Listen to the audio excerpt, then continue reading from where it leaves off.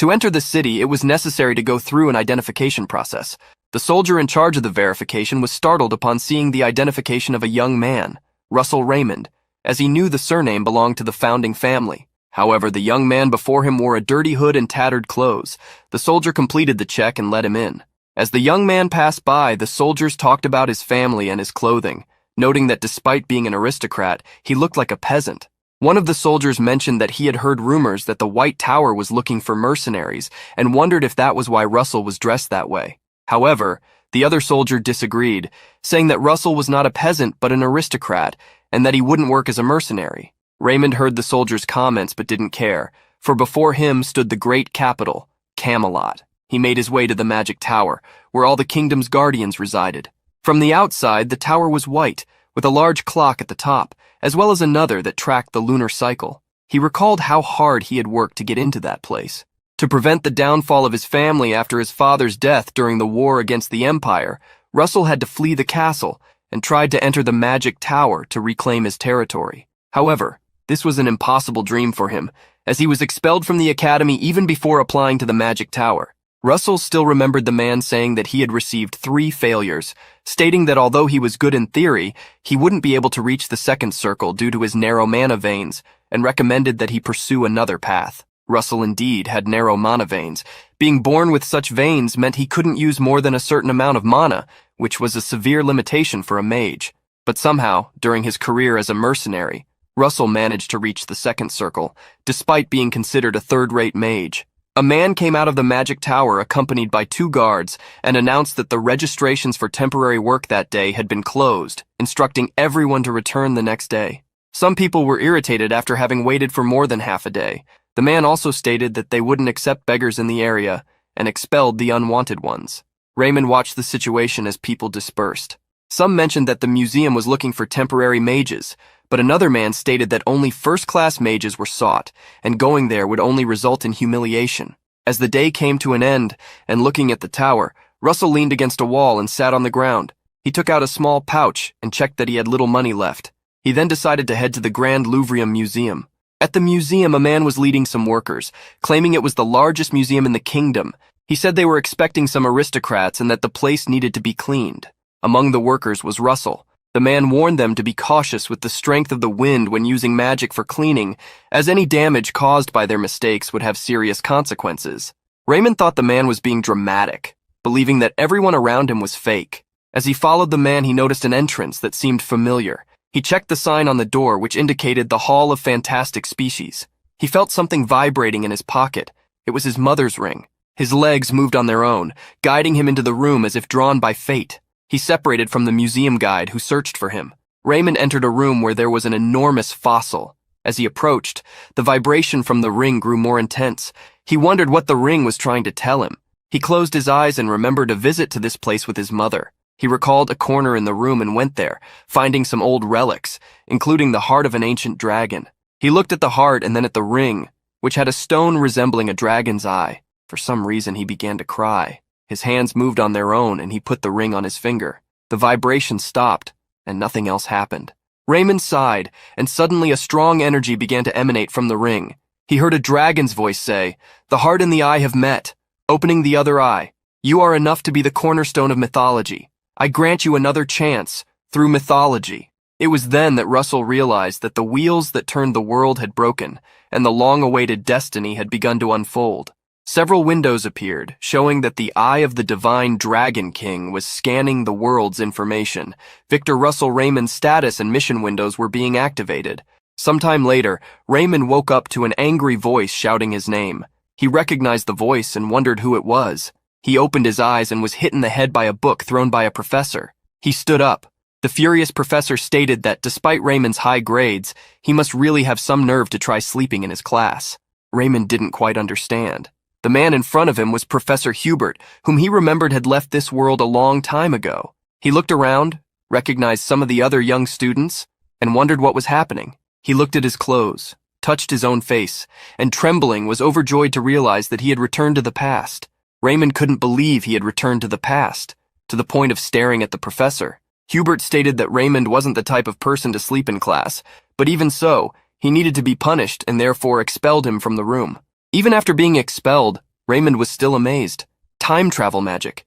Could that really be called magic? He then remembered the dragon and what it had said about a second chance. He looked at his hand and noticed the ring had disappeared, wondering if this was something his mother had planned to help him. The professor stepped out of the classroom and called for Russell. The protagonist apologized, but the professor said they needed to talk privately and invited him to his office during lunch. He turned his back to the protagonist, stating that he would be waiting for him. Russell thought that it had been a long time since he'd gotten into trouble like this, but he was still enjoying it.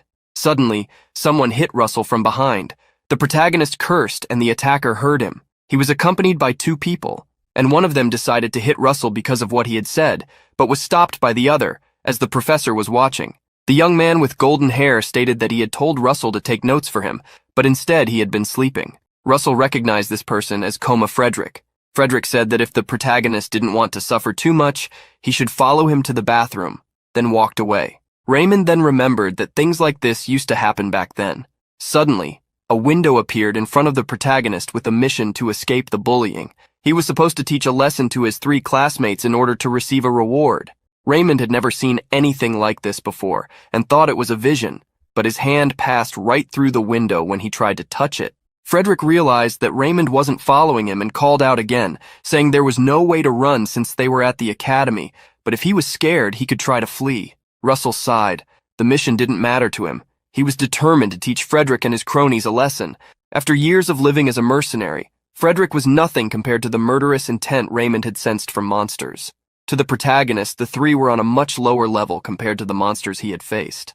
Frederick had been waiting for a while when he saw Russell arrive and called him a bastard larva. Russell didn't hold back and responded by calling Frederick a bastard bug. One of Frederick's companions said that Russell had finally gone mad. He then attacked the protagonist, but the punch was easily dodged. Russell didn't give him a second chance and delivered a knee strike to his stomach. Seeing his friend hurt, Frederick's other lackey also attacked but was hit with a punch to the face, suffering the same fate as the first. Frederick laughed, surprised at what was happening, and asked Russell if, since he couldn't use magic, he had learned some cheap martial arts as expected from a fallen family. Frederick then approached Russell, stating that magic couldn't be used inside the academy buildings, but small artifacts were allowed. He equipped brass knuckles and attacked the protagonist with murderous intent. Russell remained still, raised his hand, and caught Frederick's fist as it came toward him. He pushed Frederick's hand back, twisting it, and said, "Coma Frederick, you were outranked by your brothers, and even your family abandoned a useless person like you. When your opponents are strong, you hide, but when they are weak, you bully them. A bastard like you dares to mention my family?" As he spoke, Raymond didn't realize that his eyes had changed. They were now exactly like the ring he wore before returning to the past. Frederick was about to wet himself from fear as Russell prepared to punch him. He tried to beg, but it wasn't enough. Leaving the bathroom with the 3 idiots on the floor, Russell warned them to behave from that moment on if they wanted to live. After leaving the bathroom, Russell sat in a corner, wondering if he had gone too far, as he was tired. He then realized that the mission had been completed when a window appeared in front of him, indicating that he had obtained a lower-grade magical stone. He then held the small red stone in his hand, wondering if he should eat it. Russell realized that the stone was a consumable item and wondered if he should really eat it, as even barbarians didn't eat stones. However, he decided to give it a try. After eating the stone, he received a notification that he had consumed a mana stone. He saw this as a new opportunity, just like his return to the past. He felt a power flowing within his body from the mana present in the stone. The mana spread through his body like flames, overflowing. The amount of mana in his circle increased, being absorbed near his heart. After some time, the mana began to stabilize. He felt confident, believing that with this method he might be able to overcome the limitation of his mana veins. After his family's fall, his expulsion from the academy, and his status as a third-rate mage mercenary, he felt that he could change his destiny. Russell then decided to go to the professor's office. Upon arriving, Hubert asked him to sit down. The professor was eating cookies and drinking tea. Hubert commented that Russell seemed different from how he used to be, and taking a sip of tea, asked if he was going through any difficulties. Hubert mentioned that he had heard that classmates were bothering the young man.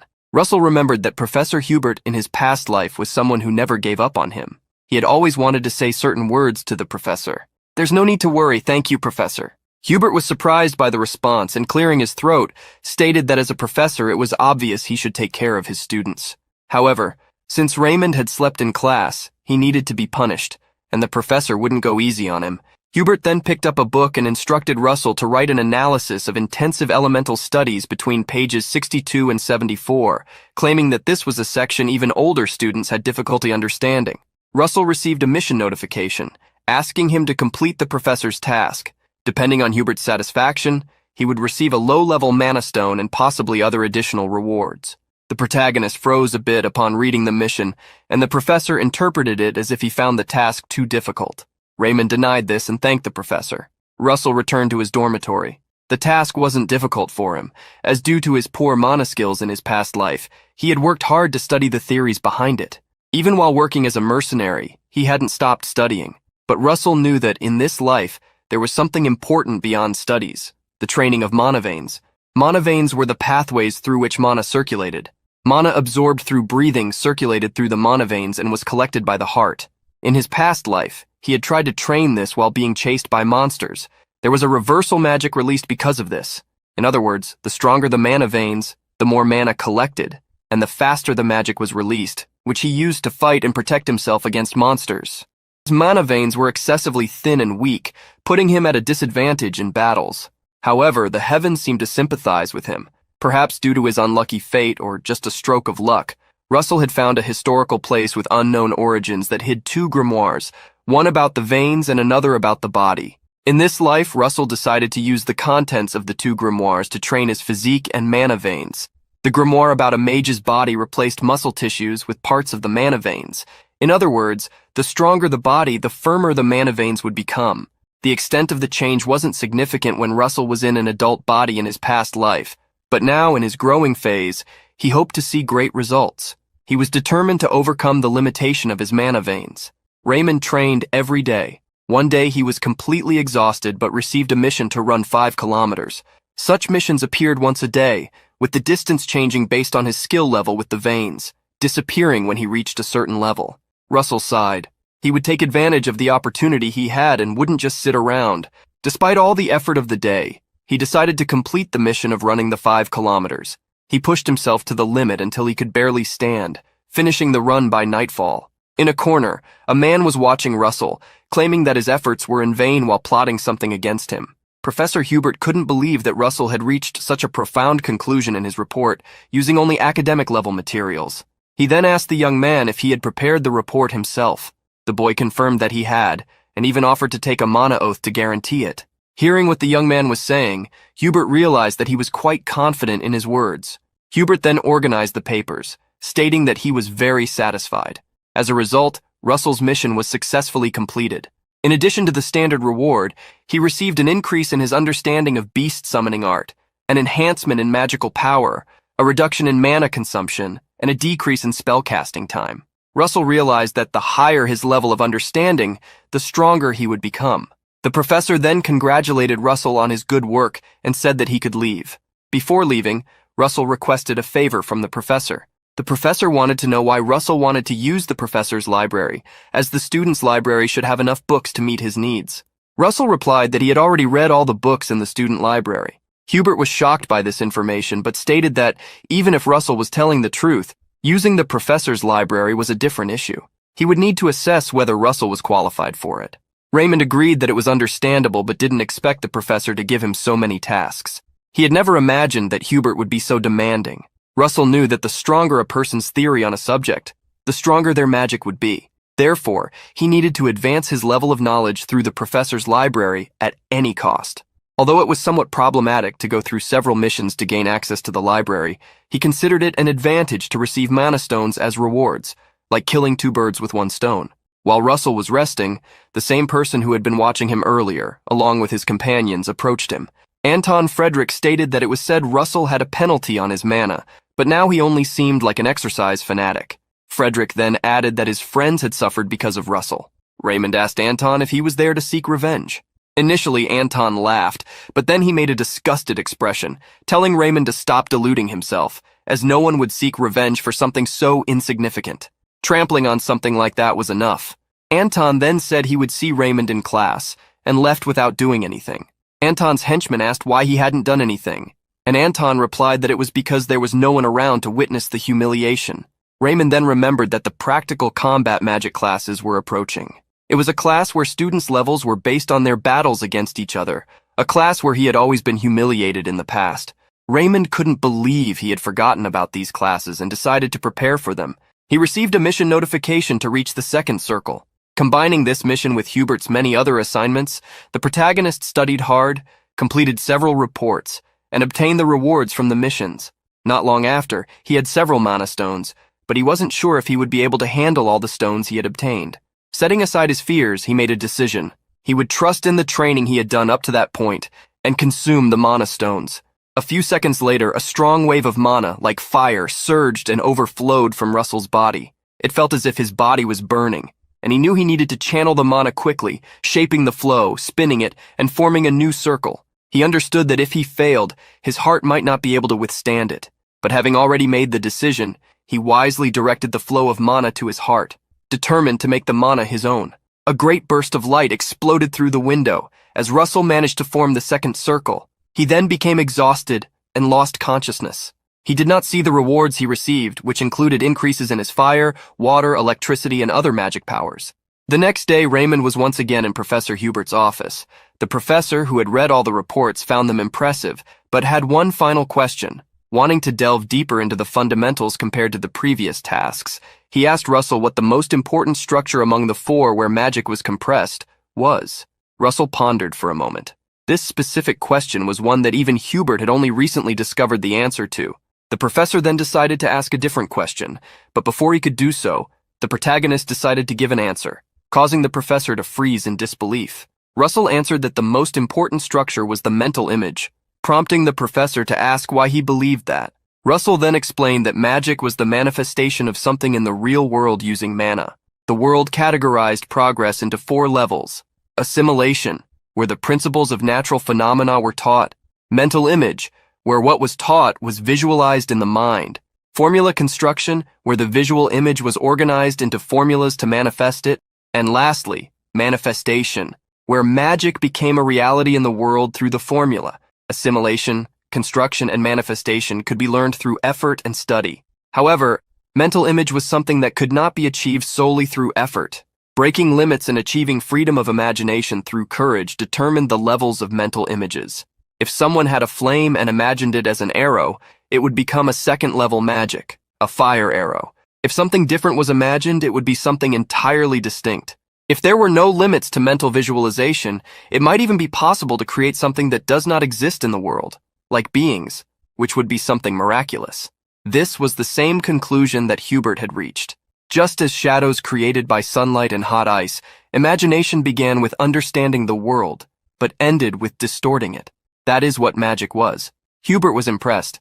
As I thought, the student library is too small for your world. Russell received a notification that he had completed the professor's mission, earning 2 low-level mana stones. Russell went straight to the professor's library. The first floor was already very large, quite different from the student library. He found several books such as 3-dimensional ballistic trajectory magic, intensive botanical magic, and many others. It was very practical, without neglecting the basic theories of magic. While Russell was reading, someone approached, commenting that he was reading a very interesting book. The voice came from behind him, but when he turned around, the person was already at his desk. It was a woman with a large hat and elegant clothes in shades of white, gray, and red. Russell knew the woman well. Daria Snow White. Russell stood up to greet the master of the Tower of Flames, introducing himself. Daria was at the 8th circle, a level that very few people in the world had reached. Despite being in her 80s, she used an impressive amount of mana to maintain her youthful appearance. The highest-ranked magic practitioner of the Red Tower faction, this was Daria Snow White, the master of the Tower of Flames. Daria was surprised that Russell knew her and said he didn't need to be nervous. Russell was wondering why she was there. Daria took a lollipop and handed it to Russell, saying that she was just a visitor who happened to cross paths with him. Russell accepted the lollipop and followed Daria, who asked how he had obtained permission to access the library. Russell explained that Professor Hubert had granted him permission. Daria was surprised that someone like Hubert would do that. She smiled, saying it made sense that he was studying something so interesting. She observed Russell's body, noting that he had extremely pure mana and that his mana distribution was quite stable, which was very rare. Russell guessed that Daria had noticed something. The mage then turned to leave, telling Russell not to worry, as she was not there to lecture him. Russell then bowed his head in gratitude. Striking her cane on the ground and releasing a burst of fire energy, Daria wished for the child's abilities to reach their fullest potential. Russell left the professor's library, surprised to have encountered Daria there.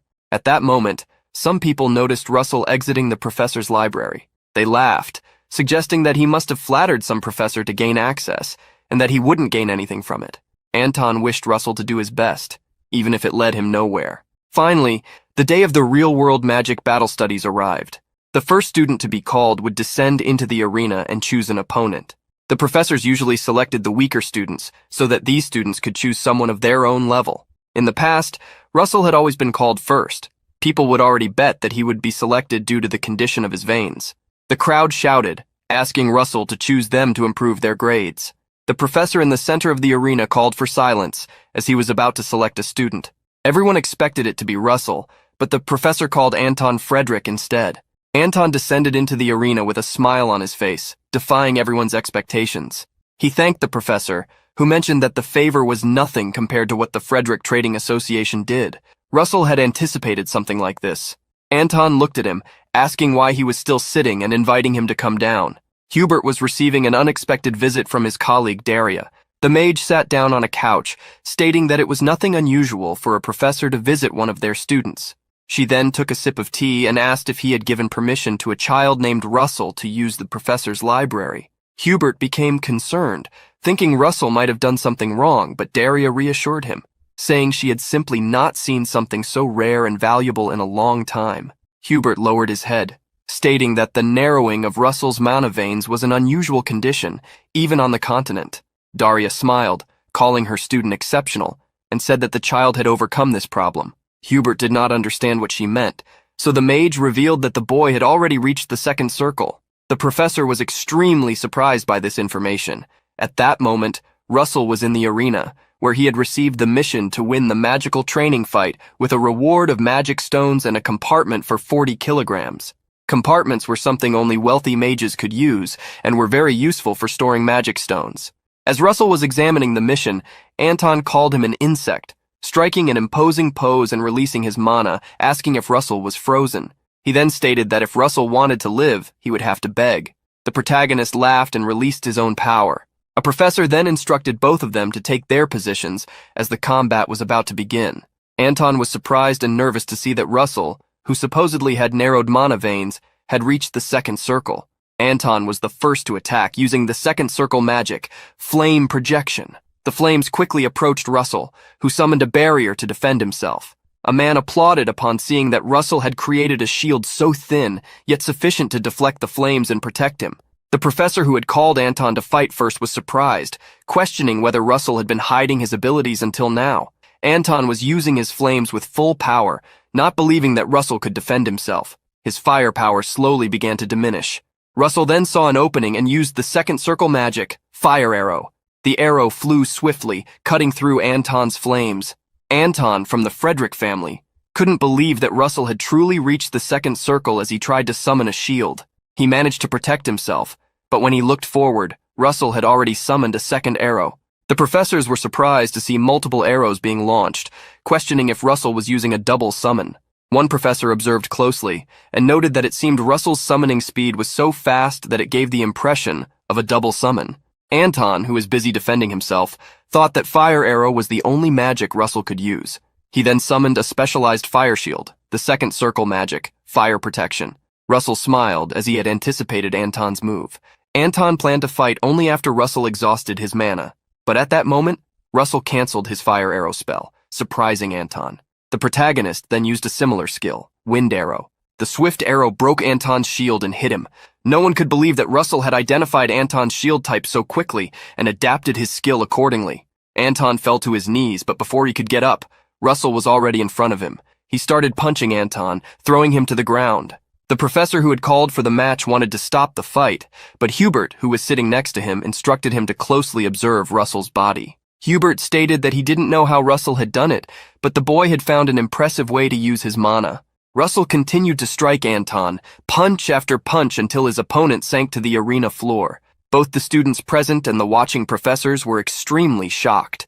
Hubert then asked the professor next to him what he was doing standing there, stating that he should announce the winner of the duel. The professor remembered what he was supposed to do and announced that the winner was Russell Raymond.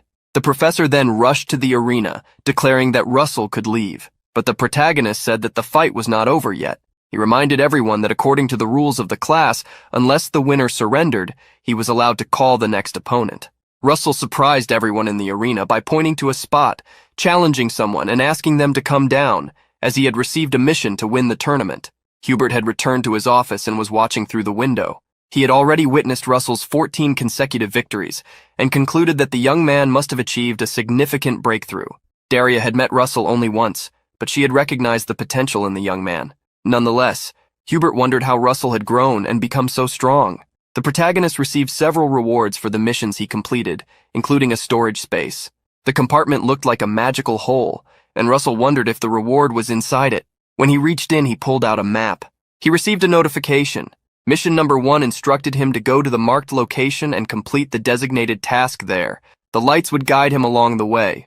The mission note added that he should attempt it only after reaching the 3rd circle. Russell was surprised. He had tried countless times in his past life, but had never managed to reach the 3rd circle. He wondered if he would be able to achieve it this time. He then looked at the map, trying to figure out where the location was. Russell headed to the professor's library and planned to use the information in the books to try to find a clue about the location marked on the map. The first book he picked up was about territories outside the Endymion kingdom. He searched through the book, moving on to the next one, which covered the empire's coastline. He continued to the following books and eventually read many others. Russell had already sifted through dozens of books, but none contained information similar to the geography of the map he had received. He left the library, feeling that he had wasted a lot of time searching for the marked location. He decided to focus on reaching the 3rd circle. As Russell walked, everyone looked at him. In this life, he had stopped being bothered by others, but he seemed to remain a loner. Suddenly, someone called out to Russell. It was Professor Hubert, who asked the protagonist to accompany him. The sun was shining in the sky, and while serving tea to Russell, the professor commented that summer vacation was approaching. He asked the young man if he had made any plans, but Russell shook his head. Hubert then proposed that Russell work with him on a research project. The professor said that, depending on Russell's performance, his name could also be listed as a co-author. Russell picked up some pamphlets that were on the table between him and the professor and noticed something that surprised him. As the professor asked if he accepted the offer, Russell apologized, saying that he already had plans for the summer. Hubert was puzzled, as Russell had said the opposite just a minute before, but he took the pamphlet that the young man returned. Russell then left the room, while the professor looked at the pamphlet returned by the boy, which was about vacations in the Maldives. Russell took a carriage to his destination. Since the journey was quite long, he knew he should eat something along the way. He then pulled out a mana stone from his storage and ate it, knowing it would sustain his stomach for a while. The man driving the carriage found the weather odd. Even though it was summer, it felt excessively hot. He didn't realize that behind him, inside the carriage, Russell's fire mana was overflowing, creating the scorching sensation. Russell planned to reach the 3rd circle before arriving in the Maldives. Hubert, knowing that the protagonist was heading there, found the idea intriguing but ultimately considered it a good thing, as a certain fire mage named Daria should also be there. The Maldives Sea in Endymion was Daria's home. She had seen this place many times, having grown up there, but even after all this time it remained beautiful. The old mage wondered when her last vacation had been. As she sipped her drink, she recalled that she was always protecting the empire, presenting magical research and developing students. She remembered a class she had given, teaching that the numbers 9, 6, and 3 had special meanings for mages. She explained that the number 9 represented the end for those who followed the path to the 9th circle of magic. The number 6 symbolized the completion of a 6th circle mage, and the suffering they endured to become great mages, and the number 3 represented the beginning of a mage's solitary life. Daria then thought of someone and wondered how the solitary boy was doing. It was the boy she had met in the library, Russell Raymond. Finally, Russell's carriage arrived at its destination. The coachman wondered why no one was getting out of the carriage and went to check the door. When he opened it, he screamed in shock to see that Russell had disappeared. Russell was already in another place, eating bread and other side dishes. He had used a lot of effort to calm the mana that had gone wild in his body, which was why he was found unconscious inside the carriage. But he had finally reached his destination, the 3rd circle. He released a bit of his mana, unable to believe that he had surpassed the power of his past life in just a few months after returning in time. He left some coins on the table to pay for the food and got up. He wasn't satisfied with just this level of power. He planned to go much further. Russell intended to find the location marked on the map. There was information that a light would guide him when he was near the location, which would be helpful. He held the map in his hands, stating that he needed to find the indicated location. While he was lost in thought, Russell heard someone shouting. The person was promoting a tour of the Pompeo volcano, claiming to be the best guide. Russell decided to follow the man, who led a group of people up the mountains. The man recounted that according to legends, Pompeo was originally a common mountain that became a volcano due to a special creature that started living there. Russell looked at the volcano, wondering what kind of creature could have changed the nature of the place just by its presence. There wasn't a single creature like that in the world, except for a red dragon. Russell thought it would be better to proceed alone from there. He jumped off the cliff he was on and fell into the forest below, leaving the people behind, who wondered where he had gone. Russell arrived at a lake fed by a waterfall. Considering his return and the growth he had achieved through missions and rewards, the protagonist surmised that all these accomplishments should be connected to a dragon. Reaching the waterfall, Russell opened the map again, which glowed and released a quantity of mana that transformed into a small sphere. The mana then moved in a direction. Russell concluded that this was what was meant by the light that would guide him when he was near the location.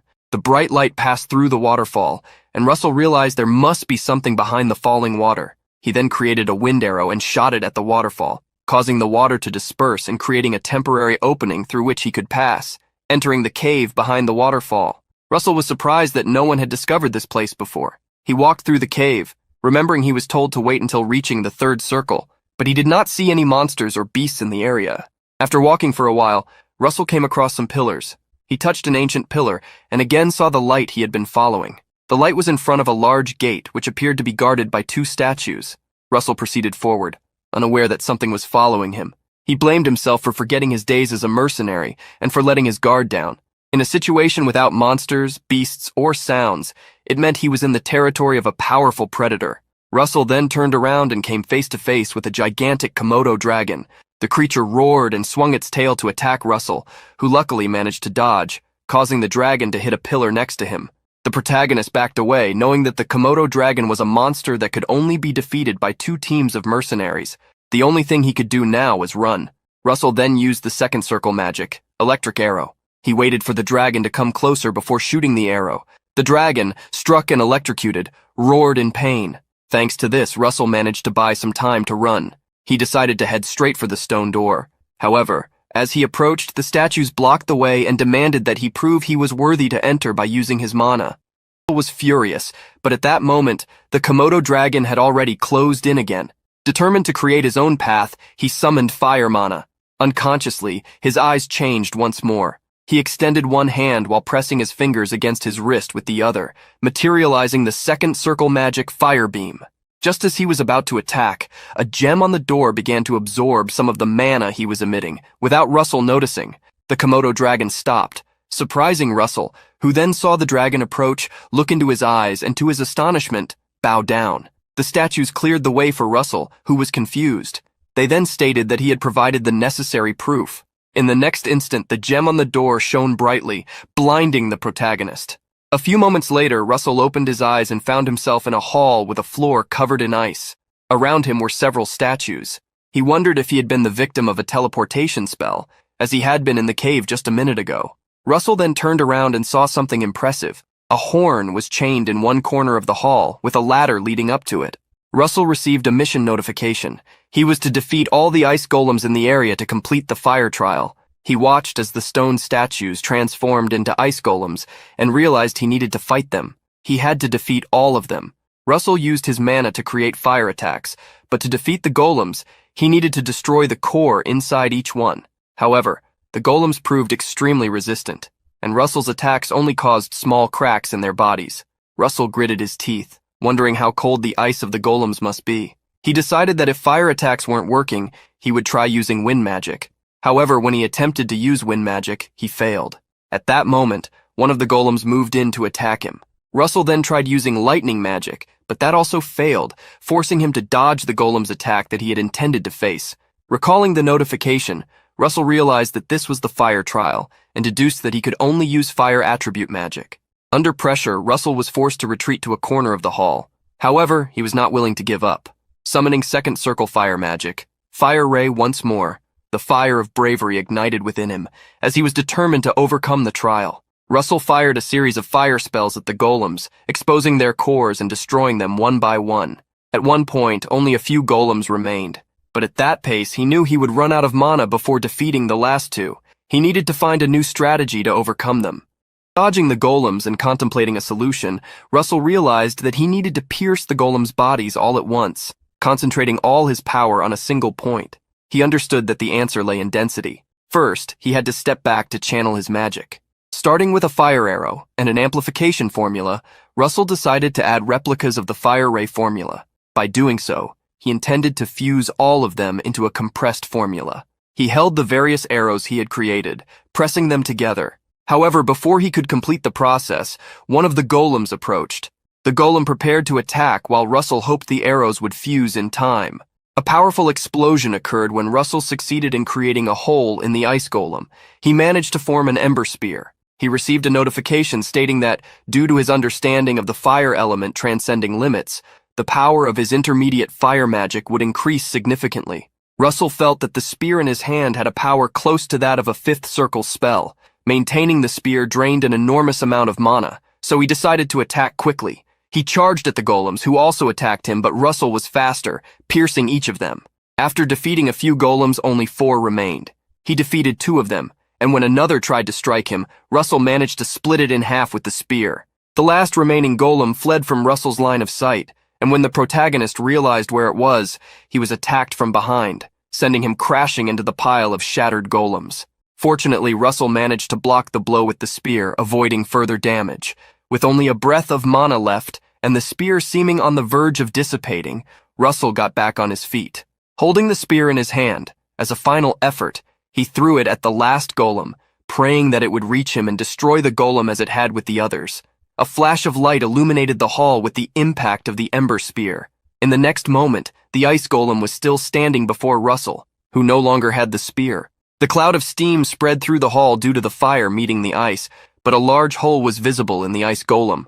Russell, with his face dirty and staggering, had a fleeting glimpse that he had defeated the last ice golem before he passed out. The protagonist fell in the room, filled with blocks of ice from the defeated golems. He received a notification which he would check upon waking, confirming the completion of the mission.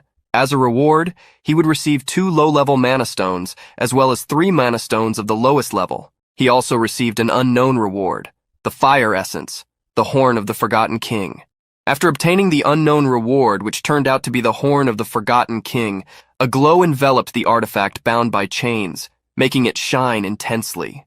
Unconscious, Russell didn't notice what was happening as his thoughts connected with those of the Forgotten King so that he could receive his reward. Russell opened his eyes. Confused about where he was, he found himself chained in a void, with notifications appearing, explaining what had occurred after he fainted. He wondered who the Forgotten King was, and if this mysterious being was the owner of the fire dragon's horn. He also questioned why the reward had put him in this situation, as if he were being tortured. Suddenly, an unfamiliar voice echoed in his mind. "He who passed the trial by fire and reached the thoughts of the sublime being, I grant you the king's fragment." With those words resonating, Russell felt as if his head was about to explode. He then saw the enormous flaming dragon horn quickly approaching. Unable to move due to the chains, Russell was impaled by the horn. The pain was excruciating, and he felt the horn explode with power inside his body. As he suffered, the same voice as before, the voice of a dragon, begged him to use this power to fulfill a specific task. When Russell woke up again, he was on a beach in the Maldives. He stood up, looking around and trying to comprehend what had happened. Then, several notifications appeared. Due to consuming the horn of the Forgotten King, his mana was overflowing, and his intermediate knowledge of the flame attribute had risen to an advanced level. Clenching his fist, Russell released his mana and, noticing how much his power had grown, realized he was close to reaching the 4th circle. He smiled with joy, as the reward was incredible compared to the suffering he had endured to obtain it. As he was lost in thought, someone approached him from behind. A familiar voice said it was a joy to see him there. Russell turned and saw it was Miss Daria. The two walked to a nearby kiosk. Daria explained that she had sensed a sudden burst of mana and went to check the area, where she ended up finding Russell. She handed him a juice, and he thanked her, saying he hadn't expected to find her there. Daria observed him closely, noticing that Russell was very close to reaching the 4th circle in such a short time, and that his mana had become even purer. She knew that this young man was undoubtedly a genius. Curious, Russell asked what Daria was doing in the Maldives. The mage revealed that few people knew, but that was her homeland, which surprised Russell. She explained that, for that reason, she spent every summer in the Maldives. Then she asked what Russell was doing there. Not wanting to reveal the truth so soon, Russell claimed he was just exploring the world. Daria accepted his explanation but wondered if she should test his abilities. She then asked Russell to help her with a task. Russell didn't quite understand, but Daria enveloped the protagonist's body with her mana, leaving the symbol of a flower, the emblem of the Tower of Flames, imprinted on his shirt. She reassured him, saying the request would be something within his capability. Russell then received a mission notification asking him to help Daria fight off pirates attacking the Maldives. At dusk, Daria explained to Russell that Endymion strictly prohibited slavery, and therefore they did not allow human trafficking ships to dock at the ports. However, some of those ships were trying to approach the Maldives. In a small boat sailing toward the open sea, Daria mentioned that she could complete the mission alone, but the plan involved rescuing the victims on the ship, which required more attention to detail. Russell quickly understood that they needed to stage a false attack, and Daria confirmed he was correct. Russell thought that if the master of the Tower of Flames was asking for help, hundreds of mages would be willing to assist her. However, since she had specifically chosen him, he concluded that this was likely a test. As the boat approached the ship, Daria explained that what he was about to see might be a bit too much for him, but that the path of a guardian was not always noble and smooth. This was just another of the mage's many fates. Daria leapt onto the ship, warning Russell that she would create a distraction so he could rescue the people while she dealt with the enemies. Alone in the boat, Russell pondered her words. The mage flew over the ship, and upon finding the ideal spot, she unleashed an immense amount of mana, illuminating the entire sea and giving Russell the signal to act. The pirates quickly noticed the attack they were under and moved fast, grabbing their weapons and preparing a gigantic crossbow to shoot a harpoon toward Daria. At the command, all the pirates fired, but they failed miserably, as their arrows didn't even reach the target. Daria summoned some flames in her hands and with disdain, questioned the fools below about how they dared to hide in her homeland. She then blew the flames, which fell like flower petals. Scornfully, she stated that she wanted to see if the pirates were as skilled as they were bold. The flames fell swiftly, hitting the ship. The pirates retreated, but suddenly the flames changed shape, taking on humanoid forms that grabbed the pirates. This was an exclusive magic of Daria Snow White, known as Burning Wood Dwarves. The fire dwarves she created quickly took over the ship. Seizing the opportunity, Russell boarded the ship, observing both the pirates and Daria's magic. One of the pirates tried to attack one of the fire dwarves, but his axe passed through the creature, which reformed immediately afterward. Russell recalled that Daria's magic had destroyed an entire castle on its own, and he was amazed to witness it firsthand.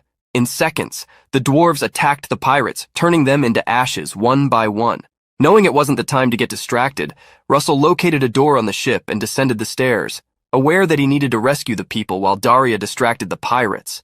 In the prisoner's cell, one of the pirates wondered what was happening outside. The prisoners were ecstatic, claiming that someone had come to save them.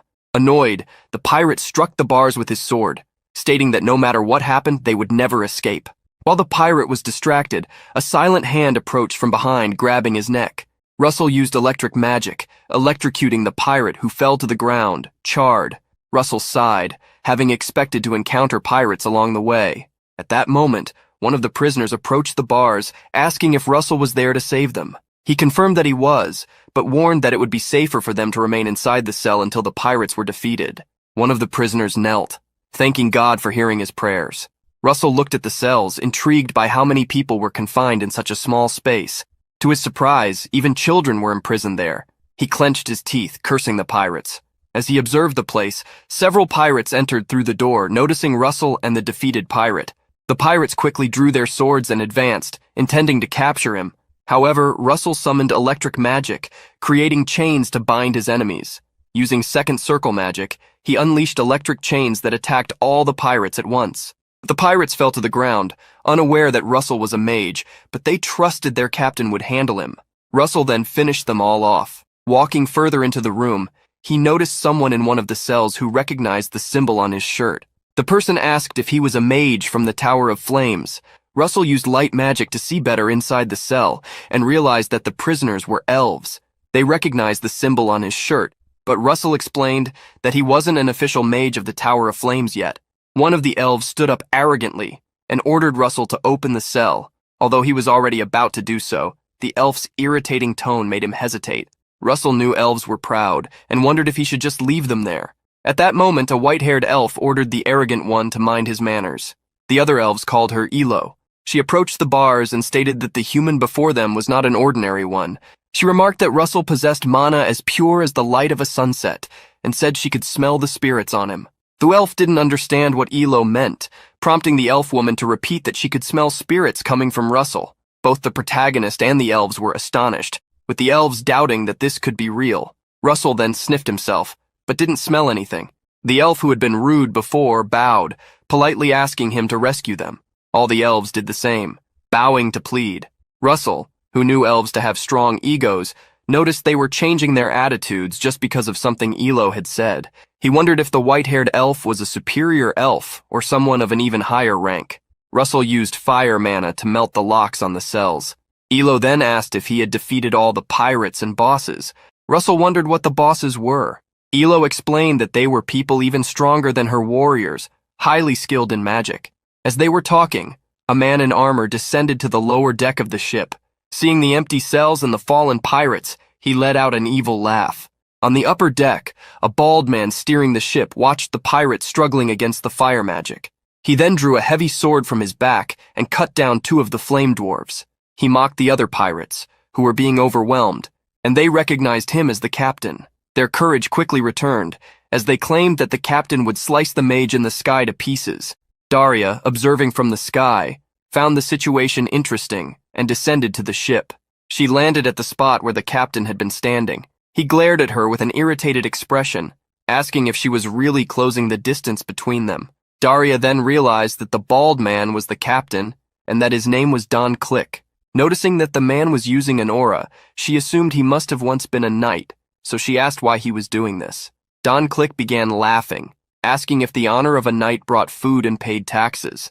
He loudly declared that he and the Click brothers were making much more money from selling slaves. Daria wondered why he had mentioned brothers, when only he was standing before her. Don Click then charged forward with his sword to attack the mage. Inside the ship, Russell suddenly sensed danger. A powerful explosion occurred, breaking through a wooden wall, but he used a shield to protect himself. He looked down and noticed several spears that had struck the shield. The armored man who had previously entered the cell area saw that his attack was blocked and assumed Russell was a mage. The protagonist observed the man in front of him, who was emitting an aura, and deduced that he was a knight. Russell then received a battle notification, instructing him to defeat the opponent, who would be his first swordsman adversary. Elo, who was standing behind Russell, warned him to be careful, as the man in front of them was the ship's vice-captain. The vice-captain remarked that, despite Russell being a mage, he was still just a child. He kicked the unconscious pirates, questioning if Russell had merely knocked them out instead of finishing them, saying that he should do so if he wanted to win a battle. He then pointed his sword at the protagonist, releasing an even stronger aura, and declaring that he would show Russell how it was done. Russell thought quickly. Fire magic caused too much area damage, so he decided to use electricity, a third circle spell, Electric Ray. Seeing the electrical attacks, the vice-captain defended himself by slashing at them, praising Russell for at least using his brain. He then advanced, moving through the lightning which seemed ineffective against him. Russell cast multiple lightning bolts, but the man continued to advance, using his wavy sword to defend himself. Russell then realized it was a non-conductive sword. In the meantime, the vice-captain got close enough to attack, forcing Russell to summon a shield to protect himself. The sword struck the shield hard and began cutting through it slowly. After some time, the shield shattered and the attack fell upon Russell. Outside, the captain was battling Daria. The attack he thought had hit the mage only struck some flames she left behind, while Daria reappeared elsewhere. The pirate captain praised the mage before him. Daria then asked him a question. She wanted to know if his brother was also a knight. The captain confirmed that he was, although his brother wasn't as skilled as him. Daria sighed, saying she had worried for nothing. She then summoned flame magic, causing fiery creatures to appear. The fiery creatures quickly surrounded Don Click, and he slashed at them with his sword. The pirate thought she was using the same ability as before with the fire dwarves, but Daria stated that this time it would be different. At that moment, the flaming monsters he had cut began to multiply. Don Click realized that the more he cut them, the more creatures appeared. This was Daria's skill, the fire dwarves from hell. The mage watched as her summoned dwarves attacked Don Click, Pressured, the pirate finally realized he was facing the infamous witch from the Tower of Flames. Below deck, Don Click's brother wasn't faring as well. He couldn't understand how Russell was dodging his attacks. He clearly remembered slicing him in half with an earlier strike. He wondered if the mage was strengthening his body with magic to improve his physical abilities. The knight laughed, thinking it wouldn't make a difference, believing Russell was like a rat trapped in a cage. Elo, on the other hand, was worried about the protagonist. Russell recalled a past life when he had encountered a knight who destroyed an innocent mercenary group with just a touch. The only one who managed to stop the insane knight was a mage who used shields to defend against the attacks. The method was simple, one shield over the other. Russell decided to use the same technique to defend against Click's brother's attacks.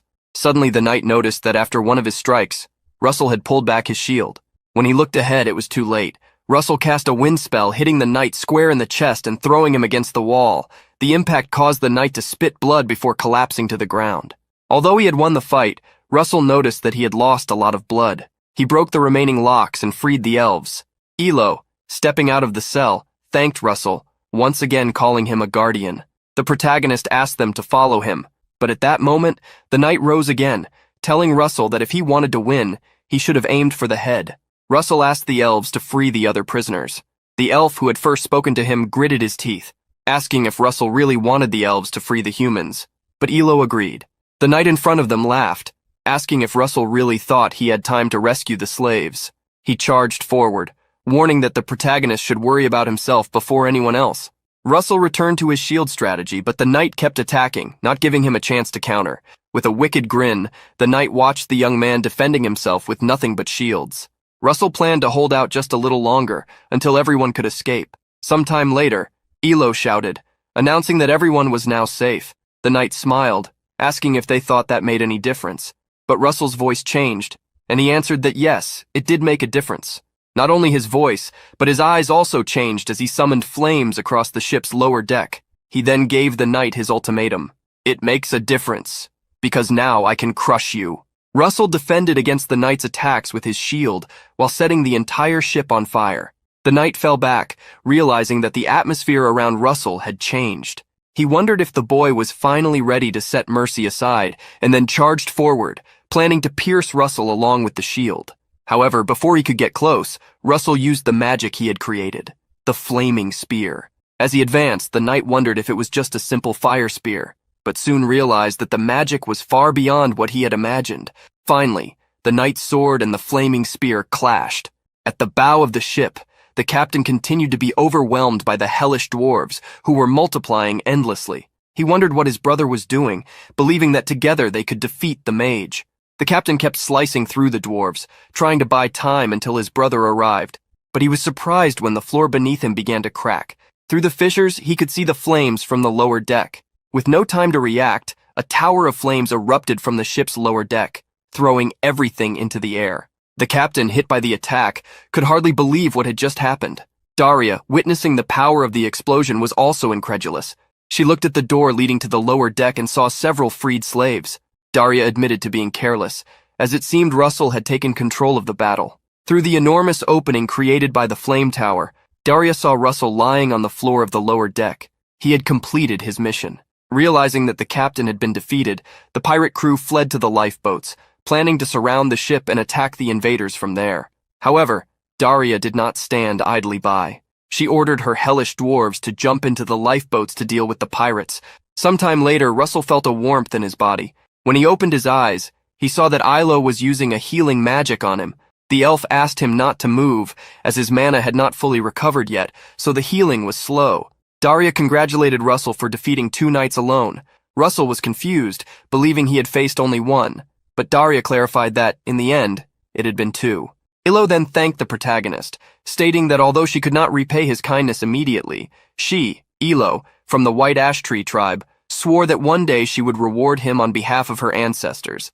Russell introduced himself, saying he had merely done what a guardian should do. Daria laughed, asking Lady Ilo not to forget about the flame tower as well. At that moment, 2 elves caught Daria's attention, informing her that they had checked on the condition of the prisoners. Daria looked at Ilo and commented that she had acquired some good subordinates. Russell noticed that the elves' demeanor when speaking to Daria was quite different from before. Russell then asked what Ilo meant by her words in the cabin. Elo replied that it was about the scent of spirits she sensed in him. Upon hearing this, Daria was surprised. Elo asked if in some way Russell had dragon blood in his veins. The protagonist became thoughtful. Elo then revealed that she had a small amount of dragon blood running through her veins, though it was just a drop in a lake. However, even that minimal amount was enough to attract spirits. Holding Russell's hand, Elo stated that she felt a strong scent of spirits coming from him, which is why she asked if he also had dragon blood. Daria, listening to the conversation, wondered if the reason Russell had become so strong so quickly was related to dragon blood. She speculated that Russell could become someone capable of shaking the Endymion kingdom, or even the entire world. After docking at the port, several soldiers rescued the wounded. The elves, wearing cloaks, prepared to leave. Daria then called out to Elo, asking if they would remain hidden until everyone's mana was fully restored. Elo confirmed, and Daria offered her nearby mansion for the elves to rest until they were recovered. She also suggested that Elo might assist with Russell's training. The protagonist was surprised by the mention of training. Elo was pleased to know she could repay her debt in this way. Daria, noticing Russell's surprise, asked if he would like to participate in some training. The protagonist replied that he would love to. Daria then guided them, stating that the carriages would arrive soon. As they departed, Russell asked the Flame Tower mage about the upcoming semester. Daria reassured him, saying that Professor Hubert would handle all related issues. The carriages took Russell, Daria, and the elves to the mansion of the Grand Sorceress of the Tower of Flames, a residence as grand and imposing as a castle. Upon descending from the carriage, Russell noticed the grandeur of the place. Daria was the first to pass through the gates, reassuring Russell so that he would feel comfortable rather than pressured. The group crossed the mansion's garden, filled with beautiful and colorful flowers. Elo was enchanted by the place, thanking Daria for her generosity in hosting them. As he observed the garden, Russell had a flashback to his childhood, remembering that he had visited this place with his parents in the past. He approached the sorceress to ask something. Russell inquired if the place originally belonged to Daria. The sorceress, in a playful tone, replied that if someone heard the question as he asked it, they might think she had stolen the place, making Russell feel embarrassed. Despite the joke, Daria confirmed that he was correct. She explained that the place had previously belonged to a merchant association, and she had purchased it a few years ago. It was as Russell had imagined. The place had once belonged to his family. Daria asked if he had any more questions, but Russell declined. He knew that after his family's fall, the properties had been sold at a low price, but never thought he would return in this manner. A week passed quickly. The elf Elo had regained a significant portion of her mana, something that Daria easily noticed. Elo thanked her again, stating that her recovery was due to Daria's hospitality. The sorceress then asked if Elo had considered the earlier discussion about helping with Russell's training. Elo, understanding the question, said that if the subject was training, it likely involved spirits. She then revealed the presence of some elemental spirits around her. Daria confirmed that Elo was correct, but questioned where Russell was. The sorceress revealed that she had given him a task. Far from the mansion at that moment, Russell was falling from a cliff towards a river. Upon hitting the water, he quickly surfaced, looking up and wondering why he had failed once again. A few days earlier, Daria had brought him to that location where two cliffs were separated by a river. She had asked what he had learned from the battle against the knight and what he needed to improve. Russell, reflecting, replied that he needed to improve his ability to control distance. Daria agreed, explaining that for a mage, controlling distance was crucial. She then instructed him to watch her closely. Next, Daria began to walk in the air, explaining that he should imagine the space bending. In an instant, she crossed from one cliff to the other as if she had teleported. That was spatial distortion magic, called blink. Daria instructed Russell to try crossing the cliff using the same technique, explaining that this magic would be a powerful weapon in the future. Russell received a mission notification, learn the blink magic to earn a mid-grade mana stone. After falling into the river, Russell climbed up the bank and scaled the cliff. He knew that blink didn't depend on magical level, but on understanding its logic. Upon reaching the top again, he took a step forward but fell once more towards the river. After some time, he climbed up again. He wondered if this training was to learn blink or just to increase his physical endurance. Russell tried to focus once more, recalling what Daria had said about imagining the space bending. He took the first step, and flames enveloped his feet. It seemed like he was about to succeed. However, Daria suddenly appeared, distracting him and causing him to fall again. Daria descended to the bottom of the cliff next to the river and informed Russell that from that moment on, he would learn about contracts with spirits. Elo, who was beside her, would assist in this training. The elf, smiling, said she was happy to help, and Russell also thanked her for her willingness. The training began immediately. Russell sat cross-legged in front of a campfire, and Elo instructed him to close his eyes and imagine something related to fire. Daria, from a distance, observed the process. Ilo provided examples of images that could help. The dawn, the noon sun, sunlight, or burning firewood, any of these would work. Russell began to think about fire, and his own mana started to transform into flames. Elo, observing him, was surprised by the purity of Russell's mana, which was rare for a human. She approached and, positioning herself behind him, said she would guide him in his imagination. In Russell's mind, he walked hand in hand with Elo, who guided him along a path. Elo knew that the gateway to making contracts with spirits was open to everyone, though most people were unaware of it. Humans, elves, or any other entity could make contact with spirits. They walked under a night sky illuminated by the large moon and stars forming constellations. They were surrounded by nature, where all entities were born, and by the elements that, like fire, destroyed and renewed nature. Spirits were everywhere, ready to be discovered, as long as the gateways were open. Daria, observing Russell from the outside, watched him closely. However, it was Elo within his mind who could feel his deep emotions. She wondered what that torrent of feelings in Russell's heart was, as what she sensed seemed to be hatred.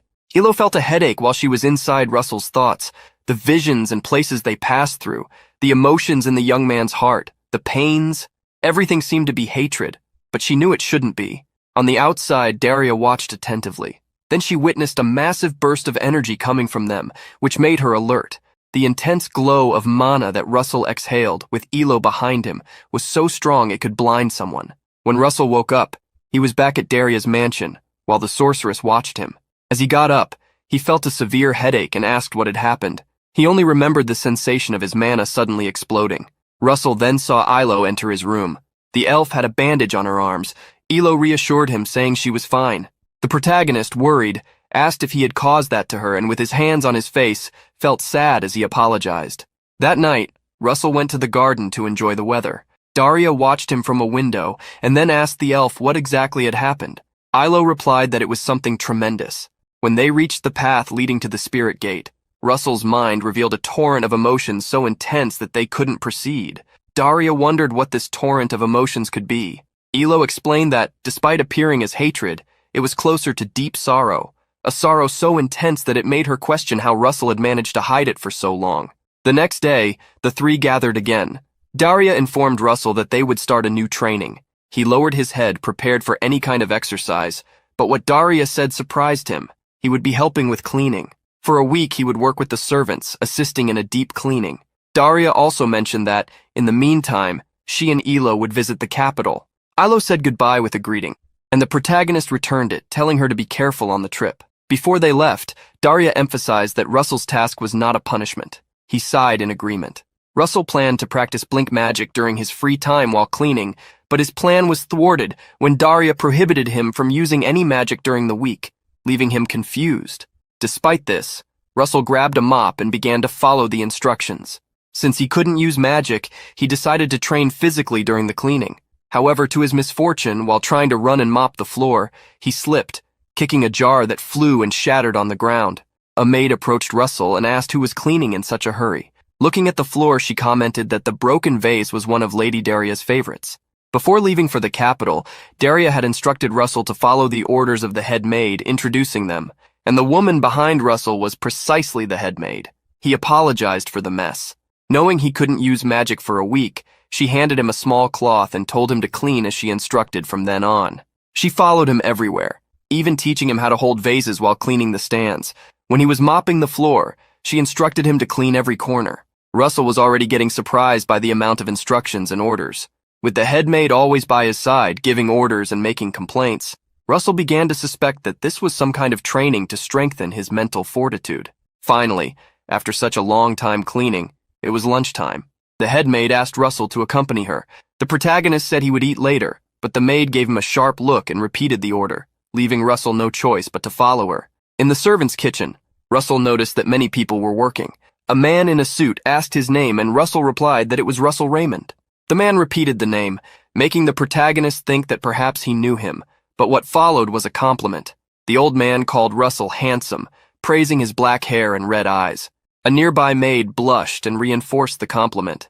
Suddenly, a strong man appeared behind Russell, commenting that he seemed to be in shape, and asked to feel the protagonist's biceps, doing so without even waiting for a response. The man smiled, as if it were a joke, and gave Russell a pat on the back. Russell smiled back, but inside he was crying. He knew he would have to endure this for a week. He repeated to himself that it must all be part of the training. He wanted to believe it was. In the following days, Russell helped with various tasks, such as carrying wood. He planned to finish everything quickly so he could use the mage's body, but afterward, he joined the other servants outside the mansion near a river for a picnic. While they were toasting, the strongest servant gave Russell a pat on the back, causing him to spit out his drink. Russell asked why the man had hit him, and the man explained that, since he was still a student, he shouldn't be drinking. Additionally, he said Russell would lose muscle if he kept drinking. Russell had forgotten that he was a student, remembering his days as a mercenary. An older servant commented that there was no harm in Russell drinking, as he needed to learn from the adults. Moreover, with the beautiful view they had, it would be a sin not to drink. Russell agreed internally as he observed the beautiful sunset behind the trees, reflected in the river. Suddenly, the headmaid arrived and joked that the real sin was drinking without having any snacks. Everyone laughed, and someone suggested a toast to the new family member. The headmaid looked at Russell contemplatively, as if evaluating how much he seemed to be enjoying the new environment. In the following days, Russell's routine remained the same. He cleaned, had meals with the other servants, and occasionally lay outside the mansion at night to watch the sky. Sometimes he also picked flowers and interacted with others. As the days passed, Russell found himself sitting by a fountain on the night before he would complete a week of cleaning training. He wondered what that feeling of dissatisfaction that was troubling him might be. As he looked at the sky, the headmaid approached, commenting that it seemed like Russell really liked the place. Russell stood up to greet her, and she, adjusting her glasses, asked how many times a day he did this. Russell laughed, questioning if he did it too often and explaining that it was an unconscious habit. She then asked if there was any reason he always went to that particular spot in the garden. Russell gave a vague answer, saying that when he was there, he remembered certain people. The maid commented that she had heard that mages could teleport, and asked why he didn't just go meet the people he was thinking about. Russell replied that teleportation magic was difficult, and even if he knew how to use it, there were places he couldn't go. The head maid remarked that she had always thought mages didn't worry about anything, and before leaving him alone, mentioned that the next day would be Russell's last day of cleaning, and he should give his best until the end. Russell confirmed that he understood, and then she said something that surprised him. "I don't know much about magic, but I think you are a good person, Russell." The young man was taken aback by the words, but the maid broke the mood shortly after, joking that if he didn't become a good mage, she would use him as a good servant. Sometime later, Daria and Elo returned to the mansion. The protagonist was the first to greet them. They asked how he had been during the week, and Russell responded that he was fine. Daria then invited Russell to take a walk in the garden. She commented that he must have gone through a lot during the week, but Russell denied it. The mage explained that they had been searching for a remedy to restore Elo's lost mana, as Elven mana was special. Additionally, there was something in the records that she needed to check. Russell mentioned that Daria must have been quite busy. Suddenly, Daria stopped walking. She revealed that the property they were on had once belonged to the Raymond family, causing Russell to lower his head due to the complicated feelings it brought him. The mage mentioned that Elo had spoken about a torrent of emotions in Russell's heart, which was preventing him from reaching the spirit gate. She then asked if he felt wronged, angry, or sad. Russell answered that he felt all of those things. Daria commented that she remembered the first time she saw him, when he was trying to develop his magic and fighting alone. Looking at it now, she saw him as a solitary patriarch trying to rebuild his family. Then she told Russell that he should keep the property. Russell was surprised and asked what exactly she meant. The mage clarified that she wasn't giving away the property for free. He would need to become a war mage of the Tower of Flames and protect the country. She instructed him to earn a lot of money to buy her property. Daria also asked if he understood that he didn't need to fight alone. Russell resumed training with Elo.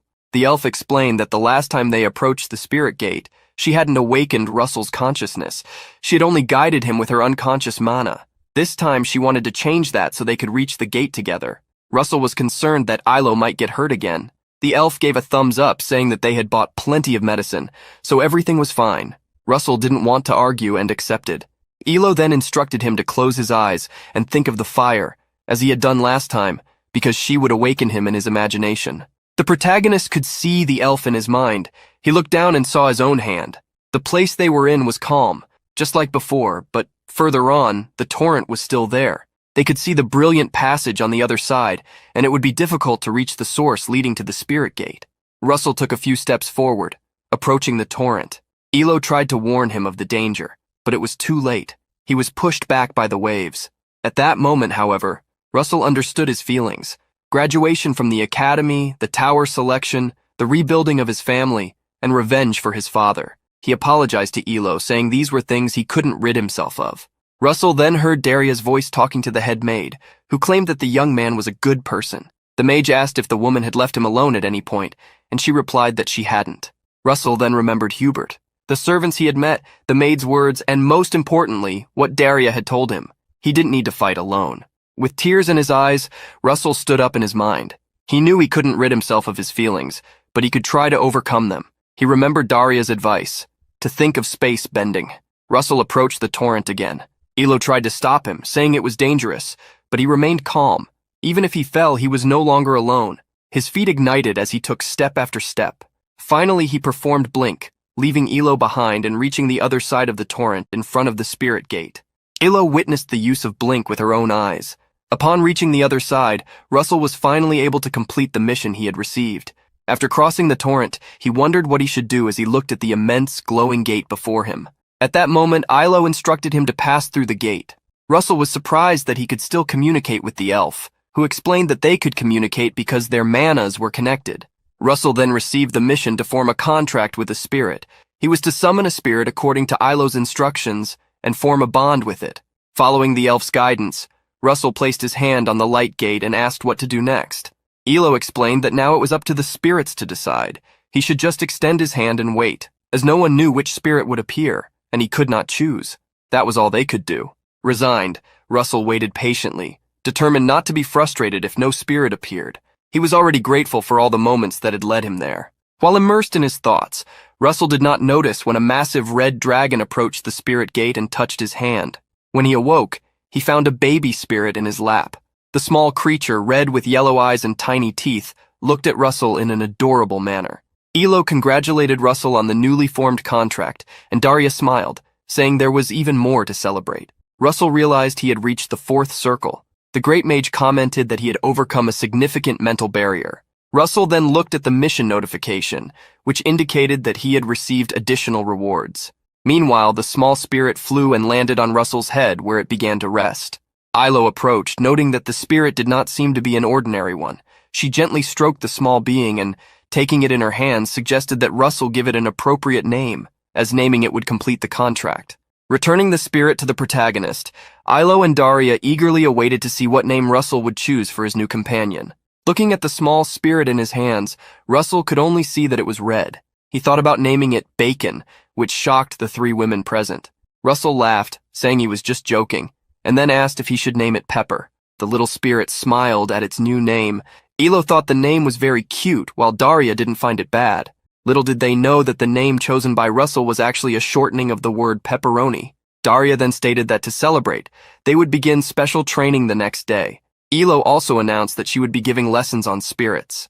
Russell was excited about this, holding the adorable spirit in his hands and happy to meet it. A month later, the day arrived when the towers would select their students. Some professors speculated on how many graduates would be chosen, while others said that it had already been decided. Each tower selected individuals to train every semester. A carriage arrived at the location, announcing the arrival of the judge from the White Tower of the Kingdom. Next, the judge from the Yellow Tower was announced, followed shortly by the judge from the Lance Tower. The professors were also excited. Some, with certain intentions, discussed among themselves how they should do more for the students chosen by the towers, not necessarily for the students' benefit, but for the benefit of the school. Professor Hubert couldn't understand how they could call themselves professors when they only cared about talented students. Finally, the judge from the Flame Tower of the Kingdom arrived. A large hand held the carriage door and opened it. Many students were startled by the enormous man who stepped out, Vermilion Olsen. Hubert wondered why the man was there. Olsen looked around, seemingly searching for someone, but not finding the person he was looking for, he assumed they had not yet arrived. Hubert thought that Olsen's presence might mean that Daria did not want to choose Russell. In fact, the professor had not yet seen Russell arrive. At that moment, a streak of flames crossed the sky. It was Russell. using his blink ability to reach the school. Ulson sensed the power of Russell's magic as he landed on a building across from the school, sighing at narrowly avoiding being late. The eyes of the two then met, and the protagonist recognized who the man was. Ulson then turned to enter the school and smiled, knowing that things would be fun. He was already looking forward to facing Russell. When he was about to leave the residence of Mage Daria, the protagonist thanked her for everything and said goodbye to Elo, wishing her a safe journey back to her homeland. He also bid farewell to the head maid, saying he would return, but this time as the owner of the property, and asked her to take good care of the place. The time Russell spent at the property was brief, but he was grateful. Daria asked if he was sure he didn't need a carriage, and he replied that running back would be much faster, otherwise he might be late. Daria then asked Russell a favor, to deliver a letter to Hubert when he arrived at the academy. Russell promised he would deliver the letter, making the old mage thank him. When Russell arrived at Professor Hubert's office, he was relieved that Russell had arrived on time. The professor said it would be difficult to assist Russell in the selection due to an unexpected issue that had suddenly arisen. But Russell reassured the professor, saying that everything was fine. The professor then gave him a piece of advice, not to take Vermilion Ulson too seriously. Hubert warned that, in this selection, Russell should not just try his best, he needed to be the best. The protagonist smiled, reassuring the professor, and assured him not to worry. Russell's task was to show a significant difference compared to the other candidates and earn recognition from the two judges of the selection. The first round of the selection was a written exam. Russell did not find the exam particularly difficult, as he had failed many times in his previous life. The only thing worrying him at the moment was the letter from Daria that he had delivered to the professor. Russell remembered that after delivering the letter, Professor Hubert would start making frequent trips to the point of being unable to give his classes at the academy, and not long after, he would take a sabbatical when a tragedy would occur. Russell did not know the details, but he knew the professor would probably receive a very dangerous mission, even for a high-level mage from the Tower of Flames. When the results of the written exam were announced, Russell achieved the highest score, surprising many and generating envy. Russell wondered if he could somehow prevent the tragedy that was about to happen to Hubert. Shortly afterward, the second round of the selection began, an interview test. The students were to enter the room when their names were called.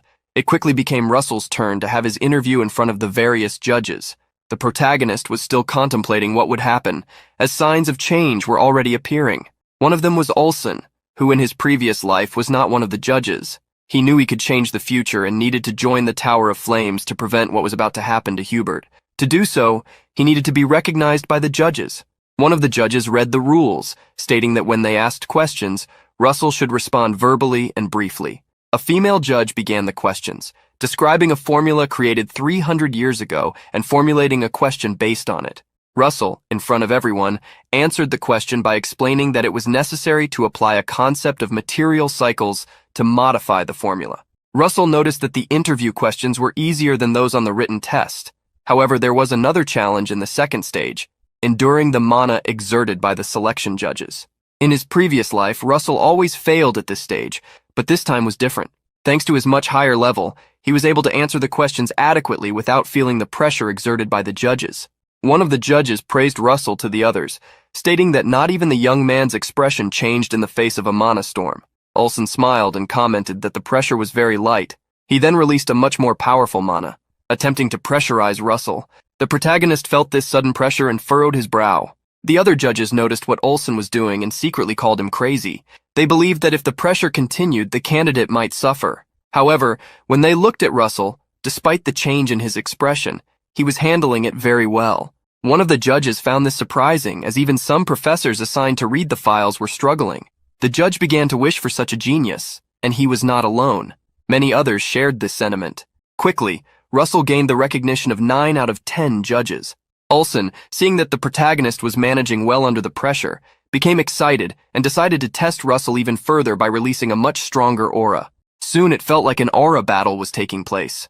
One of the judges, already irritated, warned Ulson that there were still more interviews to be conducted and that he should stop there. Ulson clicked his tongue, saying that things were starting to get fun. The professors were relieved to have survived. A female judge praised Russell, stating that he could leave, and then called the next candidate. Russell returned to his seat in the hallway, relieved, thinking he might have fainted. Looking at the progress of his recognition mission, he sighed upon seeing that it was still not enough. He smiled sarcastically, as Ulson did not seem like an easy person to deal with. After the interviews, the judges discussed Russell, discovering that he was the person the master of the flame tower was observing. Everyone was paying close attention to him, which seemed to be a pity for them. The judge who had asked Russell the first question asked if Olsen was going to start disciplining him as a disciple. Olsen turned to face the woman and asked who had decided that Russell had become one of his juniors. The judge stepped back, trying to explain herself, but Olsen simply turned his back with a scowling expression. Olsen remembered a battle in which enemy knights attacked his juniors. They tried to defend themselves with barriers, but they were too weak and were quickly defeated. Olsen still recalled the tears of resentment he shed upon seeing the young ones falling. If that person fell, everyone would fall together. The next day, the third round of the screening test began. An organizer announced that the test would be a treasure hunt in the lush Walker Hill forest, where they had to find green mana stones. Points would be awarded based on the number of stones obtained and the order of return. Upon hearing the rules, Russell knew that everyone would be desperately trying to steal stones from each other. The organizer then instructed the candidates to line up. Russell had not yet received all the recognitions and wondered if Olsen would recognize him if he won this test. With the start of the test, everyone rushed into the forest. Russell knew that at that moment there was only one thing to do. He quickly reached the forest and wondered if he should call a certain being at that moment. He conjured flames in his hands, knowing he should be cautious. From the flames, the small spirit Pepper appeared. Russell apologized for not having freed the spirit earlier, as he couldn't use magic at the academy. The small spirit smiled cutely, showing its tiny teeth to Russell. The protagonist then asked the spirit for help. Taking a mana stone from his spatial storage, he instructed the spirit to find stones like that one. The spirit sniffed the stone and began to fly, trying to track down the stones. Russell knew that spirits that had crossed the mana world could detect even the faintest trace of magic. Arriving at a location, the small spirit turned to look at Russell, as a sign that it had found something. Russell then followed the small dragon, which continued to sniff around, unaware that some trees had unknown symbols. In a dark house, a hooded man lifted another by the collar, asking where the mage was with whom the man in front of him had made an exchange. The man claimed to know nothing, only that he had sold materials for a ritual. The hooded man tightened his grip, asking if he knew the materials were for a pagan ritual. Knowing that pagan rituals were related to the dead, the man became frightened. The hooded man threw him against the wall, stating that aiding a cult was the same as betraying the kingdom. He then looked deeply into the seller's eyes, asking again where the mage was. The man again claimed ignorance. The only information he had was about a woman who had burned people and taken on a disciple. The cultist was after this disciple. The hooded man hurried to his new destination, knowing that if the cult was against a woman, she must be his teacher. Hubert, who revealed himself to be the hooded man, knew that Russell was in danger and that the entire selection test was at risk. Night had already fallen. One of the students was wandering aimlessly, complaining about not finding any more mana stones. He was frustrated by his inability to create light in the darkness of the forest, fearing becoming a target. Suddenly, the young man was startled when something rustled the bushes ahead. He quickly used a wind arrow, knocking down whatever had shaken the bush. He wondered if what was in front of him was another candidate and planned to leave the area to avoid being held responsible if he had seriously injured another competitor. However, his steps stopped when he realized that if it was a competitor, they should have mana stones with them. But when he turned around, he saw that what he had struck was no longer there. He felt a chill upon noticing something behind him and screamed as he turned to see what was there. Meanwhile, Russell, who had followed the little dragon, seemed to have arrived at the center of the forest. The dragon sniffed a bag and found several green mana stones. Russell wondered why there were so many mana stones there, thinking something seemed off, while Pepper requested praise. Russell then crouched down and, besides the mana stones, found a golem core. Upon picking it up, he noticed it was broken. It seemed that the core was damaged even before a golem could be summoned. Russell wondered who could have done this when Pepper warned him of an imminent attack. Russell then realized he was under attack. Stones erupted from the ground like spikes, attempting to pierce Russell, who jumped to evade them. The protagonist realized that the earth magic was transforming into light magic as various spheres tried to hit him, forcing him to dodge again. It was likely that this was not the work of just one person. Suddenly, ice arrows were fired at Russell's back, but Pepper acted quickly, exhaling a burst of fire that melted the arrows. Russell praised the little dragon for saving him. The protagonist then used fire magic to create some arrows, destroying the light spheres, which exploded into dense smoke. Amidst the smoke, Russell found himself surrounded. The first to reveal themselves was an honor student selected by the tower. Russell called them cowards for using tactics like that. The student shouted in fury, asking how a bastard like Russell had found the mana stones first. The student was convinced that they were the only ones who knew the location of the mana stones and wondered how Russell had found them. Then, he noticed the spirit contracted by the protagonist and realized how Russell had located the stones so quickly. Other students also understood, and one of them could not believe that Russell had been hiding this level of power all along. Russell laughed, asking what was so incredible about finding the stones quickly, as if he didn't have the right to find them. He then made a guess, stating that it seemed there were students making secret deals with the professors. The student in front of him clicked his tongue, revealing that he had been found out. Russell then said he had no intention of getting involved with them and that they should get out of his way. The student was enraged and released his mana, rushing to attack the protagonist, but Russell quickly moved to his back, stating that he might regret it. They didn't even see when Russell moved, but they knew he had used blink magic. Suddenly Pepper began to growl. Russell looked toward the forest where the leaves were rustling. He then asked the student if the professors who were helping had mentioned anything about a destroyed golem core. The student denied it. Other students emerged from the forest, approaching and saying they also found it strange. Knowing that something was approaching, Russell started using his mana in the fire element. The forest birds were agitated, taking flight. Something was rapidly approaching the clearing where they were. Russell was the first to see the terrible beings approaching. They were undead. The students were terrified, wondering how these beings were in the testing area.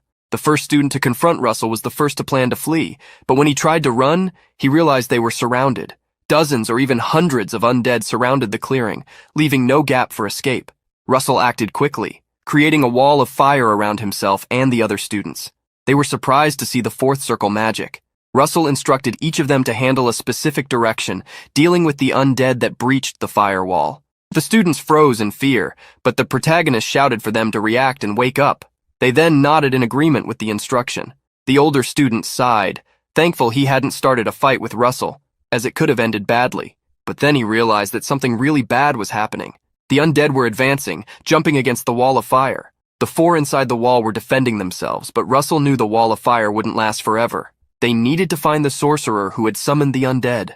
In the forest, two people watched the undead attacking the flames, laughing and wondering how long the boy chosen by the master of the Tower of Flames would hold out. The undead continued to advance against the wall of fire, while Russell and the others dealt with them. These undead had been created by heretics who sought forbidden magic and blasphemed by summoning such beings. In the past, they had been subdued by Daria and her fire magic. Russell wondered if the attackers were remnants of these heretics, and what they were planning as they approached the forest near the Magic Academy. Russell then realized that they might be targeting him. Despite these thoughts, the protagonist knew he needed to focus on the fight. The magic used by the heretics was a type of curse, known for its low mana cost. The longer the battle dragged on, the more disadvantageous it would be for him. The protagonist then instructed everyone to use their mana effectively, reducing firepower and aiming for vital points. However, for the students, it seemed easier said than done. One student stated that the selection judges should arrive soon and that they needed to hold out until then, but another student said they wouldn't come, which worried the third student. Russell confirmed this possibility. There was no way for the judges from the capital's magic towers to detect the malevolent energy, as the heretics had probably used some form of magic as a barrier to conceal the presence of the mana. Russell then recalled a symbol he had seen on a tree but had overlooked. The cowardly student trembled, knowing they would have to deal with all the undead alone. One of the students, who had accepted Russell's suggestion, was trying to reduce the size of his arrows while making them sharper, while the coward complained about how to fight efficiently and observed his peers. The mages who had summoned the undead noticed that the group of students was trying to conserve mana. One of the mages remarked that even though he was a child, Russell was still the disciple of that woman. Suddenly, he summoned a monster and asked what would happen if a situation arose where they couldn't conserve magic. The monster advanced rapidly, passing through the wall of fire and startling the four who faced a troll. The first to attack was the student using light magic. His spheres emitted beams of light that hit the troll, but unfortunately no damage seemed to have been inflicted. The monster roared, drew the sword from its back and prepared to attack when Russell stepped forward, using his flame spear magic to strike the troll. The monster ignited and succumbed. After the attack, Russell watched the troll turn to ashes. The mages were surprised and annoyed to see Russell defeat the troll with just one attack. One of the students managed to sense the power of Russell's fifth circle magic and realized that the young man was on a level very different from his own, questioning whether he really was a student like them. Russell then looked for Pepper. The little dragon was in the sky, using the flames on its body to spin in a circle, as if signaling the location. Russell understood what the spirit was trying to communicate. It was pointing out where the mages were hiding. Russell held the flame spear again and used the mage's body to perform his maneuver. One of the students wondered what he was doing and saw Russell concentrating all his strength on the spear to throw it in a direction. The spear flew quickly towards the mages, who tried to dodge. Instead of evading, they attempted to block the spear. Several undead emerged between them and the flame spear, but they only saw the flash of flames that disintegrated the summoned undead and caused an explosion when it hit the mages. Russell wondered if he had hit the mages. The skeletons fell, but one of the mages was still standing, using the other as a shield. The mage claimed that Daria had created a monster and revealed that they were saving the target to use against the judges, but apparently would need to use it against Russell. Suddenly, the protagonist noticed several students being held hostage by skeletons. Quickly, at least a dozen of them appeared. Hubert had finally returned to the academy. Some professors tried to stop him as he headed towards the restricted area, where only the judges were allowed, but Hubert ignored them and entered the room. He quickly searched for Olsen, and upon finding him, said the words that left the red-haired man stunned. "Those cultists are on the move. They are after Russell. The exam candidates are also in danger." Olsen rose furiously, his powerful mana overflowing from his body. "How dare they cause trouble right in front of me?" In the forest, the bald cultist declared that if Russell moved even a finger, he would turn the hostage students into undead soldiers. The threat seemed real, as the skeletons were in attack position. Russell realized that the cultists had gagged the students to prevent them from using spells. He weighed his options. He could use Blink to approach the cultist, but if he gave the order in the meantime, it would mean the end for all the hostages. Seeing that he had the upper hand, the cultist ordered Russell not to resist and to come closer, calling him a child of the Tower of Flames. This confirmed to Russell that he was the target. Russell then walked towards the cultist, who laughed, impressed, saying he couldn't believe Russell was sacrificing himself to free his captive friends. Russell mocked the cultist's words. "Friends? As if they were that. They call you weak if you're weak and strong if you're strong.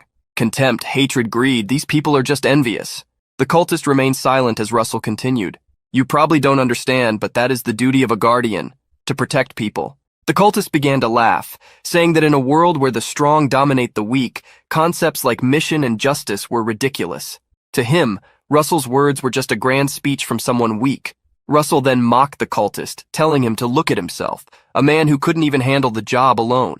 The protagonist noticed the skeleton approaching him, which had bound its mouth. The cultist then declared that he would heed Russell's words and finish him off with his own hands. He cast a spell, summoning bones that assembled into a spear. He said it was a pity he wouldn't be able to hear Russell's scream, but he had no other choice. As the cultist walked towards the protagonist, Russell was already prepared for what was coming next. There was a spell that required no incantation and could be invoked within the mind. When he completed his last mission, he received an additional reward, a ring, a magical artifact. At that moment, Russell used the spell from the cloudy ring which, although it was in the form of a ring, could transform into a cloud of lightning when necessary. Its functions would also become more powerful as the user grew stronger. A cloud appeared in the sky, which the cultist had not yet noticed, while he declared he would begin his revenge against Russell. At the moment the cultist was distracted, Russell used the magical artifact spell to destroy everything. Just as his body seemed to be lightning itself, he invoked the lightning strike to fall upon them. From the sky, a blinding lightning bolt descended, dazzling everyone with its brilliance and destroying everything with its power. The cultist was still standing, but was instantly carbonized by the lightning and then fell. A student approached Russell to help him get untied. She said she couldn't believe he thought of using a magical artifact in such a situation. It was truly amazing. Russell thanked her praise, but the student said they should be the ones to thank, and suggested calling the judges quickly. Looking at the students who had been hostages, it seemed everyone needed treatment. Russell said the judges would arrive soon. The student asked how he knew, and the protagonist explained that it was because a friend of his would guide them there. While they were talking, Pepper was burning some trees in a straight line, signaling the path for the judges. It seemed Russell was always thinking several steps ahead. Russell then looked at his hand. The cloudy ring was consuming more mana than he expected. As they moved away, they did not realize that the cultist was still alive. He then used a forbidden spell, devoted to you, my life, my longevity, and even my afterlife. Russell and the others noticed the spell being cast, and various skeletons emerged from the ground, joining together and growing. The cultist had summoned a giant skeleton. The skeleton turned out to be many times larger than an ordinary human. Russell realized that this was a magic exceeding even the fifth circle. The student then warned everyone to flee to the forest, where they could hide. The first to try to run was the cowardly student who had led others to attack Russell, but in the middle of his escape, he remembered the bag of mana stones. The student was also prepared to flee, but noticed that Russell was going to stay behind. She asked what he was doing. The protagonist then said that the skeleton was focused on him and that he was the only one who could buy time until the judges arrived, who were at that moment advancing rapidly through the forest. Russell was going to face the skeleton, but the girl knew he must be low on mana and wondered what he would do. The giant skeleton began to attack. Its blows were not something Russell could block with a shield, so he preferred to dodge, as being hit, even just once, would be dangerous. With the flaming spear in hand, he circled around the skeleton and threw the spear at it. Although the spear hit, the skeleton was still intact despite the damage it had taken. Russell knew this would be a tough battle, and realized that the skeleton also had regeneration abilities. Suddenly, Russell noticed something entering the ground. The earth began to tremble as a tail of bones emerged from within the ground and attacked him. After the first attack, the tail continued to target the protagonist.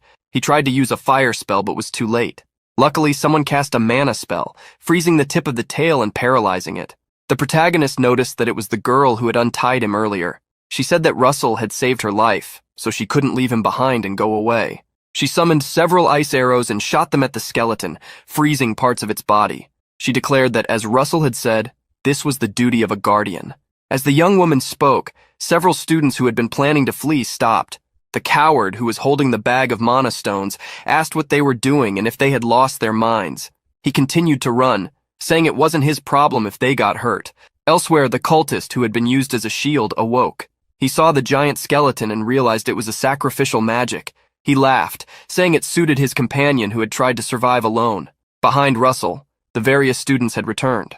One of them, who had been with him inside the wall of fire, apologized for being late. This wasn't part of Russell's plan, but it could be useful.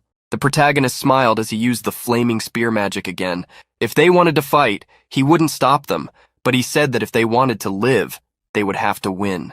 Russell threw the flaming spear and asked the students to listen to him carefully. He said he would create an opening and that everyone should put their full effort into it. Russell invoked the flaming spear again. The powerful fire magic crossed the sky toward the skeleton's face. Russell then gave the signal for the students to attack. Various abilities crossed the sky after the flaming spear, hitting the skeleton and causing a massive explosion. When the smoke cleared, the skeleton was still alive. Russell cursed and planned to use the spear once more. He tried and tried despite his lack of mana. He knew everyone was at risk, but they had returned to face the danger for the Guardian mission and for him. The judges should be on their way, so they needed to push further. Russell needed to protect everyone. His eyes shifted to those of a dragon as the flaming spear reappeared in his hand. He then channeled all his magic into it, aiming once more. He threw the spear, making the fire magic cross the skies again. The students took the opportunity to attack in coordination. The flaming spear, along with various other abilities, combined into a strike as massive as the giant skeleton itself. Even from afar, the teachers could see the giant skeleton and the students fighting against it. Olsen gritted his teeth, wondering what those weaklings were trying to accomplish instead of fleeing. Vermilion Olsen believed that being fragile was a weakness. If one fell, the rest would fall too. But before Olsen, he saw the unfolding battle. That day, he discovered that because they were fragile, if one of them stood up, all the others would do the same.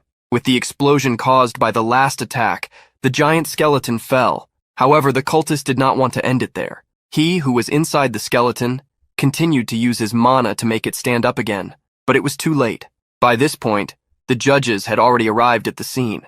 Olsen, being the first to attack, used the overheat spell. With the superheated flames, he aimed at the cultist, intending to make that evil being disappear. His flames, with a reddish-purple hue, completely destroyed the skeleton. The youths were amazed to see that not only had the skeleton been destroyed, but the entire part of the forest behind it had also vanished in the attack. Russell joked with Olsen, saying that if he was going to show up, he should have arrived sooner. The protagonist then fainted, falling into Hubert's arms. Olsen, seeing what had happened, gave his approval to the boy. When he woke up, Russell was back at the academy. He saw a chandelier on the ceiling and then heard Hubert's voice beside him. The protagonist asked the professor if all the other candidates were safe. Hubert assured him that they were, thanks to Russell, relieving the boy. Hubert said that everyone was saying the same thing. If Russell hadn't been there, a tragedy would have occurred. Russell was humble, stating that he had received help. Hubert then asked if he was curious about the result of the test. Thanks to Hubert's comment, the protagonist remembered it. The professor then stated that there was much to be considered. At the moment when the heretics attacked the testing area, the task became meaningless. It was a situation where teamwork was more important than competition. With that in mind, all the selection judges concluded that in the selection test, the person who should receive the highest score was none other than Russell. The protagonist was surprised, and his eyes filled with tears as he thanked the professor. He could finally graduate from the academy. Professor Hubert explained that an investigation had been initiated to find out who was behind the heretics. Under Daria's leadership, they would soon discover the origin of everything. The protagonist then revealed that, in fact, there was a second heretic, surprising the professor. This heretic, who had managed to escape during the chaos, swore revenge for the humiliation he suffered at the hands of the novice from the Tower of Flames. Olsen entered the infirmary, saying that apparently the other heretic had escaped. He approached Russell, asking to see him for a moment, but Hubert stepped in front, stating that the young man needed to rest. However, Russell reassured him, saying it was all right. Olsen and Russell went to a secluded spot near the academy. The red-haired man told the protagonist that he must have felt restricted while fighting the heretics, since he had to face weak opponents. Vermilion then stated that he believed being fragile was a weakness, and that these thoughts had not changed. Surprisingly, Russell agreed but said that weakness existed so that the strong could become stronger to protect the weak. Likewise, the weak, with the protection of the strong, could try to grow. Therefore, no one would be left behind, and everyone would move forward together. Olsen was silent, absorbing these words, and then said that this was not a bad answer. He threw a bag to the protagonist, asking him to open it. Upon opening the bag, Russell found a robe inside, the robe of the Tower of Flames. Olsen then told Russell not to be hasty, as if he wanted to join the Tower of Flames. There was one more test. The protagonist was surprised, as he thought the selection test had already ended. Olsen explained that this test was an ancient tradition. He created a circle around himself and instructed Russell to try to move him out of the circle, using any magic. If Russell could do it, he would win, but if he failed, there would be a price to pay. Russell was excited, took out some mana stones from his storage, consumed them, and warned Olsen not to regret it later since he had said that Russell could use any magic he wanted. At the academy, Hubert felt the ground tremble and rushed to check what was happening. At the location where Russell was taking his test, Olsen was surrounded by lightning, with his foot outside the circle. The man was covered by armor comparable to the fifth circle, and looked incredulous at being pushed by the young man in front of him. At that moment, a worried voice emerged. Hubert approached Olsen, asking what he was doing. The professor shouted at the judge of the Tower of Flames, "I can't believe you cornered the boy who hasn't even recovered yet." Olsen coughed and stated that this was a tradition of the Tower of Flames, but Hubert's words made him nervous, as the professor commented that it was something only an old man would do.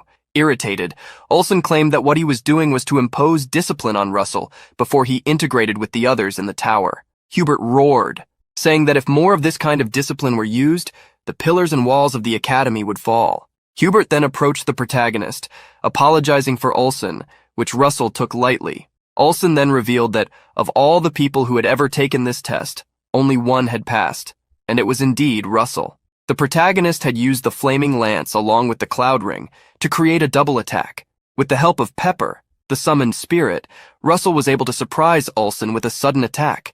Hubert was surprised to learn that Russell had a summoned spirit.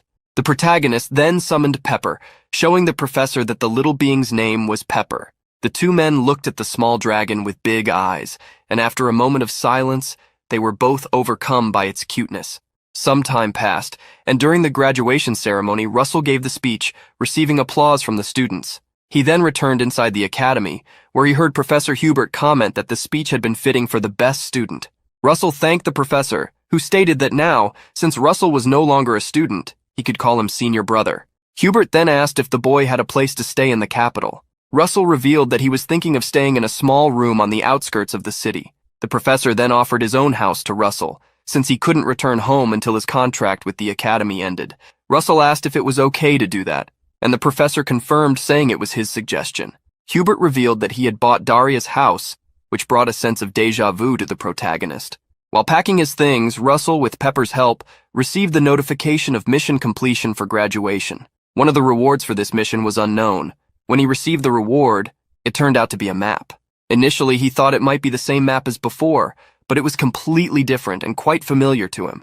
It was a map of Kulil Island, a forgotten island where humans were not allowed to set foot, a place filled with magical beasts and extremely dangerous unless one reached at least the sixth circle. Russell was very curious to discover what this opportunity truly meant. He remembered the king's horn that had been thrust into him. Was it merely to make him stronger, or was there a deeper purpose behind it? Russell didn't know yet, but he was sure that he needed to become stronger, as there were many things to protect. Inside the carriage, Olsen asked the protagonist if this was his first time going to the capital. Russell revealed that he had been there before, which made Olsen remember that the young man in front of him was a Raymond. Russell then wanted to ask Olsen a question. He wanted to know if Professor Hubert's role was somehow related to the heretics, as Hubert's return coincided exactly with the heretic attack. Olsen laughed, realizing that the boy was quite perceptive. He confirmed that this was exactly the case. Hubert's mission was to monitor the heretic society, although he wasn't sure if it could be called a society. Russell said he wanted to help with the mission as well. Olsen asked if he meant that he also wanted to monitor the heretics. Olsen then looked at the protagonist, trying to discern if he was bluffing, but noticed the confident look on his face. Excited, Olsen exclaimed, "All right, you're already a man, you need to have big dreams. I'll tell the master about this." The protagonist thanked him, but Olsen imposed a condition. Before they reached the capital, Russell would have to learn a spell that Olsen would teach him. Olsen then revealed that the spell he wanted to teach was called Overheat. It was a single-strike killing spell. Olsen manifested mana on his finger, explaining that the Overheat spell involved concentrating mana at a specific point. He compared the spell to gathering mana and launching it like a slingshot. Olsen then asked if Russell could perform this technique. In the following days, whether during breaks or while the carriage was on the road, Russell continued to practice the spell. He tried to gather his mana in his hand, and eventually one day they came across a rocky wall. When Russell used the Overheat spell, a large hole appeared in the wall, exceeding Olsen's expectations. He'd never seen anyone so talented before. After using the spell, Russell felt his hand trembling. Olsen explained that, as he probably knew, the Overheat spell was demanding in terms of focus and required caution regarding counterattacks after using it. Russell commented that this was risky against strong enemies, to which Olsen responded that it wasn't always the case. He then told Russell to remember that the best defense was actually the biggest attack. One never knew when a stronger opponent might appear, and the strongest often underestimated the weak. When their guard was down, it was the perfect time to pull a trick out of the bag and secure the victory. When Russell arrived at the capital, he noticed other people arriving as well. He saw a man in glasses and blue clothes helping an older man down from a carriage. Russell seemed to recognize the man in glasses. After a while, Russell encountered Daria again. He thanked her, as it was thanks to her help that he managed to advance. The mage congratulated him on joining the Tower of Flames and mentioned that Russell had arrived at the same time as a visitor, the master of the Tower of Spears. The two people Russell had seen upon arrival were, in fact, Alan Page, a mage from the Tower of Spears, and Hemingway Melville, the master of the Tower of Spears. Melville expressed his surprise that Daria had chosen that day out of all days to meet, and stated that it was to boast about a disciple she had accepted. Russell felt embarrassed by Melville's comment, while Daria revealed that this was indeed the reason. She said that Russell was a hero who had defeated a heretic at such a young age, and asked if he should complain about her boasting about her disciple, since it was the only thing he heard from her lately. Russell observed Alan Page, who would soon earn the title of youngest to reach the sixth circle. A strange genius. Russell had received great help from him in his past life and was surprised to encounter him again.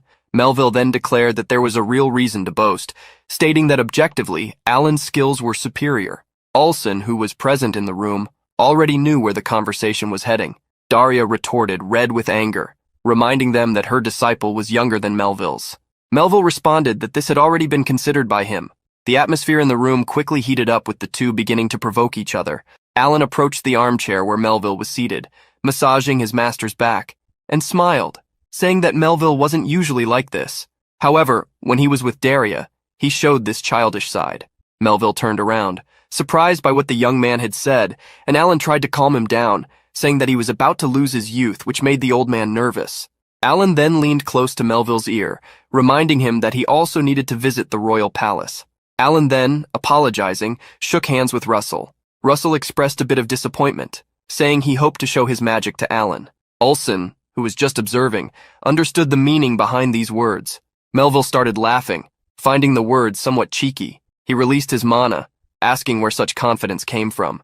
Quickly, the mana of the Master of the Tower of Spears flooded the room, making Russell feel as if he were in an ocean. The Master of the Tower of Spears was surprised that this had happened at his age. He then turned to the Master of the Tower of Flames, proposing a bet. He wanted 5 years. If Russell could reach Alan's level in 5 years, he would give him 2 of his magical relics. Russell was surprised. The magical relics were artifacts from the Age of Myths, and even the weakest of these relics should correspond to the 7th circle. Daria wanted to lower the bet to 3 years, which startled Melville. Standing, she stated that if Russell did not reach Alan's level in 3 years, she would forfeit her mythical relics. The old man smiled, thinking the bet was favorable to him, while Daria advised him to prepare the artifacts. Melville then prepared to leave, stating that it had already been a warm reception. Alan also said his goodbyes before following Melville. As they descended the tower, Alan asked if it was okay for Melville to bet his mythical relics. The Master of the Tower of Spears responded that it wasn't, which was why Alan should give his all, and the young mage affirmed that he would do so. After their departure, Olsen complained to Russell about not being able to stay quiet on the very first day. The protagonist awkwardly laughed at the confusion caused. Daria then asked Russell if he truly wanted the task of monitoring the cult members, which the protagonist confirmed. She used her mana to reveal a paper, claiming it was a spy report.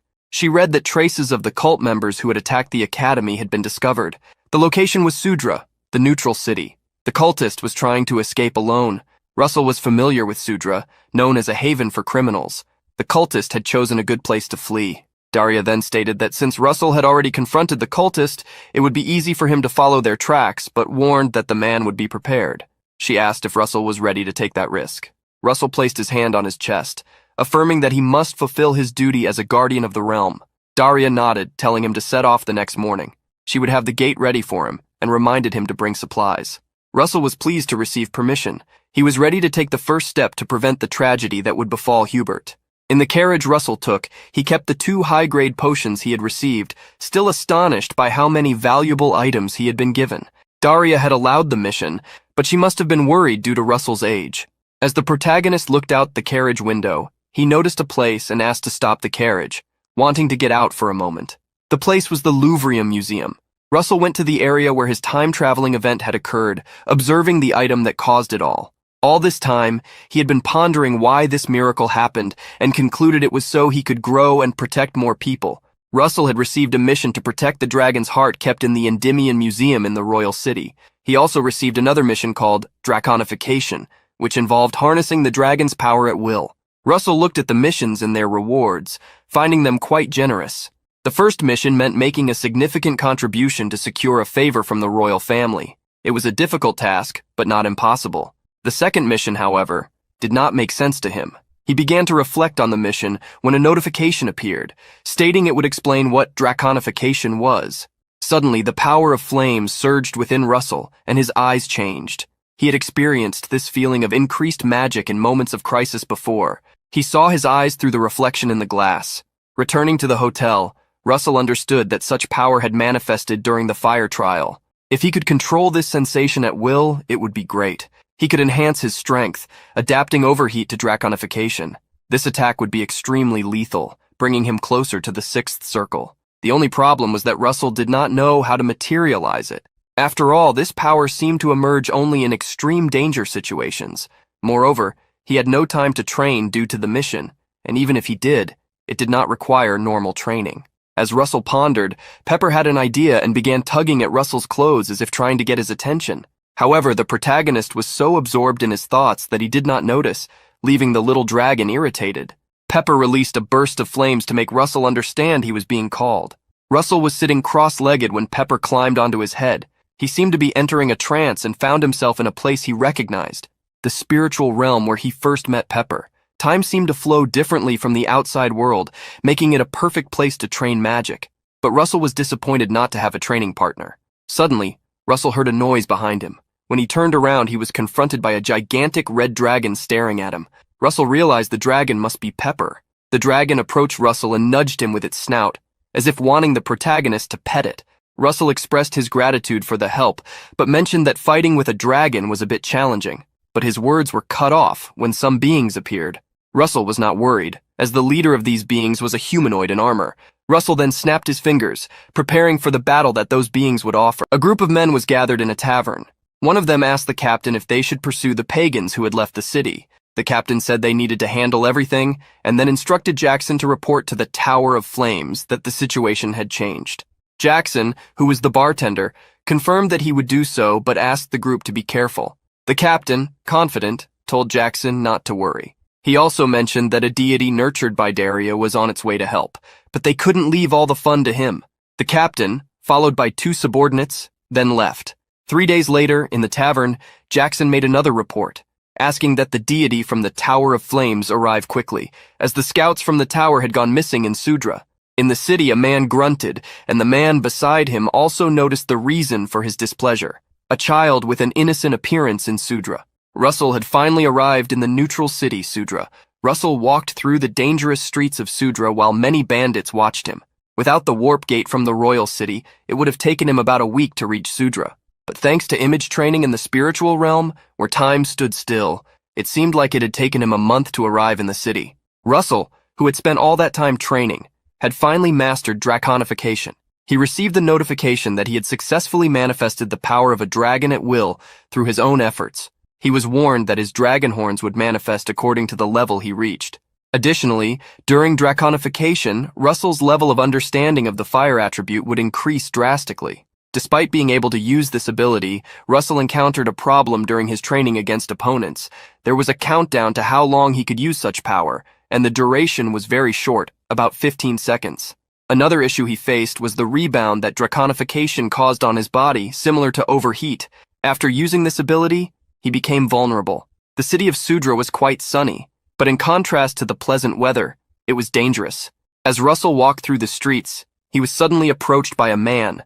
With a menacing expression, the man asked if Russell was lost and said he could show him the way, if he wanted. Coincidentally, Russell was looking for a guide, so he handed his bag to the man. Shortly after, Russell arrived at a large tavern.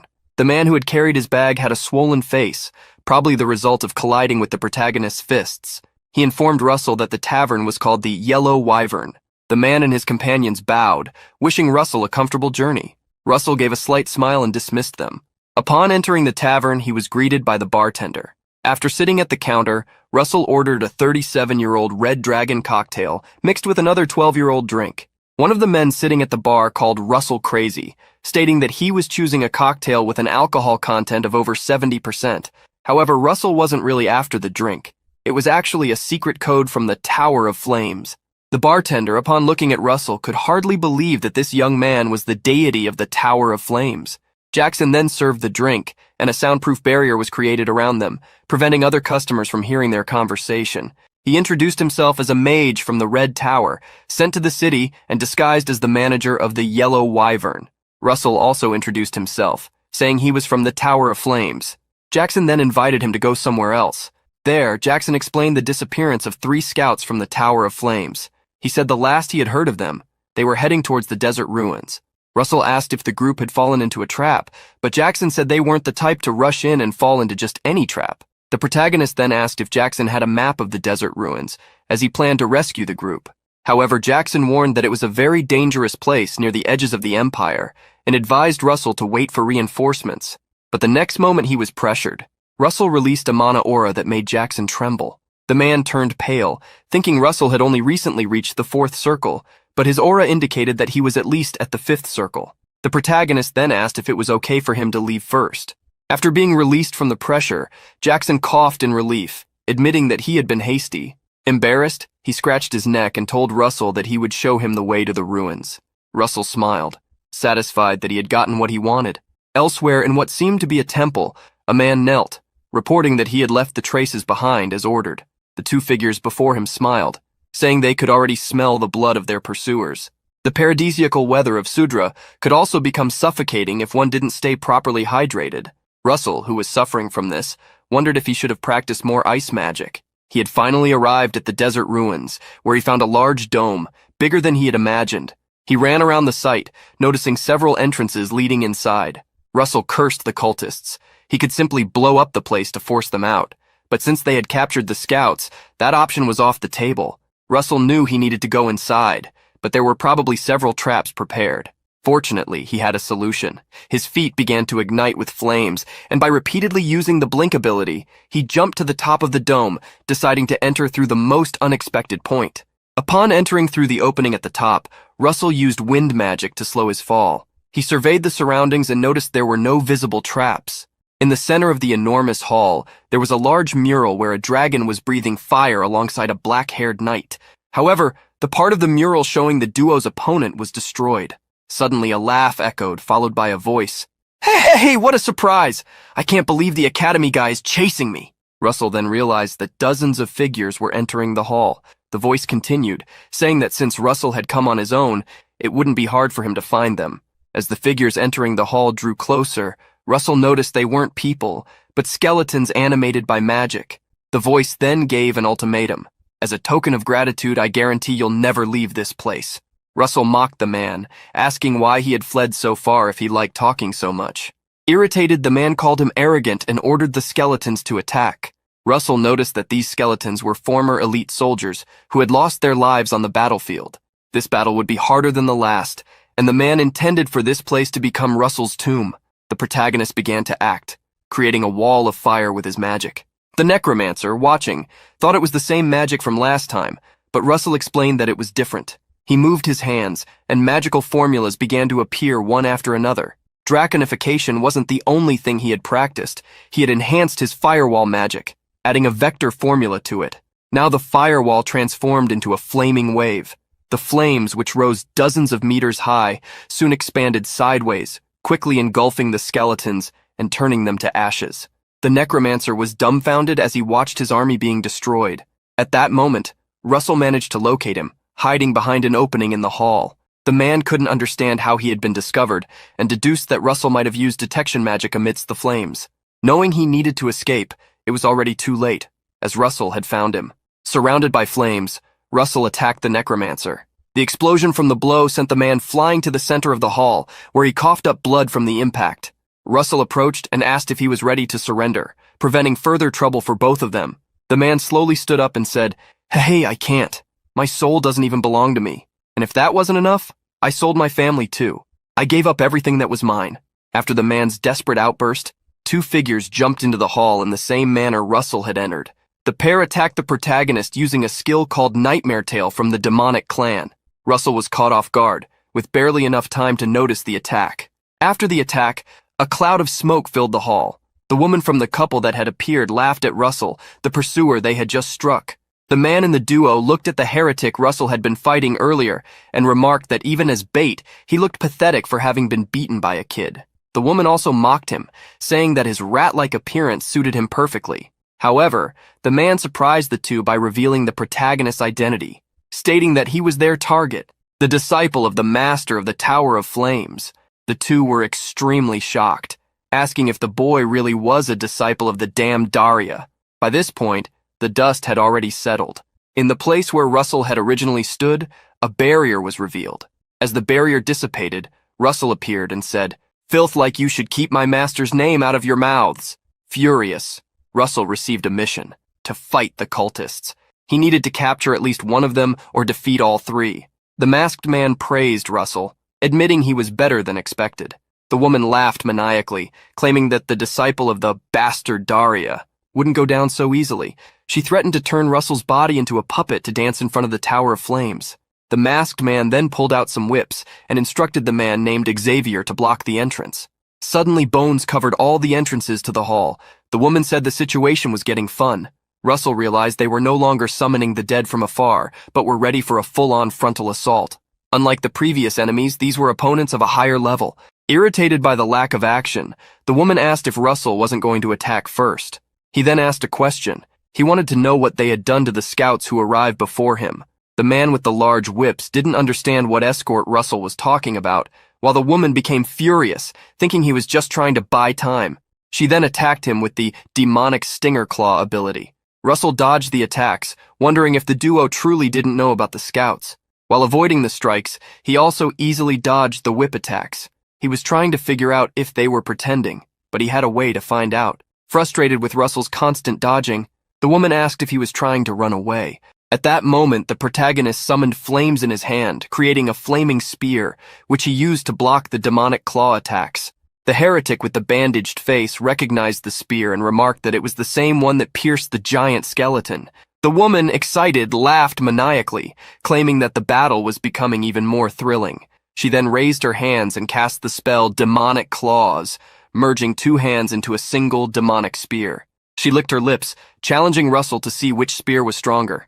Despite the masked man's warnings, the woman attacked first, saying it was humiliating to be afraid of a child. As they charged, their spears clashed. The tips of the two spears met, but it was Russell's spear that prevailed, shattering the woman's weapon and striking her arm, evaporating it in the process.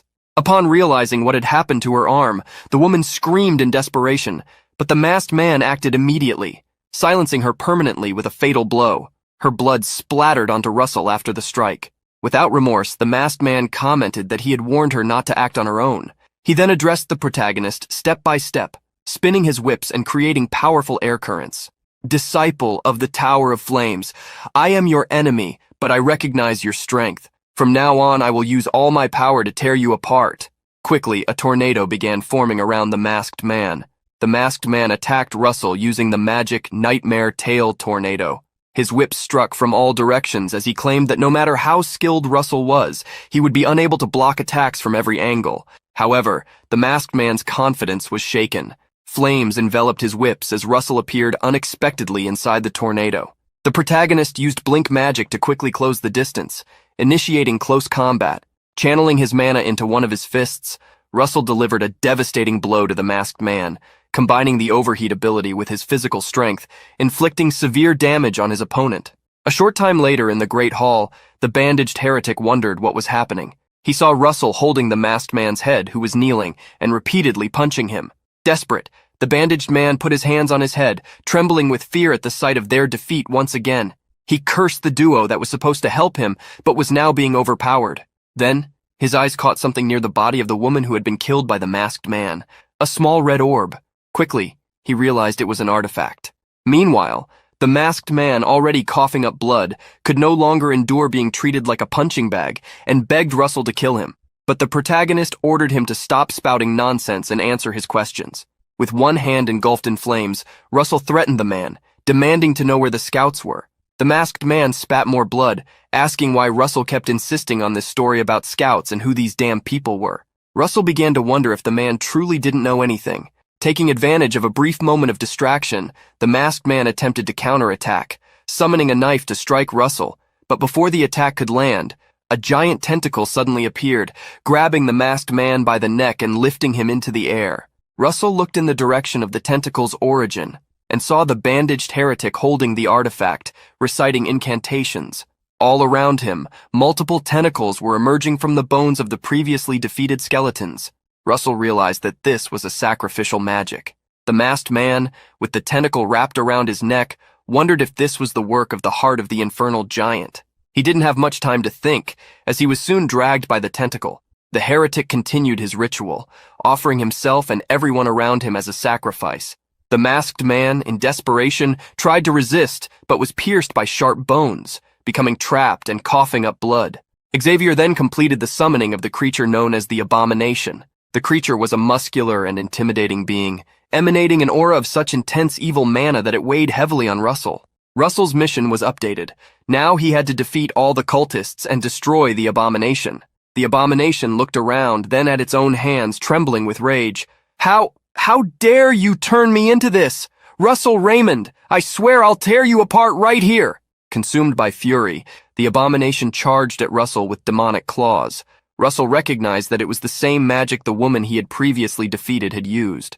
The Abomination's powerful attacks came quickly, and Russell considered his strategy. A violent explosion resulted from the attack, causing the entire dome to collapse, creating a massive amount of debris. Caught in the collapse, Russell quickly created a tower of flames to push away the falling stones and protect himself. With his spear in hand, he cursed the bastard for causing such destruction. He began walking toward the rubble, believing that the Abomination had succumbed to the weight of its own attack and buried itself. However, it wasn't long before the debris began to tremble and rise. Seeing this, Russell was stunned. The Abomination emerged from the wreckage, now holding several whips, ready to resume its hunt for Russell. The abomination continued to chase Russell with the whips, declaring that it would chew him down to nothing but bones. As the monster spoke, it was hit by a large explosion from behind. Russell's attack struck the creature directly, creating a huge cloud of embers. However, in the middle of the smoke, the monster emerged unscathed. It then turned its gaze toward the protagonist, finally locking onto him. The abomination stated that Russell's attacks would have no effect on it, and Russell seemed to know this as well, recognizing the creature's incredible defense. While trying to dodge the attacks from the chains, Russell sought to think clearly. The abomination, noticing the protagonist's intent, continued attacking and mocking him, saying he could think as much as he wanted, but nothing would change. Russell knew that for now, his goal was to buy time. Using blink several times, he managed to stay safe, dodging the attacks. The abomination laughed as it saw him fleeing, ridiculing his attempt to escape such overwhelming power. Unfazed by the taunts, Russell summoned Pepper. The small dragon appeared, surrounded by flames, and upon hearing Russell's call for help, it growled happily in confirmation.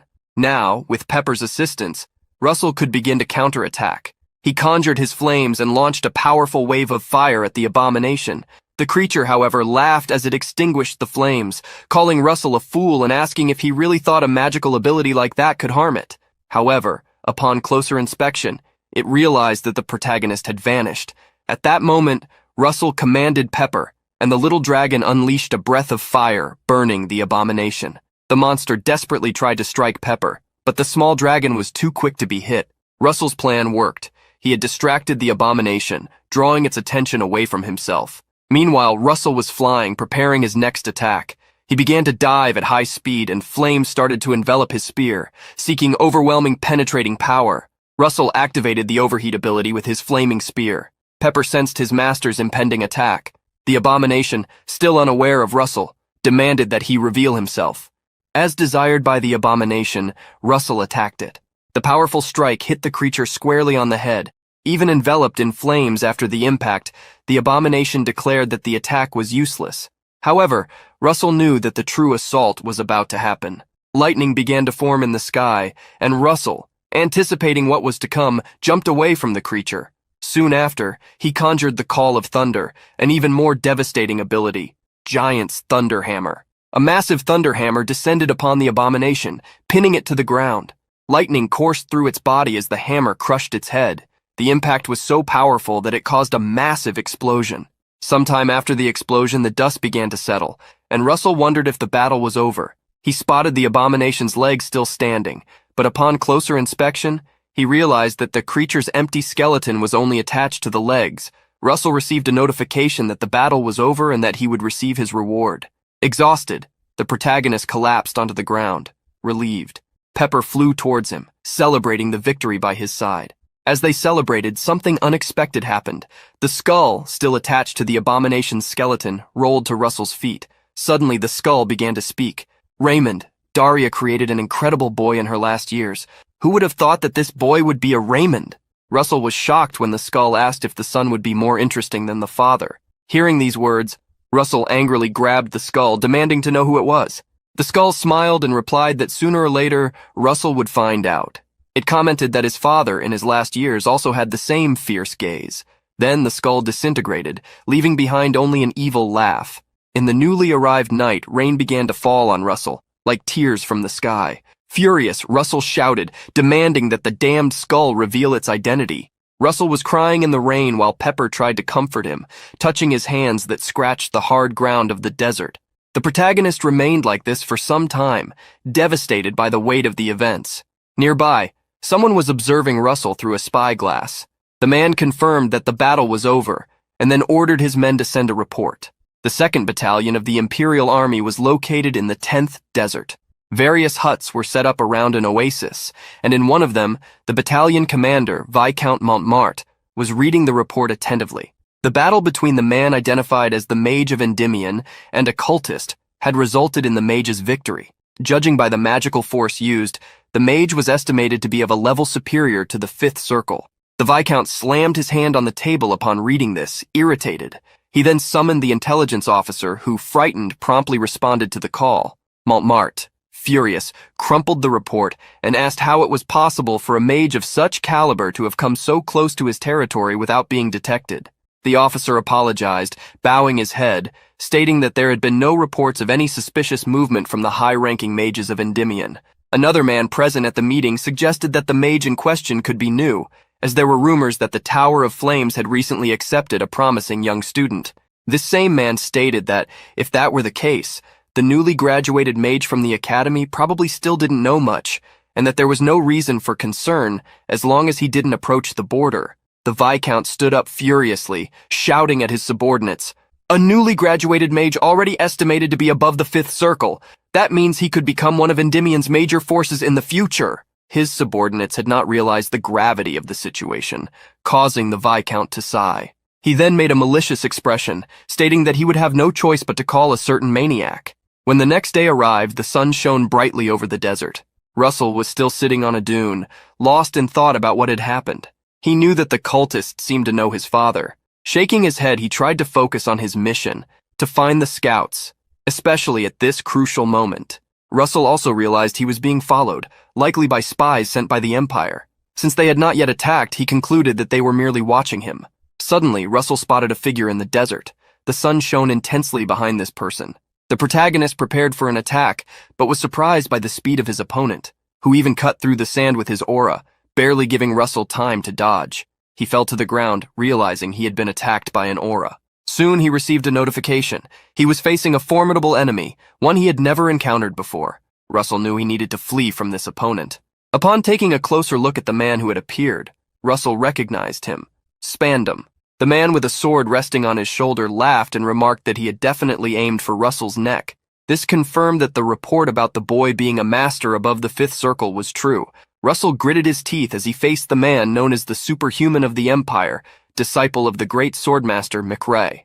Spandam, with a maniacal grin, declared that it would be fun to cut Russell into pieces. Despite being a disciple of a great swordmaster, Russell knew that the best description for Spandam was the homicidal maniac. Spandam was surprised to realize that Russell knew his name. He then summoned an aura on his sword, feeling relieved. The protagonist remained silent while Spandam, with a sadistic grin, stated that Russell should brace himself for the extreme pain he was about to endure. Spandam, the homicidal maniac with his crimson aura, was a vivid memory in Russell's mind. With just a simple bump, he had brutally defeated an entire group of mercenaries. Russell had almost met the same fate, but that day someone saved him by confronting Spandam. That someone was Alan Page, the only one capable of containing the killer. In short, Spandam was a powerful and unprecedented enemy. Spandam decided to initiate the battle, making the first move. His sword moved like a whip as he used the ability Volare Sangue, flying blood. Russell quickly conjured a quintuple shield to defend himself, but Spandam's aura strike was so powerful that it shattered all layers of the shield. The protagonist barely managed to dodge, and the attack passed over him, hitting the ground with incredible force. Russell couldn't believe the strike had so much power, even after breaking through his shield. He wondered how Alan Page had managed to face someone so devastating. Spandam praised Russell for his good judgment in using overlapping shields, but criticized the low density of his magical power. He then launched several consecutive aura attacks. Hearing Spandam talk about density, Russell used his flaming spear magic to cut through the attacks. Surprised to see the young mage defending against his strikes, Spandam commented that Russell was hiding something very powerful. Reacting to the swordsman's words, Russell threw the spear in his direction, trying to hit him. The spear flew toward Spandam, who was impressed that it maintained its form even after being thrown. Then he used the flying blood wave ability, visibly excited. He remarked that in battles against mages, this kind of situation made things more interesting. Russell advanced with the flaming spear in hand, trying to slash Spandam, but the swordsman vanished before the strike could hit him. In the next moment, Spandam appeared behind Russell. "Just like a rat. You know how to use blink too," he mocked. Russell was taken aback by Spandam's speed, who seized the moment to attack him from behind. The swordsman, with his manic demeanor, licked his lips while claiming to be having fun like he hadn't in a long time. Russell stepped back, landing in a more distant area. Spandam, with a disdainful smile, said he would wait for Russell to strike first. The protagonist, who had already attempted to confront him, began to wonder if Spandam had enhanced his physical abilities by enveloping his body in aura. Such a skill was not even remotely comparable to the resilience of a mage's body. Laughing, Spandam remarked incredulously that the bleeding from the cut he had made on Russell had stopped. "Are all the people from the Tower of Flames as stubborn as you, or is it a prerequisite to get in there?" he teased. Russell was intrigued by the comment and wondered what spandom meant. The swordsman let out a manic laugh, revealing that even those he had encountered a few days earlier did not give up easily, fighting until the end. With that, Russell asked directly if spandom was responsible for the disappearance of the scouts. Spandom made an indifferent expression, as if he were not guilty of what he had done. Russell, whose mission was to escape and locate the scouts, initially planned to avoid a prolonged confrontation. However, his plans had changed. Russell's aura exploded, his mana overflowing with fury. For him, this was not the moment to think about the future. Spandom smiled as he noticed the change in the protagonist, asking if Russell had hidden his true powers during the fight. Spandom also released his own aura, curious to see if Russell would continue to fight cautiously after experiencing the intense pain in his body. Russell's ring, which contained his magic, had not yet recharged, leaving him with only one option. Spandom, channeling his aura into the sword, used a different skill called volare sangue torrente. The attacks, resembling torrents of blood, surged rapidly toward Russell. But at that moment, Russell activated his most powerful ability, Dragonification. Russell charged forward, completely destroying Spandom's attack and heading straight for his enemy. Amid the enormous fireball that was forming, Russell fixed his draconic eyes on the swordsman. He had less than 15 seconds. Quickly, Russell summoned his origin magic, the flaming lance. Spandom gritted his teeth at the devastating attack. Russell's attack collided with Spandom, unleashing a wave of flames. However, Spandom managed to evade at the last moment, appearing behind Russell. Not fully understanding what trick the protagonist had used, Spandom attacked swiftly, forcing Russell to defend himself. Smiling, Spandom remarked that he knew that sudden surge of power in Russell must be temporary. Only 9 seconds remained. Russell continued to press with his flaming lance, causing a torrent of flames that forced Spandom to retreat. Now only 6 seconds were left. Spandom, mocking, stated that no matter how great Russell's power was, if it wasn't enough, it would be useless. Determined to end the battle, Spandom advanced, using a cyclone skill. He leaped, attacking Russell from above, surrounded by a cyclone of auras. Russell confronted him with his lance, and the weapons clashed violently, pushing each other back. Russell's lance was forced to the ground, creating a sea of flames.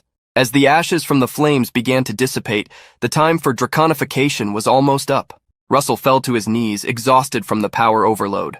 However, Spandom did not attack, believing that Russell's increase in strength had come to an end. But there was still 1 second left. Quickly, Russell placed his hands on the ground, conjuring a sixth circle magic. The entire ground around him began to crack, consumed by flames from within. In an instant, the ground transformed into scalding lava, like the eruption of a volcano. This was the powerful magic Meltdown. Meltdown was a spell that Russell had known since his previous life, but since it was an ability that required mastery of the sixth circle, he still couldn't use it to its full extent. Starting with small embers, this magic covered an entire area with boiling magma. Pepper, holding Russell by his shirt, flew over the lava, struggling to carry him. The protagonist thanked the little dragon for his effort, aware of the difficulty he had in supporting the weight. Once all the magma dried up, Russell descended to the ground. Observing the surroundings, he noticed that someone was still alive. Spandom, coughing. Russell approached the swordsman, summoning a fire arrow while asking what his last words would be. Spandom smiled ironically at the protagonist. Fun, isn't it? They throw you into a war in the name of protecting the continent, but they don't teach you how to get out of it. You have to defeat more and more enemies, turning the Guardian's path into a blood-stained road. With a cynical smile, Spandom thanked Russell, accepting his fate. He then fell to his knees. Russell received a notification that he had completed the mission with results exceeding expectations, gaining more mana stones than anticipated. Meanwhile, a person mounted on a yellow wyvern was talking to the bartender again. Inside a soundproof shield, they stated that Spandom, the Knight of the Empire, was acting secretly in the desert and that the disappearance of the escorts might be related to him. Hearing this, the bartender, an undercover agent, was shocked. He knew that if this were true, even the deity of the Tower of Flames would be in danger. No matter how skilled he was, he now knew that Russell was facing Spandom. As the bartender reflected on this revelation, the bar door opened. A person entered and placed a sword on the table. The one conversing with the bartender was surprised, asking if that wasn't Spandom's sword. The person who had put it on the table, instead of ordering the strong red dragon drink, simply asked for a glass of water. The bartender, recognizing Russell, smiled and said he would give him any drink he wanted. That night, the bartender prepared a new report on the scouts of the Tower of Flames and the warrior involved in the mission. In the report, He wrote that Russell Raymond had eliminated both the pagans and Spandam. This event quickly spread. In Camelot, the capital of Endymion, people were talking about Russell Raymond, the last heir of the fallen house of Raymond. A rumor circulated that he had defeated an abomination, the magical beast of the pagans, and had also overcome Spandam, the Knight of the Empire, in addition to becoming the newest member of the Tower of Flames. However, this story was hard to believe and generated mixed feelings. Russell returned shortly afterward through the gate. There he found his master, Professor Hubert, and Vermilion. Upon his return, Daria thanked him for being alive while stroking his head. Some were relieved by his return, although the master of the Tower of the Spear had to admit that he lost the bet he made with Daria. Alan Page, on his part, commented that Russell was even more amazing than he had imagined. While some viewed him with admiration and respect for what he had done against Spandam, others felt competitive. But there were those who began to harbor hatred and fury, like McCry Hughes, the Empire's swordmaster. As everyone experienced different emotions, there was one common feeling. They all now had a strong impression of Russell Raymond. In a snow-covered forest, McCry vowed that just as an eye is paid with another, one disciple would be avenged by another disciple. He promised himself that he would repay Daria Snow White for everything she had caused, no matter the cost. Russell was in a carriage with Daria. She asked him if what he meant was that the pagans were involved in what happened to his father. Russell, dressed in elegant clothes, confirmed that Daria was right. She commented that many files had been lost during the war, making it difficult to uncover the truth or identify the true culprit. He was aware of the situation. Daria then held his hands, stating that she was sure of one thing. If he continued to pursue the pagans, they would eventually uncover the truth. She assured him that she, along with the Tower of Flames, would always be by his side to help him. Russell thanked her for her support. The coachman then announced that they had arrived at their destination. Daria wished that Russell could set aside his doubts and anxieties and expand his horizons that day. The place they arrived at was vast and guarded by sentinels, the Council of the Magical Tower, a magical society that gathered the masters of the more than 20 magical towers existing in Endymion. Thanks to his feat of having defeated Spandam months earlier, Russell was able to enter that place as Daria's advisor, even though he was still a novice in the tower. In the luxurious banquet hall, adorned with golden ornaments, various people were engaged in lively conversation. Shortly after Russell and Daria entered, several people approached, wanting to meet the famous deity of the Tower of Flames.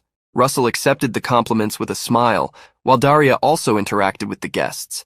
During these conversations, the master of the Yellow Tower appeared. Daria introduced Russell to him, Niccolo Machiavelli, the organizer of the Council of the Magical Tower. Russell bowed in greeting, and Niccolo laughed, placing his hand on the young man's shoulder, saying that he didn't need to be so formal since he had already defeated the disciple of a rascal. Curious, Russell asked who the rascal Niccolo was referring to, and he revealed that he was talking about McCry Hughes, the Empire's swordmaster. Daria explained that Spandam, the man Russell had defeated, was McCray's disciple. Niccolo, with a sinister expression, showed his satisfaction upon hearing this, while Russell watched him in silence. Suddenly, someone asked Niccolo not to touch on old wounds, suggesting that he hurry for the presentation. It was Hemingway, the master of the Tower of the Spear, who greeted Daria and Niccolo as he approached. As he got closer to Daria, the fire of rivalry between them flared up. Daria teased him, asking if Hemingway was envious of the praises her disciple was receiving. Hemingway shot back, asking if she considered him as petty as she was. Niccolo, embarrassed by the dispute between the two veterans, scratched his head. Russell, watching the scene, couldn't help but smile. Hemingway, seizing the moment, asked if Daria had forgotten the bet regarding the relics from the era of the gods. She replied that she had not, and Hemingway tried to boast by mentioning Alan, but he was interrupted by his apprentice, who pulled him away while the master grumbled, claiming he still had something to say. Russell laughed at the situation. Shortly after, Niccolo began the session of the Council of the Magical Tower. He announced that the main topic of the meeting was the ruins being excavated on Mount Calvane, dating from the end of the mythical era, with much still to be discovered. Excited, Niccolo declared, "In other words, there's a great chance that intact relics are hidden there." Daria told Russell that they could unearth an artifact capable of shaking the ages. From the podium, Niccolo stated that they needed help to ensure the security of the site and called upon Alan Page from the Tower of the Spear and Russell Raymond from the Tower of Flames, asking for their collaboration. Some people present commented that it was a good idea since both had proven their abilities. Daria felt proud of the praises for her disciple. Suddenly a voice rose in opposition. Daria turned to see that it was Blaine Trilogy. the master of the Red Tower, accompanied by Jaren, another mage from the same tower. Niccolo, intrigued, asked if Blaine could explain his objection. Blaine responded that his opposition was due to Alex Raymond, mentioning his defeat. The people around began to murmur, questioning what Russell had to do with his father's defeat, a war that had occurred long ago. Blaine continued, questioning, what if that defeat had cost the lives of the kingdom's best soldiers, and their lives were lost because he abandoned the battle without permission? The crowd fell silent, but Daria spoke up, stating that this was merely speculation, as there was insufficient information about that period. Blaine disagreed, declaring that Daria was wrong because he had been there. The master of the Red Tower shocked everyone by asserting that he had seen with his own eyes Alex Raymond flee the battlefield. Russell was stunned, wondering if his father had truly run away. Russell knew there were no secrets regarding his father's death during the war, so what that man was saying made no sense. Blaine continued, stating that the Raymond family had a debt to the kingdom that needed to be repaid. He questioned how misled the young people of the kingdom would be if they entrusted such an important mission to the Raymond family, asserting that if Russell were in charge of the guard, the Red Tower would provide no support for the expedition. Niccolo observed Blaine stirring the crowd with just a few words. This was to be expected from the Red Tower, or rather, it was what one would expect knowing who Blaine was. He was trusted by the king's uncle and the most powerful man in the land, Archduke Bismarck. That was Blaine Trilogy. To rebel against him meant to oppose the Archduke's faction.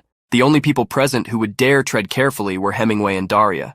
Daria tried to prevent Russell from getting involved, but the protagonist stepped forward, asking if he could pose a question to Blaine. He then inquired whether Blaine would take responsibility for what he had just said. Blaine did not understand what Russell meant, and the protagonist clarified that he was referring to the responsibility for insulting the Raymond house. Daria tried to restrain Russell, stating that it was not the right time. Blaine scoffed, asserting that the honor of a fallen house meant nothing. He then said that Russell should be grateful that Daria was his master, or else he would cut the young man's tongue off to make him an example for all the other reckless and arrogant mages. At that moment, someone entered the hall, claiming that the master of the Red Tower seemed more grandiose each time they saw him, to the point that one might mistake him for the king. The crowd was surprised to see the woman entering the hall. Dressed in elegant attire and wearing a cape on her back, it was Her Highness Hecate Rathmos, the princess. Immediately, with the entrance of the princess, everyone began to bow, including Blaine, who wondered why she was there. The princess stated that having listened from outside, the master of the Red Tower seemed to have a point, to which Blaine thanked her. But in the next moment, Hecate turned to Russell, stating that those who had a debt should pay it. Daria tried to intervene, but the princess continued, saying it was necessary to give the person a chance to settle what they owed. She then gave an order. For this excavation, the Lance Tower and the Flame Tower will provide the guard, along with the Red Tower. Everyone present from the three towers was shocked by this, while the princess simply smiled.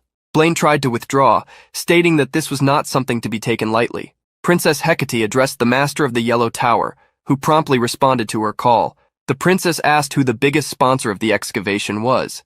Niccolo, the master of the Yellow Tower, bowed his bald head to answer the princess, affirming that she was the largest sponsor. The princess then declared that this was how they would proceed. After that, she turned her back and left the hall, leaving Blaine staring at her with glances that concealed many meanings. The master of the Yellow Tower quickly moved on to the next item on the agenda, the excavation schedule. As he watched the princess leave, Russell felt excited. Blaine, who was withdrawing, thought of the carriage and saw it as an opportunity to cut the Raymond family at the root. He could not believe that the princess had intervened. Suddenly, the mage Jaren jumped onto the carriage with his sword. The carriage then stopped, and Blaine got down, stating that he saw the person who had caused the carriage to stop was someone lacking in manners. That person was Daria. Jaren approached the mage, placing the sword against her neck. She laughed, asking if he thought that was enough, her eyes ablaze. Blaine then stepped closer, ordering Jaren to lower the sword, avoiding any conflict. The man bowed to his master and backed off. Blaine stated that, considering their relationship, Daria had not come to him for an apology, questioning what she really wanted.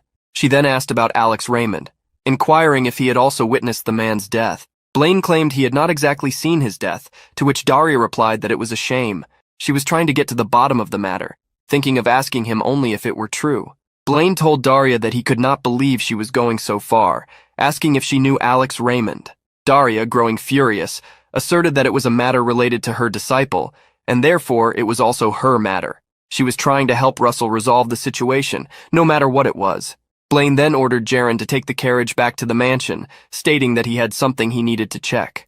Elsewhere, a skull with a symbol on its forehead was on a table. In the silence and emptiness of the place, two flames appeared in the eyes of the skull. Daria was scolding the protagonist for being so distracted, even a day before his mission. She, who floated in the air with the aid of magic, had summoned several flame golems to train against Russell. She questioned him if what the master of the Red Tower had said had upset him. Russell, struggling to stay on his feet, supported by a flaming spear, denied the mage's assumption. Daria observed him, knowing what he was going through. Those who once praised him as a deity were suddenly slandering his father as a coward. In the face of such accusations, it was impossible for him not to be shaken. Returning to the ground, Daria approached the protagonist. "Child, the truth will eventually surface. In the meantime, I wish for you to focus on your path." After hearing Daria's words, the protagonist felt motivated again, asking her to guide him once more. Daria was pleased to see Russell's reaction, aware that his path would not be easy, but it was a journey he had to undertake. For children must step out of their parents' shadows, no matter how large those shadows were. While Russell trained with Daria, night fell, and in the great city where the academy was located, a woman with purple hair secretly blended among the people. 3 days later on Mount Calvain, Russell arrived through a teleportation portal at the incredibly cold location.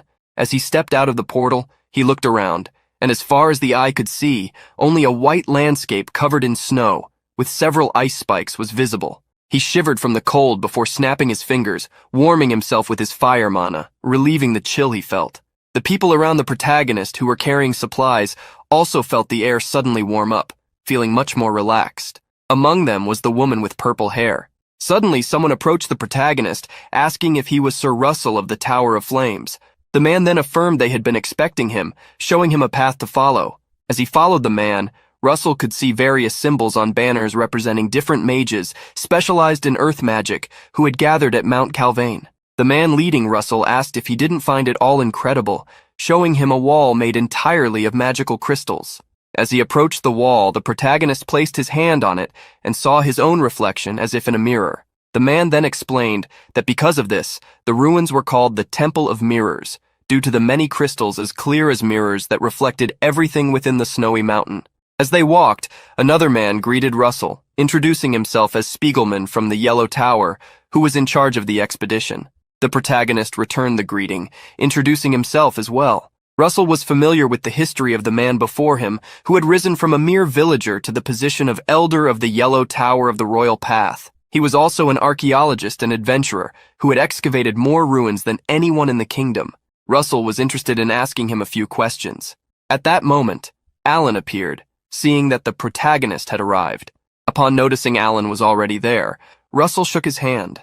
They chatted briefly, with Russell commenting that Alan was so diligent it felt like cheating. Alan laughed at this, stating that he just wanted to protect the relic from the era of the gods.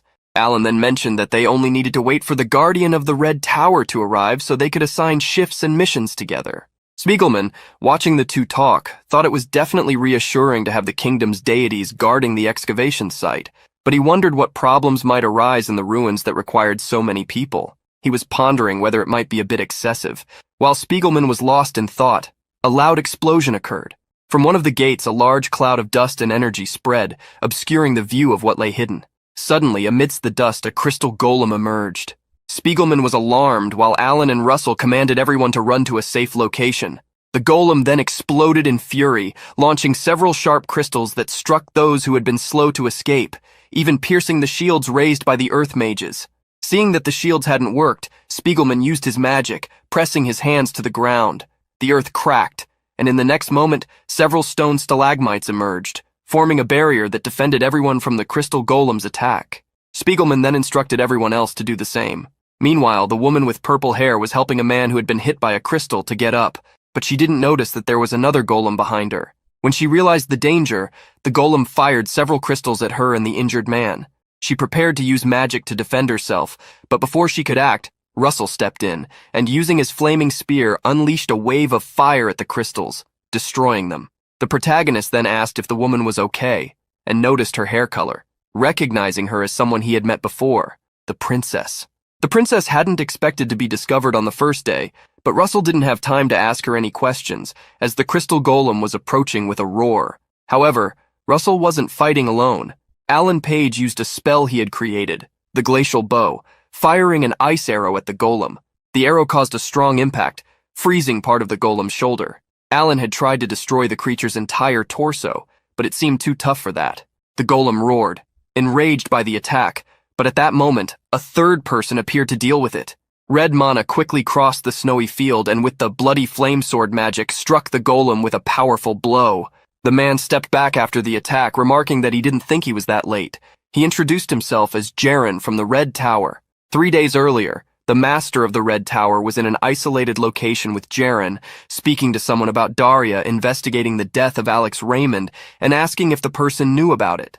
The one who responded was actually a skull with a pentagram on its head, which said it saw no reason other than the Red Tower master himself ordering the attack on Alex. The skull then asked if he was afraid of being caught. Blaine stood up, clenching his fist, expressing his disappointment, saying that if the skull had properly gotten rid of Russell Raymond during the tower's selection, Daria wouldn't even have the chance to have doubts. The skull explained that it happened because it had received incorrect information, believing Russell was just a child. Blaine grew irritated, asking if the skull was blaming him. But in that moment of anger, another person entered the hall, asking if the two had summoned him to watch them argue. The man, who had a scar over his eye, was Bismarck Rathmos. Blaine bowed to the Archduke, who had sat down in a chair. The Archduke remarked that Blaine's niece had interfered with their plans. Blaine confirmed, saying the original plan was to keep the number of guards to a minimum. The Archduke then asked how Blaine intended to acquire the ruins. Blaine introduced Jaren to the Archduke, stating that he would join the guards.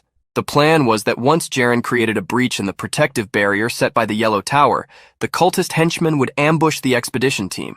Bismarck thought for a moment, then stated that for the plan to succeed, they would need to subdue the masters protecting the current king. To cut off support from these masters, who were Daria and Hemingway, they would need something that could be obtained from the ruins. Bismarck then took out a small box that emitted green mana, identical to the cultists, and asked Blaine if he didn't think they needed something more to ensure the plan's success. At the ruins, the princess pulled the protagonist behind a tent against his will. She asked him to be quiet, saying that her presence there was a great secret and that it had to remain a secret in the future. The princess instructed Russell to ignore her and follow his own path, even though it might be difficult to understand.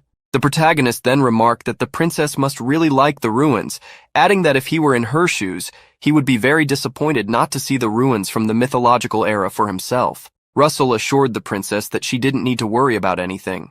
The princess commented that the king and the ministers were going mad trying to keep her restrained, while apparently Russell didn't care about her. The protagonist then revealed that even for a brief moment, he had seen the princess's aura and, to her surprise, stated that she must possess a monstrous power that even the knights couldn't handle. Therefore, he didn't need to worry. Upon hearing herself called a monster, the princess grew irritated, sneakily flicking Russell on the forehead. She then went her own way, telling Russell that they should both do their best in their respective roles. With her back turned to Russell, the princess smiled, feeling that the protagonist was a decent person, though still completely childish. The protagonist then realized he could have taken advantage of the princess by asking for a dragon heart in exchange for keeping quiet. Elsewhere, Spiegelman and the other mages were constantly using their magic. The protagonist approached Alan Page, apologizing for being late. He then noticed that the magical spells weren't working. Alan explained that this was due to a spatial disturbance, one of the most powerful protective barriers. The mages kept trying to use their magic, like drills, to break through the barrier, but they were always thrown back. Spiegelman grew irritated, as they had finally found the gate to the ruins, and the spatial disturbance had appeared at that moment. Jaren, who was observing everything as a spy, thought it was a good idea to send a report to the Archduke about what was happening. The sun was already setting when Spiegelman was surprised to be informed that there was a way to create a breach in the barrier. Alan, who had said this, claimed that there was a relic from the Age of the Gods in the possession of the Tower of the Spear that could be used to penetrate the barrier and pass through it. Spiegelman thought the idea was great, but doubted that the tower would easily hand over something so precious. In response, Alan stated that he would personally go to the Tower of the Spear to request permission to use the artifact. The archaeologist was extremely excited, declaring that if Alan could solve such a problem, he would repay the favor as a representative of the Yellow Tower. Alan smiled, promising he would return as soon as possible. Alan said goodbye to Russell and Jaren as he headed to the teleport portal, stating that he would owe them both for protecting the site in his absence. Jaren found the situation favorable, as with Alan Page leaving, only one battle mage remained. Unaware of Jaren's intentions, Russell said he wanted to discuss the rotations for Night Watch, but without any conversation, Jaren declared that he would be on guard first. Russell, standing next to Alan, who had not yet left, noticed the terrifying smile Jaren gave before walking away. In an area near the barrier, two mages were warming themselves by a fire. Suddenly they noticed a masked group approaching. They quickly stood up and ordered the group to stop, as the area was under the jurisdiction of the Yellow Tower. Those were the last words of the two mages who were attacked from behind. Jaren was the one who eliminated the two mages guarding the barrier. He then placed his hand on the barrier, opening a breach in it. He informed the group of cultists that the plans had changed, as a spatial disturbance had appeared in the area where the ruins were being guarded, and Alan Page had gone to retrieve the artifact that would break the shield at the gate. The group of cultists was led by a masked figure who spread their arms to better sense the smell of the bodies burned by Jaren. Meanwhile, Jaren stated that all they needed to do was blackmail Alan by taking Spiegelman hostage. The cultist leader then asked about the guy they called the divinity of the Tower of Flames. Jaren ordered the group to get rid of Russell, not tolerating any failures like the last time. One of the cultists, wearing heavy armor, belittled Jaren, stating that he talked too much for just a spectator, creating a tense atmosphere between them. The cult leader intervened, saying that they were on the same side. He then mentioned that obviously they couldn't harm the illegitimate son of the esteemed Lord Blaine, making Jaren grit his teeth. The mage was furious at the provocation, unleashing his mana to attack the cultist. But before Jaren's strike could land, the cult leader used some kind of spatial magic to create two portals, causing Jaren's attack to pass dangerously close to his own neck. Jaren asked what the man had just said, to which the cultist replied that he was merely joking, urging Jaren to open his heart a little more. Not long after, the cultist began using magic in the form of a circle, drawing a pentagram in the snow-covered ground. Suddenly, several monsters began rising from the circle. As the monsters emerged, the cult leader declared that their plans were foolproof, but if something did go wrong, Jaren should remember to use the artifact the Archduke had given him. Before going to the ruins, Blaine had reminded Jaren of something. After the mission is over, you will live as a ghost until the day the Archduke ascends the throne. For that, there must not be a single survivor returning from the expedition. Jaren asked if he should use the object the Archduke had given him if things went south. Blaine then smiled, placing a hand on Jaren's shoulder. Didn't you want my recognition? I'll simply trust that you won't fail, no matter the cost. Jaren watched as the attacks on the ruins began, observing the excavators, while accepting the fate Blaine had set for him, to become a ghost that spread fear and despair. Before the attacks had started, Russell asked Spiegelman about a dragon with multiple horns. The archaeologist questioned why Russell was suddenly interested in the topic. The protagonist then revealed that he had seen a mural on a mission that caught his attention due to its unusual nature. Spiegelman regretted not being able to provide a precise answer, but recalled an entity he knew of. The protagonist became intrigued when Spiegelman revealed that it might be the Divine Dragon King. Russell had never heard of such an existence before. Spiegelman thought for a moment, stating that, due to the lack of historical documents, they didn't know much about its feats, but it was said that this dragon had resurrected those worthy of facing it. Suddenly, Pepper appeared, surprising the protagonist. Spiegelman was astonished to realize that Russell could also summon spirits. Pepper ignored the archaeologist and headed toward the tent's exit, growling. The protagonist wondered what Pepper was doing, but in the next moment, a large monster with yellow blisters covering its body burst into the tent. The monster inflated the yellow blisters on its face, as if holding something in its mouth, and in the next second, spat a jet of fire. All around, the tents were ablaze, and people were shouting that they were under attack. The mages who were leaving their tents found themselves face to face with a large knight wielding a mace. They united to attack the cultist. Quickly, sharp stones were launched at the knight, who easily defended himself, destroying the attacks and calling such abilities pathetic. The mages were shocked to see their enemy unharmed, even after the assault. In the next moment, the cultist swung his mace, now imbued with dark energy. The mace struck the ground, causing a wave of energy that forced the mages to retreat. Elsewhere, other mages were using earth magic to attack the cult leader, who walked calmly through the chaos. To defend himself, the cult leader used the same magic he had used against Jaren, creating a portal that absorbed the attacks, opening another behind the mages, teleporting the attacks back at them. Caught off guard, the mages were struck by their own magic. The cult leader walked through the flames, wondering where the old man Spiegelman was. In one area, amidst the fire, there was a barrier. The protagonist, who had created the barrier, asked Spiegelman if he was all right. The archaeologist was extremely irritated, questioning who the insane people were that dared to attack the Endymion excavation site. Looking at the chaos, the protagonist noticed the presence of the undead. Those who wielded the power of death as a weapon could only be cultists.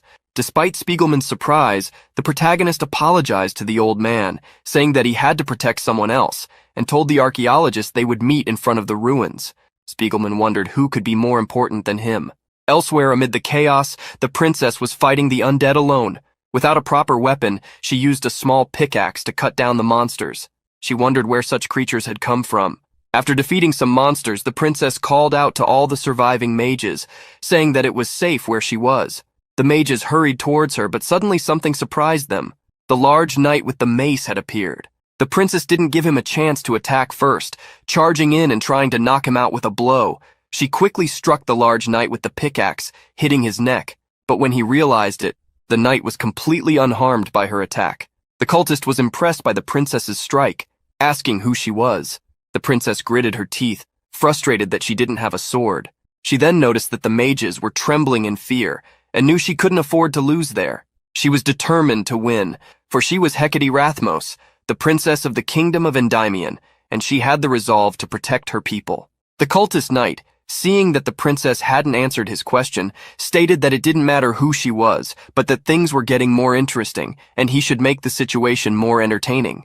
He then raised his mace to strike the princess, but before any attack could be directed at Hecate, a lance of flames passed by her, with the wielder of the flaming spear attacking the large knight and throwing him far away. The protagonist then asked the princess if she was all right.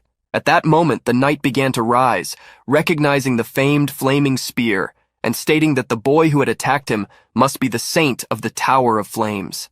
The protagonist faced the armored giant, gathering the power of flames around him, and declared that he would handle the knight. He then instructed the princess to take everyone to the entrance of the ruins, as he planned to regroup with Spiegelman there. The princess asked the protagonist if he was sure he could handle the enemy alone.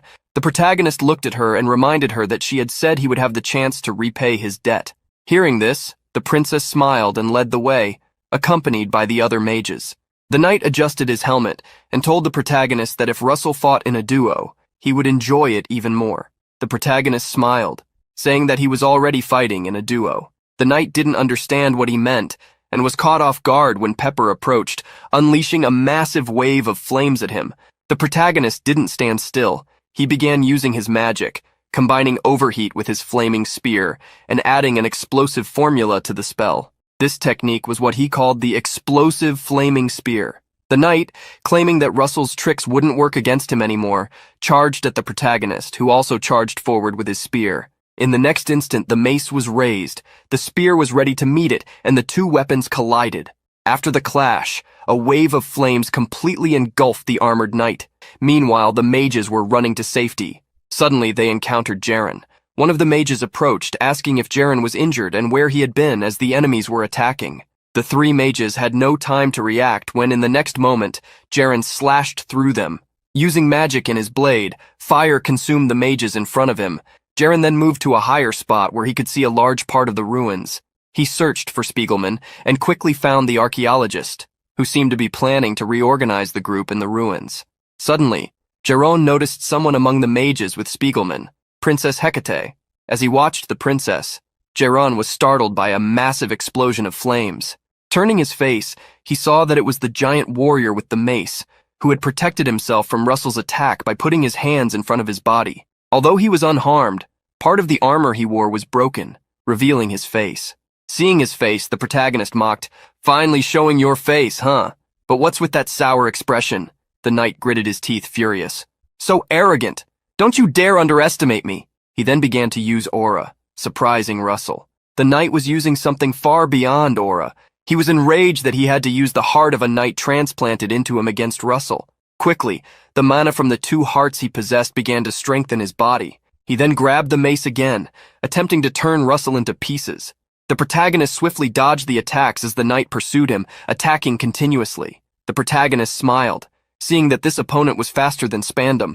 Suddenly, Russell stopped. No longer running, he gathered energy and charged in the opposite direction from where he had been fleeing, striking the knight in the stomach. The protagonist intended to end the fight at that moment, but suddenly, a wave of water exploded from a portal, forcing him to retreat. The protagonist wondered what had just happened. In front of him, the knight stood up. Next to him was a masked man who claimed that the pressure from the seabed was quite useful. The protagonist then grabbed the spear again, determined not to miss the attack this time. 5 points spun with the tip of Russell's spear as the center. The protagonist had no intention of missing this attack. The cyclone of the flaming spear. He threw the spear at the two men, fast enough that they couldn't evade.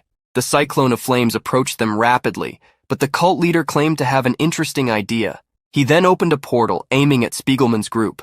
The protagonist realized too late what was happening. In the sky, a large portal appeared.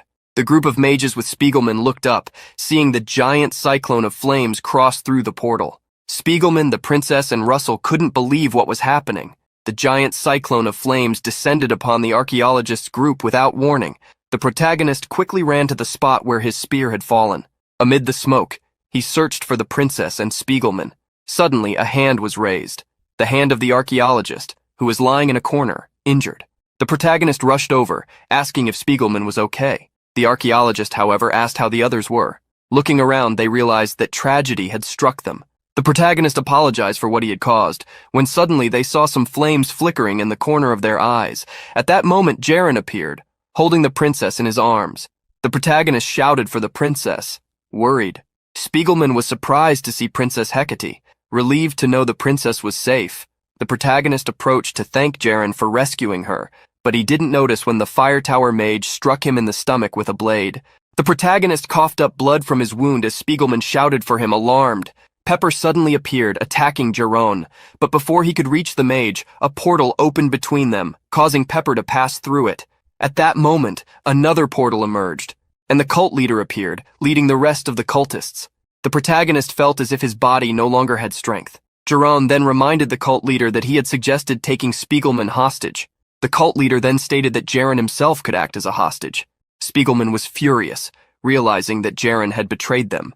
He then used earth magic to attack the group, but before his magic could do anything, he was struck by a mace, falling to the ground with a massive wound on his back.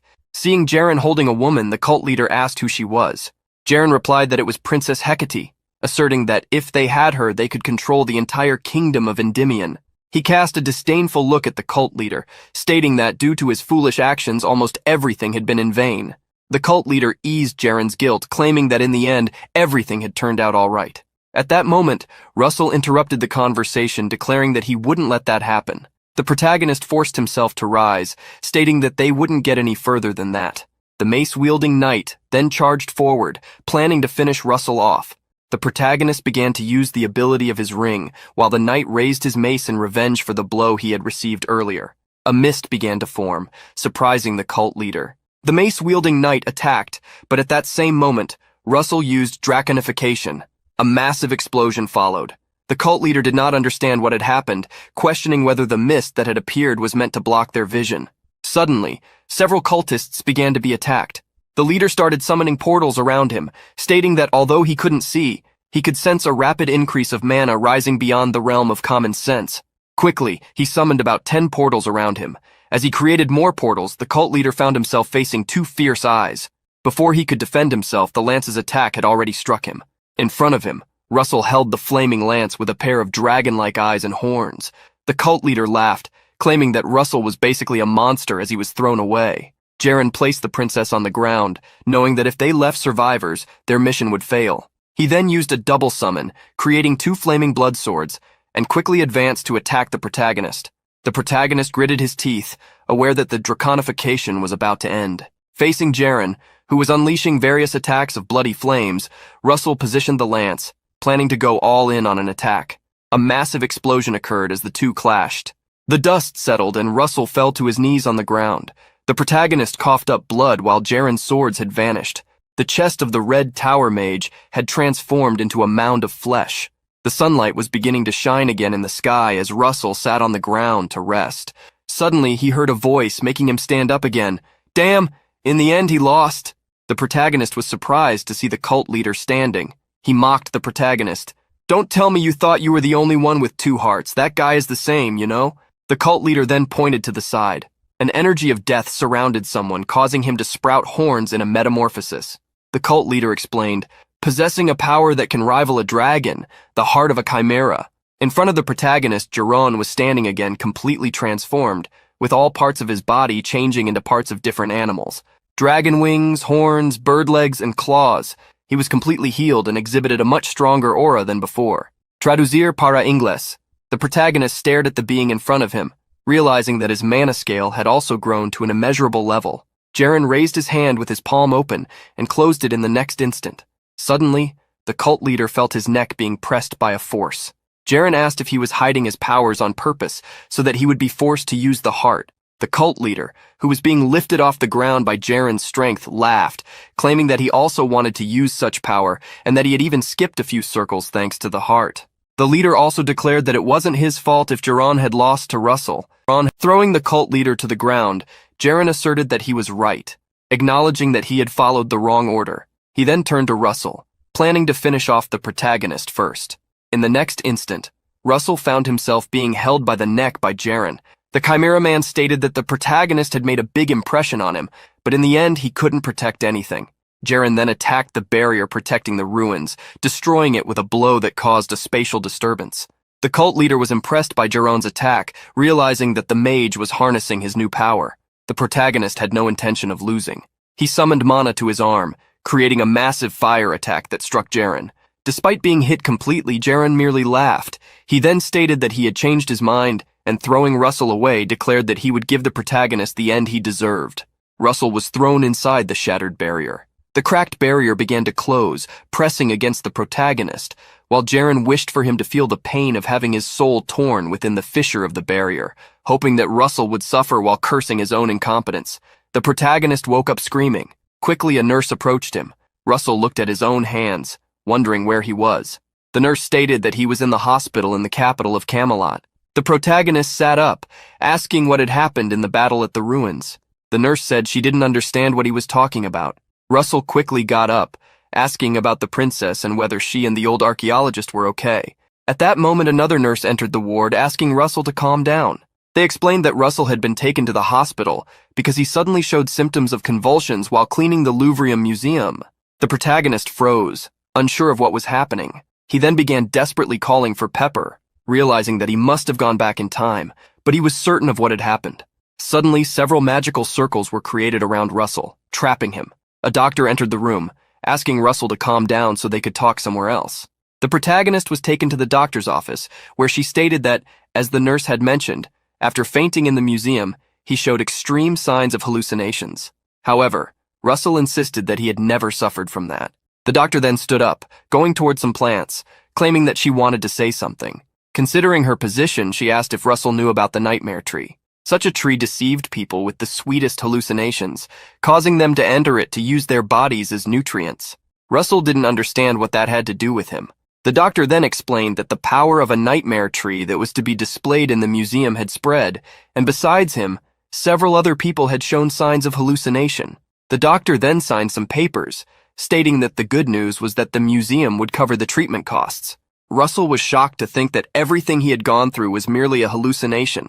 The doctor then handed some diagnostic papers to the protagonist, stating that when the museum representative arrived, he could receive compensation. She approached Russell, saying it was time for him to wake up from the dream.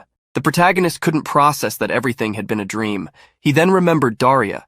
Even on foot, he made his way to the residence of the fire tower mage amidst the rain.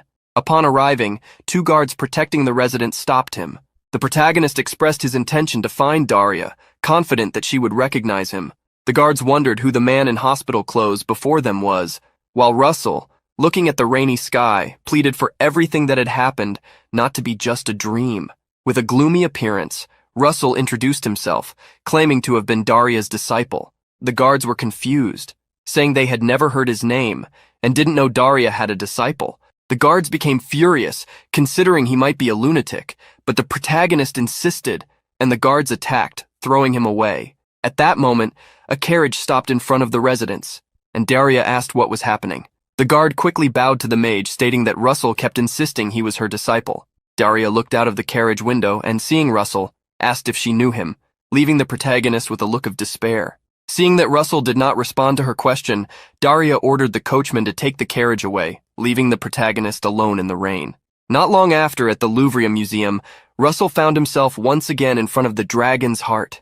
He wondered if it was truly the pollen from the nightmare tree that was to blame. Overcome with anger, he punched the glass protecting the artifact. He pleaded that if this was a dream, he hoped to wake up soon. The sound of an alarm went off when the glass shattered, and quickly the museum guards rushed to the scene. They threw him to the ground and without hesitation restrained him, asking who he was before taking him away, much to Russell's despair. After this incident, Russell tried to prove that his life was not just a dream, but all his efforts were in vain. Thus, the years passed. Russell, who had desperately resisted this new, incomprehensible reality, was gradually overtaken by apathy. Now, Russell found himself in a field, traveling in a cart with other people, when he received a newspaper. In it, he read the news about the youngest master of the Lance Tower. At this point, he was already convinced that in no way could someone like him have received such a grand opportunity in real life. The cart took him back to the Walker Hill Academy, where he never imagined he would return, much less as a janitor. Russell emptied his mind, abandoning his ambitions and, in the end, abandoning himself. While sweeping the leaves, he reflected that, after all, life wasn't so bad, as he had at least managed to get a decent job for someone like him. Suddenly, he heard a noise. Behind a building, a group of students was oppressing a single student. Russell turned away, believing it was not his concern. However, upon hearing the cornered young man shout that no matter what happened, he would become a mage, Russell stopped. The others mocked the boy, especially because he suffered from mana vein constriction. This made Russell hesitate to continue walking. The young man was held down while one of the students, with fire at his fingertip, threatened to mark the boy, saying he would never forget the inheritance of his illness. The boy closed his eyes in fear, but when he opened them again, all the others were unconscious on the ground. He stood up, and his eyes found only the janitor, who calmly continued sweeping the leaves. Later, while eating a sandwich, Russell complained to the young man who was now following him everywhere. The boy laughed, saying he was just reading a book and that it was a good place to concentrate. Out of the corner of his eye, the protagonist noticed that several students were hiding. Russell sighed and asked if the boy really suffered from mana vein constriction. He mentioned that he knew someone like him who had also studied at the academy. The young man perked up and asked what had happened to that person. With a serious expression, Russell replied that this person had been expelled for not being able to overcome his own limits, being considered a failure, without even reaching his goals. Russell stated that for a mage, mana vein constriction was like living without a life. In some cases, giving up was a sign of courage. The young man, however, insisted that he could not give up. He stood up, smiled, and reaffirmed that he would never give up. Russell remained silent, watching the boy walk away. Suddenly, a bald man called the protagonist over. Russell approached, addressing him as boss. The man warned him to be careful, and advised him not to associate with that boy to avoid trouble. Confused, Russell asked what he meant by that. The man then revealed that the young man was the son of the traitor of the deposed master of the Red Tower. The memory of a ruined family came back to Russell's mind. Elsewhere, a group of people listened attentively to the words of a skull. The world of the Guardians is coming to an end. Head towards Walker Hill Academy and announce our return. In a pond, the young man whom Russell had been advised not to approach held a small stone, trying to use magic on it. Suddenly, Russell approached the boy, asking why he couldn't give up on the path of becoming a mage just as he could. The boy lowered his head and, smiling, stated that he had made a promise to his own mother. The protagonist fell silent, not responding. At that moment, the group of students who bullied the young man appeared, armed. Their leader declared that they had been careless last time, but this time would be different. Russell looked at the youths and advised the boy beside him to pay attention, as it was the only way he could become a mage. Then, Russell released his mana, causing the youths to retreat. He gathered mana in his hand and clenched it to throw a punch. Time passed and snow arrived. Russell watched the young man running around a square, urging him to run faster as his life depended directly on the distance between him and the enemy. Overload and wizard body, unlike an adult with a fully developed body, would be much more effective if used by a child as they grew. While training the young man, Russell thought that his progress was very slow. He landed a hit on the boy, who knelt down, exhausted.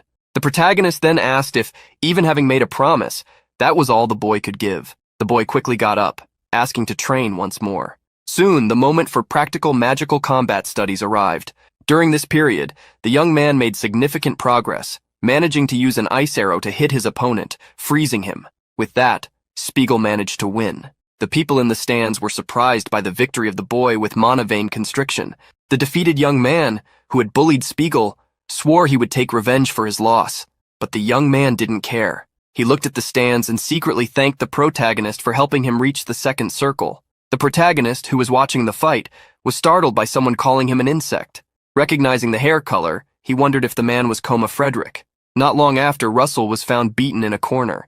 His boss reminded him that he had warned him not to get close to that boy. Frederick stood in front of Russell, claiming that thanks to the protagonist, his son had been humiliated several times. The protagonist laughed when he realized that the boy defeated by Spiegel was Frederick's son. The man then leaned down, stating that Russell seemed unaware of his situation. As if he used the connections he had, he could rid himself of both Frederick and the boy that Russell adored. Russell began to laugh, surprising everyone. He then looked at Frederick with disdain and said, "Me? Adore that boy? I just teased him because it was fun to mess with him." Despite everything, because of Frederick, Russell needed to leave the academy so that the man wouldn't touch Spiegel. The protagonist left during the night, but before he could go, the young Spiegel noticed him and asked where he was going. To the boy's surprise, Russell said he was leaving the place. Spiegel asked why Russell was doing this, but the protagonist didn't respond, just trying to escape the boy. However, the young man ran faster, placing himself in front of the protagonist and stopping him. He then noticed the bruises on Russell's face. Russell asked what Spiegel expected from someone like him, questioning whether the boy really thought he was his teacher or something like that. Russell then pushed past the young man, advising him not to be so delusional. Tears streamed down Spiegel's face even though he tried to hold them back. Coma Frederick was pleased with the situation, stating that this was why he loved money and power, because with it, he could do everything his way. Suddenly, the carriage where Frederick was stopped abruptly, nearly causing him to fall. In front of the carriage, some hooded men blocked the way, while a green light emanated from them. Coma became extremely irritated, asking how they dared to block the path of someone from the Frederick household. But in response, what Coma received was a powerful attack, the force of which was so great that it struck the entire street. Russell, who was already a distance away, heard the powerful explosion that occurred near the academy. Turning back, he noticed that the entire academy was on fire. He opened his mouth in surprise, questioning what had happened to the academy. A hooded man sat above everything, giving orders to the cultists. "Today's attack shall announce the rebirth of our cult in the world. Spread out, cause horror and despair, and create a sea of blood." At his command, the cultists dispersed, burning and destroying the academy and its students. But not everyone would let themselves be attacked without fighting back. A young man used an ice arrow on one of the cultists who, despite being hit, suffered no damage. He grinned maliciously at the boy. "A little fly is still alive." Russell quickly ran back to the academy. He found Spiegel, who was on his knees before the cultist. The protagonist noticed that the young man wasn't smiling, and the cultist also noticed, asking if the boy wasn't afraid. Spiegel was smiling because he believed he had bought enough time for the others to escape. Russell, who was hiding, could feel an immense magical power in the cultist, a power that even the teachers hadn't been able to face. He remembered that when he had the chance, he had become the utopian guardian. But now, after waking up from the dream, he felt powerless. He asked himself what he could do, thinking only that he needed to run. He confirmed that it was the right choice. There was no reason to sacrifice himself. The cultist belittled Spiegel, advising the boy to know his place. Spiegel simply replied that he knew he couldn't win, but that protecting people was what being a guardian meant. Russell was shocked to hear those words he himself had once spoken. The cultist had no intention of continuing the conversation. He let his mana overflow, stating that Spiegel's naivety had sealed the young man's fate. As he prepared to attack the boy, he was surprised when someone appeared from the side, striking him squarely in the stomach with a sword. The attack was not enough to defeat him, so the cultist turned his attack on the new target, throwing Russell away. The cultist pulled the sword from his own body, gritting his teeth in rage at such insects. Taking advantage of the cultist's distraction, Spiegel channeled third circle magic. Ice bolt. Several ice stones hit the cultist's back, though Spiegel was exhausted after the attack. Russell didn't stand still either. He grabbed a spear from the ground and rushed to attack the cultist, managing to hit the enemy's neck thanks to his distraction. Russell fell to his knees after defeating the cultist. Spiegel quickly ran to his side, seeing that the wound on the protagonist's arm wouldn't stop bleeding. Russell advised the boy to run quickly, as more cultists would appear soon. Spiegel was scared, saying he couldn't go alone. The protagonist then grabbed the boy's shoulders. Are you going to become a teacher who can't even protect one of his disciples? Being called a disciple surprised Spiegel, who heard Russell telling him to stay alive and become a guardian. The protagonist laughed, asking if keeping one more promise would hurt him. Spiegel started crying more than before.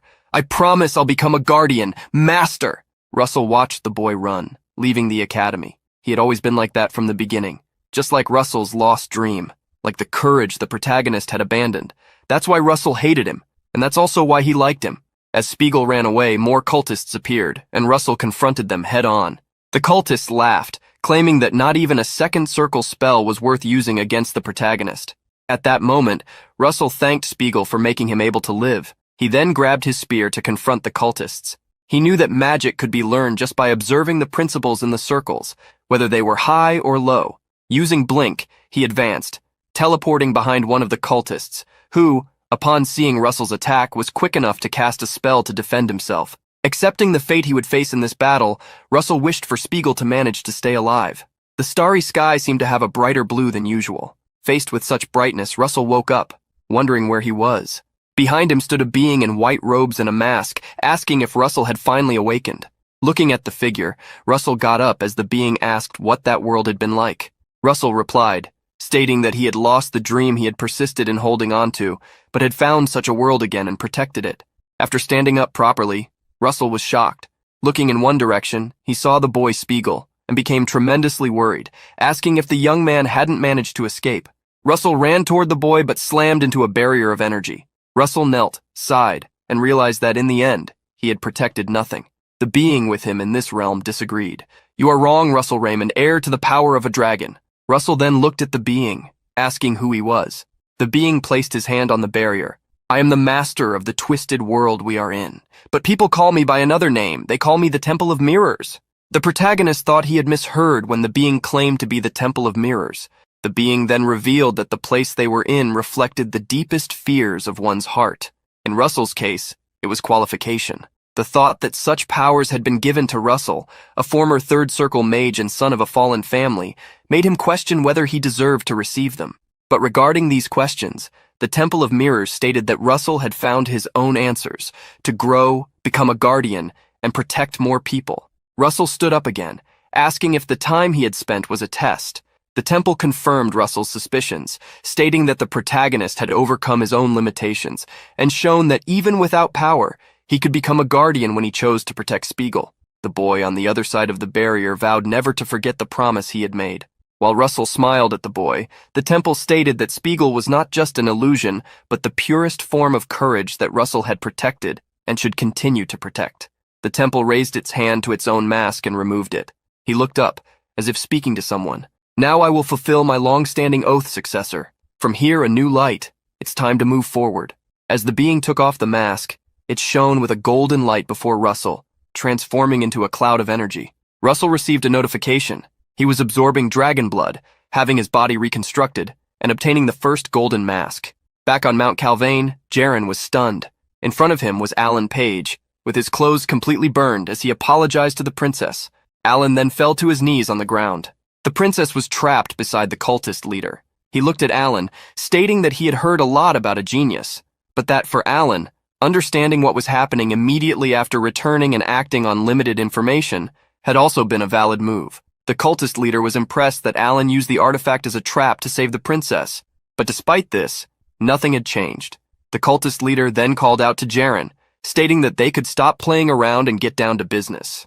Jaron then flew towards the barrier, injecting mana into the artifact he held in the palm of his hand, stating that they needed to break the barrier first. Suddenly, a massive battering ram appeared. Spiegelman was surprised by the appearance of this weapon, one of the divine artifacts. The princess gritted her teeth, knowing the barrier couldn't block such an item. Jaren was thrilled. He no longer intended to deliver such an artifact to those who commanded him, but to show the world the item on his own, to prove he was superior. Jaren then commanded the battering ram to strike the barrier. The massive artifact moved, causing a loud crash as it struck the barrier that guarded the ruins, But after the first impact, a hand emerged through the crack the battering ram had made in the barrier, causing a massive amount of mana to explode into energy against the artifact. Not only Jaren, but also the cultist leader, the princess, and Spiegelman were shocked. They were stunned to see the battering ram blocked, but Alan was different. He realized that someone was there. A cloud of snow had been raised by the impact of the battering ram against the barrier. Within this cloud, a blue light shone. Through it, from an opening in the barrier, Russell appeared, wielding a flaming spear and wearing a mask on his face. Upon seeing this mask, the cultist leader and Jaren had a premonition, but they didn't have much time to think, as Russell quickly advanced against the cultist leader. He tried to defend himself by creating a portal, but Russell's attack was too powerful, pushing the cultist leader back and destroying the portal, sending him flying backward. Jaren was amazed to see Russell's attack destroy the portal. Taking advantage of one of his opponents being knocked out, the protagonist untied Spiegelman and the princess. He also said a few things to them which, ironically, they couldn't understand because the mask muffled his words. The protagonist then removed the mask, expressing relief that they were safe. The pair still hadn't realized that the masked person was Russell. On the other side, Alan smiled as if telling Hemingway that his bet with Daria would not be easy to win. The princess approached the protagonist, relieved by his return. He held the princess's hand while looking upward. Jaren emanated a terrifying mana, so the protagonist suggested they talk later. Jaren, who already considered himself a superior being, stated he was getting irritated by these insects. Just because you've returned doesn't mean things have changed. I will destroy you and take the artifact for myself. Quickly, the battle between the two began. Powerful explosions could be seen and heard from far away from the combat site. Russell's spear and Jaren's blood-soaked swords clashed in the air as the Chimera Man repeatedly claimed that the mask should belong to him. As they fought, Russell asked if everything that had happened there had been orchestrated by Blaine. Jaren grew furious, delivering a powerful strike that pushed Russell away. But the protagonist quickly recovered, moving behind Jaren and demanding that he stop and admit that he was Blaine's shadow. Jaren did not respond but continued attacking the protagonist, who retaliated, confronting his opponent relentlessly. Both returned to the ground after the stalemate between their attacks. Jaren flooded his sword with red mana as he unleashed an origin magic. The truth is simple. I am not his shadow. The powerful blow created a red wave, the color of blood, crashing onto the protagonist with a loud bang. The impact raised a cloud of dust, obscuring any trace of Russell. When the dust settled, the protagonist revealed himself, wielding two flaming spears and using Dragonification. He didn't want to waste time with the transformation, so he quickly advanced to attack. Meanwhile, Jaren was blinded by greed. If I obtain the mask, Blaine will be the one in my shadow. Power is everything. You know that too, don't you? The protagonist reached into a space, retrieving the mask and putting it on his face, while telling Jaren that strength was not the most important thing. Russell received a notification that the mask was helping manifest the dragon's blood, allowing for a second Dragonification. The protagonist wanted to use such power, activating the second Dragonification. Fire quickly surged around him. After that, the mask disappeared, giving way to scale-like tattoos beneath Russell's eyes, as he declared that courage came before all else. Jaren began walking toward the protagonist, repeating his last words. That's just nonsense coming from someone who's never fallen into darkness. Russell sighed as he started to release his mana. That's not true. I have been in the darkness too. The only difference is that I followed the light. The mana generated by Russell quickly materialized several flaming spears. With a tight grip, the spears merged, forming a magical spear, Gabolg. Jaren grew enraged. He spread his wings, rising into the sky, and with powerful mana overflowing, which could even turn the sky red, launched several attacks at Russell, challenging him to prove if what he said was true. The protagonist, with his new spear, confronted the heavy attacks of the Chimera, causing a massive explosion from the clash of the two mighty forces. Not long after the explosion dissipated, Jaren fell to his knees on the ground, supporting himself with one hand. The other, he realized, had been severed and fallen. Jaren, knowing he had the heart of a Chimera, wondered why he couldn't reach Russell, or how.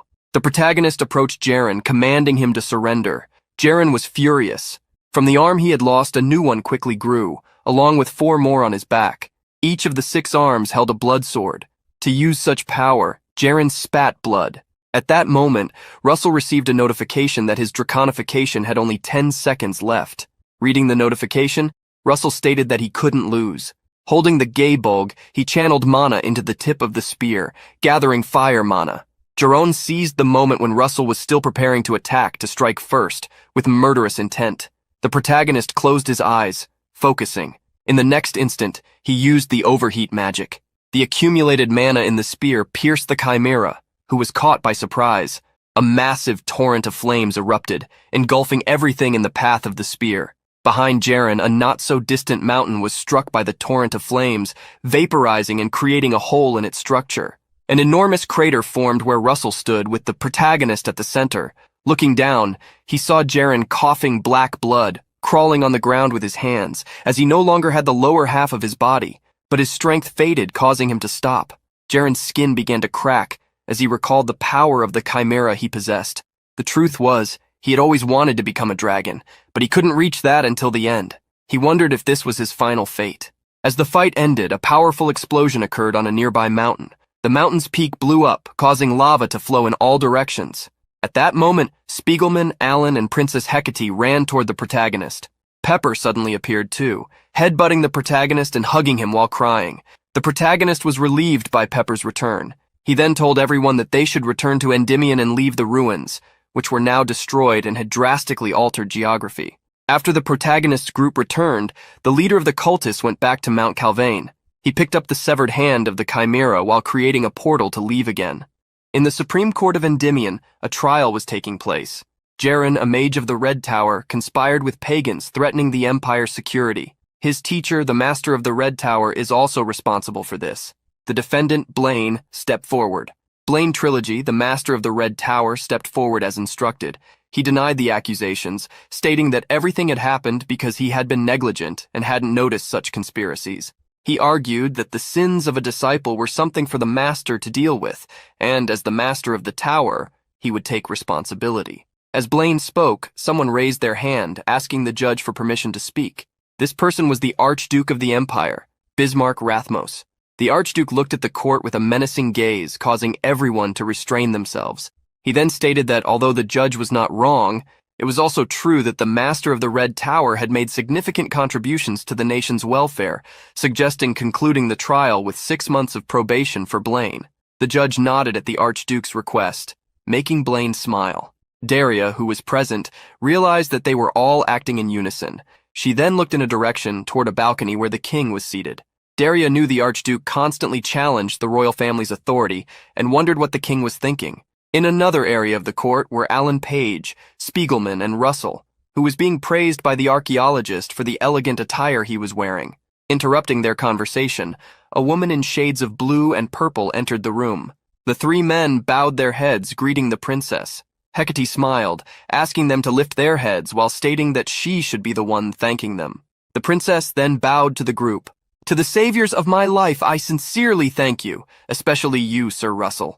The protagonist was surprised by the gratitude directed at him. He then saw the princess turn to leave, but before she exited, she winked at him, stating that they would meet again. The atmosphere in the room became a bit awkward after the princess left. The protagonist tried to stay focused. He saw this as an opportunity to carve the Raymond family into people's minds. Not long after, the 3 were kneeling before the king. "Today's meeting is to honor the knights for their contributions. After recognizing your collective achievements, we will discuss each of your individual contributions." The king then placed his sword on the archaeologist's shoulder.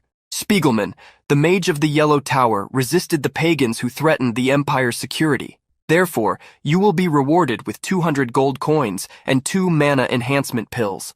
The king then addressed Alan, placing the sword on his shoulder. "Sir Alan Page, second son of Count Page and mage of the Spear Tower. You bravely defended against the pagans who targeted the relics. You are awarded the Dawn Medal, Morgenrot, and the title of Baron." The king then turned to the last of the 3, Russell Raymond. He asked Russell to lift his head. "In the past, your father deserted the battlefield, representing a significant threat to the kingdom's security. Therefore, it is natural that the ministers doubt the loyalty of the Raymond family, so prove it here today." The protagonist didn't understand what the king meant by those words. The king then stated that the master of the Flame Tower had said that Russell had advanced to the 5th circle. Daria smiled, knowing that the darker the shadow, the brighter the light within it. The king then instructed the protagonist, "With such achievements, no one will doubt your efforts." Daria, watching closely, realized that the king's plan was to make Russell a hero before everyone and weaken the Archduke's faction. The protagonist then began using his mana. creating a projection circle, a first circle magic that revealed someone's attributes. But for those who knew nothing about magic, there was no better spectacle. Quickly, after using the projection circle magic, 5 fire circles appeared near the protagonist, revealing his current circle level. The people present were impressed by the mana from that magic and by Russell's rapid growth, as he had only recently graduated from the academy. Alan Page was also there, surprised by Russell's explosive growth. Not only him, but also the master of the Yellow Tower. Russell then bowed again to the king, who stated that he had thought Russell's father was a withered flower, but was actually hiding a beautiful seed. Russell responded to the king's compliments, saying they were far too generous. The king then spoke loudly for everyone to hear. "Listen, knights, regarding the special case of the Raymond family, I elevate your title to Count. Additionally, with a third-class military merit medal, I hereby grant the right to levy taxes on 10,000 families in the neighboring city." The protagonist acknowledged the king's gifts while everyone present clapped and cheered for Endymion. The king then placed his hand on Russell's shoulder, asking him to rise. Holding the protagonist's hands, he thanked him for saving his daughter Hecate, stating that these words were not from a king but from a father. The king then asked if there was anything Russell desired so that he could repay his deeds. Russell knew exactly what he wanted to ask for. Not long after, the protagonist returned to his room with what he had requested from the king as repayment. Initially, he didn't know how he could obtain such a thing, but thanks to the unfolding events, he finally acquired a dragon heart. He observed the dragon heart above the flame, which appeared shriveled and ugly, but he knew that when he infused magical power into the heart, it would reveal its true form. Hoping to manage this, Russell began infusing mana into the dragon heart. After some time, Russell started to struggle when suddenly the dragon heart cracked, shattering into several pieces and releasing an energy. From the released energy, a dragon horn appeared, the same horn Russell had found during the trial of fire when he had to fight against the ice golems. Russell received a notification stating that the dragon heart had revealed itself and that he had obtained the forgotten king's horn, an essence of lightning. Russell sat in a lotus position, trying to assimilate the essence of lightning. His eyes were closed as he absorbed the energy from the horn. Compared to the time when he had to absorb the essence of fire, this was much easier. Russell opened his eyes and let out a sigh of relief. Raising his hand, he could feel the powerful, thunderous energy flowing through him. He was impressed, as even without absorbing all the essence, it had already filled 1/3 of the 5th circle. While absorbing the energy, Russell received a notification that he had reached the absorption limit of the lightning essence. Any mana beyond the absorbed limit would reside within him as a dormant power. The intermediate understanding of the lightning attribute had been reached to the limit, advancing toward advanced attribute understanding. Fire spread over some things in the protagonist's room. With a growl, the small dragon spirit, Pepper, grew to the size of a bed.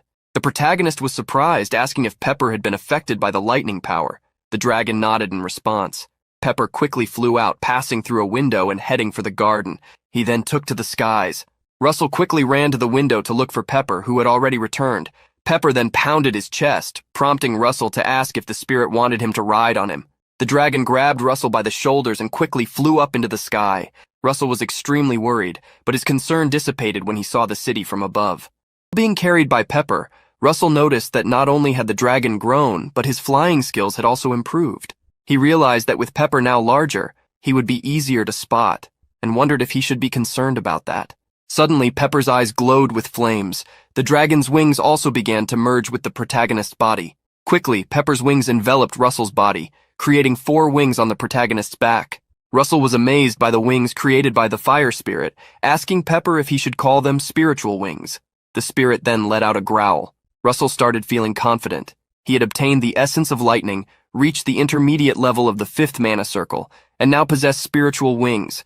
With this power, he felt he could face any opponent without fear. At the Tower of Flames, a man approached Daria, stating that he had heard she had a mission for him. Daria then instructed him that the mission was to escort Count Kimberly, a special envoy from the Kingdom of Kiel. She explained that although the national forces of Kiel were weak, they maintained their position as a neutral nation due to abundant mana production. But apparently, Marquis Jorio Comanche of the pro-Empire faction had attempted to bring the Empire into Kiel, so rather than falling under the Empire's control, Count Kimberly might have thought it was better to ally with Endymion. The mage, heading out for the mission knowing it involved the Kingdom of Kiel, was aware it would not be an easy task. At that moment, Russell called out to Hubert. The man then returned to greet the protagonist, as they had not seen each other in a long time. Russell asked if Hubert was heading to the Kiel Empire, and Hubert was surprised, asking how the protagonist knew about it. Russell then asked if he could go with him, as Daria had already given her permission. From what Russell remembered, Hubert had lost his life on this mission. The protagonist then received a mission to return alive with Hubert from the unknown danger. Russell knew there was no reason to prevent Hubert from going, so the only thing he could do was accompany him. The two traveled together. Hubert used magic to run on top of the trees, while Russell used his newly acquired spiritual wings to fly above them. Hubert confirmed they were almost at their destination, expressing relief at having Russell by his side. The mage then asked the protagonist why he had joined this mission. Russell didn't say much, only responding that he wanted to achieve new accomplishments, and that he had never been on a mission with Hubert before. The protagonist then flew faster than Hubert, stating that he would go ahead to check the situation. Russell knew that a failure in the mission would result in the tragedy that had befallen Hubert, and the Empire would interfere in Kiel's internal affairs. This meant there was a high probability the Empire was involved in what happened to Hubert. Russell then decided he had a single mission: to protect Hubert. Upon reaching a clearing, Russell saw several people fighting from above. There, he could begin his mission, to eliminate all the Empire's trash. Extending his hands forward, several fire cones were fired as Russell used the magic flare cannon. He would do this to prevent Hubert's life from being threatened. After defeating the enemies, Russell descended, along with Pepper, who had returned to a small form. Introducing himself as Russell Raymond, a mage from the Tower of Flames, he asked a man if he was Count Kimberly, as he was there to escort him. The Count was aware of Russell's fame. He then thanked him, stating that as soon as he had left the castle, people had started to follow him. While they were talking, Russell felt something coming from the forest. He turned and asked Count Kimberly to wait a moment. In the forest, Russell sensed an aura. The owner of that aura must have been at the same level as Spandam, or perhaps even more skilled. Among the trees, in another clearing, several soldiers from the Kingdom of Kiel surrounded a red-haired man who had appeared, trying to buy time. The man in red laughed, as if he were facing easy prey. He then attacked with his sword, making horizontal cuts. Russell finally remembered who this man was. As he recalled, the man had quickly defeated all the soldiers and destroyed several trees. Russell was sure the man who had caused the tragedy that befell Hubert was the Empire's swordsman McCrae Hughes. Hubert finally arrived where Russell and Kimberly were, introducing himself. Kimberly, also introducing himself, thanked Hubert for helping him. Hubert then looked around, seeing the defeated men. He was able to understand the scene. They were up against the Imperial army. Kimberly was extremely frightened by this. Russell then had a hunch. The Empire wasn't trying to hide its identity, apparently because it didn't think it was necessary, or because things were so urgent for them that they didn't need to bother. Isn't that right, Princess? Russell looked at the carriage to confirm his suspicion. A young woman with golden hair and green eyes stepped down from the carriage. Actually, you are as extraordinary as the rumors say. Let me introduce myself formally. I am Princess Camilla of the Kingdom of Kiel. The four quickly ran through the forest. Kimberly recounted that Marquis Manch was trying to consolidate power by having his son marry the princess. With the Empire's support, his cruelty could be unparalleled. Kimberly, who was being carried on Hubert's back, continued to speak. He then stated that they had already gotten rid of their pursuers, asking if there was any reason for such urgency. Hubert replied that since they had been pursued since leaving the fortress, there must surely be other groups. Despite the significant distance they had put between themselves and their pursuers, Russell felt no trace of being followed. However, he sensed a sinister feeling. Suddenly, Russell had a premonition and told everyone to duck. Behind him, a surge of energy appeared, like a horizontal cut chasing them. The energy quickly passed over them, hitting several trees and cutting them down. With the impact, an explosion occurred, destroying many of those trees. Hubert then lowered Kimberly from his back, telling him to run, as he and Russell would handle the situation there. Kimberly and the princess began to flee, while Russell and Hubert took a battle stance in front of the man who had appeared. Hubert was frightened, facing the man he referred to as a disaster in human form, the great swordsman of the Empire, McCrae Hughes. Hughes, who wore an eye patch, looked at the protagonist, observing his black hair and red eyes. He stated that the young man must be Russell Raymond. At that moment, Russell's mission was updated. He was to survive with Hubert against the dangerous McCrae Hughes. The protagonist felt immense pressure just from Hughes's gaze. The man then stated that he would make Russell pay for taking the life of his disciple. In the next moment, Hughes made a horizontal cut using the magic sword Chemacy. Russell didn't stand still. He placed his hand on the ground using the magic earthquake and made a second casting to create a protective shield.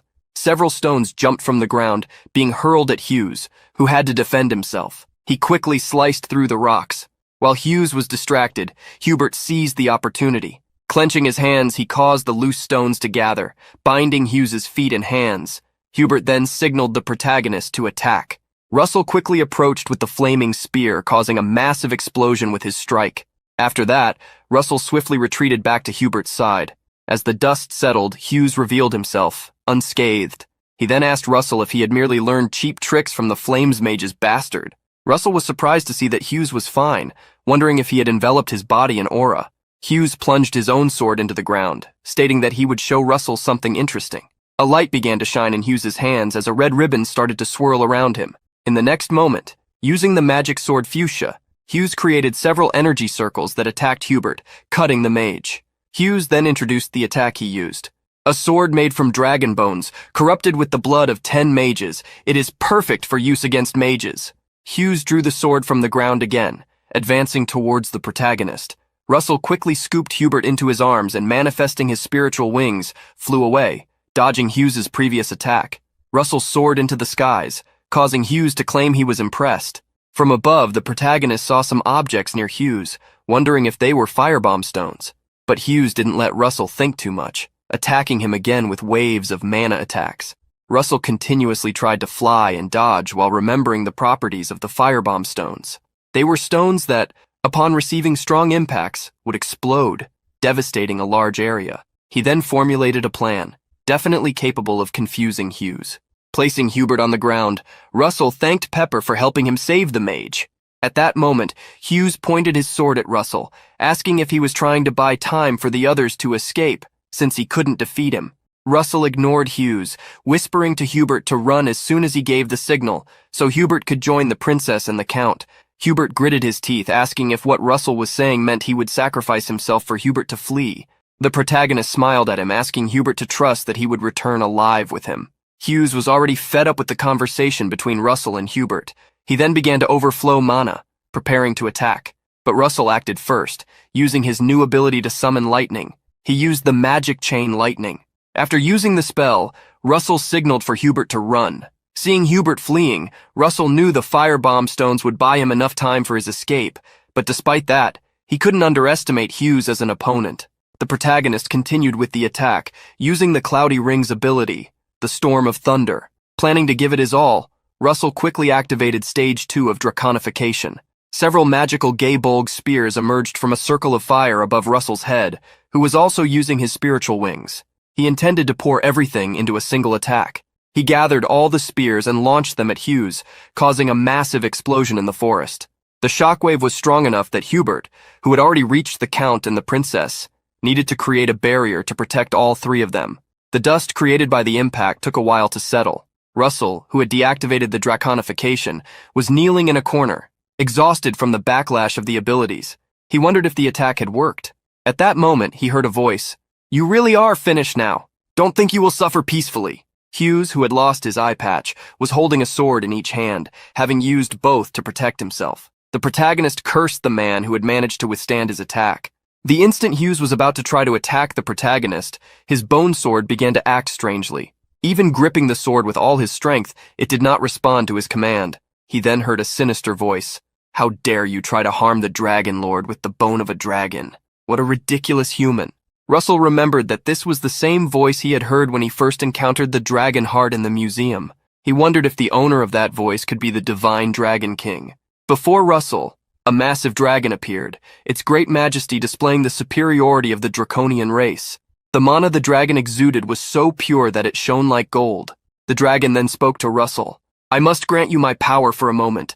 I implore you to eliminate this worm that insults the name of dragons. O divine Dragon King, I have something to ask. Find the dragons. Their existence will connect you to me. You will become the master and the hope for the remaining dragons in this world." Russell's eyes transformed into those of a dragon as he returned to the second stage of Dragonification, but this time he felt an even greater power within himself. He might not understand what the dragon truly wanted, but if he had this power, he would certainly be able to fulfill it.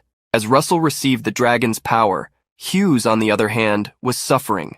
His sword, made of dragon bones, took control of itself, slicing through Hughes's arm.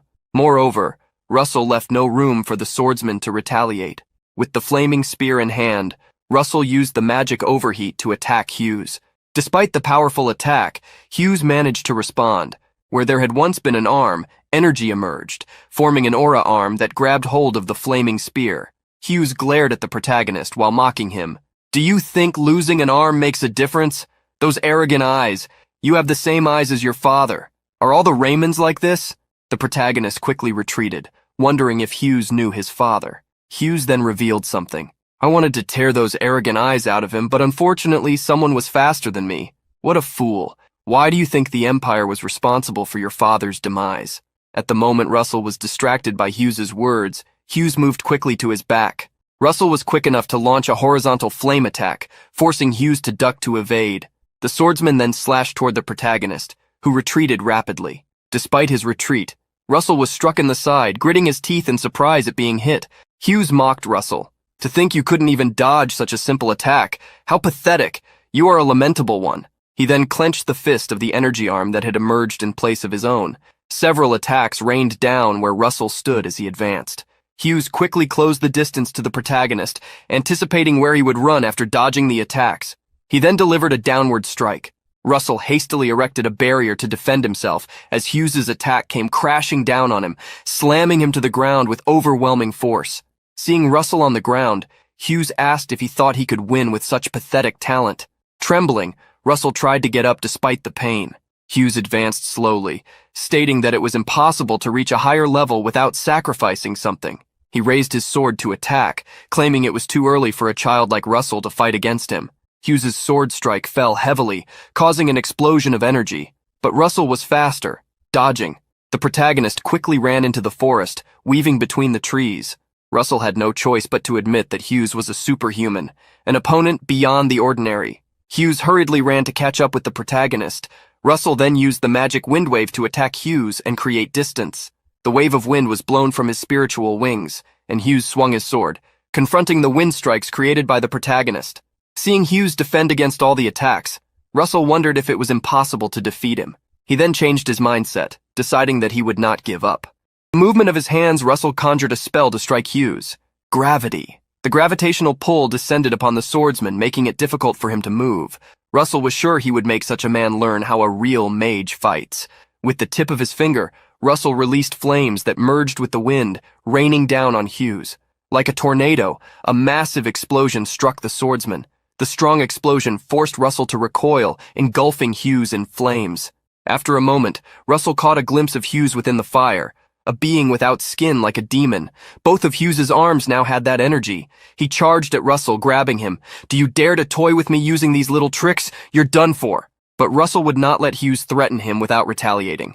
With the enemy so close, the protagonist saw this as the best opportunity to use the ring's ability. Instantly, a lightning bolt struck both of them. Amidst the lightning, Russell planned to sacrifice everything if necessary to reach greater heights. Even if he had to sacrifice his own body, it would be worth 1,000,000 times more. After the lightning struck, Russell kneed Hughes, sending him flying. With the lightning hitting his own body, Russell stimulated his muscles with the electricity, explosively increasing his speed. This was the last card he had held until now. Grabbing the great spear in hand, Russell used a skill he had created, advancing rapidly. It was a lethal attack. Hughes had no reaction other than surprise when Russell rushed in, hitting him and passing through him. After the attack, Russell coughed up blood due to the backlash of the power he used. Despite this, Hughes was perfectly fine, laughing. Russell had fallen to his knees before this monster. At that moment, Hughes quickly approached the protagonist, pushing his head against the ground. Russell was desperate, trying to use his power again. At that moment, a voice emerged from behind the two fighting. "Still looking like a beast, aren't you, Mr. McCry, Hughes?" A strong attack of stones struck Hughes in the stomach, sending him flying. As he fell to the ground, the energy creating a new arm for Hughes evaporated. He looked at the man before him, surprised.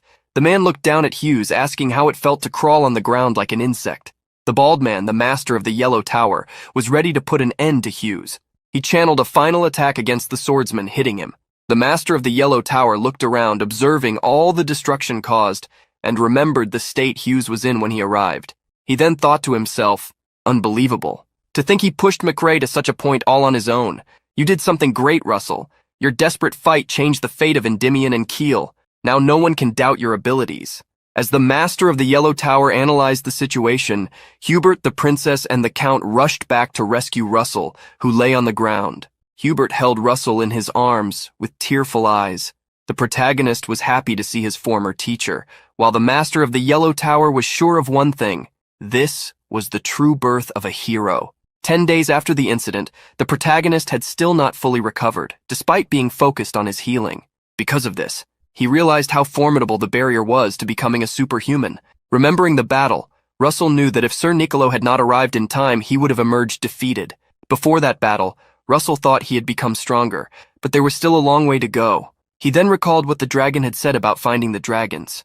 According to the information Russell had, the dragons should be extinct. He wondered if there were still any dragons alive. After some time, Russell received a visit from Hubert in the infirmary. He told his former teacher about what Hughes had said regarding his father. Hubert was unsure whether the incident with Russell's father had been caused by the Empire. Russell shared with the professor what Hughes had asked him, whether he thought it was the Empire's fault. Hubert then thought carefully and stated that it could simply be a provocation, but in any case, they should be cautious. Hubert then suggested that they investigate secretly through the Flame Tower. Hubert revealed that Daria was very worried and was happy to see that Russell was well. He then handed a letter to Russell. The protagonist asked what it was, and Hubert informed him that it was an invitation to the royal banquet. On the day of the royal banquet, the protagonist made his presence known at the occasion. He felt uncomfortable in the beautiful, formal clothes he wore, perhaps because he was used to wearing robes. Thus, he was constantly adjusting the bow tie of his fine outfit. Seeing Russell alone, Daria approached him, praising him for always doing incredible things. She gave a big smile, stating that as his teacher and the master of the Flame Tower, there was nothing more rewarding. While they were talking, someone interrupted them, calling for the master of the Flame Tower. Daria was surprised by the presence of the man she called Jillian, stating that she couldn't believe she was seeing him at the banquet. The man with long green hair tied in a low bun said he couldn't resist the urge to see the rumored divinity. The protagonist couldn't believe that the man before him was Jillian. He then asked the man if he happened to be Jillian Pearlson. Jillian expressed happiness that Russell knew him, as it would make the conversation easier. It was hard not to know Jillian Pearlson, the master of weapons, a superhuman practitioner of aura who could handle 18 types of weapons. Russell was impressed that such a strong individual had sought him out first. Jillian revealed that he had heard Russell had made McRae suffer difficult times. The protagonist smiled, stating he had just been lucky, but Jillian responded, nodding that luck only favored the skilled. Jillian then gave a maniacal smile. "You did a good job getting rid of that bastard. McRae and his disciple were just trash." Hearing such words within the palace, Russell felt as if he were listening to mercenaries speak, not someone from royalty, but he merely nodded, affirming that Jillian was right. Jillian then squeezed the protagonist's arm muscles, asking if he was training with a spear, as his muscles were well developed. The protagonist then stated that he was only at the stage of repeating basic spear techniques. Jillian praised him, saying that the basics were important, but that to surpass limits, he needed to learn properly. He then handed a ring to the protagonist, stating that if he ever needed guidance, he should take the ring and seek him out. Holding the ring, Russell asked why Jillian was showing him such consideration. Jillian stated that it was not consideration, but rather like putting extra fertilizer on a promising tree. Hearing such an association, Daria let out a light laugh. To her, Jillian was like a true warrior disguised as a noble. The protagonist then accepted Jillian's favor. As the three conversed, an announcement was made. The brilliant son and ruler of Endymion, His Majesty the King, has entered the hall. The king, followed by Princess Hecate, crossed the hall as everyone bowed to greet them. As the princess walked, she glanced around as if searching for someone. She then smiled when she found who she was looking for, greeting Russell. The king ascended to a podium, while Russell and Hubert knelt before him. Before everyone, the king acknowledged their contributions to the alliance with Kiel and the recent victory. "Hubert, you will receive 500 gold coins, 100 fine horses, and the right to collect taxes from 1,000 families in the southern part of the kingdom." Hubert thanked the king for his generosity, who then proceeded to reward the protagonist. "As for you, Russell, 3,000 coins will be guaranteed, and by this means I designate 3 cities in the west of the kingdom as the county of Raymond, which will be under your authority." The protagonist was surprised by such a reward. A servant of the king then handed a document to the protagonist, which contained the names and locations of the 3 cities included in the county. Russell thanked the king for his generosity. He smiled, for he had finally obtained his own land, one step closer to restoring his family. The king, holding a drink, stated that these rewards should be sufficient, and raising his drink, continued with the banquet, a celebration for the great victory. He urged everyone to enjoy themselves. In the grand banquet hall, several people were dancing. In a corner, the princess sat in a golden chair, with a lady beside her. The lady, seeing the princess's expression, asked what was troubling her. The princess then pointed in the direction where the protagonist was, stating that Count Raymond was very popular. Raymond was surrounded by women, and the princess was irritated, saying that Raymond should refuse the girls if he didn't like the situation, questioning what he was trying to do. The lady then asked the princess why she couldn't invite Raymond for a dance, but the princess replied that she would simply wait. She raised her finger, counting that it was said one should not be aggressive when it came to a young man, as sometimes waiting quietly was a virtue of an older man. The princess's companion found such words strange, asking where the princess had learned that. As the two conversed, they saw Russell leave the center of the girls and head toward them. Russell then approached the princess, extending his hand and asking if it would be all right for him to ask her for a dance. The princess gave a beautiful smile as she took his hand, glancing at her companion and recalling what she had just said. Russell and Hecate made their way to the center of the hall to dance. As they danced, the princess stated that Russell seemed to have a question for her. Having been discovered, Russell reminded the princess that she had said she would take care of him and wanted to know why she had said that. The princess asked why Russell would ask such a question, asserting that he was quite capable for his age, despite having other reasons. She then placed one of her hands on the protagonist's face, her fingertips touching the hair behind his ear, causing him to blush. She looked into his eyes as she whispered for him to hear. "I find your face quite pleasing, you know?" Russell was surprised by the princess's compliment. She moved even closer, holding him by the waist and looking at the protagonist with a charming gaze. "I don't know if you're aware, but a woman doesn't say this kind of thing to a man she has no interest in. Even if a woman does, I'm not that type. I'm not asking for an answer now. I just hope your response will be positive." After the party, Russell was sitting outside the palace by a fountain. Even though some time had passed, he was still blushing. He knew the princess's personality but didn't expect to hear such words face to face. It was important to know that Hecate Rathmos was the only descendant of the king and the closest person to the throne. Russell knew that accepting the princess's feelings would be the right choice for his family's sake, but he wasn't sure about his own feelings. While Russell was lost in thought, someone approached him. Alan apologized for interrupting the protagonist's thoughts, revealing that he was there to make a proposal. Alan wanted to end the bet. The next day, Daria was talking to Russell, holding a letter sent by Hemingway. Alan had told the protagonist the previous night that he would inform both masters about his decision, but Russell didn't expect the information to reach Daria so quickly. The master of the Tower of Flames asked for the protagonist's opinion. Russell recalled that the bet period was 3 years, but he felt he didn't need that much time to reach Alan Page's level. Daria smiled at Russell's response, agreeing that she would go along with Hemingway and his apprentice. In the Colosseum was the duel arena, equipped with a magical barrier capable of withstanding not only six-circle magic, but also an expert-level aura sword. Russell was in the arena, looking around and remembering that in his past life, he was only a second-circle mage, but now he was in a place like this. Daria infused mana into a gem, urging someone not to delay and start right away. Hemingway, with whom Daria was speaking, also infused mana into another stone, provoking her and waiting to see how long she could keep up her bravado. Hemingway then informed the competitors that the barrier was created by 2 tower masters. They didn't need to worry about destroying the surroundings and were authorized to show all the skills they wanted. Russell stood facing Alan Page, a genius known as the mage among mages. But now there was only a small difference in skill between them. For Russell, what was crucial in a battle between similar opponents was the distance. Instantly, as the battle began, Russell rushed forward, trying to close the gap. Automatically, Alan jumped back, trying to maintain the distance. He felt as if he were fighting against a knight or a swordsman, rather than a mage. The thought running through his mind was that Russell should have confidence in his own firepower and resilience. He knew that the firepower of the Tower of Flames was stronger than that of the Tower of the Spear, the Blue Tower, but he wasn't going to give up. As he tried to create distance, Alan gathered mana in his hand, launching a rain of ice toward Russell. The protagonist smiled, impressed by Alan's channeling speed. Seeing the ice shards approaching, Russell's hands burst into flames, destroying the ice by unleashing a rain of fire. In the audience, Daria watched the battle calmly, while Hemingway was amazed that Russell could instantly copy Alan's magic formula. After the clash between ice and flames, a wall of smoke was created. Russell advanced through the smoke, taking the initiative for the next attack. He extended his hand toward Alan using fire lightning magic. Despite the surprise, Alan managed to use blink to dodge, stepping back. Seeing that Alan continued trying to keep his distance, the protagonist decided to immobilize his legs first. Russell raised his hands, and in the next instant struck the ground using earthquake magic. Instantly, the arena split into several pieces, causing Alan to lose his balance. Russell knew that in a situation like this, even someone like Alan would struggle to keep creating distance. The protagonist's goal was simple. While using flame magic, he intended to press Alan into a corner. In response to the shattered arena created by Russell, Alan used a spell called Ice Age.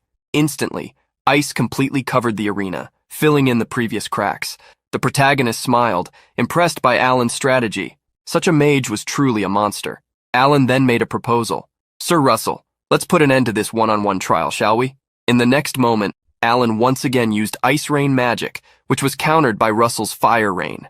However, the protagonist felt his fingers go numb after defending against Alan's attack. Wondering when Alan had pulled off such a trick, Russell realized he wouldn't be able to move properly. The magic Alan had used was called Ice Halt. Daria mocked Hemingway, asking if he had taught Alan the Blue Tower's secret magic to fight against Russell. Hemingway scratched his beard, stating that Alan would be his successor, so there was no problem. Alan then raised his hand. At his fingertip, water began to gather from all directions. "Sir Russell, you have grown astronomically. I would like to observe you more, but my master is waiting, so I must postpone that desire." All the water gathered by Alan then transformed into a massive wave, which he launched at Russell using aquafield magic. Facing the enormous wave, the protagonist sighed, as he didn't want to reveal his full power.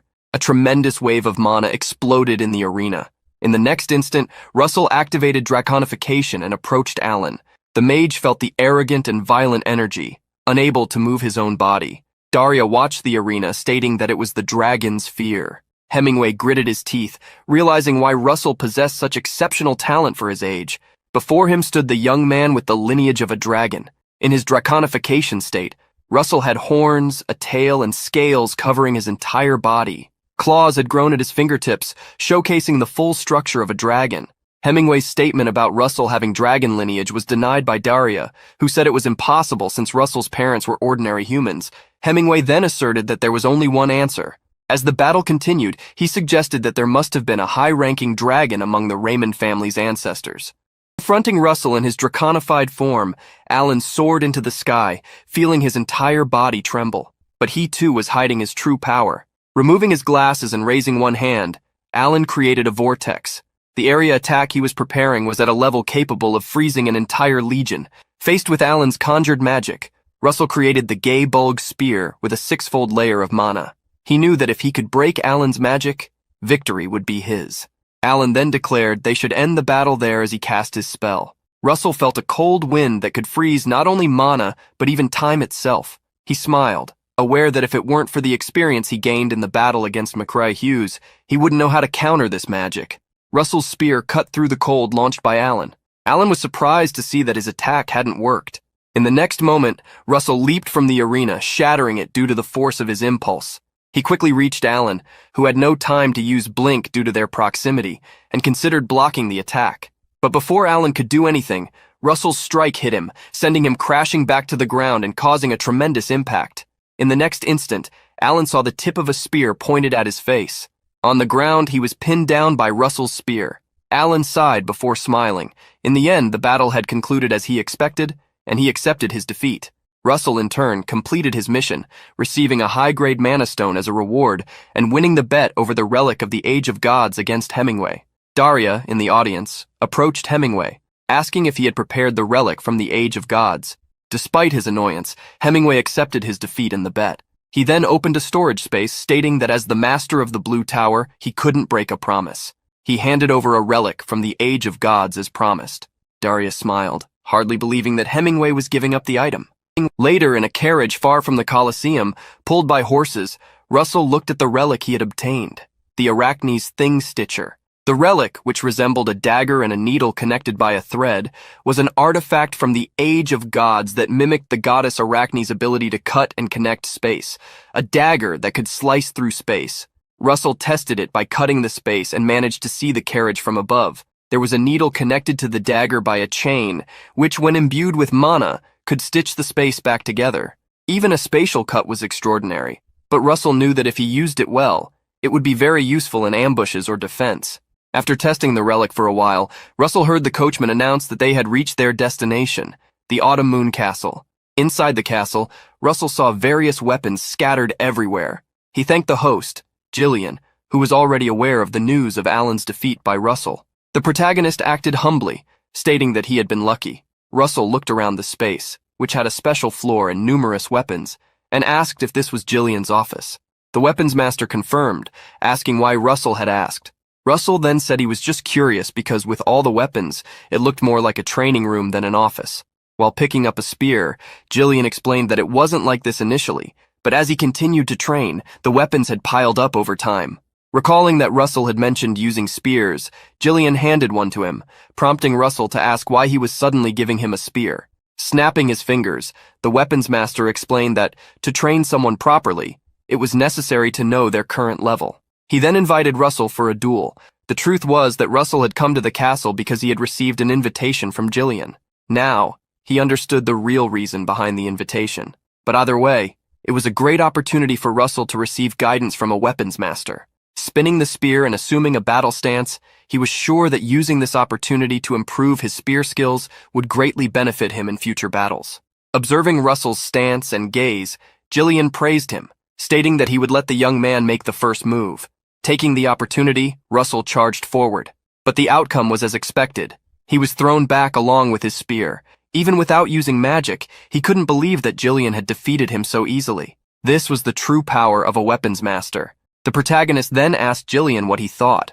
The weapons master commented that Russell's sharpness and flexible thinking were good, but he didn't seem to have the talent for wielding a spear. However, Gillian praised Russell, saying he was impressive for someone self-taught.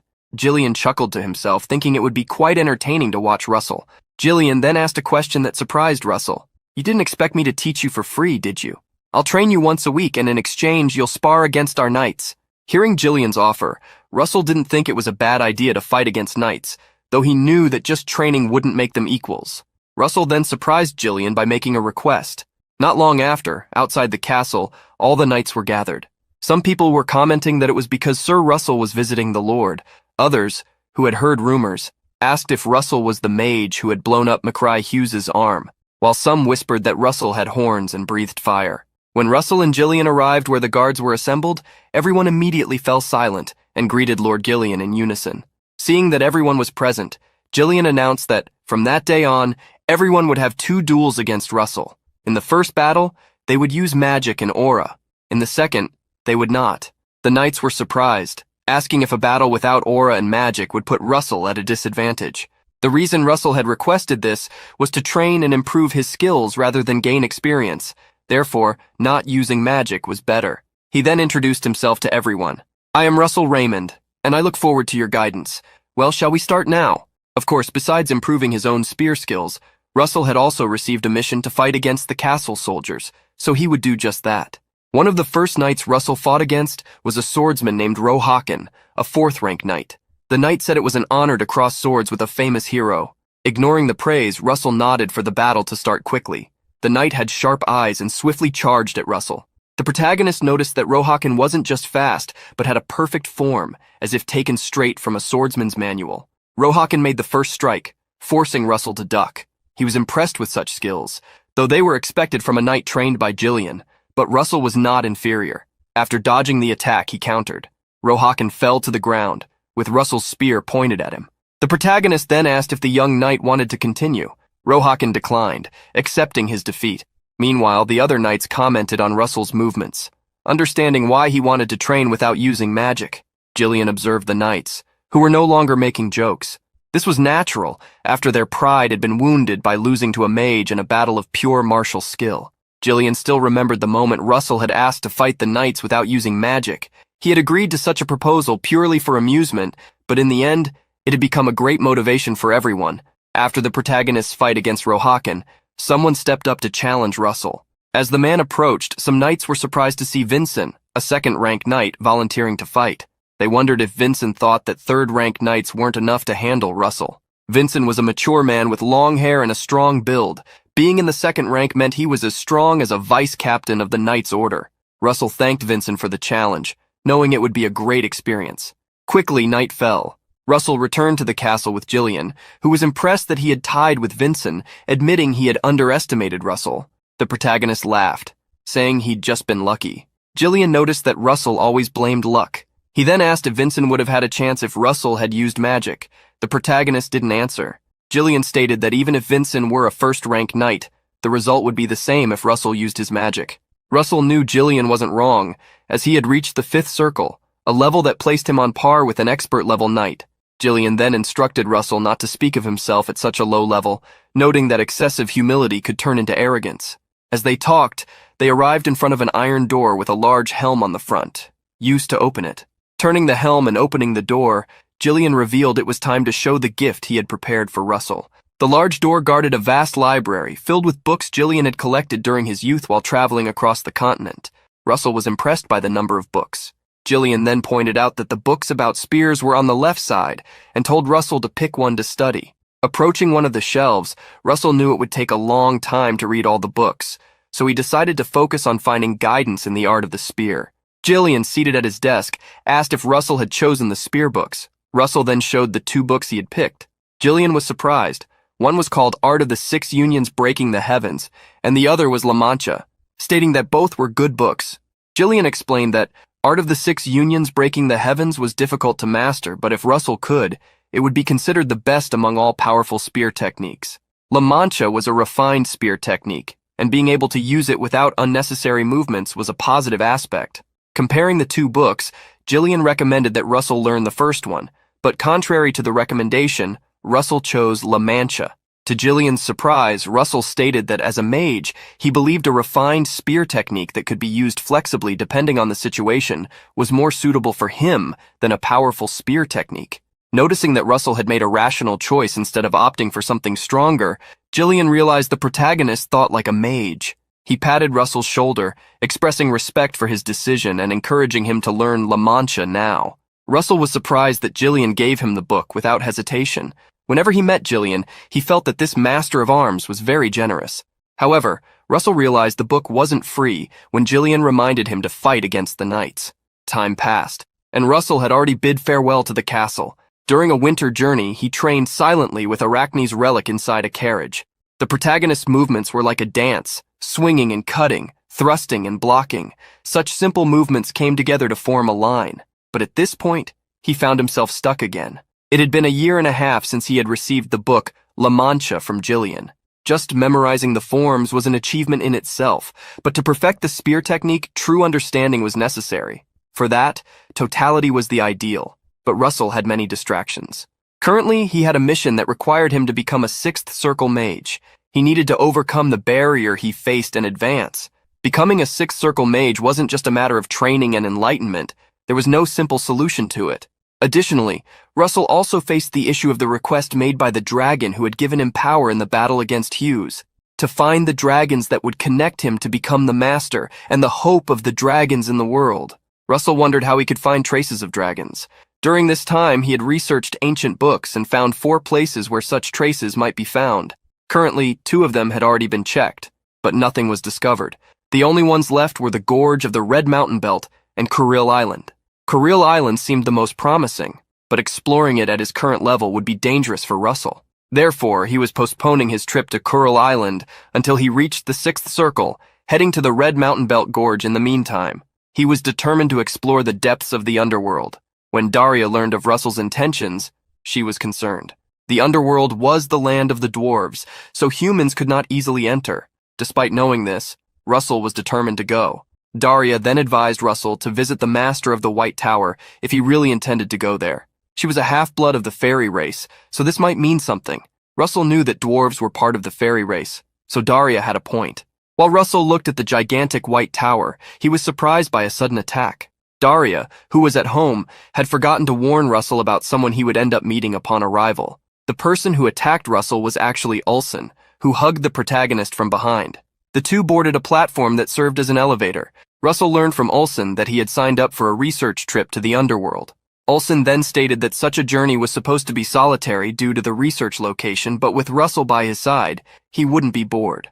Curious, the protagonist asked if Ulson had met the Master of the White Tower before, and with Ulson's confirmation, Russell asked what this master was like. Olsen thought for a moment, trying to choose his words carefully. She's a bit of a girl, though eccentric. Well, you'll understand when you meet her. At that moment, the elevator reached the platform, and they entered the White Tower. The interior of the tower was very luxurious. The walls were painted white and adorned with golden decorations. Moving toward the center of the hall, there was a woman sitting on a beautiful sofa, hugging a plush toy. She then welcomed Olsen and Russell, who was impressed by the small fairy with white hair and pointed ears, dressed in green clothes. The master of the White Tower who controls the wind and spirits was Amelia Merwin. Looking at Amelia, Russell felt a sense of pure mana only found in elves, likely due to the fact that Amelia was half human and half elf. Hearing Amelia's welcome, Olsen laughed, stating that Russell really must be famous. Amelia, who was seated, then floated toward the protagonist. She stared at him, asserting that it wasn't because he was famous, but because it was fascinating how a human possessed such peculiar mana. The protagonist felt uncomfortable when Amelia sniffed him. She then smiled, asking if he had made a contract with a spirit. Russell smiled back, affirming that she was right. Internally, he was impressed, as no one had ever noticed this before. Amelia stepped back a bit, asking if Russell could summon the spirit he had a contract with. The protagonist inquired why Amelia had made such a request.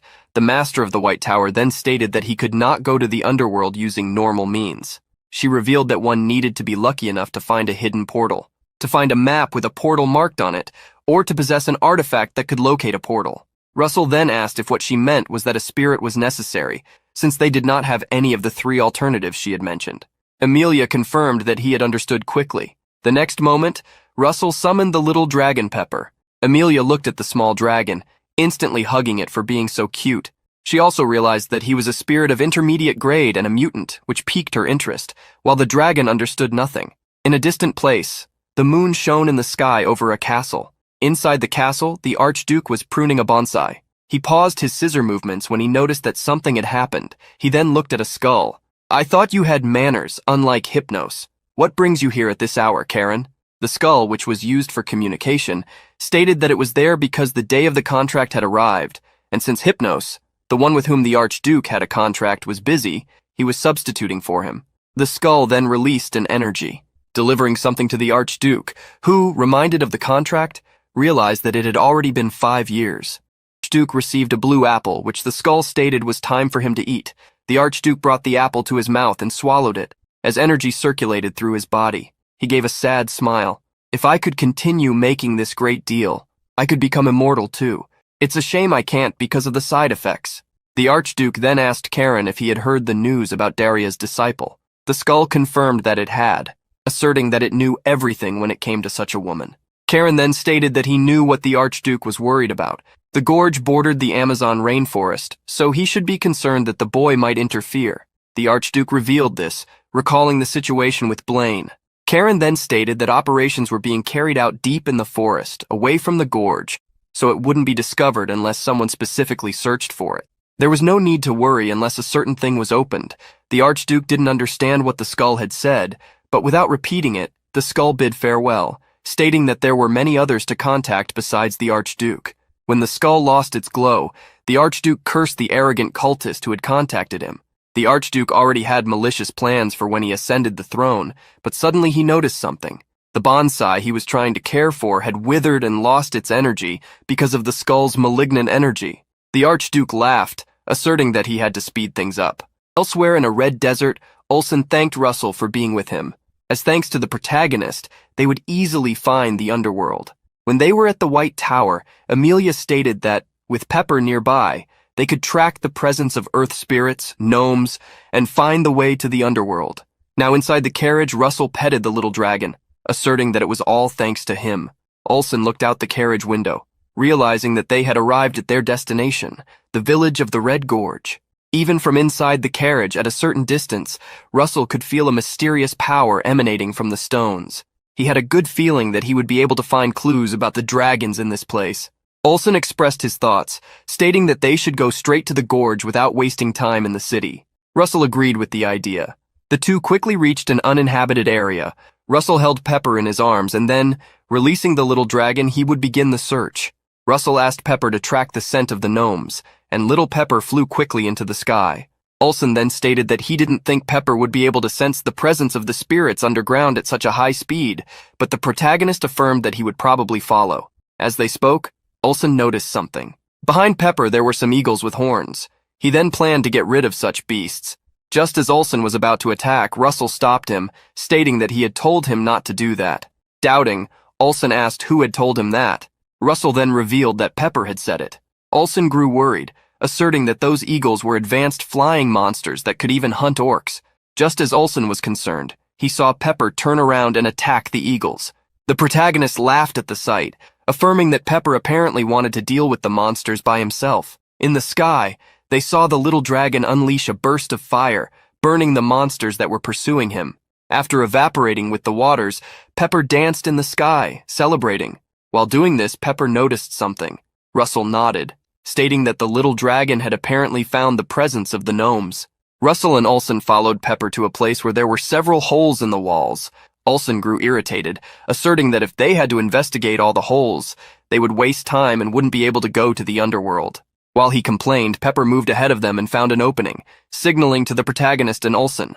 Olsen then created a small ball of mana in the palm of his hand, throwing it into the cave.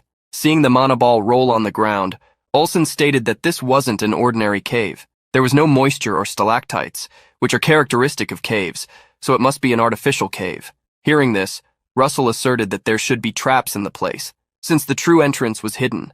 Olsen ruffled the protagonist's hair, asking if he wouldn't enter if there were traps in the cave. The protagonist smiled, brushing Olsen's question aside and affirming that he was excited to see what the dwarves had prepared. A few minutes after entering the cave, Olsen and Russell were running from traps. They had already encountered at least 15 of them. The protagonist gritted his teeth. Initially, he thought it would be an easy task to disable the traps with magic, but he didn't expect there to be a mana control device inside the cave. At this point, Russell felt he had no choice but to use Dragonification. While thinking about this, he sensed a trace of mana. Russell stopped. The trace of mana was weak, but he could feel it.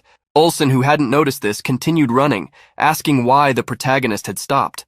Upon further thought, Russell analyzed that if there were mana devices in the cave, but they hadn't been installed in that location, there was only one reason for it. He then used a combination of the La Mancha technique with the flaming spear, creating a circle of fire around him. He then executed several attacks on the cave. While attacking the cave, Russell ended up knocking down a wall. A strong glow came from the chamber they found behind the fallen wall.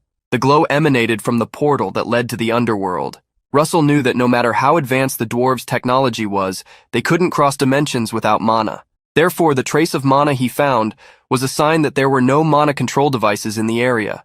Thus, the gate was there. Olsen praised Russell for finding the portal, stating that such a discovery was something interesting to mention in the report. The two then passed through the portal. The place where they appeared was a vast underground cave, where there were hundreds or even thousands of homes. Such a cave was supported by pillars adorned with various gems that extended to the ceiling. They had arrived in the underworld. Russell had thought this place would be smaller, as it was an underground city, but it seemed as large as the royal capital of Endymion. Descending to where the city was located, one of the dwarves grew curious, asking if Russell had obtained a map from the tribe or if he was a spirit contractor. The other dwarf didn't care how Russell had arrived there, asserting that, in any case, he was a guest. They then invited the protagonist to follow them, as they could show him the city, which was much more interesting on the inside. The protagonist was amazed, as it was the first time he had seen dwarves. Following the dwarves, Russell was introduced to the luminescent stones embedded in the ceiling. The dwarves claimed they had been placed there 100 years ago, and yet they continued to shine like stars. The dwarves showcased a mithril armor and a liquor made from the spring water of the underworld. As he followed the dwarves, Russell felt more like they were boasting than actually showing him the way. At that moment, Olsen caught up with the protagonist, assuming that, even though both wanted to reach the same place, they had different goals.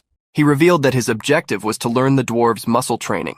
With Russell's confirmation, Olsen said goodbye, running into the city with one of the dwarves and stating that they would meet again in 3 weeks.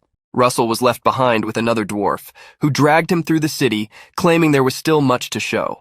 While being taken through the city, Russell encountered something that caught his attention, a massive statue of a red dragon. Seeing Russell interested, the dwarf recounted a legend that said the underworld had been blessed by 2 dragons. Russell was curious to know if the story was real. The dwarf stated it was a story to be proud of. The silver dragon, who ruled over iron and wind, had granted the blessing of steel, while the fire dragon, who governed flames, had given the blessing of fire. Russell then asked about the statue. The dwarf explained that the statue had been created when the fire dragon bestowed the blessing of flames, stating that it was said the dragon even visited the statue years ago. Hearing the dwarf's story, Russell thought there might still be some trace left near the statue if a dragon used to stay there. He then asked the dwarf if visitors could enter the altar. The dwarf stated that he had planned to show the altar last, but that the order didn't matter. He then called the protagonist. As they walked, they passed by some blacksmiths, and the dwarf took the opportunity to say that the weapons sold in the underworld were of a very different level from those sold by ordinary blacksmiths. He claimed that even the famous weapon of the Beast King of Kulil had been made by the dwarves' ancestors. Looking around, Russell saw many races besides the dwarves. The dwarf then revealed that most of those from other races were inhabitants of the Amazon forest, of the fairy race, who had come there to trade or buy equipment. While walking, Russell was called by someone who referred to him as a savior. Looking back, Russell saw a small elf with white hair, Lady Elo. Elo was extremely happy to find Russell in that place. At that moment, an older elf approached the protagonist, claiming to know that he was the young man who had helped Elo. He introduced himself as Skan, an elder of the White Ash tribe. Russell shook the elf's hand, introducing himself as well. The elf looked at the protagonist attentively. He had always been curious about what kind of person had helped Elo, but upon meeting Russell in person, he felt as if he were staring at a live volcano. It was incredible for him to see that a human could possess such pure mana. Russell then asked what Elo was doing in the underworld. She laughed, stating that she was there to buy weapons. Russell didn't understand why a peace-loving elf was buying weapons, so he asked if something had happened to Elo's tribe. The elf let out a cold sigh, stating that the monsters in the Amazon forest were becoming more barbaric. Elo blamed herself for not having awakened her blood yet, claiming that was the reason this was happening. Skan tried to assert that it was not Elo's fault, comforting her. Russell remembered that Ilo had mentioned having the blood of a green dragon. He then took this opportunity to ask if Elo's tribe had any records or legends related to dragons. Elo apologized, stating that besides her dragon lineage, she didn't know anything about them. She then asked the protagonist how long he planned to stay in the underworld, as she would like to give him any records the tribe had. Russell thanked Elo for her favor, stating that he would be there for another 3 weeks. Finally, the dwarf took Russell to the altar of the dragon statue. Looking at the enormous red statue, Russell didn't feel anything special. He then decided he should check the statue of the silver dragon. Leading the protagonist to the altar of the silver dragon, the dwarf stated that the altar was symmetrical to that of the fire dragon, both in location and shape. Looking at the statue, Russell stated that perhaps the only difference was the color, but he knew that the statue was the last thing he needed to see. Seeing Russell observing the altar attentively, the dwarf left him alone, stating that he would wait at the entrance.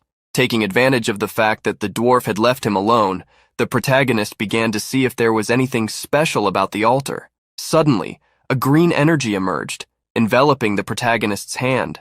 He wondered if this was the work of the statue, and in the next instant, the eyes of the white dragon statue shone with a green light. "I have been waiting here for a long time. Fortunately, you came before the end of my lifespan." As he spoke, the green light on the protagonist's hand intensified, spreading in all directions. The white dragon then commanded him, "Follow the path and come to me, to our master, the genesis of all dragons." In the protagonist's hand, a green compass appeared. The voice of the dragon he had heard was weak, as if it were in its final moments, so he hurried. Quickly, using magic, he accelerated the speed of his body, following the compass. Russell swiftly passed through the portal, leaving the underworld and returning to the surface. He hurriedly crossed the red canyon. Looking at the compass needle, he noticed it had become smaller, which meant he was getting closer to the location the dragon was guiding him to. In the middle of the red desert, Russell found a house. As he approached the house, he couldn't believe that a dragon would be in such a small place, suspecting it might be a hidden passage. Russell then opened the door of the house, and what he found inside was a much larger place, a cave with a huge door. Walking through the cave, he wondered if that was the first gate, but suddenly a voice surprised the protagonist. "Welcome, future master of dragons. I, the silver dragon Silverter, am here to greet you." Inside the cave, Russell was shocked to find a large silver dragon lying down, illuminated by the calm blue light of the surroundings. The dragon continued to speak to the protagonist as long as he could. "I would like to talk to you as soon as possible, but I don't have much time left. As time flows, just like stones turn into sand, My body and spirit have aged, and now it is almost time for my eternal rest." The protagonist was impressed by the calmness of the dragon in the face of the inevitable fate. He wondered if this was because the dragon race lived for tens of thousands of years. Unaware of Russell's thoughts, the dragon continued, "Now I return the power that was granted to me." Suddenly, a breeze arose, and a dragon horn was given to the protagonist.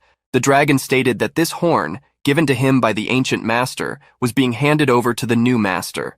The protagonist received a notification that he had obtained the essence of the wind from the silver dragon, Silverter. After receiving the powers of fire and lightning, Russell was surprised to receive a horn with the power of the wind. He then wondered why the name of the horn was Horn of the Divine Dragon King, and not Horn of the Forgotten King. The old dragon brought its face closer to the protagonist, asking if he was delaying the succession of power. The protagonist confirmed that he was doing so for now. The powers of the horns, so far, had increased the protagonist's understanding of the elements and mana. It would be more efficient for him to become a six-circle mage if he used this power. The silver dragon stood up, releasing a considerable amount of mana while smiling. "To remain so calm in the face of such great power, you are a master worth waiting 10,000 years for. May all your wishes come true, young master." Seeing that the dragon was about to disappear, the protagonist asked him to wait, as he still had questions to ask. The dragon, however, said goodbye, stating that although his body and spirit would disappear, the missions he had were not yet complete. As the dragon dissipated, Russell heard his last words, saying he would leave the power to the child who carried his bloodline. Hearing such words, the protagonist wondered what that meant. At that moment, the energy with which the silver dragon dissipated crossed the skies, traversed the desert, reached the underworld, and going to the window of a house, found a young elf, Ilo, who received the energy in her hand. The elf felt the enormous wave of energy enter her body, and a great light illuminated the entire underground city. It wasn't long before Russell returned to the underworld. He sighed, unable to believe he had lost the first opportunity he had, when it was right in front of him. As he passed through the portal, the protagonist noticed that someone was waiting for him. The person was Ilo, who looked different. The young elf had deep green eyes and overflowing energy. She removed her hood and introduced herself. "Ilo, from the White Ash tribe." The protagonist was surprised, asking what those horns that had appeared on Ilo's head were. The elf, however, knelt on one knee, and placing her hand on her chest, saluted the Dragon Lord. In the next moment, Ilo fell to the ground, unconscious. The protagonist succeeded in taking Ilo back to the underground city. Laying the young girl down to rest on a bed, he couldn't believe that the successor the silver dragon had mentioned was Ilo herself. However, the power the dragon had become before disappearing, the powers given to Ilo had still not been fully awakened. Suddenly, Ilo began to open her eyes. The first thing she saw was Russell, who was with her. She hurriedly got up upon seeing her savior. Noticing that Ilo was no longer calling him Dragon Lord, Russell understood that she had returned to normal. At that moment, Russell received a notification, the second generation of dragon. The notification stated that the elf before Russell had awakened as a second-generation dragon, but that she had not yet completed her mission. When elves became aware of their missions, they would have to decide for themselves, to awaken as a divine dragon or to remain as they were, elves. Seeing the notification, Russell thought for a moment. It was good that things remained as they were now, as if Ilo were forced to awaken. She would be linked to him, the Dragon Lord. Ilo, who remembered nothing, asked Russell why she was lying in his room. The protagonist then explained that she had fainted in front of the gate and that he had hurriedly brought her to where she was. He didn't think it would be good to tell her everything at that moment. Ilo thanked Russell for finding her. She stated that this had never happened, asking if it was because of the horns that had appeared.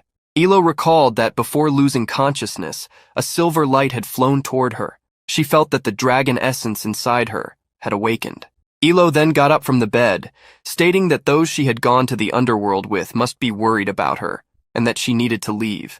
With a smile on her face, she said goodbye to Russell, whom she called her savior. She wished that the blessings of the forest would be on that protagonist's path. The next day arrived quickly. Russell initially thought it would take 20 days to find traces of the dragons, but he had gained more time than he expected. He then decided to take the opportunity to look at one thing, the establishment of the two dwarves he had met at the entrance of the city. As Russell entered the dwarves' shop, he realized it was a forge. The dwarves, upon seeing the protagonist, asked what brought him to the forge, and he revealed that he wanted to show them something. Russell opened the storage compartment, and taking out a red mana stone, asked the dwarves to take a look at it. The dwarves were astonished, praising the purity of the mana stone. As they observed it, they felt as if it didn't just contain mana, but was made of condensed mana. After the first dwarf commented on this, the other agreed, comparing it to a dragon's heart. Hearing this, Russell became thoughtful. One of the dwarves then took the stone, holding it up to his eyes, and stated that it was strange because its purity was too high to be the heart of a lesser dragon, yet it was too small to be the heart of a superior species. The bearded dwarf asked if Russell could leave the stone with them, while the other assured him they wouldn't use it for something trivial. Hearing the proposal, Russell vaguely understood what they intended and saw no reason to object, so he agreed to leave the stone with the dwarves. They became extremely excited about the protagonist's decision, planning to immediately consult the Dragon Encyclopedia. Watching the dwarves' excitement, Russell saw them as mages who had just received new resources for their research. After leaving the forge, he headed to another place, the Great Library, where he was greeted by a dwarf who mentioned that Miggy had already spoken about him. As they descended the spiral stairs, Russell introduced himself, noticing how unique an underground library was. The dwarf guiding him responded that precious knowledge should always be kept deep within the great earth. He explained that they generally didn't allow visitors, but since Russell had been recommended by the masters, he was allowed to explore up to the 3rd sublevel, handing him an entry pass. Even among the dwarves who had many craftsmen, only the best were called masters. Still surprised, Russell discovered that the 2 dwarves who had greeted him were masters. Thanking him for the entry pass, Russell began exploring the library. Despite being underground, it was spacious and notably different from the theories of the surface world. Russell still had 19 days before returning to the Tower of Flames and wanted to use that time to gain knowledge and break through the 6th circle barrier within that period. However, wanting is not the same as achieving. Even with much effort during those 19 days, breaking the 6th circle barrier was not easy. Russell then returned to the forge, wondering if it was too soon to advance. Upon arriving at the forge, the dwarves greeted Russell warmly. When they learned that Russell was about to leave and retrieve his item, they were surprised. They asked if he could stay a few more days, even suggesting that he visit a hot spring. Russell laughed, embarrassed. It seemed the dwarves had discovered something about the mana stone. The bearded dwarf revealed that, in truth, they hadn't found anything extraordinary, but the other said that at least they had made some progress. They explained that the mana stone hadn't formed naturally. It was an artificial object, created with a specific purpose by someone. Russell took the stone back and asked why they thought so. One of the dwarves revealed that the alchemical reactions observed during the tests were similar to some they had seen before. The bearded dwarf showed Russell a page from a book and explained that based on the book's content, they had made some assumptions. It seemed that the stone was a magnum opus, created by breaking and diluting part of something greater. Russell examined the book and saw that it was filled with celestial and terrestrial symbols. He discovered that in alchemy, magnum opus meant masterpiece. To the dwarves, the mana stone held a value comparable to the legendary philosopher's stone. One of the dwarves apologized, saying it would be great to discover what the mana stone was made of, but that was all they had found so far. Russell shook his head, stating that what they had discovered was already more than enough. He thanked both of them and praised the underworld, saying it was incredible. The dwarves were delighted by the compliment and told Russell he was always welcome. As he said goodbye, Russell made his way back. While walking toward the portal, he reflected that, based on the situation, the material of the mana stone seemed to be similar to that of a dragon's heart. He knew that other mages would be shocked to discover this. When he arrived at the portal, Russell looked around, wondering if Olsen would return with him. Suddenly, he heard Olsen's voice, and as he turned around, he saw that Olsen was much more muscular, with enormous biceps and his skin glowing. Surprised, Russell asked what Olsen had applied to his body. Olsen explained that he had discovered the secret behind the dwarves' muscular strength and wanted to modify the oil they used for humans, promising to make some for Russell as well. They crossed the portal, and Olsen, noticing Russell's expression, asked if his research hadn't yielded results. Russell denied this, saying that he had indeed gotten what he was looking for. Olsen then suggested that what was bothering Russell was the 6th circle barrier. Russell revealed that he was frustrated because, although he could see the barrier, he couldn't break through it. There was a saying, if there are 100 mages, there will be 100 different enlightenments, which showed how delicate enlightenment was. For that reason, even well-intentioned advice could be harmful, and there was an unwritten rule not to interfere. But Olsen knew that small pieces of advice could be helpful. Then he asked Russell, "Have I ever told you that I can lift 700 kilos?" Russell was surprised by the sudden question. Olsen explained that he couldn't lift that much at first, but with constant effort, one day it became possible.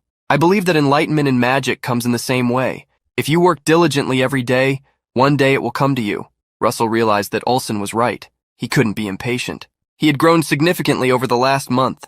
They exited the cave. Olsen asked Russell to look ahead and admire the sunset, the magnificent sunset over the Red Canyon. Russell looked at the horizon, where the sky and the earth met, and remembered everything he had learned and discovered, including the barrier he had built himself, brick by brick. He knew that a great enlightenment awaited him. Closing his eyes, Russell found himself in a mental projection, a world within his mind, where he stood by a lake. Reflecting on everything he had learned and experienced, he saw the burning sunset in his mind. He realized that if he combined the formulas he knew with the images of the sunset, he could create something new. In the real world, Russell raised his hand. In the next moment, a spell began to form. A vast amount of flame started gathering above his palm, like a sun on earth, warming everything around. He was creating the spell, Falling Sun. Before he could complete the spell, Olsen interrupted him, grabbing his hand and asking why he was suddenly creating such a powerful war spell, wondering if Russell planned to set the entire canyon on fire. Olsen then cast a spell, pressing 2 fingers against Russell's forehead, causing him to fall asleep. Although Olsen had given a small piece of advice about enlightenment, he hadn't expected Russell to have such a sudden revelation. He smiled, predicting that Russell would cause a great stir in the academic world, as he had become the youngest mage in history to reach the 6th circle. Thus, while sleeping, Russell reached the 6th circle, completing his mission and receiving his rewards, along with an unexpected one. He was brought back to the Tower of Flames by Olsen. He could still feel the remnants of the falling sun magic he had created. Thanks to the enlightenment that led him to create this spell, Russell had managed to become a 6th circle mage. The sensation of mana flowing through his veins was now on a completely different level compared to when he was a 5th circle mage. Additionally, Russell had received a reward for reaching the 6th circle, the 2nd golden mask. Unlike the previous one, which helped him with attack calculations, this mask was an artifact specialized in immunity to debuffs and defense against curses. Russell knew that this new artifact would be crucial in resisting the magic of the pagans. His thoughts were interrupted by Daria entering the tower room. She greeted him and asked how his experience in the underworld had been. She was excited, but upon seeing Russell, she was shocked to realize that he had broken through the barrier to reach the 6th circle. Russell scratched his neck, a little embarrassed, and said that the external research had been a success. Daria was impressed. It had only been half a year since Russell had reached the end of the 5th magic circle, and she wondered if she had underestimated the protagonist's talent, as she had believed it would take him at least a few more years to advance. Even so, she was proud. Daria praised Russell, stating that he was living up to expectations as her disciple. He nodded, saying he would continue working hard. Internally, Daria was already imagining Hemingway's reaction when he found out the news, as he would certainly be furious. With a smile, Daria unleashed a surge of magical power, challenging Russell to test his newly developed abilities. It was already night when they both arrived at the training grounds outside the Tower of Flames.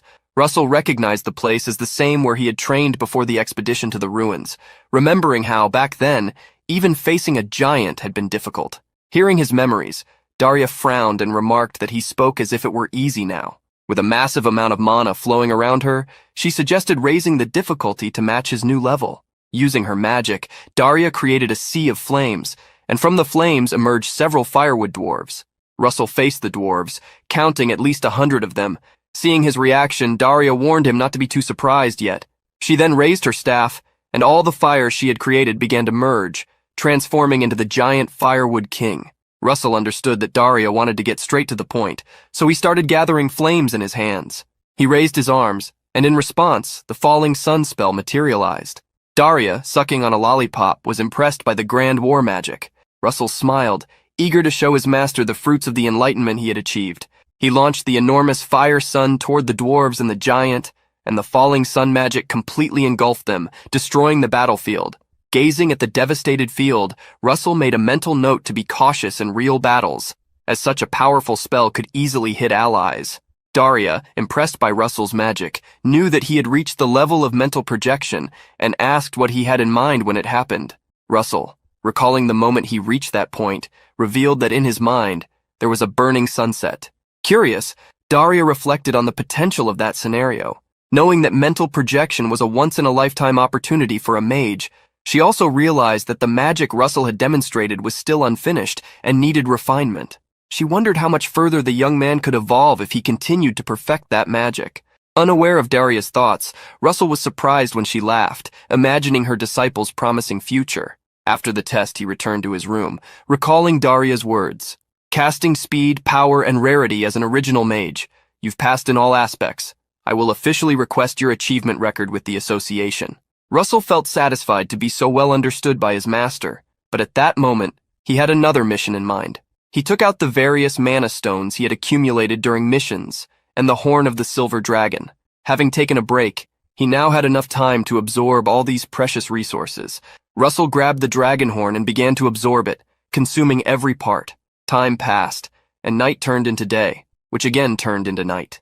As the hours went by, Russell completed the absorption of the dragon horn with the essence of wind. When he finished, he was floating above the bed, thanks to wind magic. By absorbing the essence to its fullest, the mana in his body exceeded its limit, transforming into latent power, which would be available at the moment of awakening. His understanding of the wind attribute also advanced significantly. Standing up, Russell sighed. Although his understanding had increased, he remained at the same level. He felt his body lighter and wondered if this was an effect of the wind attribute. He then threw a punch into the air, noticing the great power concentrated in a simple movement. Russell imagined that if he further strengthened his body with Overlord and Mage body, he would be able to face a second-degree knight without using magic. While he was exercising, someone informed him that he had visitors. Considering his last trip, Russell wondered if the visitor would be a certain person. He met with the visitor for tea. She asked, confirming if Russell's last trip had been to the underworld, saying she was curious about his adventures. Because of this, she had hurried to make a visit, even knowing it might seem rude.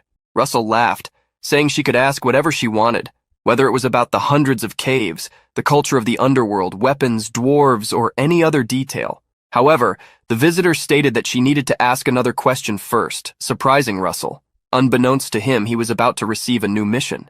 Princess Hecate asked if, while he had been so far away, he had thought about her. Russell felt embarrassed by the princess's question. She smiled while sipping her tea and commented that Russell's reaction made her feel at ease. Your expression is always so stiff, so provoking you is fun. It seems my efforts have not been in vain. Russell remembered the last time they met and danced together. The princess didn't expect an answer at that moment, she merely held certain hopes. Reflecting on this now, the protagonist had avoided getting closer to the princess since the last ball, using revenge as an excuse to keep his distance. At that moment, he lowered his head, contemplating his actions and realizing that they made him seem like a coward, especially now that a mission forced him to no longer avoid the subject. After chatting for a while, the princess noticed the time. She said goodbye to Russell, stating that when she was with him, time seemed to disappear rather than just pass. For her, it was a pity she hadn't received the answer she hoped for that day. While she was daydreaming, Hecate was surprised to see Russell kneeling before her holding a pair of rings. Please, could you give me a little more time? As you said, I am indeed quite stiff, so I can only say this. I look forward to my future by your side. The princess stood up, still shocked by the unexpected declaration. She began to smile. Seriously, you really don't understand anything about the mood of the moment, do you? But it's funny how your words, even without style or refinement, sound sweet to me. The princess approached, took one of the rings that Russell was holding, and placed it on her finger. As you said, I am looking forward to the future too. Get ready, because I will provoke you for the rest of your life as punishment for making me wait. Hecate smiled, finally relieved to have her feelings reciprocated after so long. Time passed quickly. On an ordinary day, the capital was bustling. Some people were transporting wine with the utmost care, concerned about the cost of the cargo. Others were busy with the meats that were supposed to arrive, as it was the princess's engagement, and no mistakes would be tolerated. Amidst all the commotion, an elephant crossed the city streets, followed by several other mounts, all belonging to the Kiel delegation. Behind the delegation were Prince Seiron and the great shaman Kassa of the Golden Sand Runes.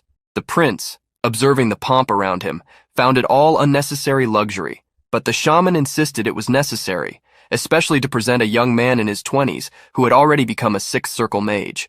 The prince questioned whether the shaman truly believed this, suggesting it might just be a political move to win allies against the empire. The shaman replied that he believed it to be true since so many countries had been invited. But the prince commented that uniting with Endymion because of this young man was another matter. The shaman grew apprehensive, asking if the prince intended to test the waters so directly, to which Seiron responded that he was tired of boring conversations and eager to know what the young Russell was like. In a room, a tailor was taking measurements of someone. This person then commented to Alan, who was sitting and reading a book, about the 4 tuxedos for the banquet and the formal attire, questioning whether engagements were always so complicated. Alan laughed, explaining that this was not an ordinary engagement.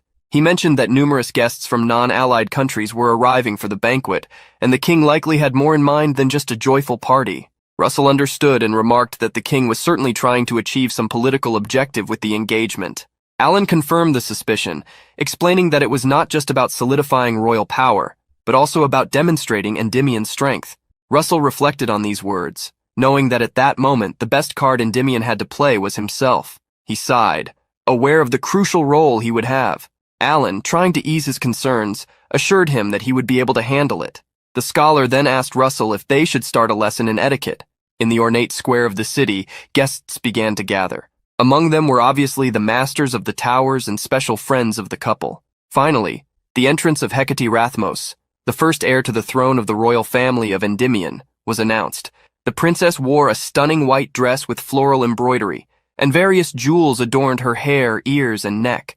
She held a bouquet of beautiful flowers, radiating the grace and majesty of her position. After her, the entrance of the groom, Count Russell Raymond, was announced. The protagonist wore a beautiful red cloak that matched his eyes, and a luxurious bow tie adorned with a red gem, complementing the elegant white suit. As Russell walked through the room, some people whispered among themselves. Among them was Prince Saron, accompanied by other nobles. The prince, thinking that Russell didn't look as impressive as rumored, decided to test him instead of just murmuring. The people around didn't understand what he intended to do, but with a snap of his fingers, Saron made several snakes appear, attacking Russell. Worried, the princess watched the sudden attack, but the protagonist, with a calm smile, told her not to worry. He realized that the venue had been perfectly arranged for such a situation. In an instant, Russell used circle projection magic. Quickly, 6 circles of flames emerged, burning the snakes. The people who doubted that he had become a 6th circle mage were left in shock. Soon after, Russell pointed his finger to the sky. Knowing that the more spectacular the event, the better it would be, he launched several beams of flames upward. The attacks exploded in the air like fireworks, leaving the guests in awe. Even Prince Saron was surprised, unable to believe that Russell was hiding such a high level of magical power, as the rumors suggested. Smiling, Russell extended his hand to the princess and asked if they should move forward. Meanwhile, in a distant forest, someone was commenting on the engagement of a certain bastard's disciple with the royal family of Endymion. A beast was lurking at the one in the cloak, but before it could attack, the cultist quickly eliminated it, saying it was nothing more than a rat showing its teeth. He then congratulated his interlocutor, stating that with such a skilled person entering the royal family, he should feel more at ease. On the other end of the line was the Archduke, who claimed he would never recognize the royal family as his true family, considering them merely usurpers who had taken the throne that belonged to him. The Archduke then inquired about the progress of the excavations in the forest. The cultist replied that it would take a few more years, and even then, they could not guarantee how many stones would be intact. Before him, a creature was chained. The Archduke wanted to know if these creatures had guaranteed performance, and the cultist reassured him, stating that the Tartanos stones, used to seal giants who once dominated the continent, could restrain even an 8th circle mage, provided they recovered some. The cultist crossed his arms and commented that the problem lay with the Tartanos seal. With just a slight disturbance, the forest monsters had already gone mad. The Archduke, however, considered this good news, as if the creatures attracted attention and weakened Endymion's forces. The plan could advance more quickly. The cultist laughed upon realizing that, even with the impending destruction of his own country and citizens, the Archduke was still pleased. He knew that all of this was the result of erasing and distorting the records from the Age of the Gods, including the stories about the savior from another world and the giants. One of those stories spoke of a black-haired hero from another world who allied with dragons to seal the giants. That was a feat that should never have been told to future generations. The cultist then pondered, remembering that Daria's disciple also had black hair and an unusually rapid growth rate. He wondered if Russell could be a descendant of that savior from another world. Despite this, the cultist didn't care much, as these events happened hundreds of years ago. Even if Russell was a descendant, he wouldn't possess the full lineage of the savior. While Russell celebrated his engagement party, the cultist began to plot against him. Even believing that the chances were slim, he decided to increase the threats against this possible heir of the hero, just to be safe. At the engagement party, many people congratulated Russell. One introduced herself as being from the south, mentioning that the Walker Hill Academy was in her territory. Another identified herself as part of the Nadza Alliance. Surrounded by nobles from all over the country, as well as local and foreign lords, Russell seemed to be caught in a web of commitments that would last at least 3 days. Amid the chaos, Russell was called by someone. The man introduced himself as the Prince of the Golden Sand Dunes, Saren, and congratulated him on the engagement of the century. Russell recognized Saren as the one who had unleashed the snakes upon him. Approaching with a smile, he thanked him for the gift, but asked that next time Saren give him a break, as he really didn't like snakes. The atmosphere became slightly uncomfortable, but Saren shook Russell's hand and said he would remember that next time. The protagonist then asked the prince if he was satisfied. Saren, used to seeing people get irritated when tested, was surprised by Russell's response. This made him wonder if Russell was an easy person to deal with or simply magnanimous. The prince, however, did not care about the answer and stated that, as prince, he would like to propose an alliance, asking if this was a good response to his question. It was important to know that the Golden Sand Dunes were a wealthy nation on the continent.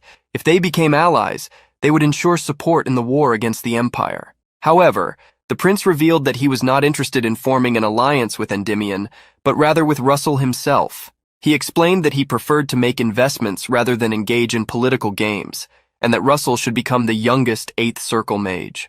Russell laughed, though internally he felt exhausted.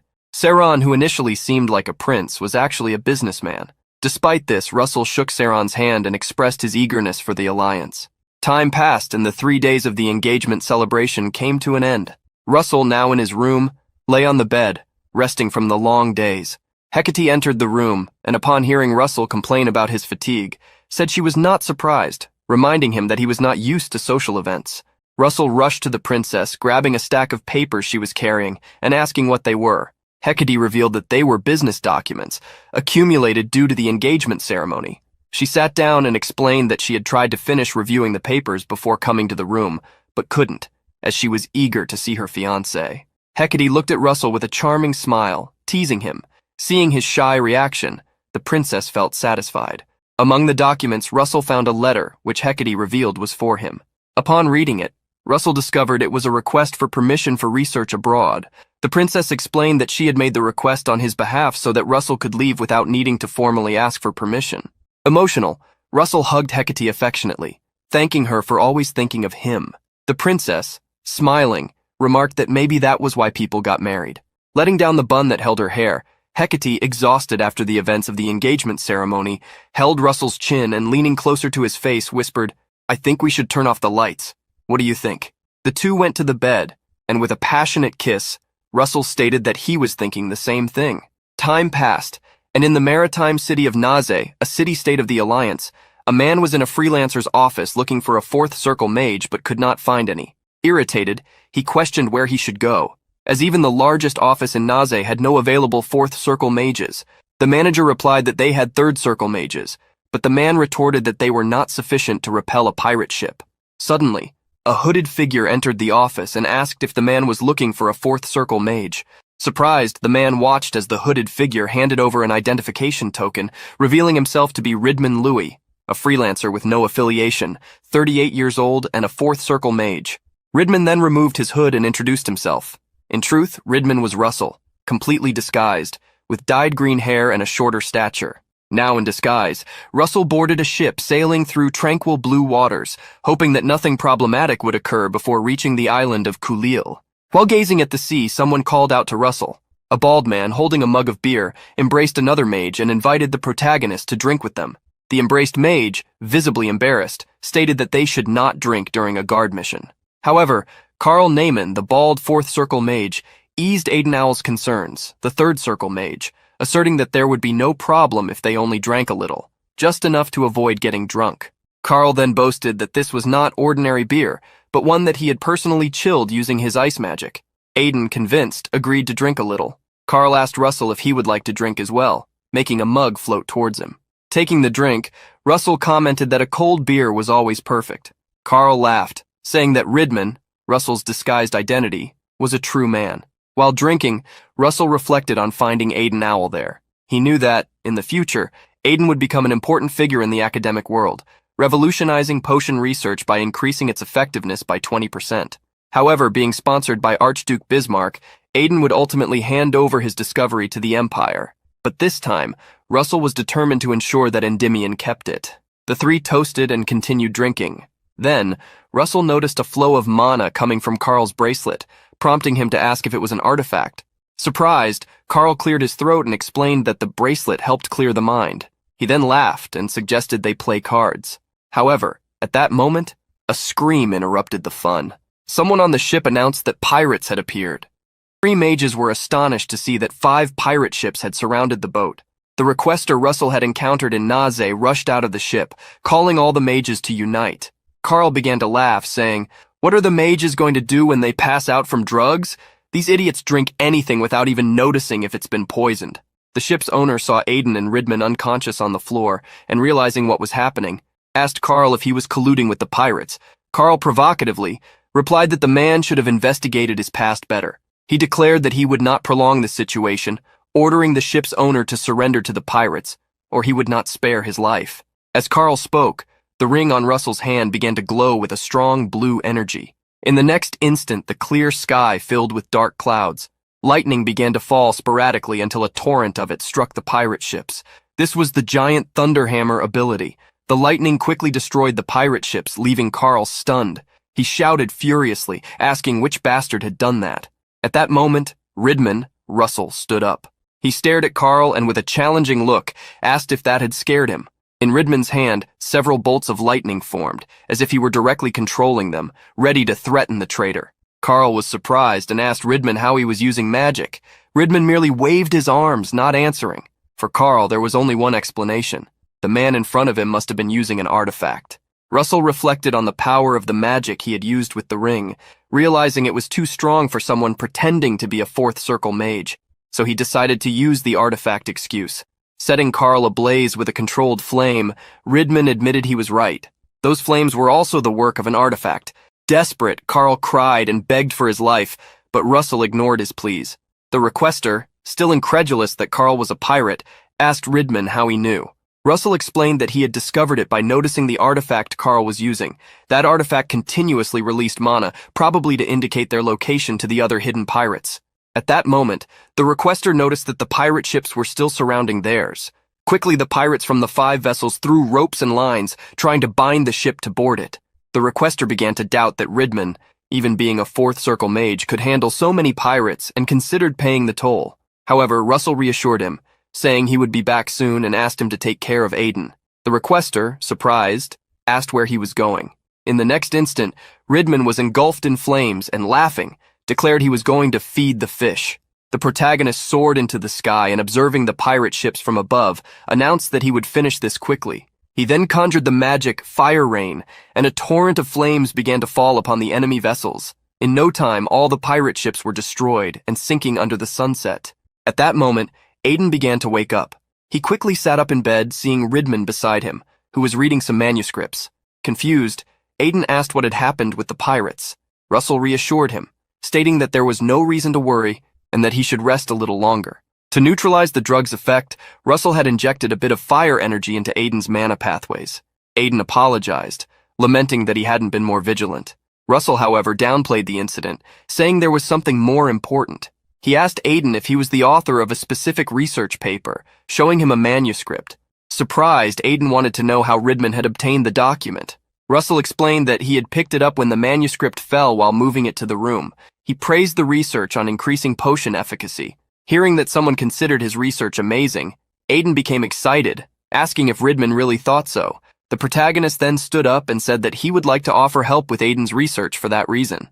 Aiden thanked him, believing that Ridman was suggesting sponsoring his research, but explained that it would require hundreds, perhaps thousands of potions to gather sufficient data, which would necessitate considerable funding.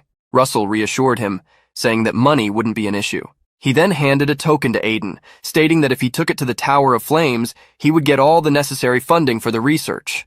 Russell was sure that Daria would immediately recognize the value of that research. Aiden began to read what was written on the token: War Mage belonging to the Tower of Flames. Russell Raymond. Aiden nearly fainted in surprise, while Russell asked him to keep quiet. Extremely nervous, Aiden could hardly believe he was in the presence of the famous Russell Raymond. He then asked why Russell looked so different. Russell explained that he was disguised for reasons he could not reveal. Aiden, with trembling hands, declared that Russell was the only person capable of recognizing the value of his research. He placed his hand on his chest and swore, "I, Aiden Owl, will follow whatever you say." The next day, the ship they were on approached the island of Khalil. Russell looked at the map he was carrying, remembering that it had previously shown several marked points, but those points had now transformed into letters. The map read, "Above the place where the Ice River and the Flame River overlap, follow to the end of the Flame River and ascend from there." Russell understood that the map wanted to guide him to a specific destination, which is why the instructions had appeared now that he had arrived at the island. Shortly after, the boat reached the port of Khalil. As they lowered the anchor, the ship's owner thanked Russell and Aiden for helping them arrive safely at the island, expressing his gratitude on behalf of the Merchant Association. Aiden, embarrassed, said he hadn't done anything, almost calling Russell by his real name. The protagonist laughed at how bad Aiden was at lying. The merchant leader handed them 2 bags of gold coins, the promised reward, and said he had put a little more than the amount agreed upon in the contract. Russell thanked him and wished the merchant luck on his future journeys. Seeing that Russell was about to leave, Aiden lowered his head, saddened that he couldn't learn more from him. At that moment, Russell called out to him, startling the mage. Revealing his true face, Russell bid farewell to Aiden, saying they would see each other next time at the Tower of Flames. With his hood covering his face again, he walked through the island. As he expected, being a land of beastmen, there were few humans around. He wondered if he would encounter fierce beastmen in that place. While observing the area, Russell noticed a monkey beastman running through the trees, very agile. As he pondered where to go, he realized he was being watched by the same beastman. Russell then decided to enter a bar, which he considered the best place to gather information in foreign lands. Upon entering, a horned beastman welcomed him. Placing a coin on the counter, Russell ordered a glass of cold beer. The attendant, seeing the gold coin, said it was too much for just 1 glass of beer. Russell sat at the counter and replied that the attendant could consider the coin as payment for answering a few questions.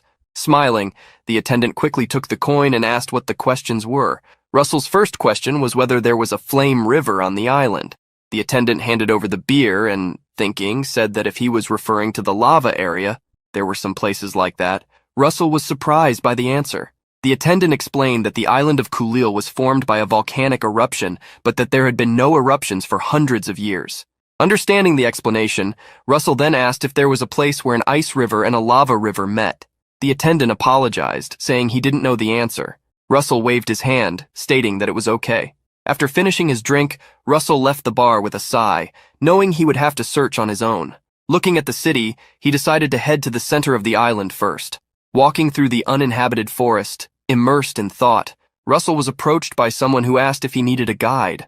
Looking back, he saw the monkey beast man he had noticed earlier, who offered his services for 2 silvers per hour, assuring Russell that he wouldn't regret it. Russell observed the beast man in front of him and, glancing at the forest, felt numerous eyes upon him. He had already sensed the obvious scheme being plotted against him. Despite everything, Russell hired the guide. The beastman claimed that no other species was as connected to the coast as the monkey men, so they knew the area better than anyone. Russell agreed that this was useful, but asked where the guide was taking him. The monkey man shivered, and with a grin, replied that he was taking Russell exactly where he wanted to go. The protagonist found it strange since he hadn't mentioned his destination. He then looked around and remarked that, for 2 silver coins, there were many guides available. The beastman stepped back, asking how long Russell had been aware of that. The protagonist revealed that he had noticed from the beginning, surprising the beastman, who asked why he had followed him if he knew the plan. Russell laughed, saying he needed someone to work for him. Angrily, the beastman bared his teeth and declared, "I was thinking of sparing your life if you surrendered, but now I've changed my mind. Let's skin you alive." In the next moment, several beastmen leaped from the trees, ready to attack Russell with their sharp claws. Russell, however, didn't stand still. Gathering electrical energy in his hand, he asked the beastman if he really thought he would fall into a trap without having something up his sleeve. The monkey man trembled at the sight of the area magic Russell was channeling and tried to order his companions to retreat, but it was too late. Russell unleashed the electric chain magic, hitting all the monkey men and knocking them to the ground. The guide was the only one who wasn't struck, and looking around, he couldn't believe what he was seeing. The protagonist summoned electrical energy in his hand once again, causing the beastman to tremble as he stated that he had a few questions and wanted to know if he would answer calmly. The beastman didn't understand when Russell asked about a place where lava flowed, The protagonist explained again, saying he was looking for a place where an ice river and a lava river met. Kneeling before the bodies of his companions, the beastman apologized, claiming he had never heard of such a place. Russell taunted him, asking if he had lied when he said he knew the island of Kulil well. Shocked, the beastman vehemently denied it and said that no such place existed in the outer ring of the island. Hearing this, Russell asked if the place he was looking for could be in the inner ring of the island. The monkey man lowered his head, stating that he didn't know what was in the inner part of the island. The protagonist then stood up, saying he would have to investigate on his own. The beastman was surprised and asked if he would really do that. Russell questioned him if there was a problem. The beastman replied that, although Russell was strong, the inhabitants of the inner ring of the island were not ordinary and were extremely hostile by nature, attacking any intruder who entered their territories. Even so, Russell entered the island and soon night fell, forcing him to make a campfire. Shortly after, he heard a voice. "Are you the foreigner causing trouble on the island? You're smaller than I expected." Looking in the direction of the voice, Russell saw some bullmen with murderous intentions, as if they were eager for a fight. He wondered if this was the natural instinct of beastmen, who sought only to test their strength. The protagonist looked at them and asked if they were there to fight. One of the bullmen apologized, stating that Russell should already know, but that it was their natural instinct. The bullman, who wore a gold ornament around his neck, snapped his fingers and instructed Russell to say when he was ready. The protagonist stood up, and releasing wind mana, signaled that the fight could begin. The first bullman charged, praising Russell's spirit and saying he wanted to see if he had skills to match. Seeing him advance, Russell realized he wouldn't be able to stop him with a weak spell. He would need to condense his mana to the maximum. After concentrating his energy, Russell pointed the palm of his hand at the beastman and cast the shockwave spell. The bullman smiled, saying the spell wasn't bad, but he wouldn't be stopped by just that level of strength. In the next moment, he planted his feet firmly on the ground and tried to dissipate the attack with his brute strength, but he failed, being thrown back by Russell's magic. The two other bullmen with him were shocked to see their leader thrown back with just one blow. They now thought the human was incredibly strong. At that moment, Russell approached and asked if they wanted to fight too. They were about to accept the challenge when someone told them to shut up and stay still. The leader of the bullmen had returned and stated that Russell was not someone the other two could handle. The protagonist looked at the beastman, realizing that he had not suffered any damage, despite the amount of power used by Russell being enough to break some bones. He stepped closer, observing the beastman's body, which seemed optimized for combat. Russell imagined that if this creature knew how to use aura, he would be like a superhuman, or perhaps even stronger than that. He then asked if the bullman wanted to continue the fight. The bullman replied that yes, he would like to, but admitted that due to his body's condition, he could no longer fight. Accepting his defeat, the bullman shook Russell's hand, stating it had been a great battle. He then asked what brought Russell to the inner ring of the island, as humans usually conducted business in the outer ring. The protagonist shared what he was seeking. When asked if he knew such a place, the beastman shook his head, saying that despite his 80 years of life, he had never heard of a place as described. Russell was disappointed by the response, but he knew that a location like that wouldn't be easily found, unlike in the underworld, where things flowed more obviously. The bullman then offered a hint. If Russell entered the divine region, he might find some clues. The protagonist was surprised, as he had never heard of this region. The bullman explained that the divine region was a sacred land where a god resided. Although he himself had never been there, he believed it could be the place Russell was looking for. Russell paused to reflect. There were records that the first beast king, Fenrir, was a mix of dragon. Since he had already obtained a clue at the altar of the underworld, he had reasons to investigate this new information. The protagonist then asked the bullman to tell him where this divine region was located. As he advanced through the forest, Russell faced several attacks. In just one day, he had counted at least 17 fights. He recalled the bullman's words. To enter the divine region, you need to know the great warriors and the great elders, and for that, you need to prove your strength. Following this advice, Russell fought for 15 consecutive days, and began to wonder when or if the beings mentioned by the bullman would appear. While resting after one of the fights, a creature with tusks approached and asked if he was the rumored human outsider. A panther man, accompanied by other beastmen, surrounded Russell and ordered him to follow them, as someone was looking for him. Russell noticed a rope tied around the arm of the panther man, wondering if that knot was the symbol of the great warriors. The protagonist did not immediately follow the beastman and asked who was looking for him. The answer shocked him. The one looking for him was Muya. Russell had heard that name before, Muya, the king of the beasts. He had hoped that a great warrior or elder was looking for him, but he never imagined it would be the Beast King himself. This was a much greater opportunity than he had ever dreamed of. In a vast hall, the Beast King was discussing with some subordinates a foreigner who was causing an uproar on the island. Upon hearing that even the young patriarch of the lion tribe and the gatekeeper of the snake tribe had been defeated, he smiled, as those two were almost at the level of a great warrior. He then stated that he would love to meet the one responsible for such feats. In front of him stood a member of the jaguar tribe, asserting that they would bring this person and make them kneel before him. The Beast King rejected such brutality, simply ordering them to bring the person calmly. The jaguar was startled when the king confirmed that he wanted this individual as a guest. These beast men were the same ones currently talking to Russell. Looking at the human, they thought he was weaker than the rumors suggested, not believing that the Beast King would want such a person as a guest.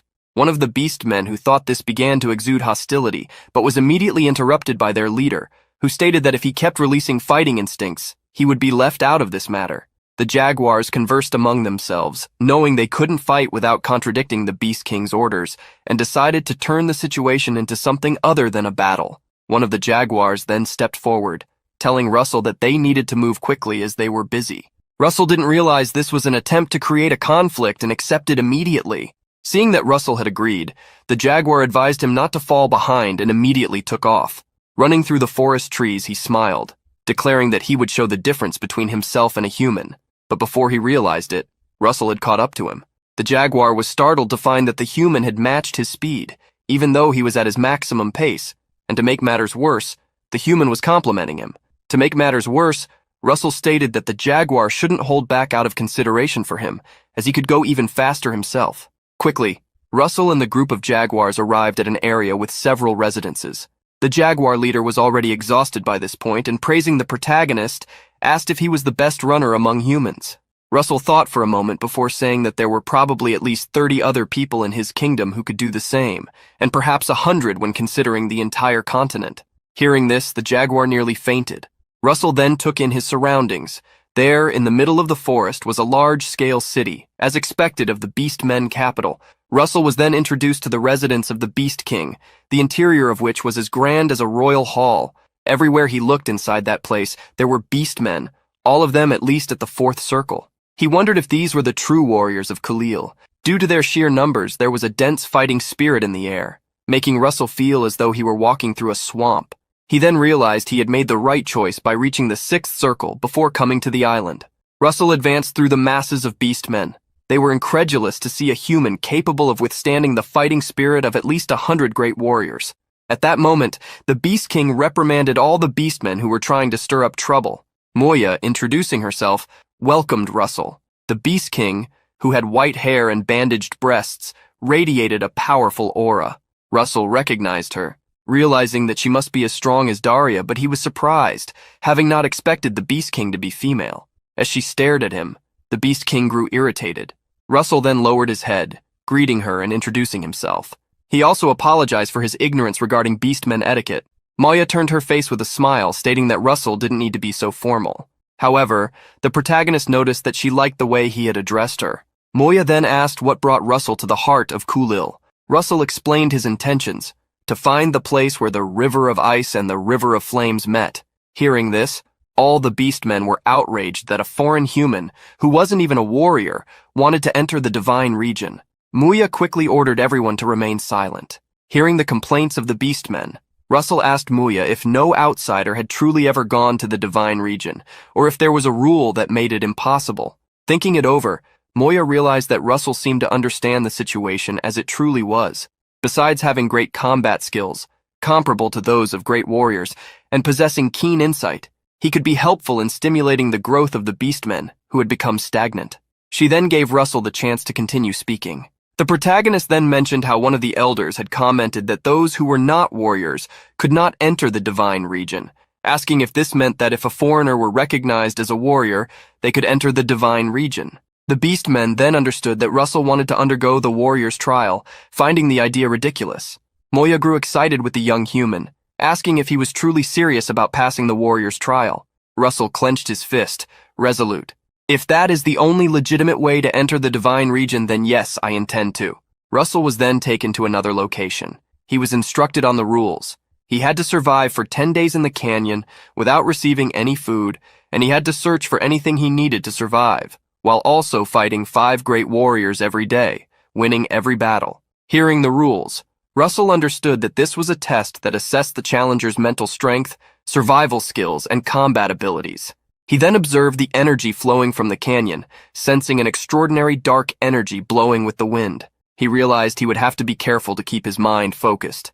After the explanation, Moya stated that it was time to enter the canyon.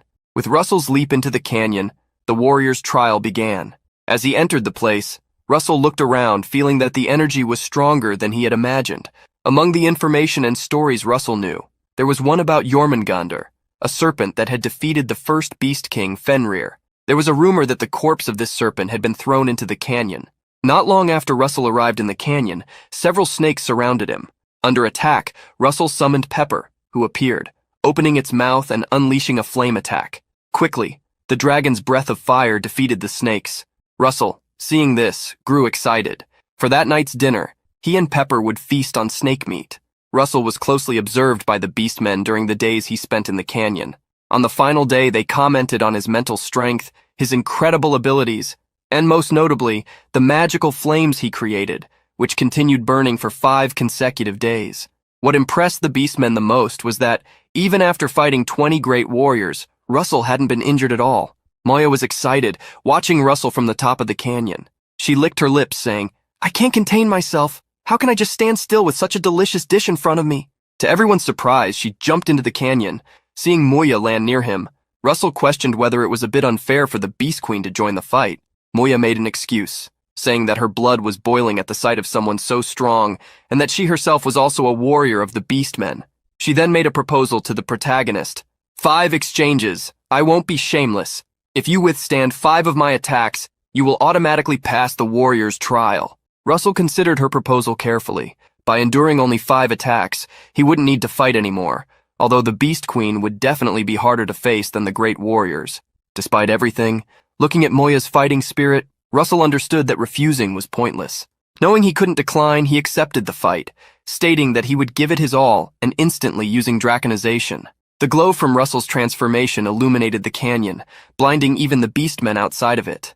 Moya looked at Russell, impressed, asking if that was his full strength. Seeing the aura he exuded, along with his bodily transformation, she grew excited. Very good. Even though this moment may not last long, I'll be able to enjoy it a little. Moya's muscular legs flexed, giving her an explosive burst of speed. She quickly created a gap, closing in on Russell. Wielding her spear, she was thirsty for battle. Russell confronted the Beast Queen's attack with a shield, trying to defend against the spear, but the shield was too weak and shattered. It was expected that someone so powerful would leave Russell with his hands tied, barely able to defend. Seeing the shield destroyed, Russell extended his hand, planning to create ice magic to freeze Moya's movements and buy himself some time. Seeing the ice attack coming toward her, Moya laughed, finding it very amusing. She then thrust her hand into the ground, ripping out a chunk of earth, and used the terrain to block Russell's attack. Russell couldn't believe she blocked his attack with such a simple move. Entering a stalemate, Moya praised Russell's interesting attack, stating that she would count their past exchange as 2 strikes. Hearing this, Russell told himself he only needed to endure 3 more times now. Moya didn't say much and quickly launched another attack, rushing at the protagonist with a punch. Russell swiftly created his strongest spear and used it to defend against the blow. To counterattack, Russell summoned Pepper, who immediately unleashed a whirlwind of flames around Moya. The Beast Queen became furious and kicked Russell. Caught off guard, he was hit by the kick and sent flying, crashing into a wall and shattering it completely upon impact. But Russell wasn't about to let that kick slide. Grabbing the relic in his possession, he tore a rift in space, surprising Moya as he hurled a massive hammer at her through the torn space. Despite the surprise, Moya reacted quickly, punching the hammer with her extremely muscular arm. The hammer flew high into the air and fell directly into Moya's hand, which she caught to use against Russell. Seeing that his previous attack hadn't worked, Russell decided to unleash a more powerful one. He raised his hands, gathering a massive amount of flames. A sun appeared in the middle of the canyon as he channeled the magic falling sun. Seeing the spell, Moya immediately halted her advance. Planting her feet firmly on the ground, she used the hammer to confront the giant fireball, which with a spear inside it became even more powerful. The clash of the hammer and the massive fire sun caused a powerful explosion within the canyon, resembling a true supernova. Sometime later, the brightness of the explosion faded, revealing a scene of utter destruction. At that moment, Russell was crouched, breathing heavily. Moya then approached him, crouching down, and said she wished they could have played more. Unfortunately, it seems you can't go on any longer, but this was really fun. For now, I'll give you a passing grade. And with those words, Russell fainted from exhaustion. Russell woke up sometime later. Looking up, he saw the ceiling of a tent. At that moment, the small dragon, Pepper, appeared, rubbing its face against Russell's in concern. Hearing the noise inside the tent, Moya entered, commenting that the little spirit had stayed by Russell's side the whole time. Upon entering the tent, Moya began to remove the bandages from her upper body. Seeing this, Russell panicked, placing Pepper in front of his own eyes, asking Moya what she was doing. Moya didn't understand Russell's reaction, stating that she was merely trying to show him the marks he had left on her body. Russell, embarrassed, asked when he had done such a thing. At that moment, Moya approached, tossed Pepper aside, and uncovered the protagonist's eyes. She then revealed a scar on her shoulder, admitting that she had never expected Russell to make the falling sun explode using a spear, and that if she had dodged a second later, the wound could have been much worse. Russell felt happy that his attack had worked, but upon seeing the scar, he realized it was too small to say it had truly succeeded. Still noticing Russell's embarrassment, Moya asked why he was so red, as it didn't seem like he had a fever. Then she got an idea. "Outsider, by any chance, do you want to pair up with me?" The protagonist was startled by the question. Licking her lips, Moya continued, "If that's the case, maybe instead of calling you an outsider, I should call you a man." She then climbed on top of Russell, who, frightened, pleaded for her to calm down.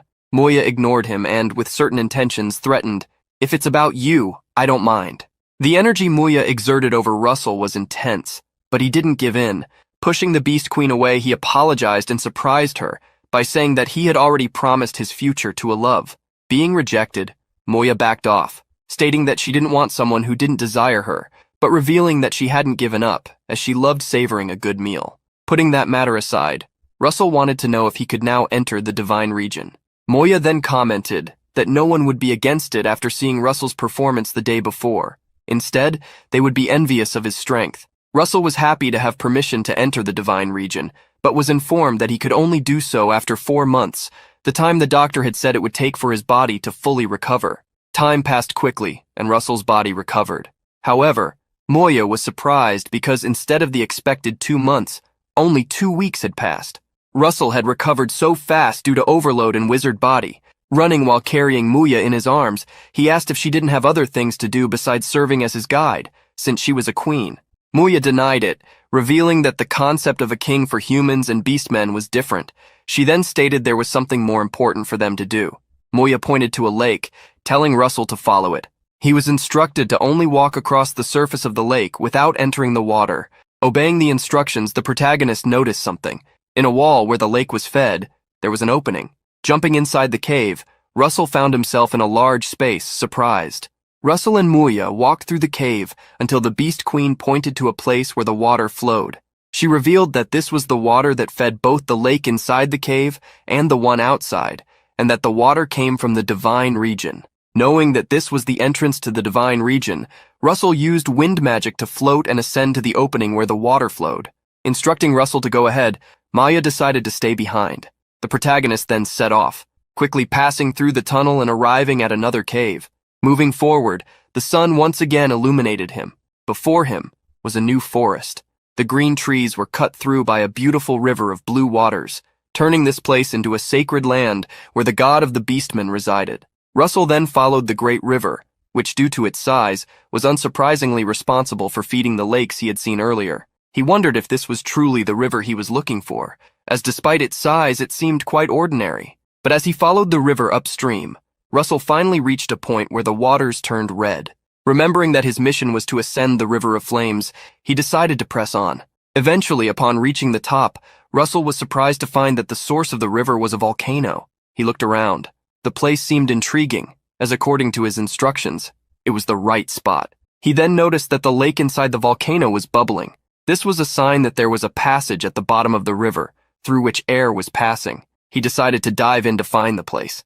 Reaching the bottom, he searched around, betting that the location he sought should be the true source of the river. Finally, he found a new cave at the river's bottom, which must have been the passage he was looking for. Swimming through the flooded passage, he passed several stones and crystals that illuminated the way. Eventually, he reached a chamber, where rising to the surface he could breathe again. Going ashore, he assumed he was in the right place, though he couldn't see much due to the darkness.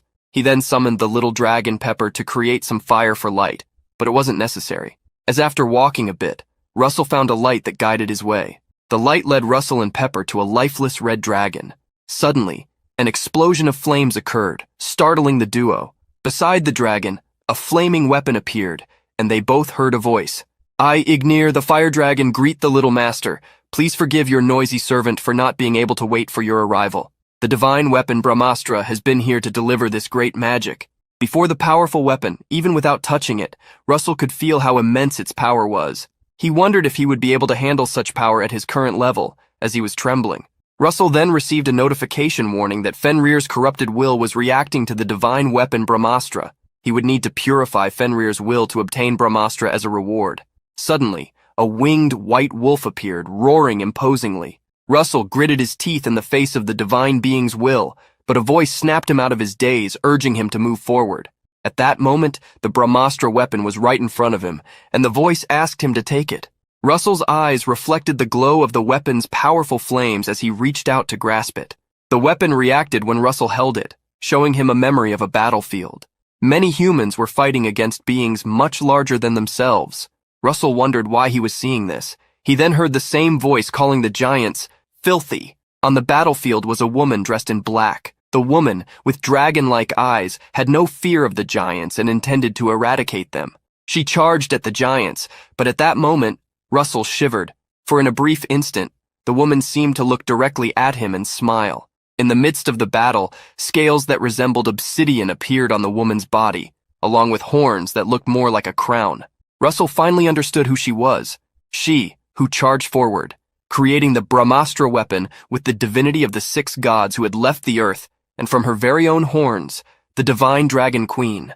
Russell witnessed the birth of the divine weapon, imbued with the power to defeat a god. He then mimicked the actions of the divine dragon queen, wielding the Brahmastra, as if the vision he had seen was a guide for the future. He hurled the weapon at Fenrir, turning the divine beast into a torch of flames. A ball of flames was created, forcing even Russell to shield himself from the heat. Even though he had only attacked a will, he could envision the first king of beasts being defeated in a single blow. He felt that the power of the attack he had used must have been even above the 8th circle. It should have been a 9th circle attack. After Fenrir's will was defeated, it transformed into a human form kneeling. "O great master of dragons, I, who have received the blood of a dragon, would like to make a request of you." Fenrir then pulled something from her own belly using magic and handed it to Russell, asking him to deliver it to her son. As he took the artifact in his hand, Russell heard Fenrir reveal that it was the treasure that also shackled the beastmen. Fenrir then dissipated into energy, leaving behind the desire for Russell to remove the shackles that blinded the beastmen. Holding the artifact, Russell could feel a completely different energy emanating from it. It wasn't mana or something divine, but something special that would only work for the beastmen. Russell then received the notification that, with the purification of Fenrir's will, the reward would be granted to him. The Brahmastra was definitively bestowed upon the protagonist. Upon being delivered, the weapon attempted to force itself into Russell's body. He felt an intense fiery energy, as if his very veins were aflame. He thought he shouldn't be feeling so much pain, considering his level of understanding of the fire element, but what was stimulating his mana veins was now a high-level magical formula, almost at the 9th circle. As he was thrown into the air by a torrent of flames, Russell realized that if he did not acknowledge, understand, and control such power, his mind would explode. At that moment, the Brahmastra was expanding his brain, forcing his understanding of it, and reconstructing his mind. Forced into this cycle of actions, Russell suffered, but his burning mind finally grasped the understanding of the divine weapon, relieving him of the pain. Seeing Russell fall to the ground, Pepper became worried, crying beside him, but the voice of the fire dragon calmed him. "Don't worry, he just fainted from exhaustion. He will wake up soon. My child was meant to serve you, but fate did not allow that to happen. So child, if you are okay with this, would you accept my power?" What was initially a consolation turned into a proposal for the little dragon. Pepper was surprised and stepped away from the dragon's body. Seeing Pepper's reaction, the dragon asked him not to be surprised, as a spirit was merely a mutation. You, a part dragon, are more than capable of receiving this. I hope you become the new fire dragon and travel with him, and I truly hope you continue the lineage of dragons. The fire dragon then handed an egg to little Pepper, who was dazzled by the power it contained. Not long after, Russell woke up, rising with a headache. He then saw the little dragon busy eating something. Pepper, upon being discovered, was startled but continued to eat. As soon as Pepper finished eating the egg, flames began to surround him. Russell then received a notification that the spirit of the fire dragon and the nutrients had completed all preparations. The flames surrounded Pepper like a tornado, while Russell received the notification that some time would be needed for the little dragon to digest the absorbed power and become a second-generation dragon. Russell heard the little dragon say he was sleepy, and as he fell asleep, Pepper bid farewell to Russell, stating that they would meet again soon. Quickly returning to the cave where Muya had stayed, Russell blamed himself for not having played more with Pepper, since he was now in a sleeping state. Upon seeing Russell return, Moya greeted him. She observed the protagonist for a while as he landed. Noticing the look of the Queen of Beasts, Russell asked what she was doing. She then stated that his eyes had become clearer and deeper than they were 5 days ago, guessing that he must have obtained something incredible. Russell then turned around, grabbing something for Moya to take a look at. Moya was shocked to see what Russell was holding. Instantly, her aura shifted to an oppressive one. I need you to tell me every detail about how and where you got this. Russell felt a chill run down his spine. He already knew that Moya had not used all her strength when they fought in the ravine. However, Moya praised Russell for handling her battle spirit well, even while being so close. She laughed, stating she wanted to play with him, but that the moon crystal was a priority. She asked the protagonist if he knew why the beastmen were trapped on Kulil Island. Russell guessed that it was to protect themselves since they were few in number.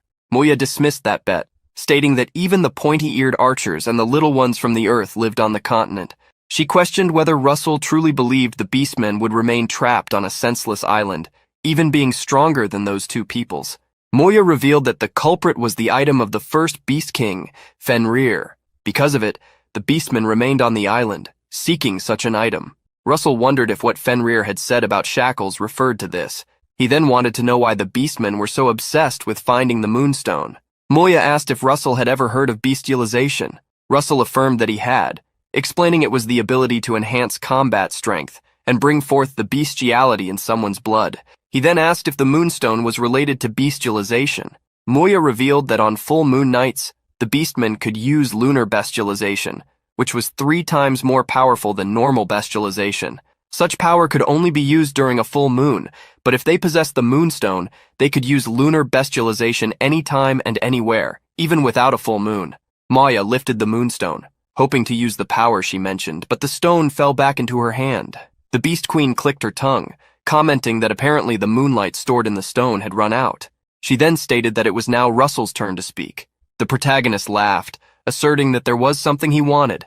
On the outer edge of the cave, Russell was thrown away, hitting a rock. Muya, who had attacked him, seeing that he did not get up, asked why he was breathing so heavily if she hadn't even started to fight properly. At that moment, Russell was already tired. He wondered if he had overdone it by asking Moya to train with him once a day. Holding the spear behind her head, Moya ordered Russell to compose himself, or she would eat him for continuing to show such a weak side. She asserted that if he kept being so weak, he wouldn't be able to satisfy the one with whom he had promised to share a future. Provoked, flames erupted around Russell, who told Moya not to worry about such a thing, as he was full of energy. The protagonist then used the magic he had created, summoning 5 magical gay bulg spears. The spears flew toward Moya, who praised him for his attitude before, with a strike of her own spear defending against the protagonist's attack, creating an explosion in the process. Russell was resting in a beautiful spot on the island of Kulil. After fighting so many times against Moya, he already thought of her as a monster, wondering if he would be able to fight her without using Dragonification. At that moment, the one he called a monster approached, asking if he was already tired and if he couldn't transform as he had done before. Russell stated that he was training to practice the basics and that if he transformed, it would make the training pointless. Moya pouted, saying that this was his problem and that she wasn't having fun like this. She then looked at Russell thoughtfully before claiming she had a request to make. Russell was surprised to hear Moya suddenly mention a request, but listened to her. She revealed that since they had found the Moonstone, she would be leaving the island with the Beastmen in the coming years, asking Russell to be their bridge to the world. Russell thought about her request, stating that if she was asking for part of the territory of Endymion, that would be impossible. Muya exploded, asking if he really thought she would make such a shameful request. She then clarified that she only wanted a small piece of land that would be enough to live on. Upon hearing this, Russell laughed, wondering if there was any difference between the two. Russell then had a reality shock and asked Muya if she was saying she wanted to join Endymion. Muya responded affirmatively, revealing that she would even be willing to bow to Russell's king if necessary. Territorial conflicts? Wars? We are capable of helping a bit during those times too. Hearing this, Russell was surprised. The Beast Queen bowing to Endymion and helping in the war was something insane. Back in Endymion, Russell made an official request at the palace in the presence of the king. There, the finance minister commented that for a migration of the beastmen from the island of Kulil, who numbered more than 200,000, it would be necessary to find a place that could feed and house so many people. The military minister rebutted, stating that even if half of them joined the kingdom, it would represent an increase of at least 100,000 soldiers. They could not ignore this. As Russell had thought, there were conflicting ideas about the issue he raised. In light of such discussions in the palace, the king ordered everyone to be silent. Since we do not have enough information, this is a futile discussion.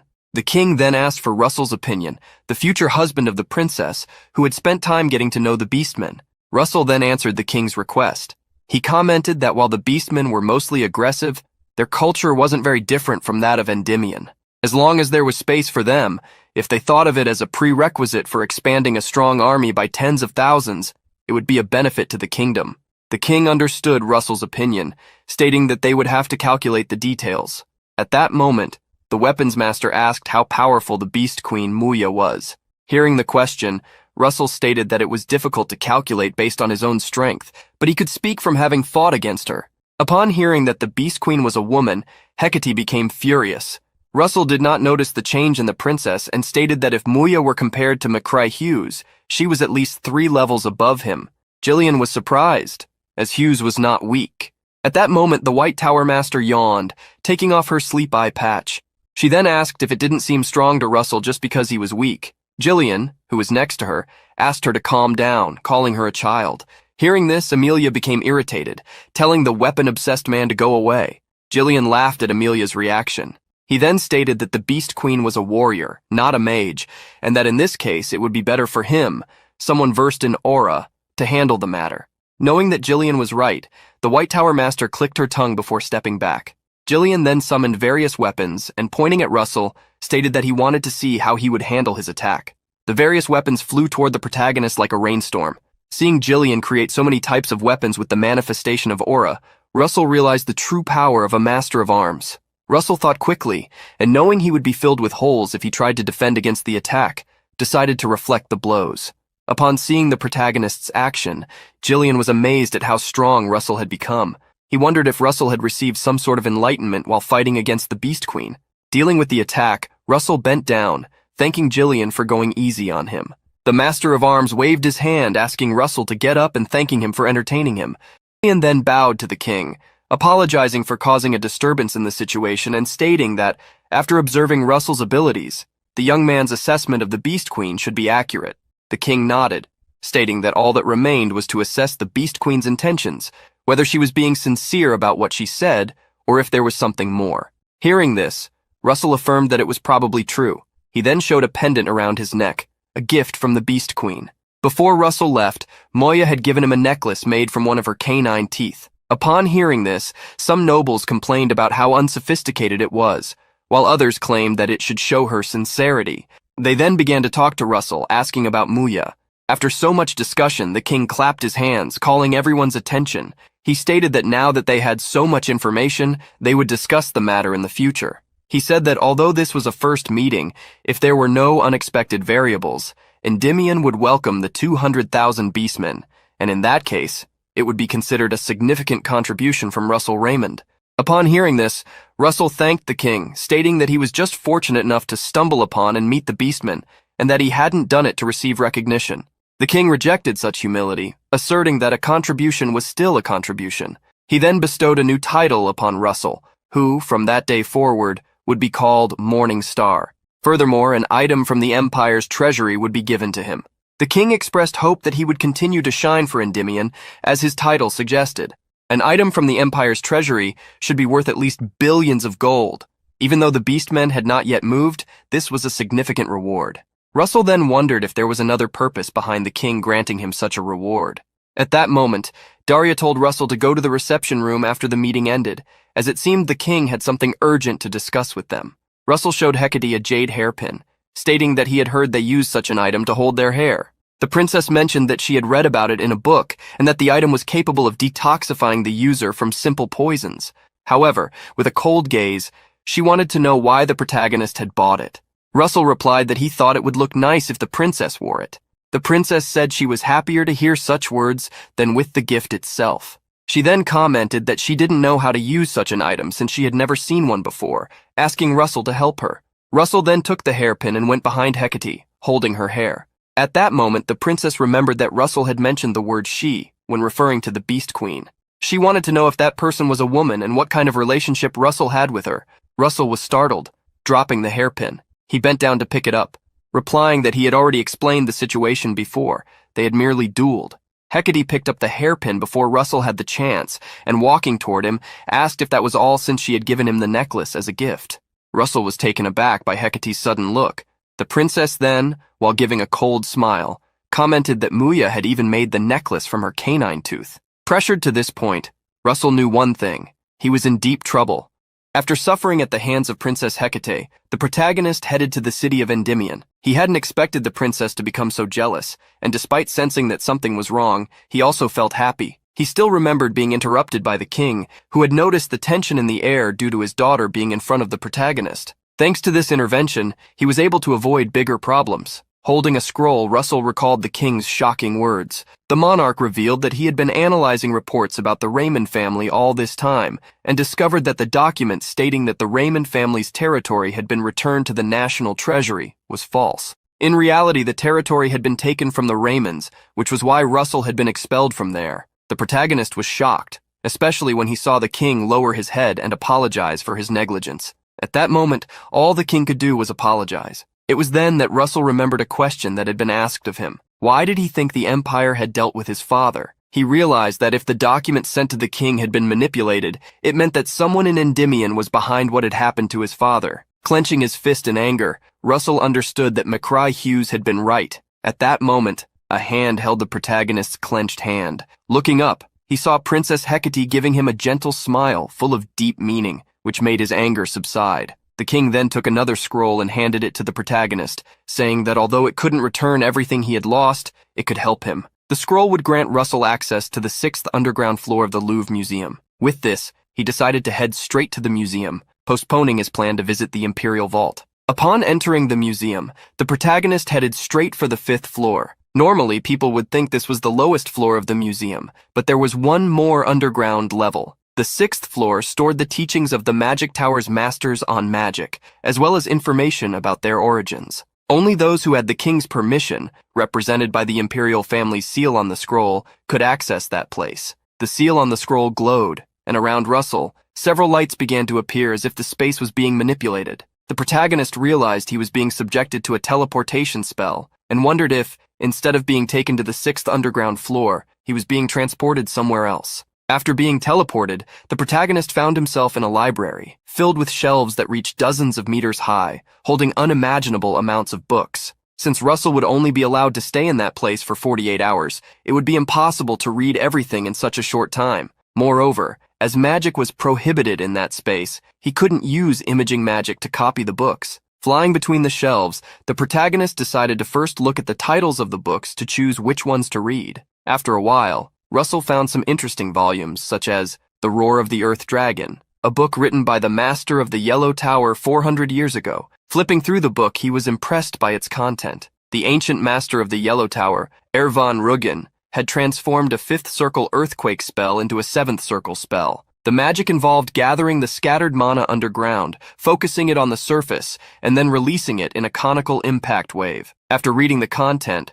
Russell's understanding of the earth element increased slightly, pushing his advanced understanding of the element to its limit. Upon reading the notification, The protagonist realized he had received a mission. He needed to expand his understanding of earth magic to surpass this limit. As a reward, he would learn the magic footprints of the earth dragon. After the silver dragon and the fire dragon, Russell felt lost on how to find the traces of the dragons. However, receiving this objective through a mission made him feel more confident, as now he had a clear direction, confirming the validity of the information. Still, Russell wondered how he could increase his understanding of the earth element enough to reach mastery if he needed to memorize as much content as possible. So he began reading various books, stacking them into a tower taller than himself. However, despite the accumulation of reading, his understanding level didn't increase. It was then that he remembered that he could take a book outside the museum. He wondered which of the many books he had selected he should take. Suddenly, something caught his attention. There was a statue of a mage holding a book, which piqued his curiosity about why the book was placed beside the statue instead of being stored in one of the shelves. Flying to the statue,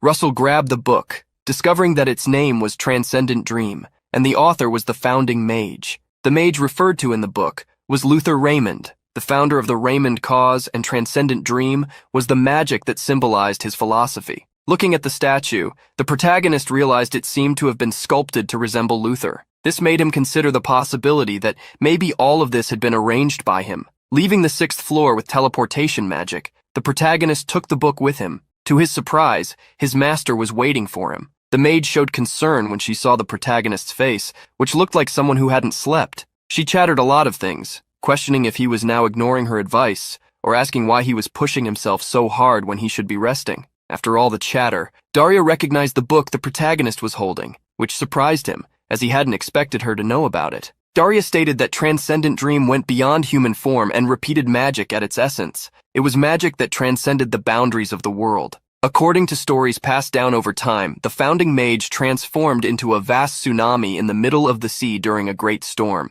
It is also said that he turned into lightning during a heavy rain. To have such original ideas and make them a reality is what made Transcendent Dream a highly valued magic. Holding the book, the protagonist felt proud, especially seeing his master speak so highly of the magic, which indicated how incredible Luther Raymond must have been. At that moment, Daria warned the protagonist that she wouldn't stop him from trying to learn the magic, but she advised him to be careful, as although it was an 8th circle magic, it could go beyond that. If something goes wrong, you could be consumed by this magic. The protagonist accepted his master's warning, saying he would keep it in mind. With the acceptance of the advice, Daria called him to go to the Imperial Vault. As they walked across the field, the protagonist commented that he had never imagined the Imperial Vault would be located on the outskirts of the city. Daria revealed that the place they were going now was the first treasure vault. As Russell should know, the first treasure vault contained accessories. The second vault stored weapons, while the third treasure vault housed other types of treasures.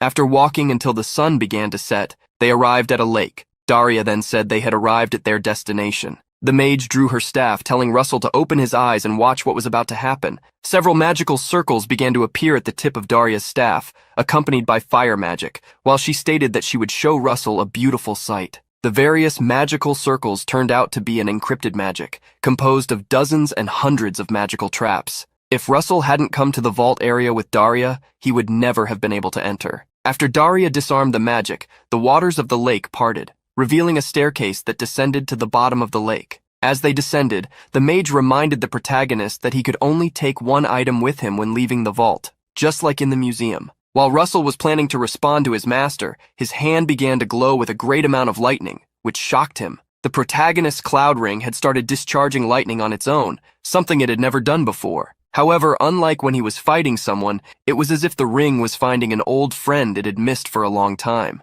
Daria looked at the protagonist with a smile, stating that apparently the other half of his ring was inside the vault. Artifacts were usually unique items, designed to fulfill their functions, but there were artifacts that required another half to reveal their full power, like the protagonist's golden mask. Stopping to think, Russell realized that most of the mission rewards that gave him dragon-related artifacts seemed to be those missing halves. After descending to the vault, the ring launched a lightning bolt at a door, as if indicating the path Russell should follow to find its other half. The protagonist was quite curious, wondering what artifact the ring was so desperate to find. After passing through the indicated door, Russell and Daria entered a room with few accessories. There, Daria was the first to find the Jade of the Clouds. She explained to the protagonist that the Jade had a special ability, the power to control the weather. Russell was shocked by this information, as there were fewer than 10 mages on the entire continent capable of controlling the weather. Weather manipulation was incredibly difficult, and therefore very hard to learn. Daria taught that controlling the weather was undoubtedly a great advantage, but it also carried great risks. The amount of mana consumed and the casting time were challenges to consider. What Daria was saying Russell had already felt when he held the Brahmastra. Although it would be more efficient to choose another artifact instead of the jade in terms of efficiency, looking at the ring on his hand made him decide to choose the jade. The moment the protagonist placed his hand on the jade, a bright glow and a large amount of energy overflowed from the stone. All this energy seemed to be absorbed by the ring. Not long after, all the energy was consumed, bringing back the feeling of peace. At that moment, the protagonist received a notification that he had obtained the wing fragment of the cloud dragon, the dragon that controls the weather and clouds, a mutant of the lightning dragons with a low chance of birth. The protagonist's mouth opened in surprise upon discovering that the ring was related to a mutant lightning dragon. The lightning element was known in academic circles as a deviation of the fire element, being one of the elements outside the 5 typical ones. Lightning mages were rare and highly respected. If any element lateral to lightning were discussed, its value would be incomparable to anything else. Furthermore, the true power of the Cloud Jade didn't seem to be controlling the weather, but something even more impressive. While Russell was immersed in his thoughts and analyses about the new power he had acquired, Daria woke him up, asking if he had any idea how to use the ring now. With a smile, the protagonist said he had an idea. Daria then called him to leave, as she was curious to see the power of the artifact that had finally found its other half. After leaving the vault beneath the lake, the protagonist was ready to demonstrate his newly acquired power. Applying his mana to the ring, he activated the jump form. Preparing his feet, the protagonist made a large leap, leaving behind a great amount of energy used for the propulsion. Seeing the protagonist's action, Daria initially thought he was flying, but soon realized he had just made a simple jump. The jump Russell made was enough to take him to a height where he could see the city below him.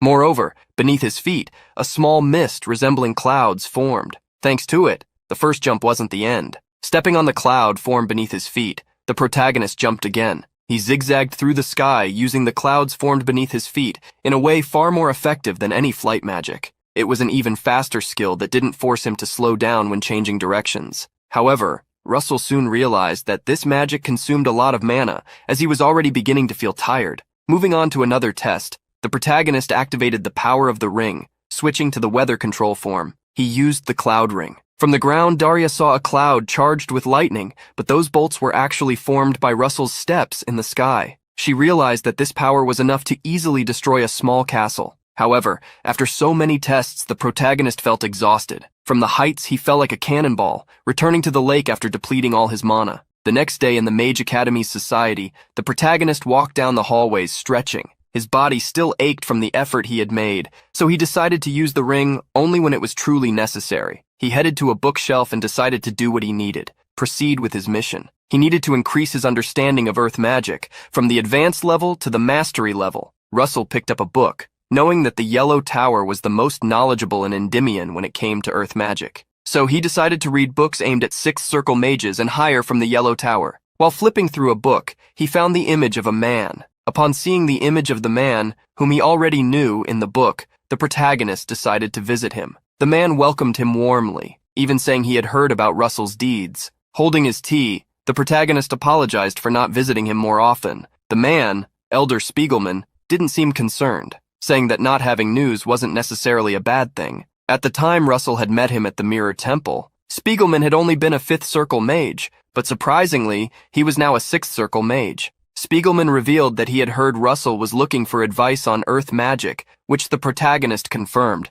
stating that he had read a book from the 6th underground floor of the museum that had left quite an impression on him. Laughing, Spiegelman said that if Russell was willing, they could start right then. Seeing that he would have help, the protagonist placed a box on the table containing all the books he would like assistance with. That night, in the Archduke's castle, Bismarck was busy with his logistical work. He had recruited many people, and the manufacturing production was going well. This made him believe that he wouldn't need to worry about military supplies either. With an evil smile, he now just awaited the right moment for the throne of Endymion to finally be his. Suddenly, one of the windows of the castle opened. An unexpected visitor apologized for the late hour. Bismarck looked at the visitor and upon seeing their green eyes wondered if it was Karen. The person, wearing a mask, stated that this should be the first time they were meeting in person. Then the masked figure greeted Archduke Bismarck, confirming his suspicions. The person was indeed Karen. Seeing the masked figure act so formally, Bismarck commented that such behavior was not typical of Karen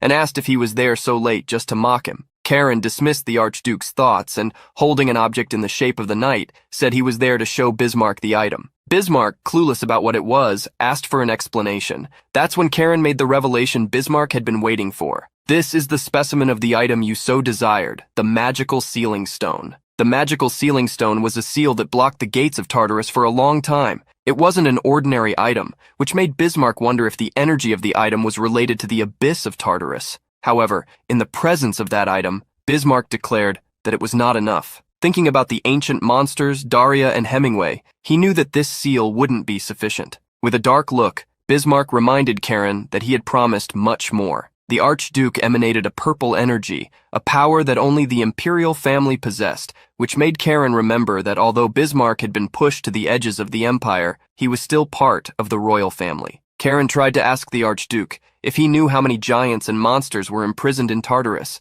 The ancient war between gods and giants, the Gigantomachy, ended with the gods emerging victorious after a long and cruel battle. They sealed hundreds of giants and monsters in Tartarus. Hundreds of stakes were needed to imprison giants with transcendental strength. If we can excavate even just 2 of these stakes, we will be able to immobilize the masters of the Blue and Flame Towers. As long as the excavation is done well and quickly, we will find a true stake soon. Hearing Karen, the Archduke smiled, saying that he was beginning to understand why he had brought only one specimen. The answer was simple. Karen was trying to show the progress that had been made so far. Karen reaffirmed that his side always kept its promises, and expected the same from Bismarck. The Archduke snorted at the half-threat, saying that as soon as he took the throne, he would help get rid of Daria's bastard.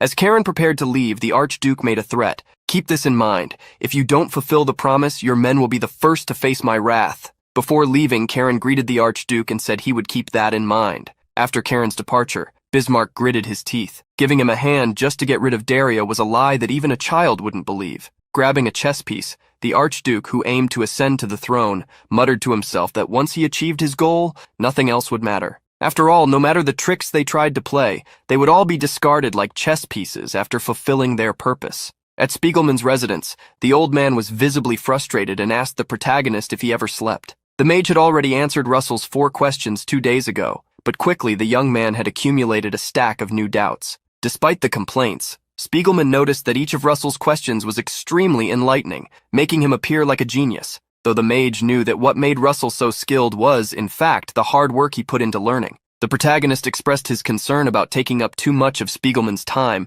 though his face was smiling. Laughing and leaning over the sofa, Spiegelman responded that if he didn't also work hard, Russell would soon catch up to him. That night, the protagonist gathered several scrolls and writings to study. The Earth Dragon's roar wasn't a simple ability to discharge mana. The principle of the magic was in using the heat of the earth. This made the protagonist wonder if it would be possible to use fire, since the heat of the earth was necessary. He would keep the magic rooted in the earth element, but would not impose any restriction on its branches. Thus, by using fire, wind, and lightning, he tried to open himself to all these possibilities. Successfully, a new world was revealed to him, a world where all the elements mixed, contrasted, and added up. The protagonist finally managed to increase his understanding of earth magic, reaching the mastery level. A small rod appeared before him as a reward, the Earth Dragon's footprints. Taking the small staff, decorated with symbols, the protagonist wondered how to use it. Initially, he began swinging the staff, trying to activate it. When he was told he would receive the dragon's footprints, Russell had imagined he would get a map.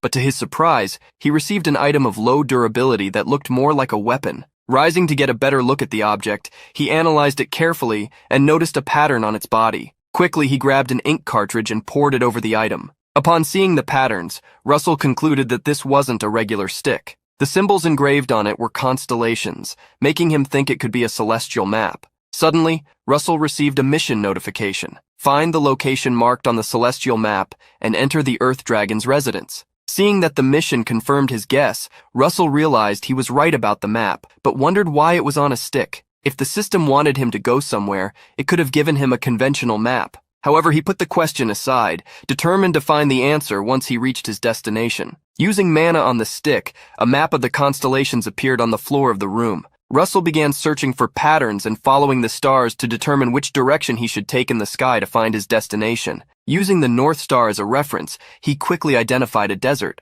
which seemed to be Nadia's desert. After discovering the location he needed to go to, the protagonist returned to the palace. There, the princess commented that Daria had already told her that he would be conducting research abroad again. While adjusting his tie, Russell apologized, clearly concerned about what he was about to do. With her eyes closed, Hecate reminded the protagonist that she was not a narrow-minded woman who didn't understand what her husband would do on the street. She was just worried. This was the restrictive behavior she was trying to express. Looking at the protagonist with a warm gaze, she wished that he would send her news regularly. Surprising the princess with a kiss, the protagonist promised that he would certainly do as she asked. In the desert, the sun was extremely hot. The protagonist was riding his camel alongside a merchant group, as requested by the princess. It was at this location that Russell understood why the location had been shown through a celestial map. He couldn't rely on a normal map, as the wind frequently changed the sand dunes in that place. A woman approached the protagonist riding her camel and asked if he wanted a robe to protect himself from the heat.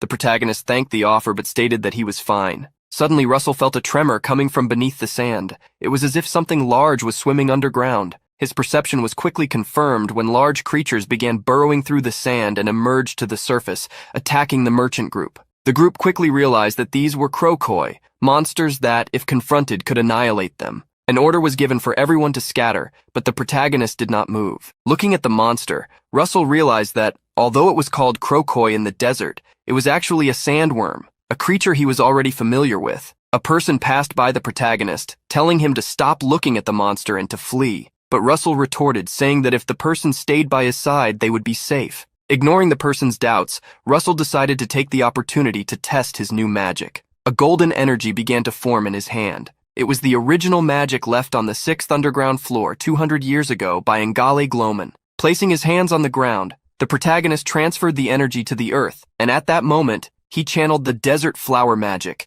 an earth magic that engulfed a radius of several meters, completely consuming the sandworm. Like a tornado of energy, the desert flower magic completely swept away the sandworms, turning them into bait for giant fish. Seeing the protagonist rid the area of the sandworms, the merchant group was impressed. Just a minute ago, they thought it would be their end, but now, looking at the mage, they wondered who the hell he was. In everyone's moment of distraction, one of the camels was poisoned. The blood spilled by the sandworms contained poison, and when it fell on the camels, it poisoned them. Seeing the sudden situation, the protagonist gritted his teeth and, summoning a spell, quickly moved the sand, burying the blood from the sandworms back into the desert. After using so much magic, the protagonist felt tired. Somehow, he had managed to resolve the situation. The woman who had spoken to the protagonist earlier approached him, introducing herself as Anne Mashrin from the Kurtbirth Merchant Association. She wanted to formally introduce herself to the person who had saved them. The protagonist introduced himself as Richard, hiding his identity.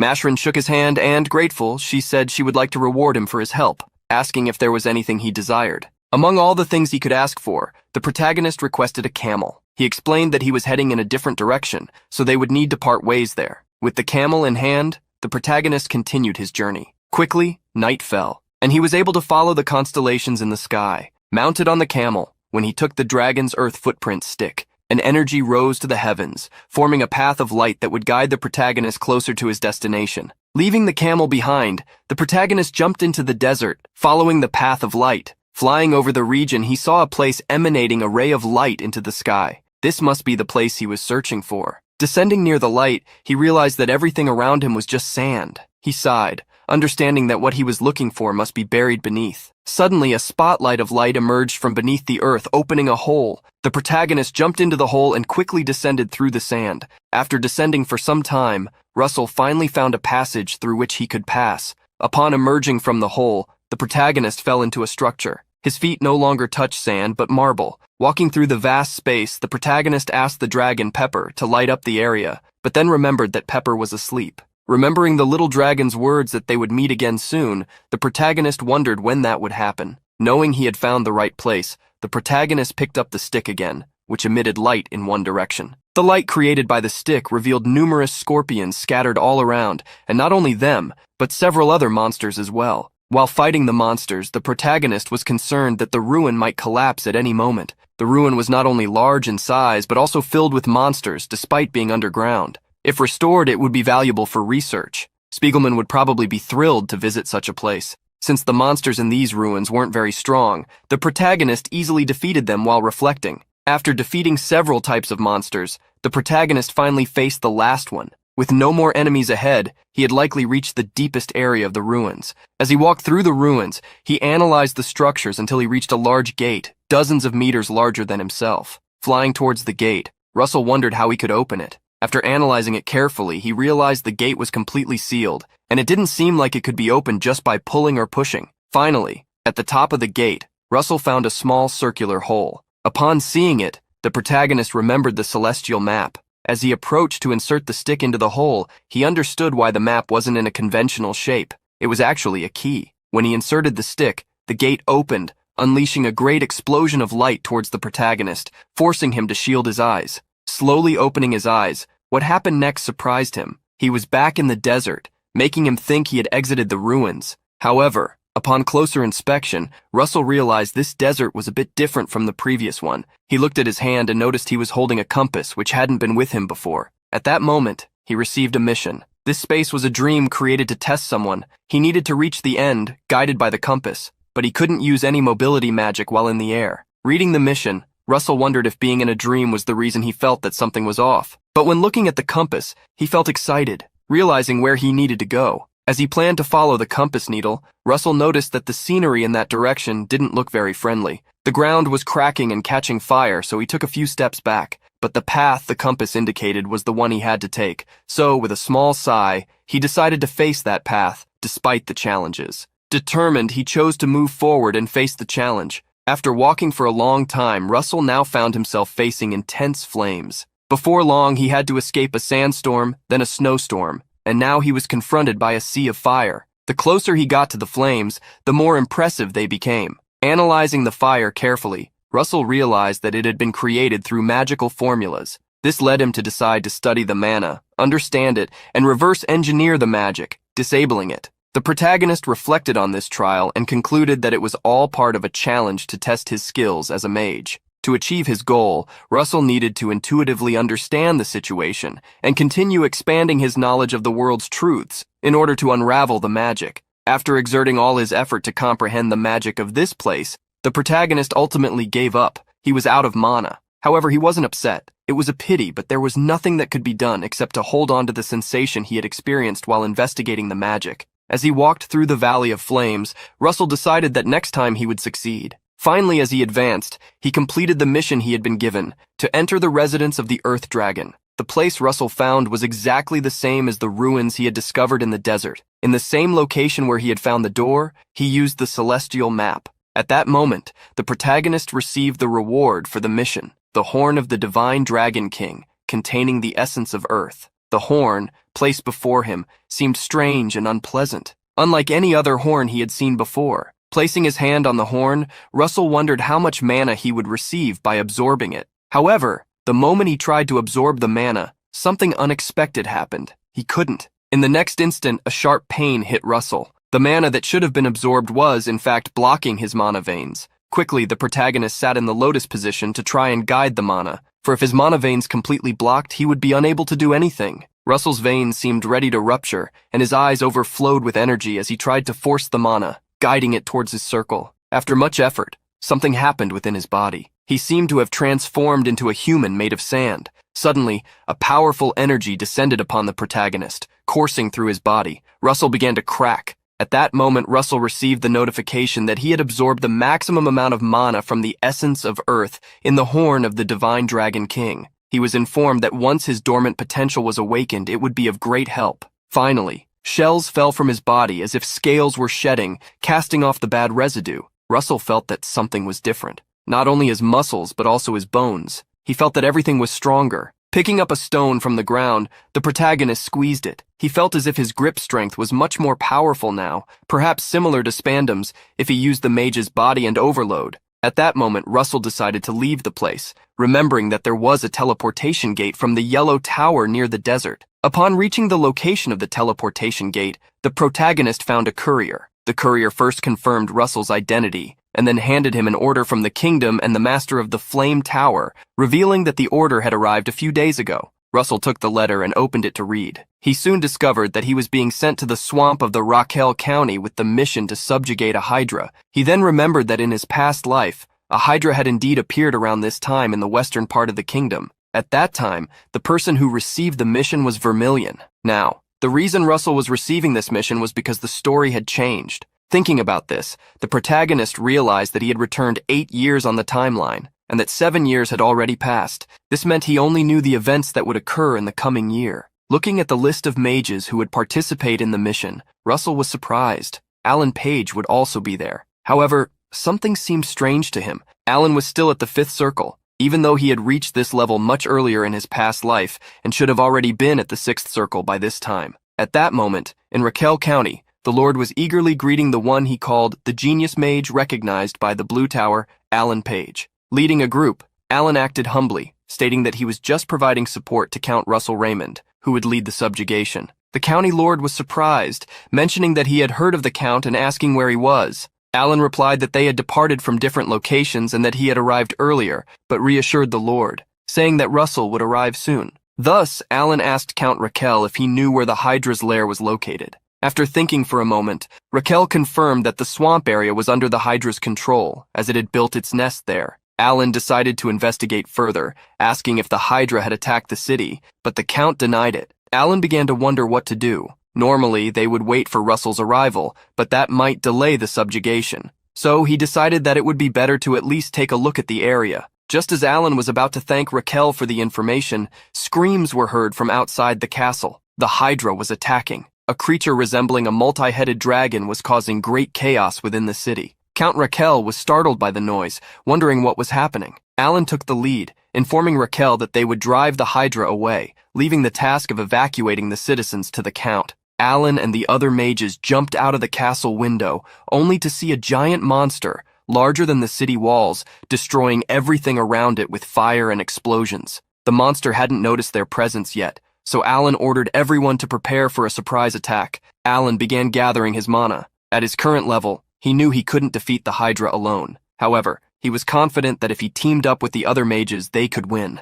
Opening his eyes, Alan, along with the other mages, unleashed a powerful attack that exploded on the Hydra's body. A large cloud of dust spread with the impact, leaving Alan anxious, wondering if they had defeated the monster. However, suddenly, from within the smoke, several pairs of eyes emerged, glaring at the group of mages. Furious, the Hydra lunged at Alan and the other mages, while the citizens screamed. Facing the Hydra's attack, Alan realized that with such destructive power, all the citizens inside the castle would be in danger if something went wrong. Therefore, they needed to avoid any casualties. Raising his hands, Alan attacked the massive Hydra, while it in turn attacked him with a poisonous aura that spread rapidly. In a nearby forest to the Raquel County, the protagonist hurriedly ran toward the city. However, his eyes showed desperation when from the top of a mountain, he saw the great city shrouded in an ominous fog, making him question what had happened to Alan. Sometime later, upon seeing the city, the protagonist noticed traces of destruction on the castle walls.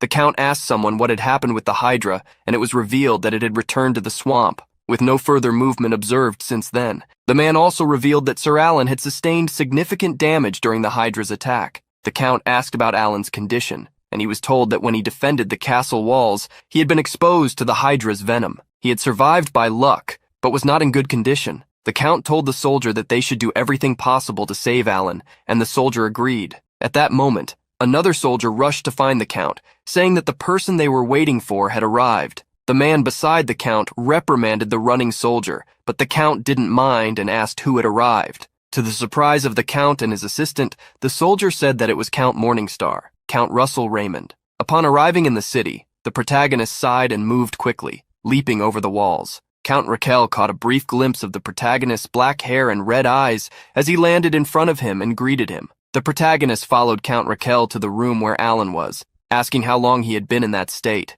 Count Raquel revealed that it was the second day Alan had been ill. Looking at Alan, the protagonist was shocked to learn that the poison could leave someone in such a state just by breathing it in. If Alan were a normal person, he surely wouldn't have survived. The protagonist asked the Count if the Hydra had 8 or 9 heads, but the Count stated that the monster had only 5. The protagonist thought for a moment, as a 5-headed Hydra was actually a newborn monster, which made it strange that it had such potent venom. He would need to investigate this. The protagonist placed his hand on Alan's body while analyzing the mana in his system. The Count quickly tried to warn the protagonist that it was dangerous to get close to Alan, as a soldier tried to stop him. However, in the next moment, it was they who had to retreat, as Russell was completely burning the venom away with fire. The smoke filled the room as the protagonist healed Alan this way, causing the Count to believe that he was a sorcerer on the same level as the Tower Masters. To understand the poison, Russell needed to locate its roots. He held Alan's hand and moved his mana,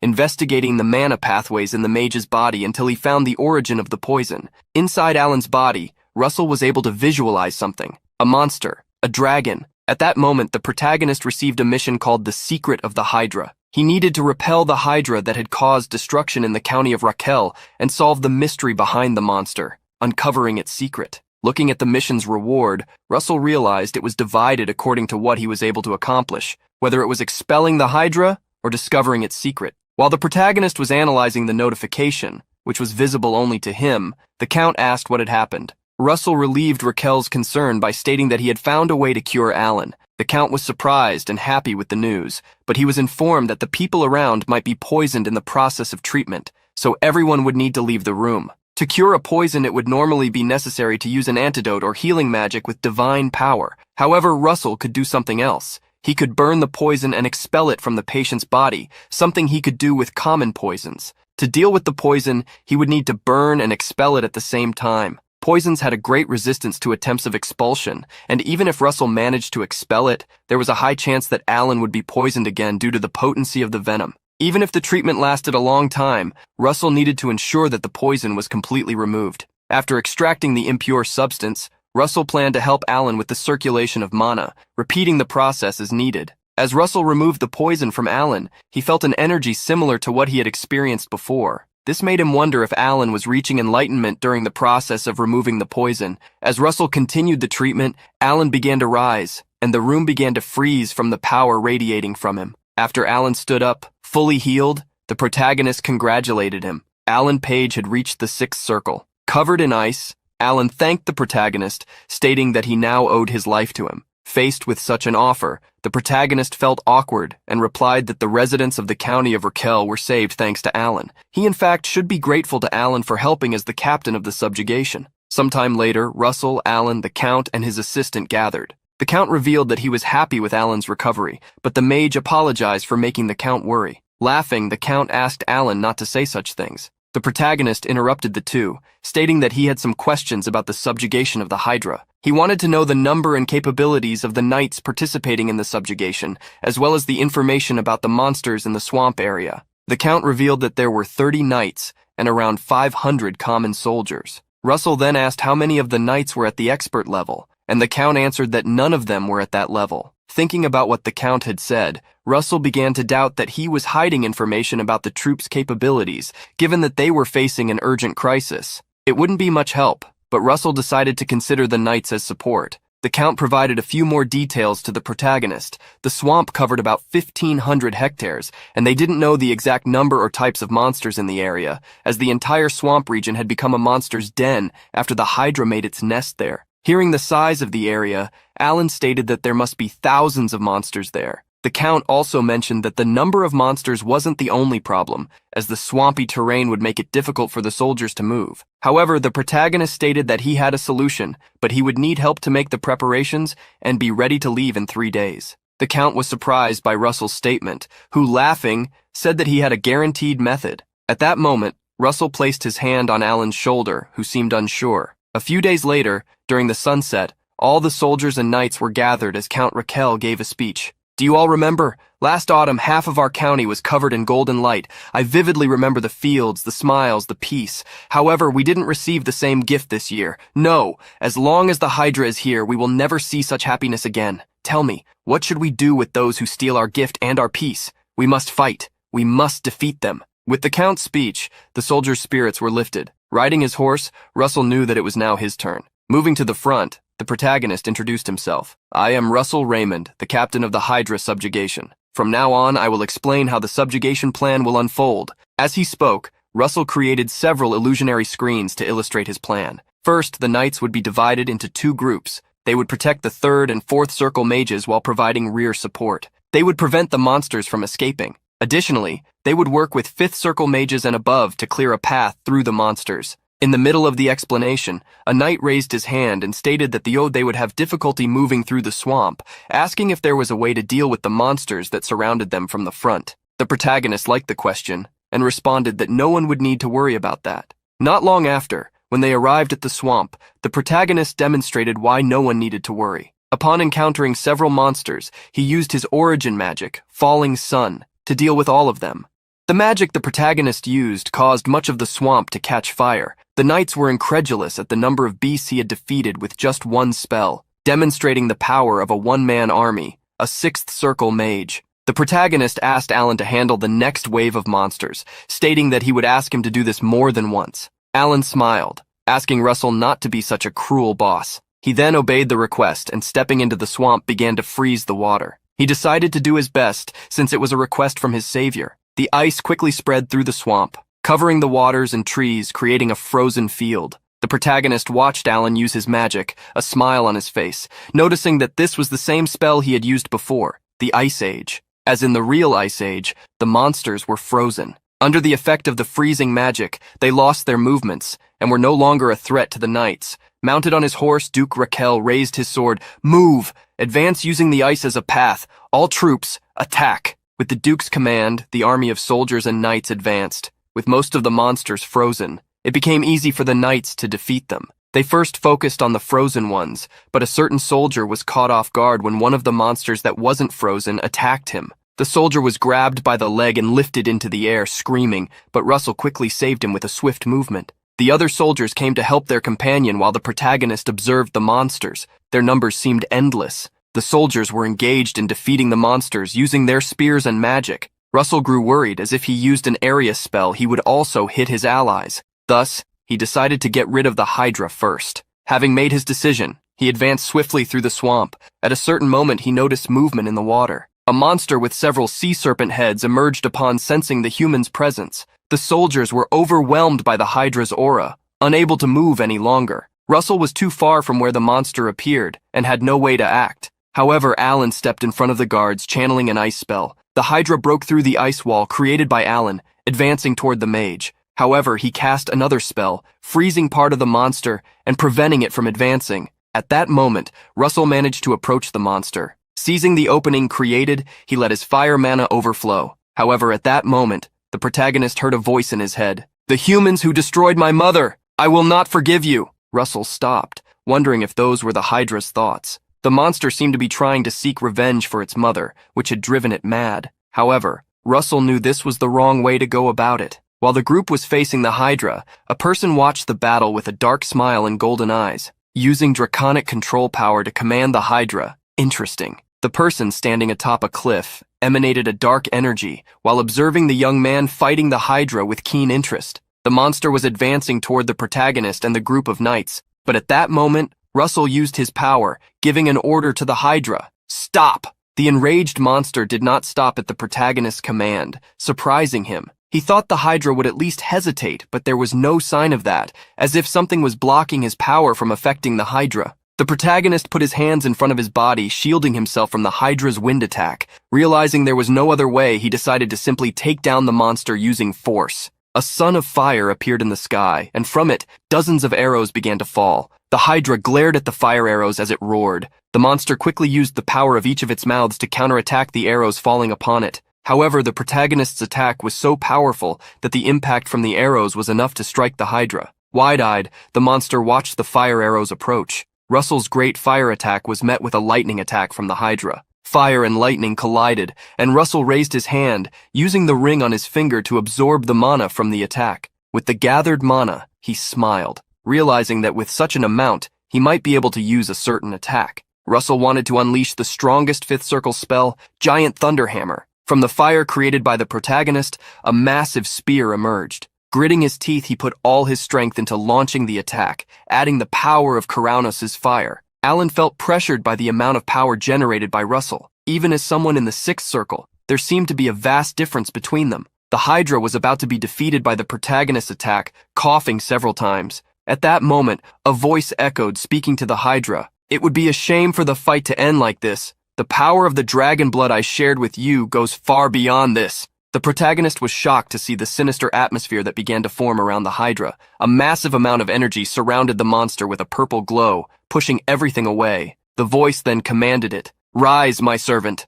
Russell realized that the power surrounding the Hydra was dangerous. Instantly, he cast his origin magic, creating multiple spears. 5 Gaybolg spears flew toward the Hydra as Russell watched. His attack hit the target, causing a massive explosion. The Hydra reappeared in a dreadful state, just as Russell expected. He was ready to end the battle with his next attack. However, suddenly, dark magic emerged, completely surrounding the Hydra. Russell felt that this magic was similar to one he had faced before, or perhaps even denser and more familiar. The dark energy formed a dense sphere in the lake. Both Alan and Russell could feel how powerful this energy was. The sphere continued to expand as the various warriors and knights felt the pressure emanating from it. Cracks began to appear on the sphere, slowly spreading as an immense power was released. Like an egg breaking open, the sphere revealed the Hydra once again, now with an even more threatening appearance than before. It no longer had 1, 2, or 3 heads, but a total of 6, showcasing its power. In front of Russell, the monster's number of heads had grown.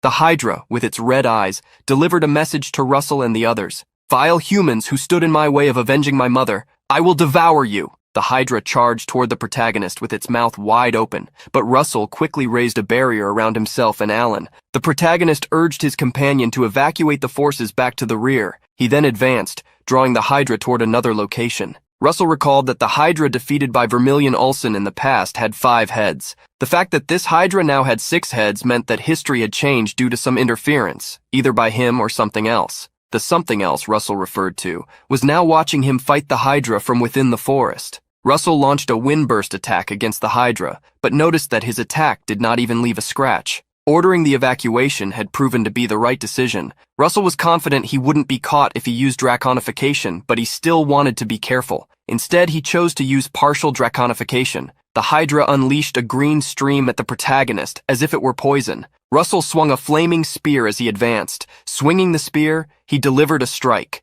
Noticing the wound caused to the Hydra, the protagonist realized that it was regenerating at an absurdly fast rate. Therefore, any mediocre attack would just be a waste of strength. For this reason, he decided to concentrate all his remaining mana into a single attack. Gripping his most powerful spear, mana gathered around Russell, infusing the weapon. A Gaybolg with 7 layers of aura was created. Russell moved almost instantaneously. The next moment, he appeared in front of the Hydra, which attacked him. The attack grazed him, but he did not stop. Wielding his spear, he used the La Mancha ability he had learned. Russell swung the spear, delivering a powerful slash toward the Hydra. The firepower imbued in the spear was strong enough to evaporate everything it struck. The Hydra screamed as it was defeated, cursing, "I curse you! I am the servant of that person. On the day he descends, all of you insignificant beings will face your end." Hearing the Hydra's curse, the protagonist was certain that someone was behind its appearance. One who had given the Hydra its power watched carefully as his creation was destroyed. Observing Russell's power, he understood why it felt so familiar. This was the power of the Dragon Emperor. A great celebratory banquet was held to commemorate the victory. Next to Russell, Alan expressed his gratitude, although he felt slightly guilty since the people in that place were still very busy with repairs. Russell replied that the people at the banquet seemed to enjoy spending, so it should be fine. Looking at some of the girls present at the banquet, the protagonist surprised Alan by saying that he would have some trouble. The bespectacled mage asked why Russell would say that, but before he could answer, several girls suddenly surrounded Alan, like an avalanche. Alan cried internally as he watched Russell walk away, wondering where he was going without him. The protagonist left Alan behind, thinking about how young mages often went through things like that, but not him, since he was engaged to Hecate. Thinking of the princess, he realized it had been some time since he last contacted her, and remembered he should reach out to her the next day. Suddenly, Russell felt the energy of someone watching him. There was a person on the upper floor of the palace wearing a cloak, looking down at Russell. When he looked at the person, Russell saw their golden eyes, surrounded by dark energy. The protagonist felt an immense dark power around them, but at that moment the person turned and left. Russell displayed a resolute expression, certain that the sensation he had just felt meant something important. He then followed the person to the upper floor. Heading to the castle balcony where the person had entered, the protagonist found them standing atop the balcony railing. Russell approached and asked if, by any chance, they were a dragon. The energy Russell had felt moments before was the same he had experienced during the fight against the Hydra, the power of a dragon capable of forcing the Hydra's accelerated growth. The person smiled, pondering how to respond to Russell. The next moment, several feathers appeared beneath the cloak, revealing a large pair of wings as they replied, "There was a time when I was called that." The man turned, showing his back to the protagonist. He stated that he would like to continue the conversation, but that an intruder was about to appear. Leaping into the sky, he warned Russell that they would meet again soon. The protagonist watched the man fly upward, leaving him behind. He reflected on the answer he had received, wondering if the man meant that he was no longer a dragon. Suddenly, a message appeared, informing the protagonist that he had completed his mission. He received some supreme magic stones for defeating the Hydra, and also for uncovering the secret behind it. Russell grew thoughtful upon realizing the man was behind the incident, questioning why he had caused it. Inside the forest, a dark portal of fire emerged. From the portal came the same man Russell had encountered. The man walked toward a cave, and looking into the darkness, asked someone there if he was being ignored. The man's hand moved swiftly toward the darkness. He grabbed someone who began coughing. He reminded this person that he had warned him not to seek him out, asking if he really wanted to be eliminated. The person he was speaking to was Hypnos. With a weak voice, Hypnos warned that there was no more time. Hearing this, the pseudo-dragon smiled. The shadow of a dragon emerged from the man holding Hypnos. "How absurd! Since when does someone as weak as you think you can give me orders?" Julian Register, the fallen dragon, stared at Hypnos with his golden eyes. The bald man coughed, asking Julian if he was planning to betray them. At that moment, Julian gripped Hypnos tightly and threw him aside. He then bid farewell, stating that he had no interest in Hypnos' schemes, but that they should remember something. Just because half of his body was sworn to those commanding Hypnos, it did not mean they were his master. Recovering, Hypnos threatened Julian, claiming that he would regret it. The next moment, he fled, disappearing into the darkness. Meanwhile, as the sun began to rise, Julian recalled the protagonist. "Russell Raymond, can you really free me from this imprisoning spell?" At Guinevere Palace, a servant informed the princess that Count Russell had arrived. The princess quickly ordered that he be allowed in. Holding some papers, she asked the protagonist to approach. Russell bowed to greet Hecate, but stopped when he heard her address him as a Count of the Kingdom. Lifting his head, he became instantly shy upon noticing that this was the title displayed in a newspaper. Below the title, there was an almost perfect drawing of him,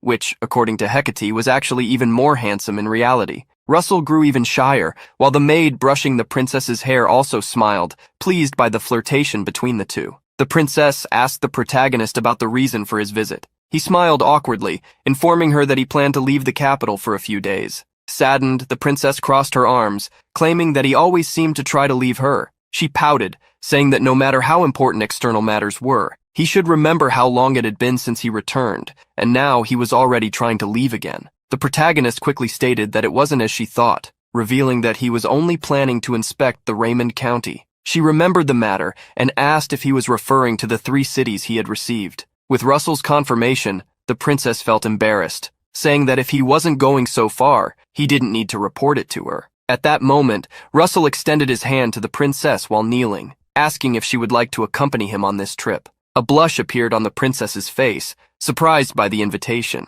In a place bathed by a grand waterfall lay the metropolis of Westel. The market was bustling, with many people walking back and forth. Hecate was excited as she strolled through the streets with Russell, commenting on the spices from the south and the honey cakes popular in the capital. She asked Russell if the meeting with the merchants wasn't scheduled for that night, and the protagonist confirmed it was. She then hugged his arm, declaring that they should explore the city together until the time came, just the two of them. In this happy moment, Russell noticed something approaching. He quickly pulled Hecate into his arms, moving her out of the way of a carriage speeding toward them. Several people reached for their swords, but Russell raised his hand, signaling for them to stop. Since the princess was out, the royal guard couldn't leave her alone. Russell had permitted them to protect her in secret, although, as they were now, they seemed far too visible. With the princess in his arms, Russell asked if she was okay. Hecate quickly separated from him, calmly stating that she was fine. She soon changed the subject, asking where they would go. Seeing that she was unharmed, the protagonist revealed that he was thinking it might be good to visit the Westel Academy. Hecate snuggled back into Russell's embrace, stating that if that's what he wanted, it was fine with her. As they headed toward the academy, the princess asked who a notable alumnus of Westel Academy was, and the protagonist replied that Lord Niccolo of the Golden Tower had studied there. While the two enjoyed their stroll, something was happening in the great forest. An elf instructed 2 others, who were in the trees, not to advance and only to observe from where they were. That elf knew that recently monsters had been becoming more aggressive, but that day it seemed even worse. Another elf quickly approached him to deliver information to the captain. The elf asked about the situation ahead, and the scout reported that a fog was appearing, something they had never seen before. He revealed that they had spoken with the spirits, but they also didn't know the reason. The captain pondered on the fog that provoked the spirits' primordial fear, commenting that it seemed ominous. He was about to order a retreat, when suddenly the ground began to tremble. A horde of monsters was advancing toward them all of a sudden.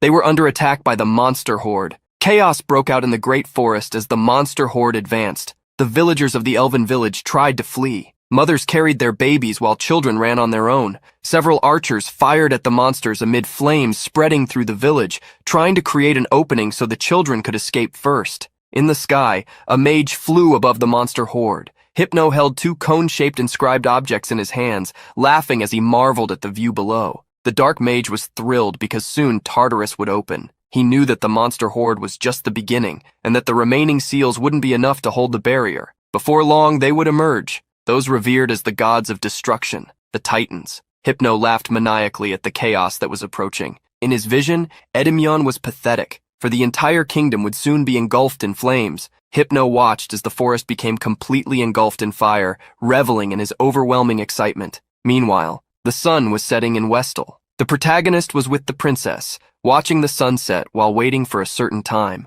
the turning point of his life, the hour of regression. The moment the regression would begin was approaching. The fragment of knowledge of the future that Russell possessed was coming to an end. This made him wonder what he should do from that point on, how he should navigate an unknown future. Hecate noticed that Russell was lost in thought and snapped him out of it. The protagonist smiled, stating that he was just reflecting on the path he had walked, wondering if he would do well from now on. The princess asked the protagonist if he knew why the king had given him that city, but he said he had never thought about it. Hecate then explained the reason. Although wealth and power are important, the essence of power lies in the people. The Academy gathers those who will lead the kingdom's future. His Majesty wishes for your house to rise again. At that moment, the princess placed her hand on Russell's face, asking if he was worried about the future, telling him not to be, for from then on she would be with him. With such a demonstration of companionship, Russell felt touched, which led the couple to share a kiss. While Russell shared this affectionate moment with Hecate, a man ran up the stairs looking for him.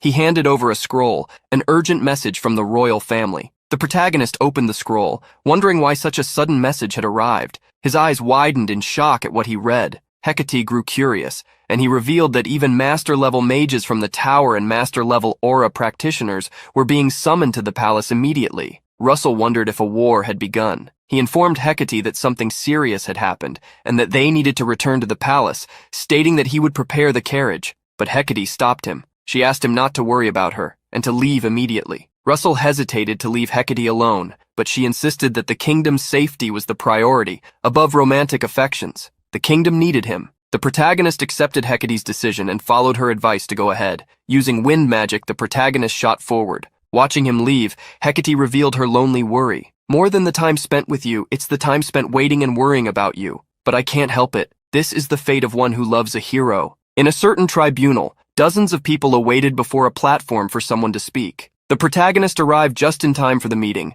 relieved but surprised by the grand scale around him. Present were Daria, Melville, Alan, and other tower masters. With such gathered strength, a small kingdom could easily be annihilated. With mages and knights present, Russell wondered what on earth had happened. At that moment, it was announced that His Majesty the King was entering. The king quickly ordered everyone to sit, as they would skip formalities due to the circumstances. Sitting in his place, the king announced that the assembly had been called due to an unprecedented situation, and so it was better for the parties involved to explain directly what was happening. He then asked for the guests to be brought in. Russell, observing the assembly, felt a familiar presence. Those who entered were elves and dwarves. The elf was the first to introduce himself. I am Aslan, the first guardian of the Blue Wisteria tribe, and I greet the master of Endymion. After him, the dwarf also introduced himself. Mathers, from the underworld, greets the king of Endymion. Some people were surprised to see elves and dwarves together. They lived in the great forest and the underworld, in the southwest of the kingdom. Seeing them together there made everyone wonder if something had happened. The king called for everyone's attention, asking if they could show what they had seen. Mathers presented the newest tool developed in the underworld, a device capable of projecting recorded images. From the images shown by the device, enormous monsters were advancing, which shocked the people of Endymion. Vermilion, beside Russell, observed that there were at least 10,000 monsters. Aslan stated that suddenly, a horde of monsters had attacked, driving the elves and fairies out of the great forest. Mathers also expressed his concern, explaining that monsters had invaded the Red Canyon underworld, and that they couldn't understand how this had happened. Russell raised his hand and the king asked for his opinion. Russell stated that something was strange, because the number of monsters was abnormally high. Even if all the monsters in the Great Forest had gathered, there shouldn't be as many as shown in the images. The protagonist's comment made Hemingway question whether the monsters had been created, and beside him, Daria suspected that another dimension might have been opened. The half-elf tower master remarked that the type of monster was also disturbing. Pointing a light to mark one of the monsters, she stated that it should have been extinct long ago. At that moment, both the elf and the dwarf knelt. Aslan pleaded with the king, master of Endymion, as the first guardian of the Blue Wisteria tribe and the representative of the Great Forest, I beg you, please save the Great Forest, which is in danger. Beside him, Mathers made the same plea, begging for the underworld and the Red Canyon. The king stepped down from his seat, asking the two to stand. He then spoke to everyone present at the assembly. This is an astonishing number of monsters, beyond comprehension. We do not know how they emerged, but leaving them unchecked will certainly cause catastrophic damage. In the name of the king of Endymion, I order you to aid the Great Forest and the underworld. Ensure that no monster crosses our borders, by his majesty's decree. Faced with this, Russell recalled that everything the fate of regression had ensured for him was now over. All he could do now was believe in everything he had built and move forward. Daria stood before Vermilion, Russell, and Professor Hubert. She stated that she would like to join the war, but that she needed to guard the kingdom with the Lance Tower, so she would only send the three into the battlefield. Hubert assured her it was fine, while Vermilion urged her to trust them. Daria acknowledged their skills, but expressed concern for the battlefield, where even a stray arrow could take a life. She voiced her main worry about Russell, asking him to be especially careful, as it was his first time on the battlefield. That battle would be fundamentally different from anything he had previously experienced. Russell smiled, assuring her not to worry. In truth, he had lived through endless battles in his past life, but he couldn't reveal that to her. Looking at Russell, Daria thought of some people and kept to herself, that if they were alive, they would have become as brave as him. Daria shivered slightly, which concerned Russell and the others, but she quickly dismissed it, stating it was nothing. Regaining her composure, the Tower Master asked the three to return safely. She wanted her beloved disciples to come back. Niccolo Machiavelli received the three newcomers at the Red Canyon. Leading the group, Vermilion asked if everyone had arrived. However, it was noted that only the Lance Tower and the White Tower had not yet arrived, likely due to portal capacity, which was causing a delay. The protagonist approached Aslan, who was curious about what he wanted. Russell asked the elf if he knew Lady Io from the White Tribe. Aslan was instantly shocked and asked how Russell knew her. At that moment, Aslan noticed the colors of Russell's hair and eyes. He then grabbed the protagonist's hand, realizing that he had been the one who saved Lady Io and her clan, which explained why his spirit's scent felt so familiar. Seeing Aslan's excitement, Russell understood he knew the young elf well. Aslan confirmed it, stating that although they weren't from the same tribe, she was a sentinel. The protagonist knew that a sentinel was a protector not only of the tribe but of all elves. He hadn't expected the young elf to have ascended to be a sentinel. It made him wonder if it was due to her dragon power awakening. Russell asked if the elf was well, but Aslan stated he wasn't sure, as she had been on the front lines when she left. The protagonist fell into thought. Io should have been fine 5 days ago,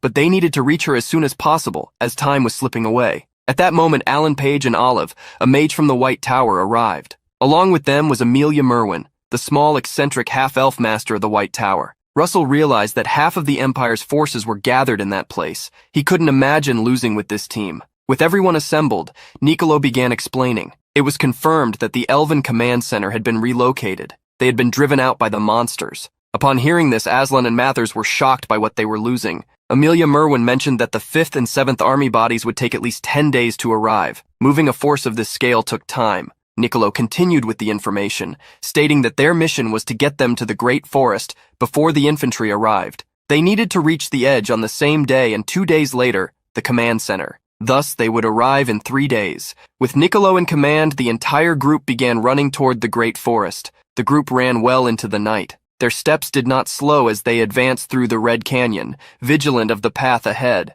At one point, Amelia, who was leading the group, noticed something. Raising her hand, she signaled for everyone to stop. Amelia placed her hand over her nose, saying she could smell blood, and it was getting stronger. Niccolo agreed that something was wrong as they were still far from the command center. Niccolo then ordered a split. He instructed those from the flame tower to follow him, while the rest should go around the rocky mountain. Under command, the three from the flame tower pressed forward. Quickly, Russell and Hubert took the path that Vermilion was following, and the three climbed a mountain. Reaching the summit, they had a clearer view of the situation. Ahead of them was a sea of destruction. A massive horde of monsters was spread across the plain before them, far larger than they had anticipated. Birdmen were hurling stones, and meanwhile, several elf archers aimed at the monsters, seeking protection from the spirits. The monsters advanced toward the elf groups, which were reinforced by dwarves joining the battle. The protagonist was concerned by what he saw. It was nothing compared to the Hydra army. Those monsters were overwhelmingly more numerous. Niccolo gritted his teeth as he used his magic.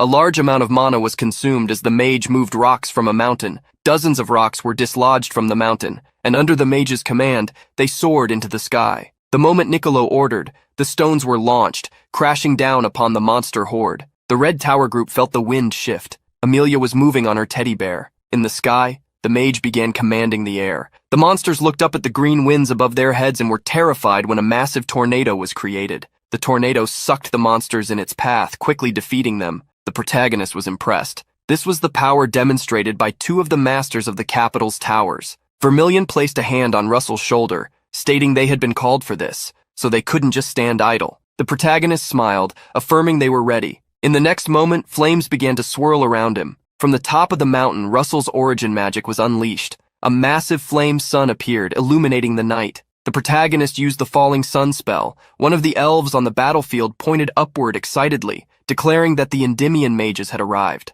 Aslan and Mathers had succeeded, and they were saved. To fulfill the salvation of both races, the protagonist moved his hand, sending the great sun descending upon the monster horde. The flames illuminated the sky and approached the monsters. The massive fire sun fell onto the battlefield, creating a tremendous explosion, a wave of flames engulfing the monsters.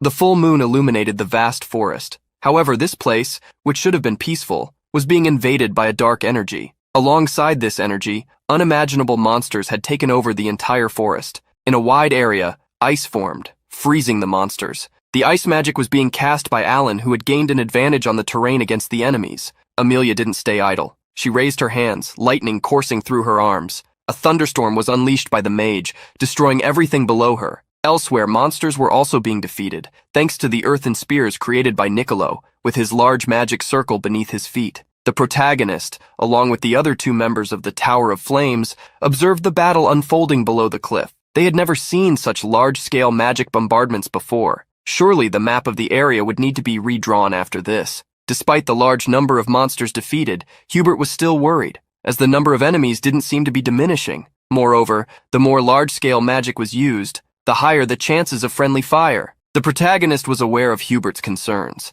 The line between allies and monsters had become blurred, and continuing to use large-scale magic was impossible. Ulson descended the mountain to join Niccolo. Both relayed the message to everyone else, including Alan, Amelia, and Russell, that large-scale magic was now prohibited, and that they should engage in close combat instead. Taking the lead, Niccolo let out a battle cry, "Everyone, advance!" Along with him, all the soldiers present charged forward to attack the monsters. Russell joined the battle. He knew this fight would be prolonged, so they needed to use mana efficiently, avoiding the use of Dragonification as much as possible. The protagonist followed the steps to create mana with a mental image, and then manifested in the material world. Two distinct energies appeared in the protagonist's hands as he concentrated. In the next moment, he charged at a gigantic monster. As if slicing bread, the protagonist cleaved the monster in half with the combination of those energies. Amelia was riding her stuffed animal beside Niccolo. With her wand raised, she prepared spells to be cast, while the bald mage used earth magic to ready his attacks. Unbeknownst to them, Alan darted swiftly among the monsters, defeating each one before they could react and moving on to the next enemy. The powerful energies dominated the battlefield. The elves, who had already been fighting earlier, raised their mighty bows, imbuing their arrows with energy. Each arrow fired by an elf was capable of taking down a flying monster before it could get close. Mages and elves worked together to dominate the battlefield, aiming to suppress the waves of monsters that night. The battle continued until sunrise the next day. By this point, Olive was already exhausted, but she kept launching attacks to drive the monsters away. Her strikes were sharp, flying at the monsters that attempted to catch her. However, one of the monsters slipped out of her sight, and by the time she noticed its presence, it was already behind her. Before the monster could touch her, a powerful attack struck it, saving Olive. The attack came from Russell, who ran over to her, asking if she was all right. After thanking him, Olive wiped the sweat from her brow and remarked that the number of monsters didn't seem to be decreasing, even with so many already defeated. She wondered where on earth they were coming from. Russell was worried. At this rate, the waves of monsters wouldn't stop. At that moment, someone shouted, catching the attention of Russell and Olive. They looked toward where the dwarf was pointing, toward the rising sun. The dwarves became excited upon seeing the sun about to rise, and the elves immediately began praying to the spirits. Vermilion was curious. He didn't understand why everyone was suddenly acting so strangely. Hubert was equally puzzled, as these monsters weren't undead, who would normally be affected by sunlight. But right before Hubert's eyes, something unexpected happened. The monster he was fighting turned away and, along with all the other monsters, began retreating as if fleeing from the sunlight. The protagonist was astonished, wondering if sunlight was these monsters' weakness. Amelia asked the bald mage where the monsters were going. Niccolo didn't understand the situation, but felt relieved thanks to the sun, as they could now relax. With the monsters retreating, everyone hurriedly ran around to treat the wounded. The elves and dwarves didn't miss the chance to express their gratitude to the human group that had come to their rescue, helping them avoid perishing in the battle. Arain, the representative of the elves, thanked the heroes of Endymion for helping them survive another night. Curvo, the chief of the Feather tribe, declared they would forever remember their assistance. Beside him, Eitri, the representative of the dwarves, also conveyed his people's gratitude. As the leader of the group, Niccolo brushed aside the thanks, stating that they were allies. He wanted to know something else. At that moment, the elf Arain approached Russell. Normally, we would treat our benefactors with the utmost respect, but due to the situation, we apologize for our lack of hospitality. The protagonist didn't mind and, curious, asked where Elo was. Crane sighed as she recalled Elo. Surprise flashed in Russell's eyes when the elven representative stated that the one he was looking for had been with them until a few days ago. Niccolo joined Arain. To him, it was still very strange that the monsters became stronger at night and weaker during the day, retreating. Arain stated that there was another strange thing. The monsters didn't scatter in all directions. Instead, they persistently pursued the fairy tribe,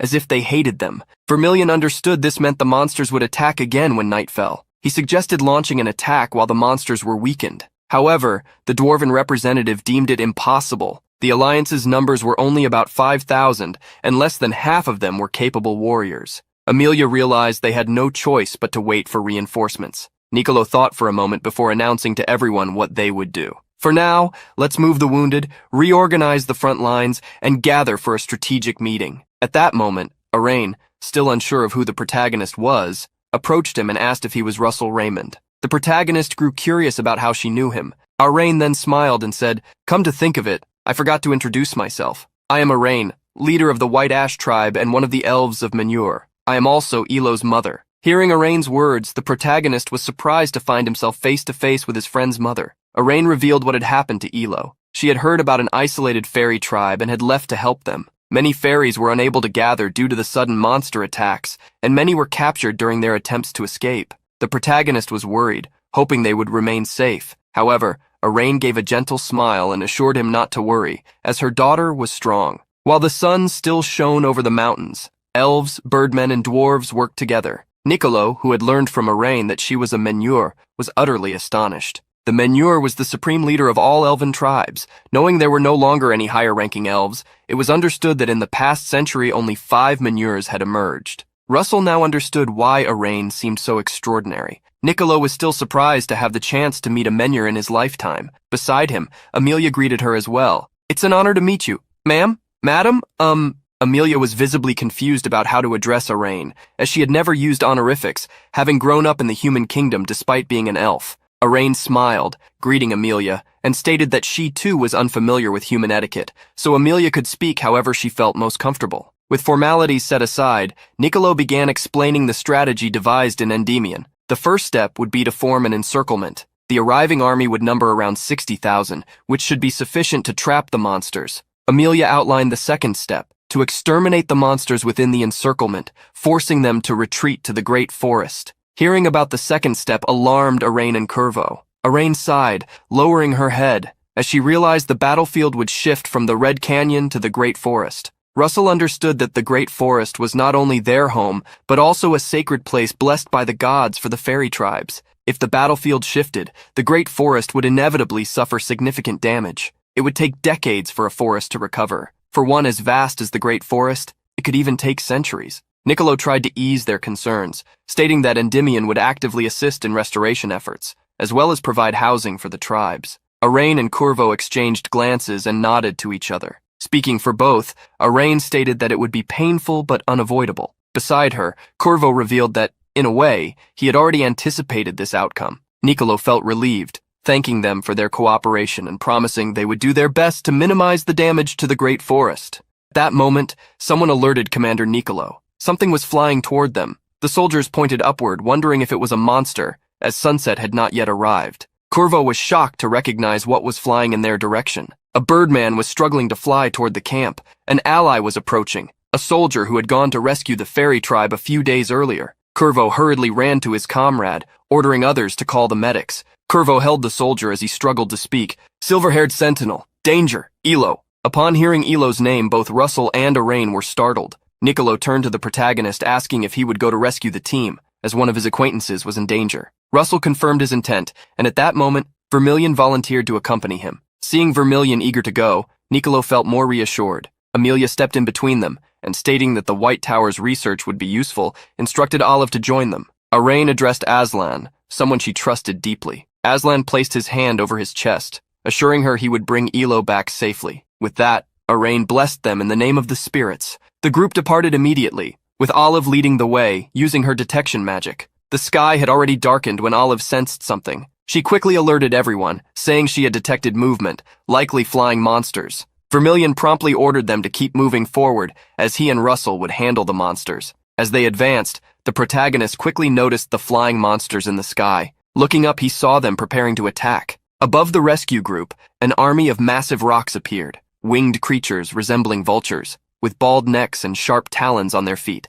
Aslan, followed by several elves, wondered how creatures from the west had made it there. He quickly commanded everyone to form up for battle. However, before Aslan and the elves could attack, a massive surge of lightning created by Russell struck the rocks. The lightning bound the rocks like chains, culminating in a powerful explosion. Olive pressed on with the group following closely behind her. She was surprised to see the large group of rocks defeated so effortlessly. Although she knew they were on the same level, she realized the difference between her and Russell. In her moment of distraction, Olive nearly got hit by something falling from the sky. Vermilion was in the air, with large flames in his hands, irritated that he hadn't had enough action. With a fiery punch, he struck down one of the rocks, moving swiftly to take down the others. Russell watched the spectacle unfolding in the sky, wondering if Vermilion was a mage or a martial artist. Despite the large number of rocks Vermilion had already defeated, he noticed more flying toward him. Seeing Vermilion irritated, Russell joined him to quickly take down the incoming rocks. The furious rocks flew toward them,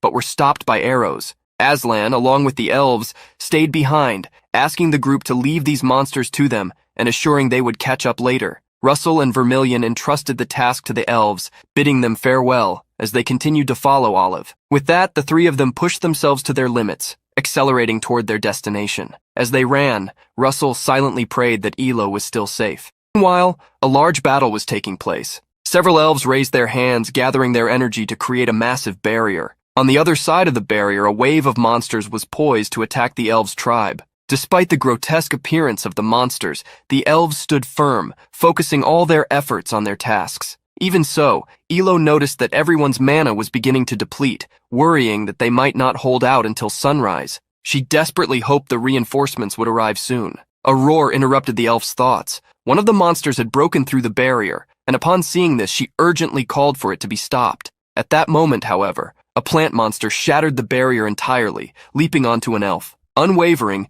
Elo raised her bow, gathering energy. "Spirit of the wind, Euros, grant me your strength, barrage of arrows!" From the elf's bow, powerful arrows were unleashed against the monster. Olive continued running through the ravine, using her location magic, until she found the place they were looking for. Quickly, she alerted everyone that she sensed energies clashing beyond the mountains. Hearing this, Russell hurried. He was already nervous, praying they weren't too late. A powerful energy surged into the sky above the elf tribe, exploding. From it, a gust of rain poured down onto the monsters below. Elo quickly coordinated the other elves to take advantage of this opportunity and raise the barrier again. However, at that moment, the elf heard a cry for help. Monsters had broken the barrier again, attacking elves behind her. Elo swiftly raised her bow, preparing a new attack. As usual, she invoked Euros's name, asking for the energy needed. Just as she was about to strike, Elo suddenly thought of Russell. Blushing, she wondered why he had come to her mind at that moment. As soon as Ilo thought of Russell, she heard a voice she knew well. Firewall! A huge firewall, even bigger than the barrier the elves had invoked, swept the monsters in front of Elo.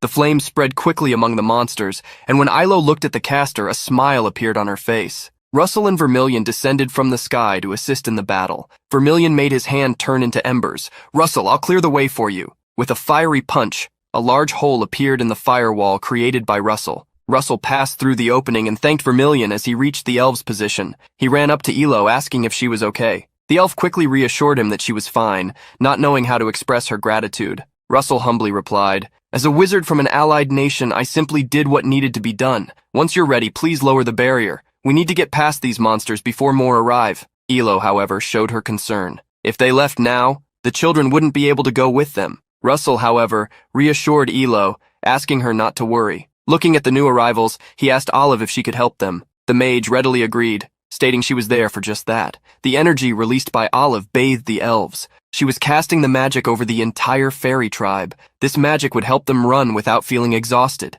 Elo was surprised at how light her body felt. At that moment, Aslan and the other elves arrived to reinforce the group. Elo ran toward Aslan, happy to see him again. He too was glad to see her. Once Olive's magic was cast, Vermilion coordinated everyone into position. He would stay in front, Elo and Aslan would take the right, Russell would be on the left, and Olive, along with the fairy tribe, would be in the center. With the formation instructions given, Elo coordinated the elves to lower the barrier. After leaving the tribe, the group had to fight against several monsters. Flames and lightning spread across the battlefield. Clearing a path, Russell tried to hurry everyone, as they were nearing their destination. At a higher point, Vermilion advised the protagonist to conserve his mana, since when they reached the ravine, they would still need to create a gap between the monsters to join the main group. The two continued along the path, and as they climbed to a higher point, they were extremely surprised by what they saw. A large fortress had appeared, surrounded by monsters. The fire burned the monsters, while humans and flying birds soared above the fortress.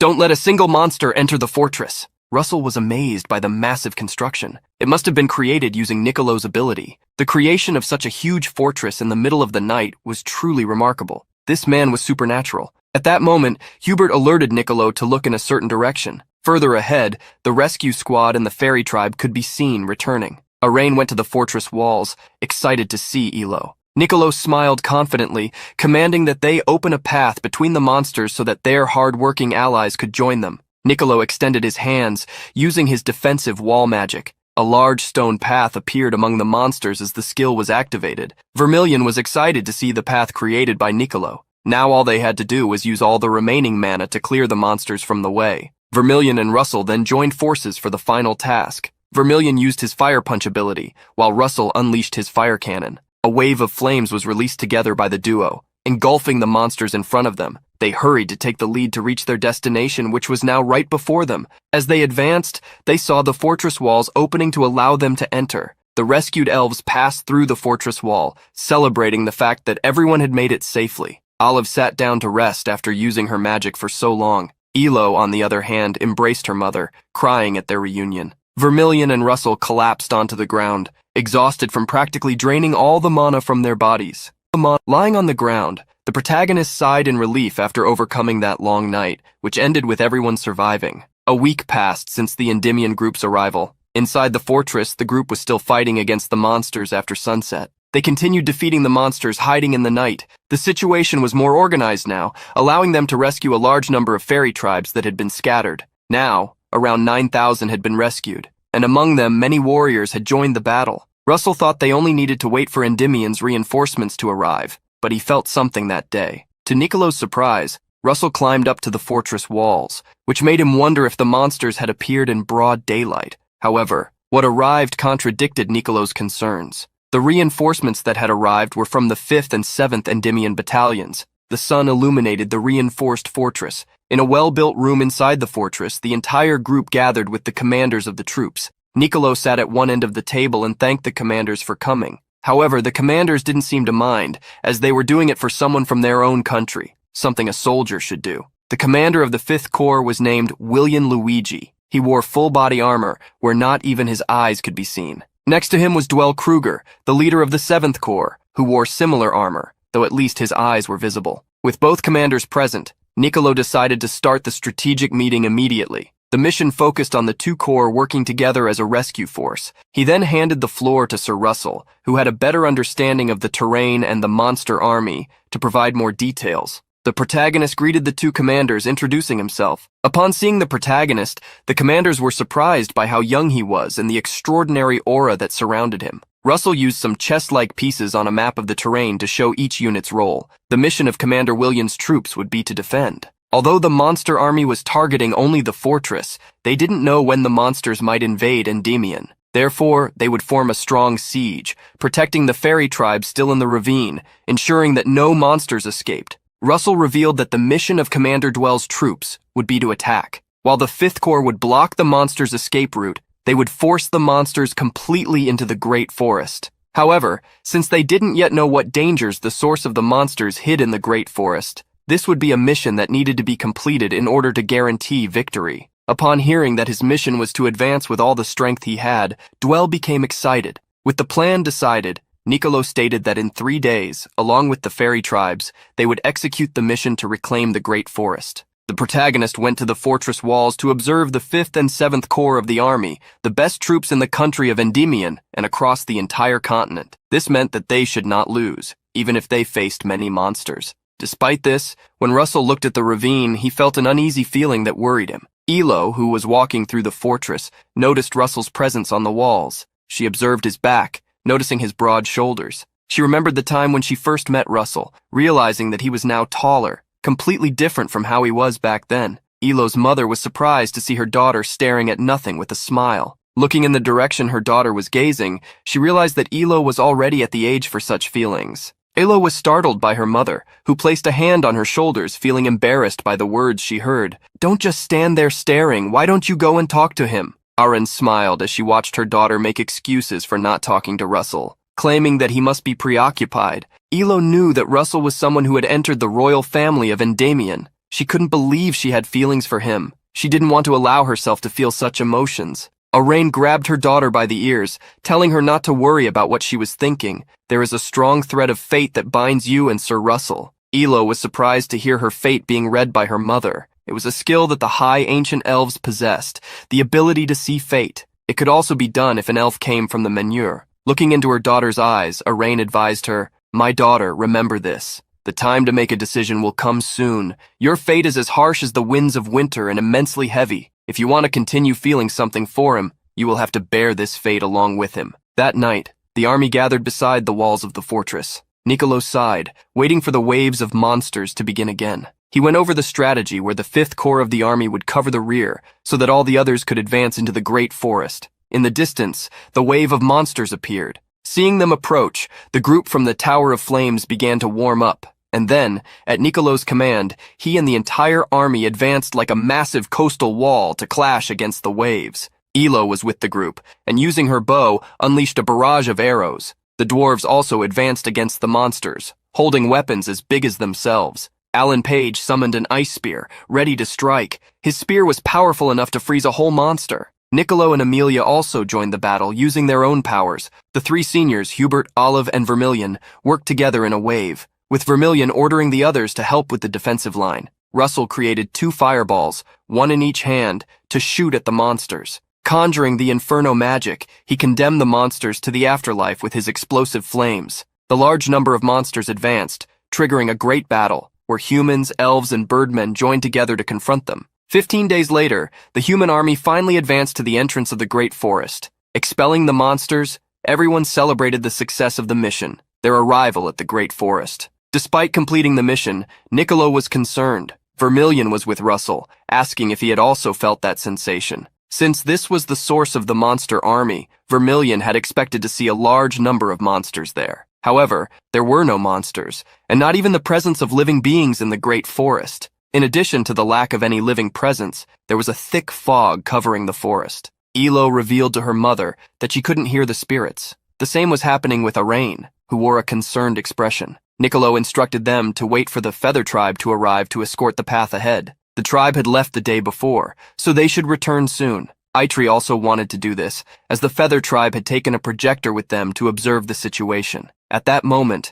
Curvo noticed warrior members returning. The group went to a camp where, thanks to the projector, they could see the same thing happening at the entrance. There were no traces of monsters anywhere. Russell asked if there was a recording showing the entire Great Forest. Niccolo was surprised by the reason Russell wanted to see this. The protagonist then pointed to a place where the black mist was becoming denser. A birdman revealed that he was about to show what had been asked. He asked everyone to look at another recording from the highest place where they could film. Seeing the recording, everyone was shocked. Inside the Great Forest, a huge dome had emerged, exhaling the same mist. The Elven duo, mother and daughter, were surprised. Arain asked how the Great Forest, which she had always considered so beautiful, had turned into that. The protagonist wondered if this was the source of the unsettling feeling he had sensed. He supposed that this must be the cause of the incident, the origin of the monster army. Looking closely, they could see the large dome recorded in the footage, where the black mist was so thick that nothing could be seen from within it. What they didn't know was that inside this dome, surrounded by the mist, was a powerful being. This being seemed to be resting, but at that moment, its endless red eyes opened. Observing the images, Niccolo pointed out that there must be at least millions of monsters, and asked Arain what she thought. The Elven mother thought for a moment and suggested that this incident could be related to the folklore surrounding the birth of the Great Forest. The folklore spoke of the time when the world of the gods came to an end. Gaia's blessing, the mother of life, caused the Great Forest to grow, or at least that's what Russell knew. Niccolo then asked Arain if Gaia's creation of the Great Forest had been to seal the monster army. Russell stood up, stating that something was bothering him. He explained that when Gaia created the Great Forest, several gods still existed. Therefore, it should have been easy for them to deal with the monster army. Vermilion realized what Russell's words meant and explained that there was a great possibility that what Gaia had been trying to hide wasn't the monster army. Amelia interrupted the conversation, stating that they needed to confirm their suspicions quickly. She looked at the commander and asserted that they needed to form an investigative squad immediately. The investigative team was formed, and as they headed into the Great Forest, they were instructed to return before sunset. The investigative squad was made up of 10 people, Niccolo and Amelia, the 3 from the Tower of Flames, along with Alan, Olive, the 2 elves, and the representative of the dwarves. As they advanced through the forest, Vermilion expressed his disbelief that he couldn't feel any life in the forest. Next to him, Hubert felt as though the forest had lost its biological function. After advancing quite a bit into the forest, Niccolo stopped the group to let them rest for a moment. Russell went over to Elo, who was sitting on a log, and asked if she was all right. After Elo confirmed, the protagonist asked what Arain was doing. Elo revealed that her mother was trying to communicate. More specifically, she was attempting to speak with the spirits of the forest. Seeing Russell's curiosity, Elo made sure to explain. There were many types of spirits beyond the 4 main elements. Russell knew this: thunder, ice, light, and dark spirits. Elo then stated that the forest spirits were also a type of spirit, but slightly different from the normal ones. She called upon a strong energy from the forest, ready to show Russell what she meant. In front of them, a small glow appeared as the wind swirled around them. Hubert was surprised to see something he had only heard of. Alan even had to adjust his glasses to see the forest spirit. Before Elo, a small earth creature appeared, with a plant on its head. The little cute creature greeted the 3 men, who were taken aback. The little mud and flower doll stared at the protagonist, asking what he thought. Hearing the voice of the creature, Russell realized that it was Elo's voice. Russell then understood that Elo must have been sharing her consciousness with the creature, although it didn't seem like the spirit had its own mind. The forest spirit hugged Elo's leg, and she explained that these spirits were smaller than others. It was made from a combination of numerous spirits, and moreover, it didn't have its own mind, requiring preparation to use its strength. Russell understood that the process for creating such spirits was quite similar to the creation and control of golems. At that moment, the spirit that Elo had created dissolved. She felt a slight headache because of it. The condition of the forest isn't good. It's hard to even summon a small spirit. At that moment, Arain woke up with a sigh. Seeing her mother wake, Elo asked if she had achieved any results. Arain's expression was tired as she stated that she had tried many times, but all the spirits were scared. Arain then stood up, saying that this must be related to the darkness in the center of the forest. Russell looked at the mist on the horizon, wondering what the hell was hidden behind this darkness. Resuming their advance, Olive cast her magic to increase the group's speed. As they moved through the forest, the black mist began to grow denser. It was so thick that Russell felt as though it was eroding his mind. Russell was relieved they hadn't brought the soldiers with them. If they had, they would all have been controlled before they even realized it. Finally, after advancing for quite some time, Olive, who was leading the group, stopped, revealing that they had arrived. In front of them stood the dome with the mist so dense that they couldn't see even a meter ahead of them. When they got close to the dome, they noticed some stones with magical runes. Amelia was the first to recognize them, the key stones for magical sealing. Niccolo wondered what those items were doing there. Niccolo then turned to the group, announcing that they would begin the investigation now and urging everyone to hurry back before sunset. At that moment, just as they were about to start the investigation, the dome caused a tremor throughout the great forest.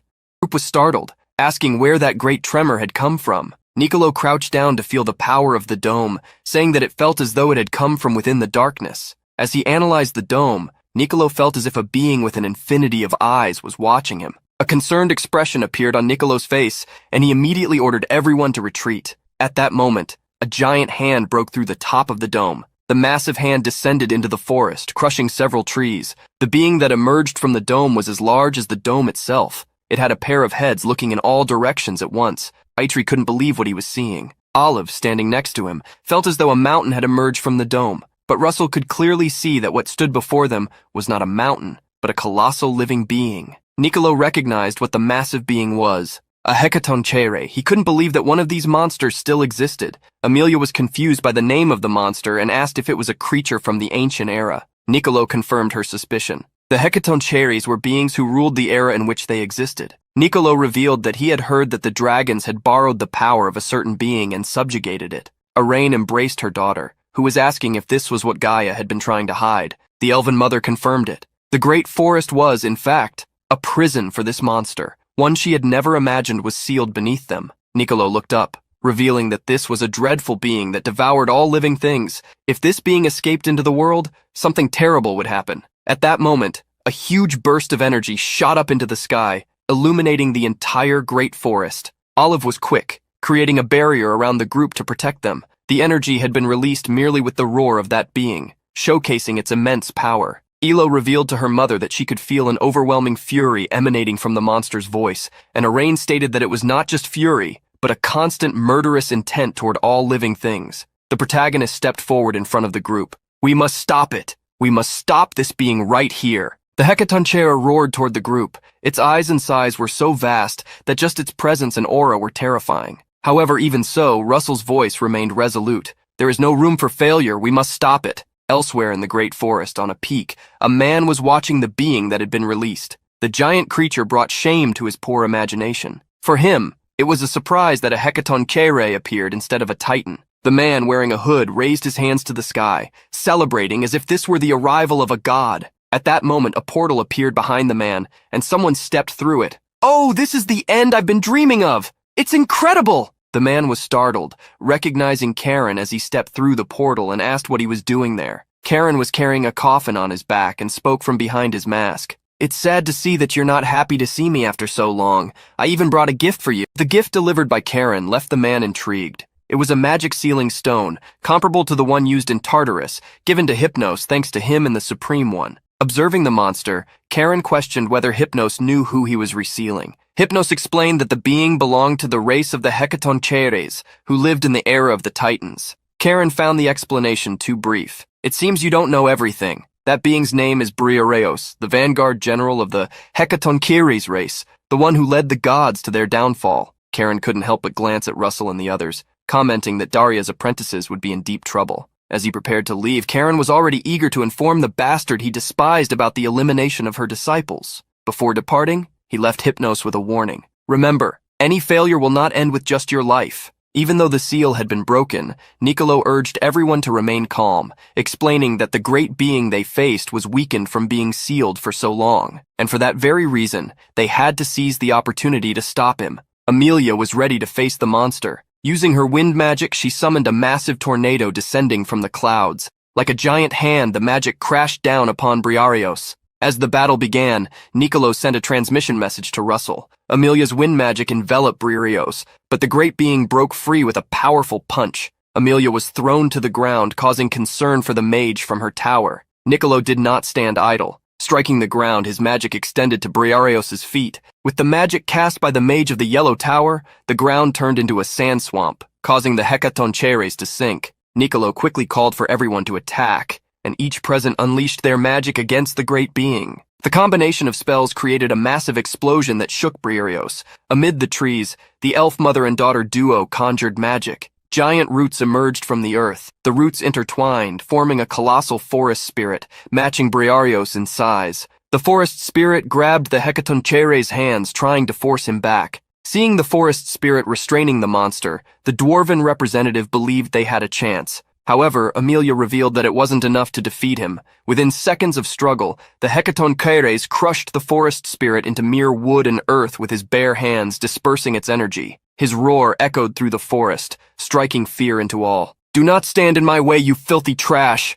With the roar, the elf mother and daughter collapsed, writhing in agony. Vermilion also covered his ears to protect himself, shocked to hear the great being speak. The monster looked at Nicolo, who stood before him, and then at the others behind him. "Vermin, you have such a strong desire to be devoured by me. Very well, I will tear you apart and savor you." Nicolo couldn't help but laugh, provoking Brielvc. "Hey, don't you think you forgot something?" At that moment, Russell appeared, carrying massive lightning bolts. Nicolo had bought time for the young man to prepare a spell capable of defeating Brielvc. Upon seeing the boy's black hair, Brielvc was intrigued, but he had no time to admire it. The protagonist activated the clouded ring, summoning an endless mass of clouds. Lightning surged through his hand as he conjured the lightning vortex, sending a downpour of electric rain upon the monster. With such immense power, the strike illuminated the forest once more, spreading a vast wave of energy. Nicolo was stunned by how powerful the young man was, barely in his 20s and newly ascended to the 6th circle. Amelia also recognized Russell's strength, now understanding why the master of the Tower of Flames valued him so much. After the storm of lightning, a thick cloud of smoke covered the forest. Russell had consumed far more mana than he expected. Additionally, the spell's impact was so great that its area of effect became massive, causing not all the lightning to strike the monster. Even so, Russell doubted that Brielvc had emerged unscathed. However, what he saw with his own eyes was the opposite of what he had hoped. Amid the sparks of lightning, the Hecatoncheir rose once again. Neither Hubert nor Vermilion could believe that the monster was still standing after that attack. This proved that his defense was beyond their expectations. Nicolo was in shock. He hadn't expected the attack to defeat Brielvc outright, but at the very least, it should have caused some damage since they had bought time for Russell. Yet neither he nor the protagonist could believe that almost no damage had been inflicted. Brielvc smirked maliciously as he stared at Russell. "Black hair and magic infused with the power of dragons? Are you related to Kim Hyusung?" The protagonist had no idea what Kim Hyusung was and wondered if it was some kind of artifact. To Brielvc, it didn't matter whether the boy knew about this person or not. He would eliminate him regardless. Just the mere reminder of something he wished to forget was enough. His mighty punch tore through the sky, surging toward Russell. Vermilion tried to fly toward the protagonist to protect him,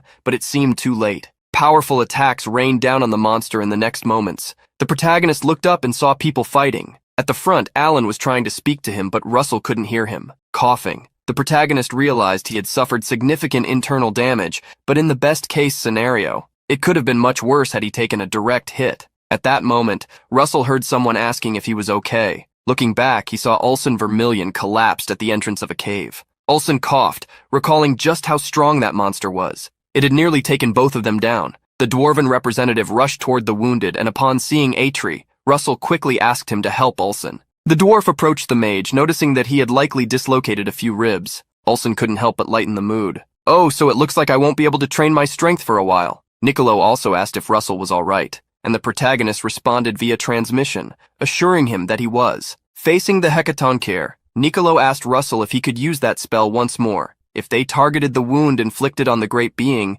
they might be able to deal significant damage. Russell knew that with better precision, he could deliver a concentrated strike. However, at his current level, he still couldn't fully control the lightning vortex. After considering it, the protagonist asked Nicolo if he could use a different spell, one capable of defeating that monster. Nicolo hesitated upon hearing about this new spell, especially when Russell said he would need at least 15 minutes. Even so, he didn't doubt that Russell could do it, so he called everyone to buy more time for the young man to prepare. The group nodded without hesitation, placing their full trust in Russell. The protagonist moved to a safe distance from the monster, where Ulson would also be protected. However, he couldn't go too far. He needed to stay within range of the attack. To recover his mana, Russell triggered a partial Dragonification. In his mind, the image of the only weapon capable of defeating that monster in a single strike emerged. Brahmastra, the spear of God, the weapon that could pierce through all things. Seeing the black-haired youth in the distance, Briaros roared, "Bastard! You must be a descendant of Kim Hyusung and that damned lizard."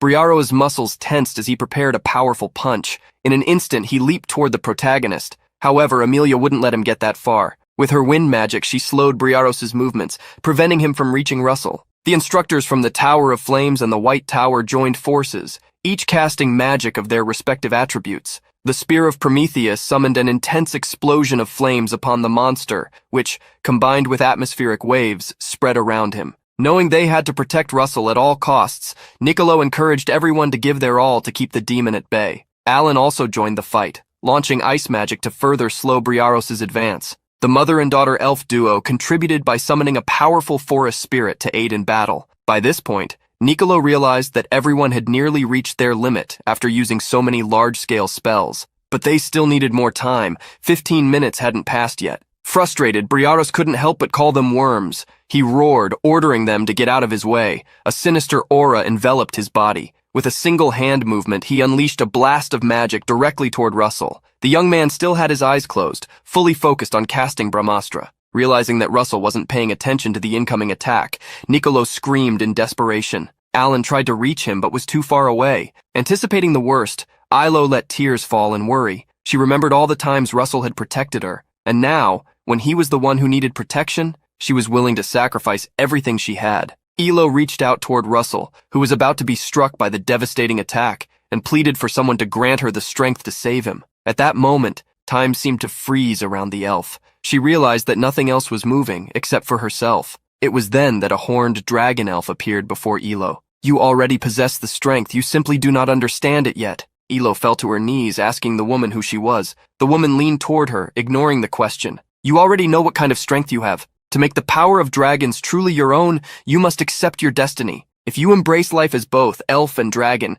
then you will be able to live fully." Ignoring her tears, Ilo showed a resolute gaze. She would accept this power because she knew Russell would do the same for her. At that moment, Ilo heard someone calling out for Russell. It was the woman before her, but as she blinked, she realized the voice belonged to Hubert. The protagonist was completely unprotected. The attack struck a target, triggering a massive explosion. However, Briaros quickly realized that he hadn't hit the one he wanted. Standing beside Russell, a massive dragon had appeared. Niccolo was shocked to see it, as was Amelia, who recalled that such creatures hadn't appeared in 700 years. Ilo's mother recognized the truth. That dragon was her daughter. Briaros was enraged at the sight of the creature. He charged forward, but the dragon was ready to counterattack. She bared her fangs at Briaros, her voice echoing, "You still have that awful personality even after thousands of years." Not giving Briaros a chance to get closer, she unleashed her draconic breath attack. The blast of energy struck the Hecatoncheir, but he soon realized that the dragoness was weakened as well. Forcing himself forward, he threatened, "First, I'll rip off your wings, then your heart,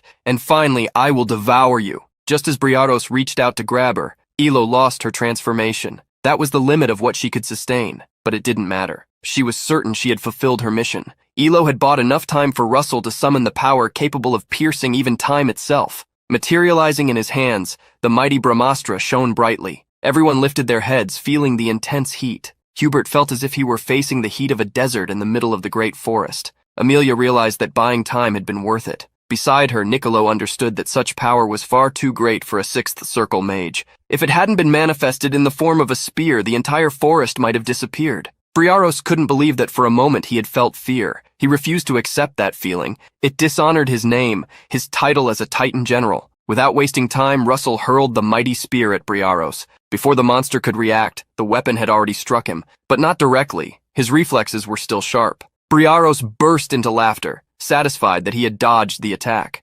However, his laughter ceased when he realized that Russell had already closed the distance between them. The protagonist didn't stop at the first strike. With a devastating combination of spells and abilities, he continued his relentless assault. Retrieving the Brahmastra, Russell combined it with La Mancha and the Titan Slayer, piercing straight through the monster's defenses. A massive hole appeared in the monster's chest. Coughing up blood, Briaros cursed what had happened. After thousands of years, he had finally been freed, only to meet such misfortune. Just like Briaros, Russell also spat blood. He felt the immense backlash from using the Brahmastra. It was still too demanding a spell for him. His strength abandoned him, and he plummeted from the sky. Even so, a smile formed on his face, satisfied that he had managed to protect everyone. Russell was taken to a bed to rest. Sometime later, he woke up and got up despite the pain. Seeing Elo approach with a few items, the protagonist asked if she had rested. Elo nodded, and added that Olsen would also take some time to recover, but everyone else was completely fine. Remembering what Olsen and the others had been through, Russell felt relieved.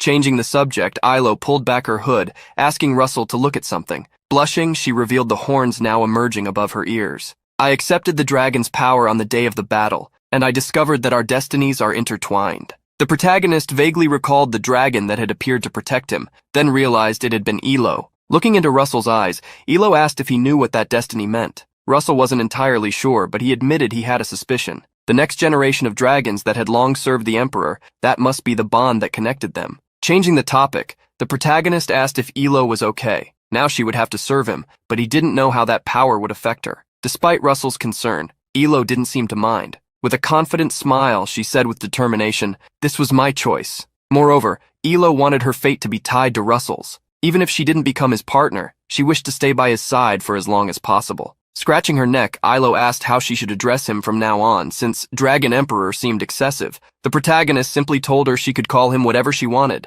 Blushing, Ilo hesitated before asking if she should call him Master. Feeling that didn't sound right, Russell suggested she just call him by his name. Ilo thought for a moment, but in the end she decided that would make her feel closer to him and agreed. The next day, Niccolo visited Russell and thanked him from the bottom of his heart. If he hadn't been there, many people would have suffered. Russell had already been informed that Niccolo had suffered from mana exhaustion. Seeing him standing, he wondered if Niccolo felt responsible for everything as the chief commander. However, the protagonist humbly stated that he hadn't been alone, and that's why he had been able to win. Besides, Niccolo had saved him before, so he could consider this as repayment. Niccolo sighed as he realized this and expressed his gratitude. Just like him, the others also gathered around Russell's bed, showing their concern. Russell thanked Niccolo, extending his gratitude to everyone. Upon hearing this, Niccolo smiled and urged him to rest, as he had already been through a lot. Once alone again, Russell lay down to rest. However, he quickly got up, intending to return to work. The third golden mask,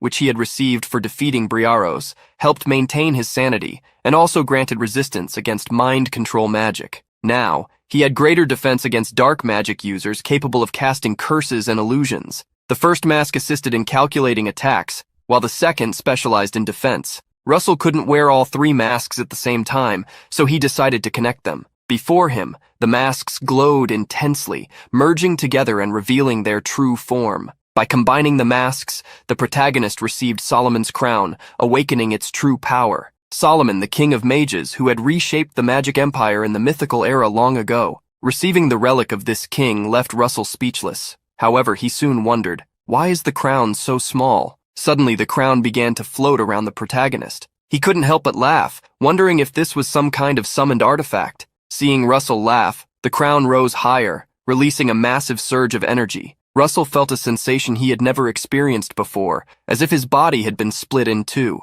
Quickly, he began cultivating, trying to understand what was happening. Various astral formulas appeared in his mind, displaying a magnificent vision. He could see himself in a space where his reflection was mirrored within a barrier. Faced with these formulas, he realized that there truly was an existence assisting him with calculations. Inside Russell's consciousness, a part of him now resided within the crown, helping him calculate the formulas of magical circles. Seeing this division of consciousness before his eyes left Russell astonished. Upon waking up, Russell felt a strong headache. At that moment, a notification appeared, informing him that the inherent consciousness had been exhausted, reducing the crown's functions. Analyzing what had just happened, the protagonist assumed that the crown wasn't storing his consciousness, but rather supporting it. This meant that if his mind were ever corrupted by a curse, he could recover using this backup. Holding the crown, he decided to explore more ways to use it, despite already being very satisfied with such an artifact. A few days later, the protagonist went to the battlefield to train.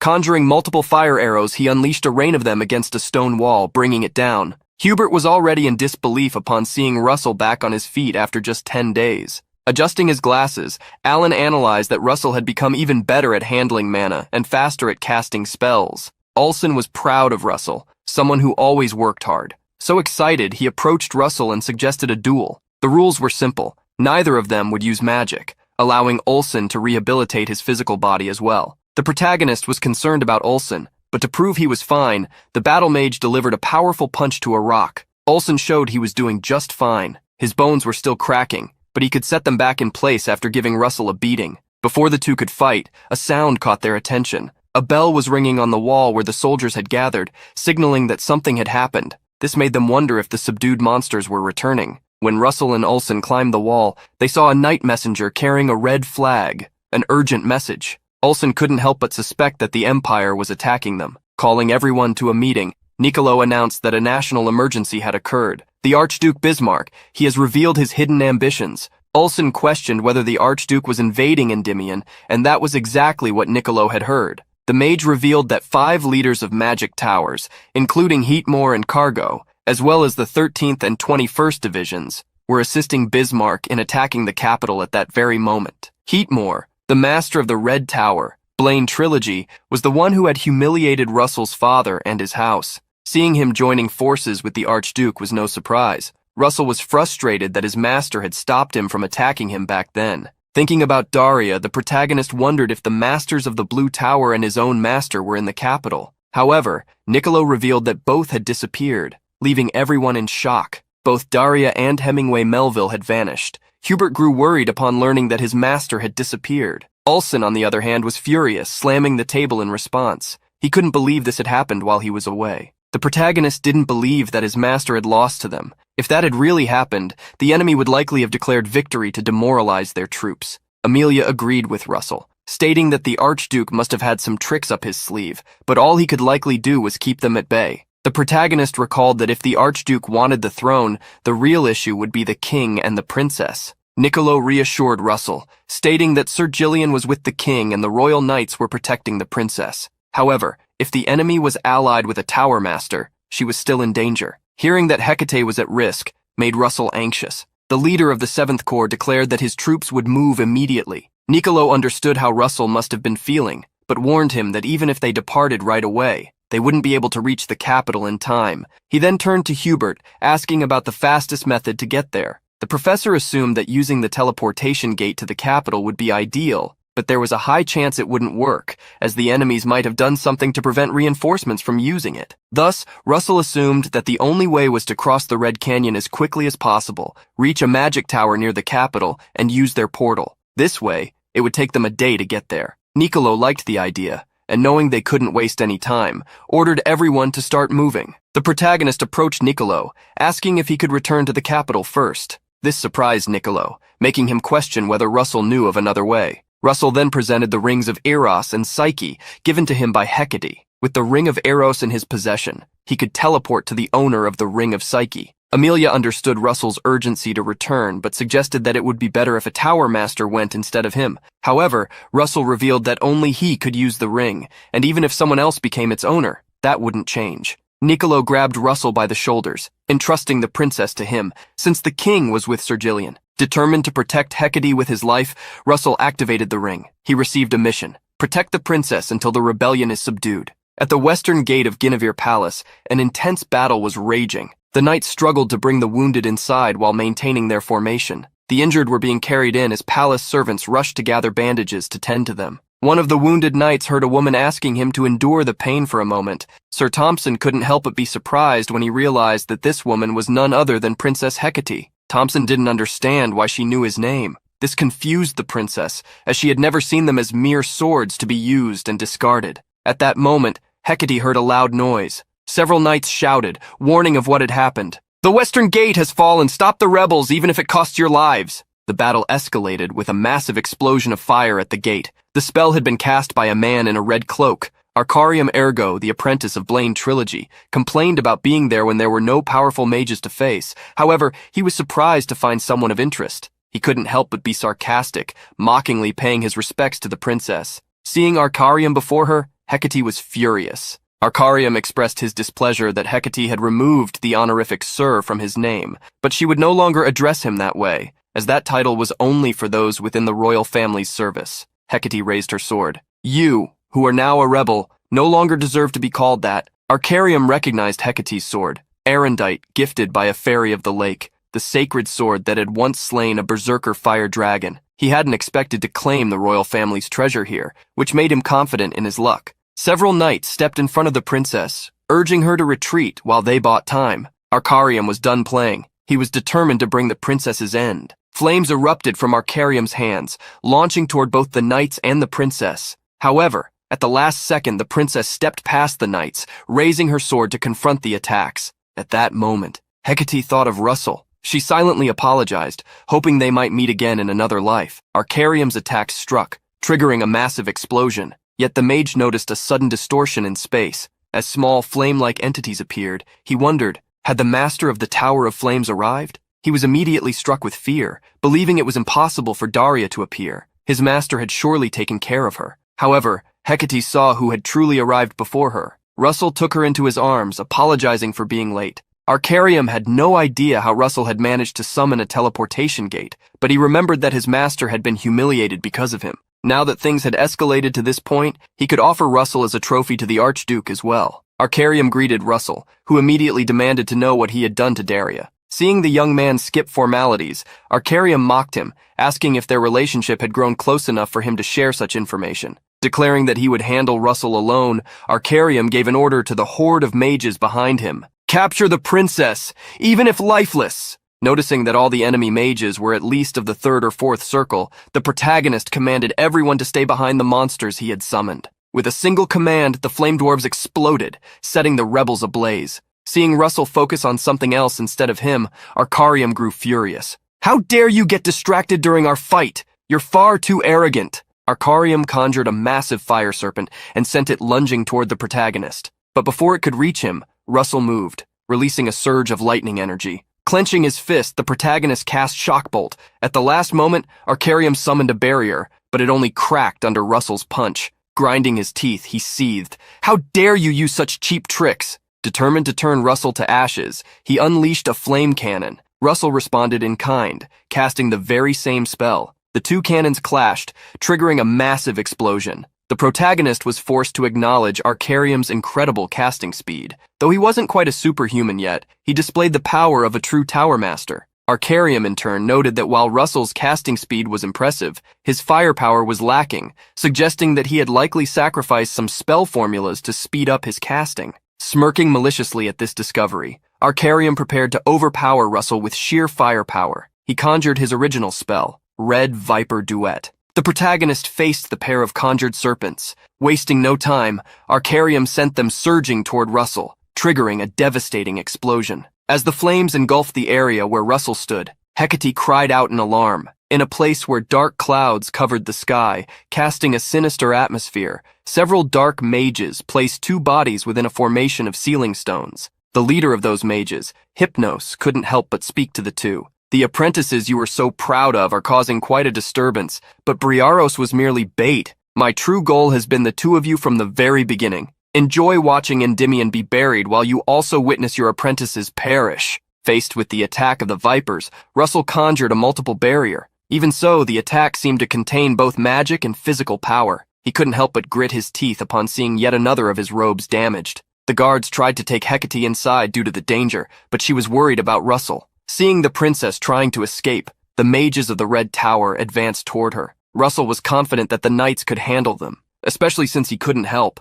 Arcarium kept attacking him relentlessly. Attack after attack, explosions shook the battlefield. Arcarium mocked Russell, who continued to defend himself. However, something caught Arcarium's attention. Above Russell, the Gaebulg spear magic was forming. Faced with such a powerful attack, Arcarium clenched his teeth, wondering if Russell had been holding back all along. In mere fractions of a second, the spear shot toward him, leaving no time to dodge. Seizing the weapon, Russell drove it in, ensuring his victory. Arcarium coughed as the spear struck him. He couldn't believe Russell had been preparing a counterattack while pretending to be on the losing side. Because of his own arrogance, he had let his guard down, and that had led to his defeat. Behind Russell, Arcarium exploded into flames. Despite his victory, Russell knew that if the man had kept his focus, the outcome could have been different. Meanwhile, the battle between knights and rebels raged on around the palace. Worried, Russell hurried inside, searching for Hecate. The mages of the Red Tower were shocked to see him, wondering what had happened to their master. Russell summoned his flames. That was all the answer they needed. The mages attacked, vowing to find out the truth in hell. After Russell defeated them, Hecate ran to him, wrapping her arms around him. She touched his face, her concern evident as she asked if he was okay. Remembering how Russell had appeared in the midst of battle, she was filled with gratitude. "If not for you, I don't know what would have happened," she said, her voice trembling. "Thank you for saving my life." She asked if he had reached her using the ring. Although he had joined her, Russell felt that he could no longer lend his strength, as his mana had been completely depleted. As they held each other, Russell glanced out the window, sensing a presence. Seeing the vast sea of flames, Hecate couldn't help but wonder where her father was. Russell reassured her, stating that Sir Gillian was with the king and was likely doing a good job. Then in a serious tone, he said they needed to regroup with the king. Once the enemies found out Arcarium had been defeated, they would retreat as well. Hearing what needed to be done, Hecate gripped her sword and released its power. "I, Hecate Rathmos, Princess of Endymion, command the sacred sword Erendite to grant the courage of the founding king to all our vassals." As soon as Hecate activated this ability, a radiant light fell over everyone, restoring their stamina. However, at that moment, Russell saw Hecate collapse. Erendite was the sword of the founding king, and its power distributed the user's stamina among others. Hecate gritted her teeth, feeling utterly exhausted. With a weak expression, she tried to smile, saying that was all she could do for now. Russell held her hand as the knights shouted, "Bring glory to the princess! Show your loyalty to the Rathmos royal family!" Just then, a sinister voice clicked its tongue. I was wondering why they were taking so long to deal with a single woman. Russell turned to the window, spotting an unwelcome guest. Lifting Hecate into his arms, he fled the palace, commanding everyone else to evacuate as well. At that moment, flaming swords rained down upon the palace, launched by Blaine Trilogy. Turning the sky crimson, Blaine rose into the air, wielding the fearsome Ragna blade magic. With a smirk, he mockingly greeted Russell. Seeing the boy withstand his magic, Blaine noticed that the barrier Russell had created was far from ordinary. He couldn't believe Russell had erected it in such a short time. Blaine praised Russell for growing stronger since their last encounter. Despite the compliment, Russell found it hard to believe that Blaine had destroyed the palace in an instant. Seeing that Arcarium was nowhere to be found, Blaine assumed that Russell had defeated him. He recalled how he had always said that Arcarium's arrogance would cost him his life. Managing to stand up, Hecate was furious. "Blaine Trilogy, why are you doing this? You were after me, weren't you? Then why did you involve the innocent?" Blaine burst into laughter, clapping his hands at the princess's touching words, commenting that she would definitely make a fine ruler if she ever ascended the throne. His mocking expression shifted, replaced by something new. "So are you done with your final words? I need to find your father next." Russell stepped in front of Hecate, telling her to stay behind him. Words would not work on Blaine. Just then, the knights burst into the room asking if the princess was safe. Hecate felt relieved, especially after they told her they had rushed there upon seeing the collapse. They reassured her not to worry as the king was safe. Annoyed by the new intruders, Blaine summoned his tower's members. Immediately, the Red Tower mages and the knights clashed once more. Raising his flaming swords, Blaine questioned Russell. "Are you really going to stand between me and the princess?" Russell refused to move aside. Looking at him, Blaine smirked, stating that it felt as if Daria were there. After all, she had given him the same look the last time they met. She is now trapped at the edges of the void and darkness. You will never see her again for all eternity. Russell grasped the true meaning of Blaine's words. The master of the Red Tower gave him no time to react. After the mental provocation, he swung one of his swords at Russell. "Show me all the tricks you've learned in your master's name." As the blade closed in, Russell activated the Crown of Solomon. The massive flaming sword crashed into the ground, scattering flames in all directions. Blaine knew that the speed of his Ragna blade surpassed the speed of sound, which made it hard to believe that a mere sixth circle brat was dodging it. Russell was shattering the flow of time into small fragments, allowing him to read Blaine's attacks. It was a risky move, but it let him evade the strikes. However, his allies were fighting behind him. If he dodged every attack, others would be hurt in his place. Russell summoned 5 gay bulg spears to counter Blaine's swords. However, he did not use them directly. Instead, he first fused them into a single spear. Blaine was pleased to see Russell trying to protect his allies, as it would only lead him to a faster demise. To finish Russell off, Blaine targeted his allies. He struck a massive stone wall with his attacks, causing it to explode and collapse into rubble. Russell gritted his teeth as a thick cloud of dust engulfed the palace. Preparing another attack, Blaine admitted he was impressed that Russell could keep up with his casting speed. However, he wondered how much longer the boy could keep going. Blaine's attacks showed no mercy, causing even more explosions within the burning hall. Seeing Russell still standing after his onslaught, Blaine was a bit surprised, as he hadn't expected the boy to last this long. "Ah, you're so good I would have taken you as my apprentice, if Daria hadn't done it first." The protagonist gritted his teeth in anger. His enemy was unbelievably strong and fast. Even as a tower master himself, Blaine was on a completely different level compared to Arcarium. Worried upon seeing Russell wounded, Hecate ran toward him. When Blaine saw the princess supporting the young man, a threatening sarcasm escaped his lips. What a touching scene. Since you two are lovers, I'll make sure your graves are side by side. But before Blaine could launch his next attack, several people appeared. The soldiers stepped in front of the princess, volunteering to hold Blaine off and ensure her escape. Seeing even magical soldiers rally against him gave Blaine a headache. He wanted to know what the hell the Archduke was doing at that moment. Hecate managed to carry Russell behind some debris where she could check his condition. The protagonist was gritting his teeth in agony. He knew he had to activate Dragonification immediately, but he was out of energy. At that exact moment, a mission appeared. He needed to take the princess's green necklace, a treasure that would grant him an unknown reward. When Russell asked to see her necklace, Hecate was surprised. That necklace, adorned with a beautiful topaz, was a keepsake from her mother. The protagonist asked Hecate to give him the necklace, leaving her hesitant. However, believing he had a reason for the request, Hecate chose to hand it over. As he took the jewel, which began to glow, Russell thanked his beloved for believing in him. The mission was completed, and an instruction was given to the protagonist. If he infused his mana into the necklace, its true form would be revealed. As soon as he did, the gemstone began to emit a powerful light, unveiling a new upgrade. The dragon scale had returned to its true form, and the option to absorb it was granted to him. The protagonist was surprised. This time it wasn't a horn. Still, he decided to accept it. As Russell began to absorb the item, a powerful light illuminated the entire area, allowing Blaine to locate him through the mana's glow. Seeing Russell again,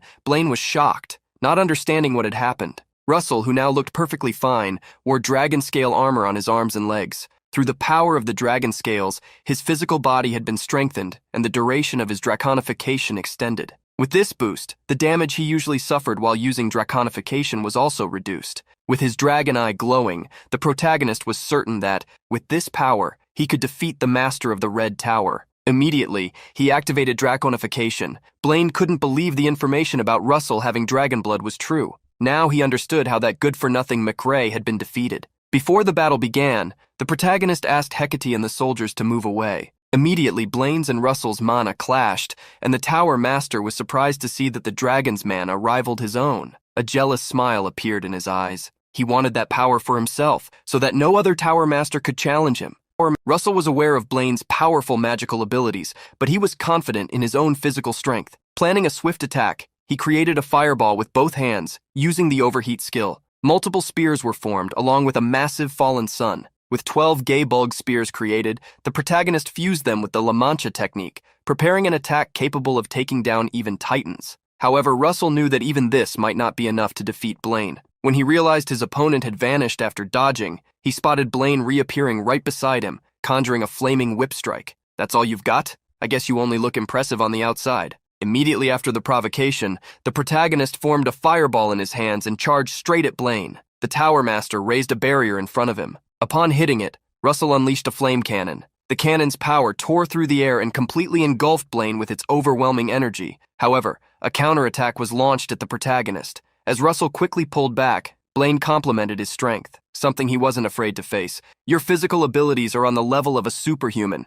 You might surpass me in 10 years, maybe even 5, which is why I'll end you here and now. With a gay bulg spear in hand, the protagonist challenged Blaine to try. Russell planned to keep attacking until he found an opening. The clash between the two continued, with several explosions erupting as they fought in the air. Russell gave everything he had just to find a single gap, until he finally managed to land a blow on Blaine. That strike created the opening Russell needed to use the ring's ability. Immediately, upon activating the mist ring, a massive lightning bolt struck the master of the Red Tower, making him scream like a pig. Russell was worried. His Dragonification wouldn't last much longer, and neither would the Crown of Solomon, which had already reached its limit. Preparing one final attack, he created several gay bulg spears. Fusing them into a single one, the protagonist launched the magical spear at Blaine, who was plummeting from the sky. The Tower Master noticed the incoming attack. Cursing the damned boy, he made his final move. Blaine's original magic, Trilogy, was activated,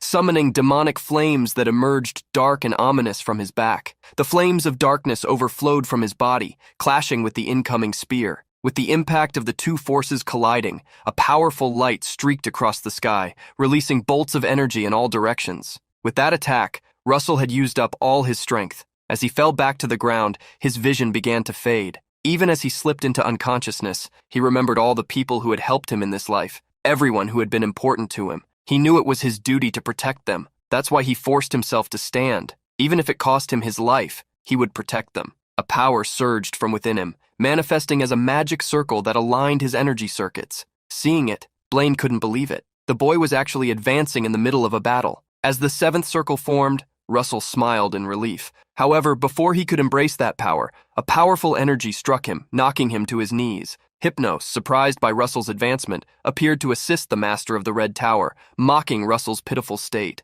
Blaine gritted his teeth, telling him to shut up and asking why he had taken so long. Hypnos revealed that a few things had happened after Blaine left, like that damn master of the Flame Tower breaking her seal, which forced him to seal her again, this time perfectly, so they wouldn't have to worry anymore. When Russell heard them mention Daria, hatred swelled within him. "You're behind this? What did you do to my master?" Seeing the young man forcing himself to stand, Hypnos addressed him. "Russell Raymond, though we've spoken before, this is our first time meeting face to face. It seems I'll be the one to end both the father and the son of the Raymond bloodline." Seeing the malicious grin in that damned bald man's eyes, a flame ignited within Russell's body, along with his rage. The protagonist asked Hypnos if he was the one who had taken his father's life. Hypnos paused for a moment before answering. "Well, while I did do it, I wasn't the one who set the stage for it to happen. Right, Lord Blaine?" Hearing the bald man's words only fueled the protagonist's rage. "Blaine! So it was you behind all this. Why the hell would you do something like that?" Seeing Russell cough after shouting so much,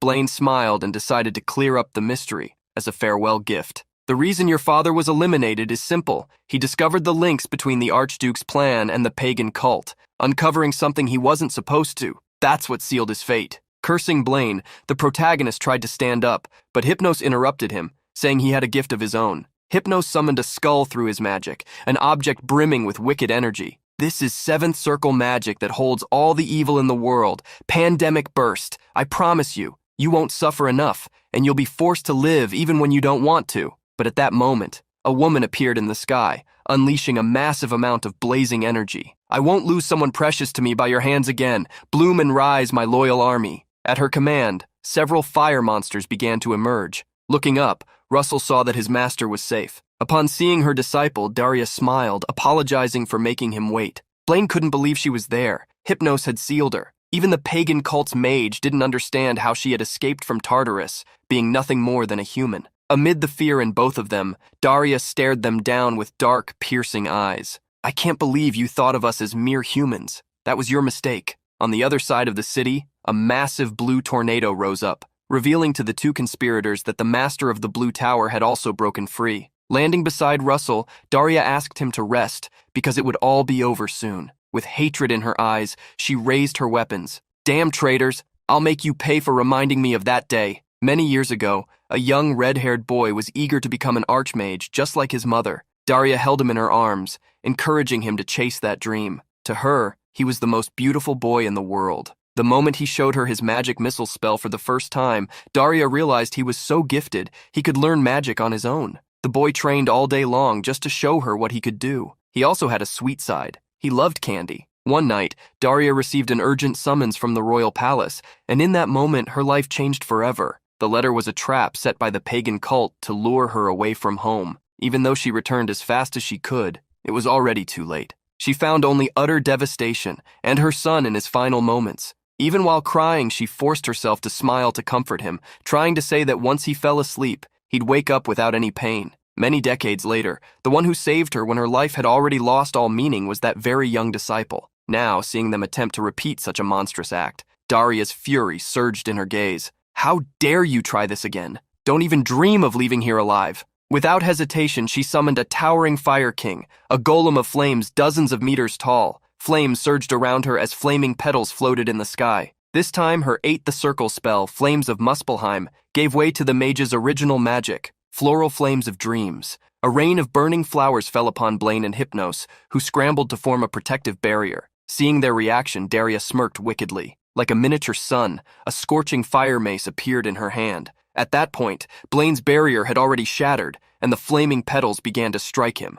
When his robes caught fire, a vortex of flames enveloped him. Watching his companion be consumed by fire, Hypnos realized just how dire his situation had become. With no other choice, he dropped his barrier and tried to flee. He aimed to regroup with the Archduke so they could eliminate the king first, and then ensure their own survival. However, as he fled, a flaming chain wrapped around his ankle. Russell had created it to keep the cultist from escaping. Seeing the cursed attack from Russell, Hypnos cursed back, momentarily losing focus on his objective. In that moment, a blast of fire zipped past his ear, missing by mere inches. High in the sky, Daria now looked like a fire goddess, creating multiple fire lances infused with her crimson power. She reminded Hypnos, "Didn't I already warn you? Abandon any hope of leaving this place alive." The countless lances bombarded the cultist, erupting into a massive explosion. Struck by every single one, Hypnos finally realized that against 8 the circle flames, his skills were utterly mediocre. Touching the burning lances embedded in him, he resolved to use all his magical power to destroy them and escape.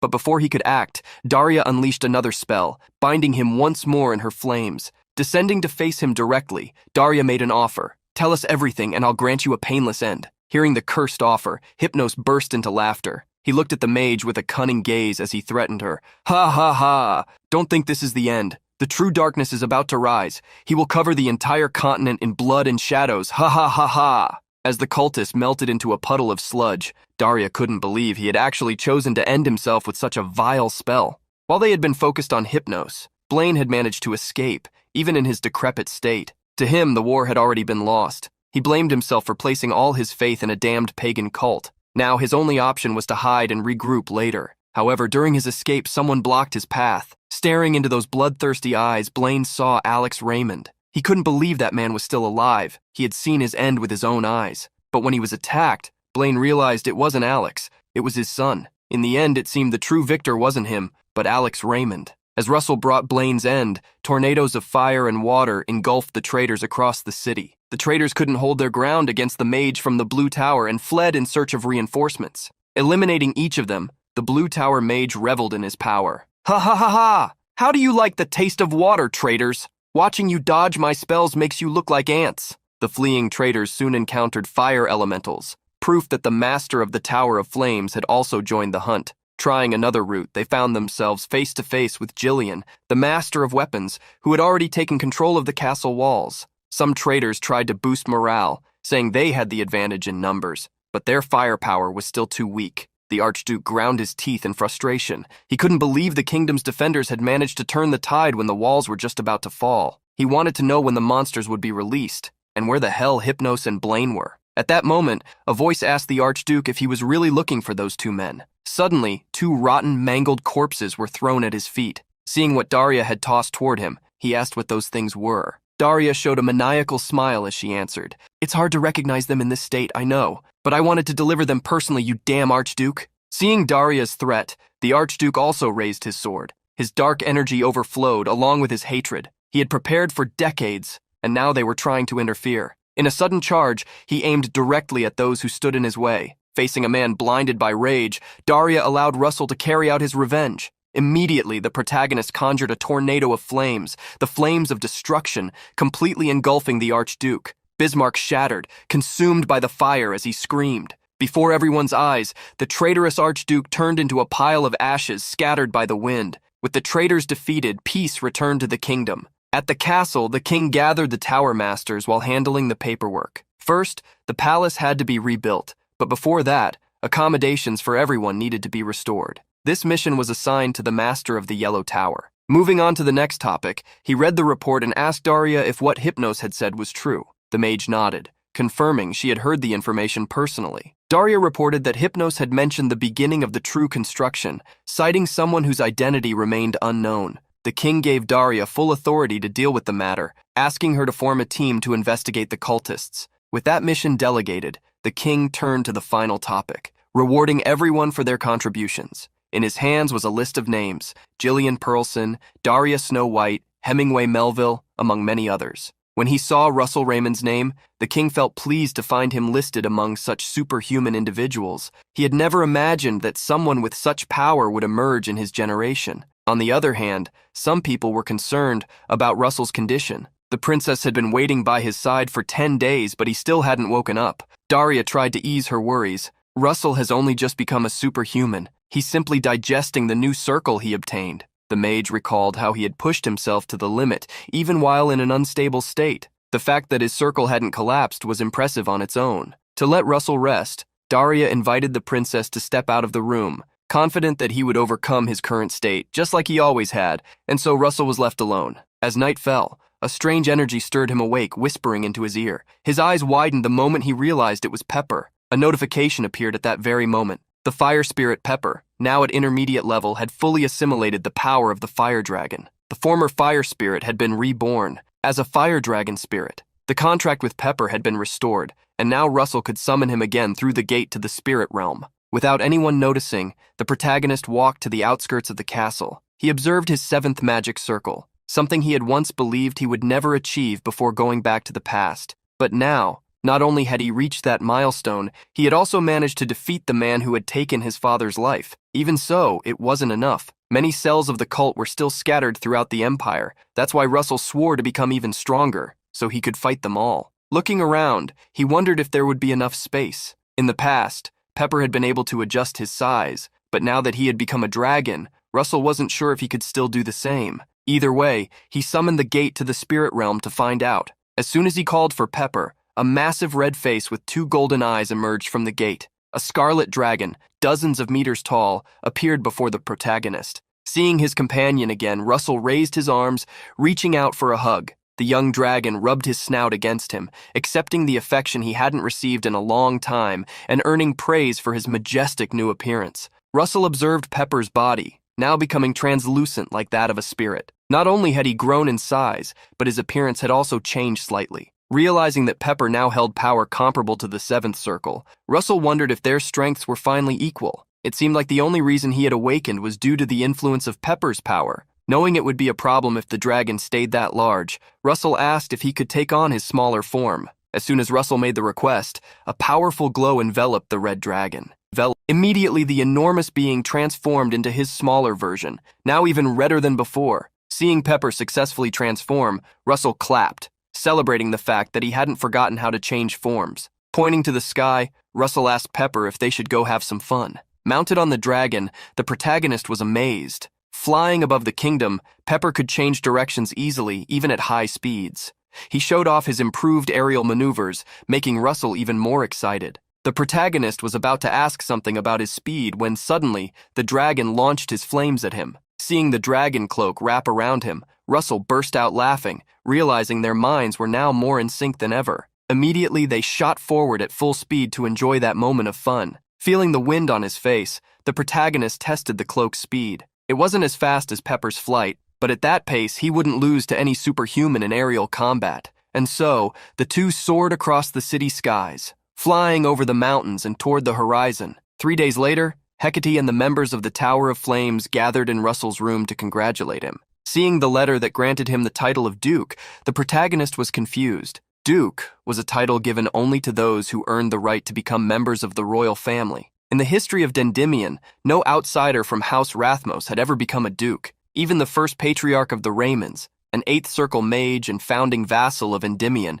had only been made a marquis. Seeing that her man couldn't believe what was happening, Hecate pinched his cheek, revealing that even she had been surprised by the king's decision. Daria couldn't help but laugh, recalling how everyone in the meeting room had been so stunned they froze for a moment. However, Hubert reminded them that no one had objected to the idea. The boy deserved it. Laughing teasingly, Daria asked if she should start calling him Duke Russell from now on. "Please don't call me that, Professor," the protagonist said, lowering his head. "I just can't believe this is happening. Please don't treat me formally. Even if I'm a duke now, I'm still Russell Raymond before anything else. I'm also your student, and a junior to my seniors." Hearing the sincerity in his words, the trio couldn't help but feel moved. Daria let out a soft sigh. Since that was his wish, she wouldn't go against it. Vermilion couldn't help but slap Russell on the back while laughing. "That's exactly why I like this kid." When night fell, the protagonist was left alone with little Pepper. Now it was time to check the mission reward. Opening a map, he wondered if the mark indicated the location of a dragon. He could have figured it out himself,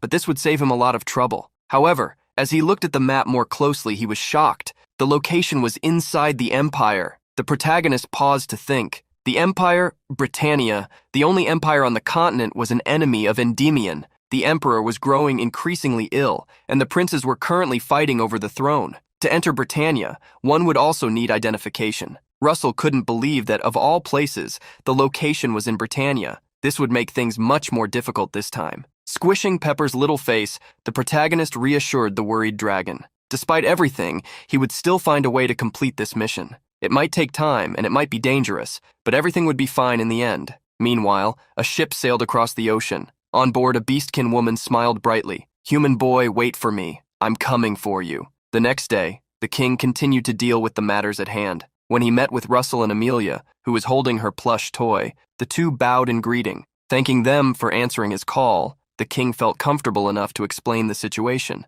"The reason I summoned you is because I need your help with the settlement of the fairies and the beastkin." The protagonist realized that quite some time had passed since their encounter on the Beastkin Island, enough time for him to have forgotten about the migration due to all the chaos caused by the rebellion. The king assigned Amelia the task of helping the fairies, while Russell was entrusted with aiding the beastkin. Receiving their instructions, both bowed and nodded in acknowledgement of the king's command. Now in charge of helping the beastkin, the protagonist grew nervous at the thought of dealing with Muya's aggressiveness. He hoped she wouldn't challenge him to a duel, especially since he was still recovering. While Russell was feeling uneasy, the beastkin fleet advanced across the sea, accompanied by seagulls. At the front of the fleet was Muya, eager to see the continent. She wagged her tail, imagining the duel she would have with the human man. A human accompanying the journey commented to a beastkin that the queen seemed pretty excited. Beside him, a bullman explained that it was her first time leaving the island. It was only natural that she'd be excited to meet the strong opponents who lived on the continent.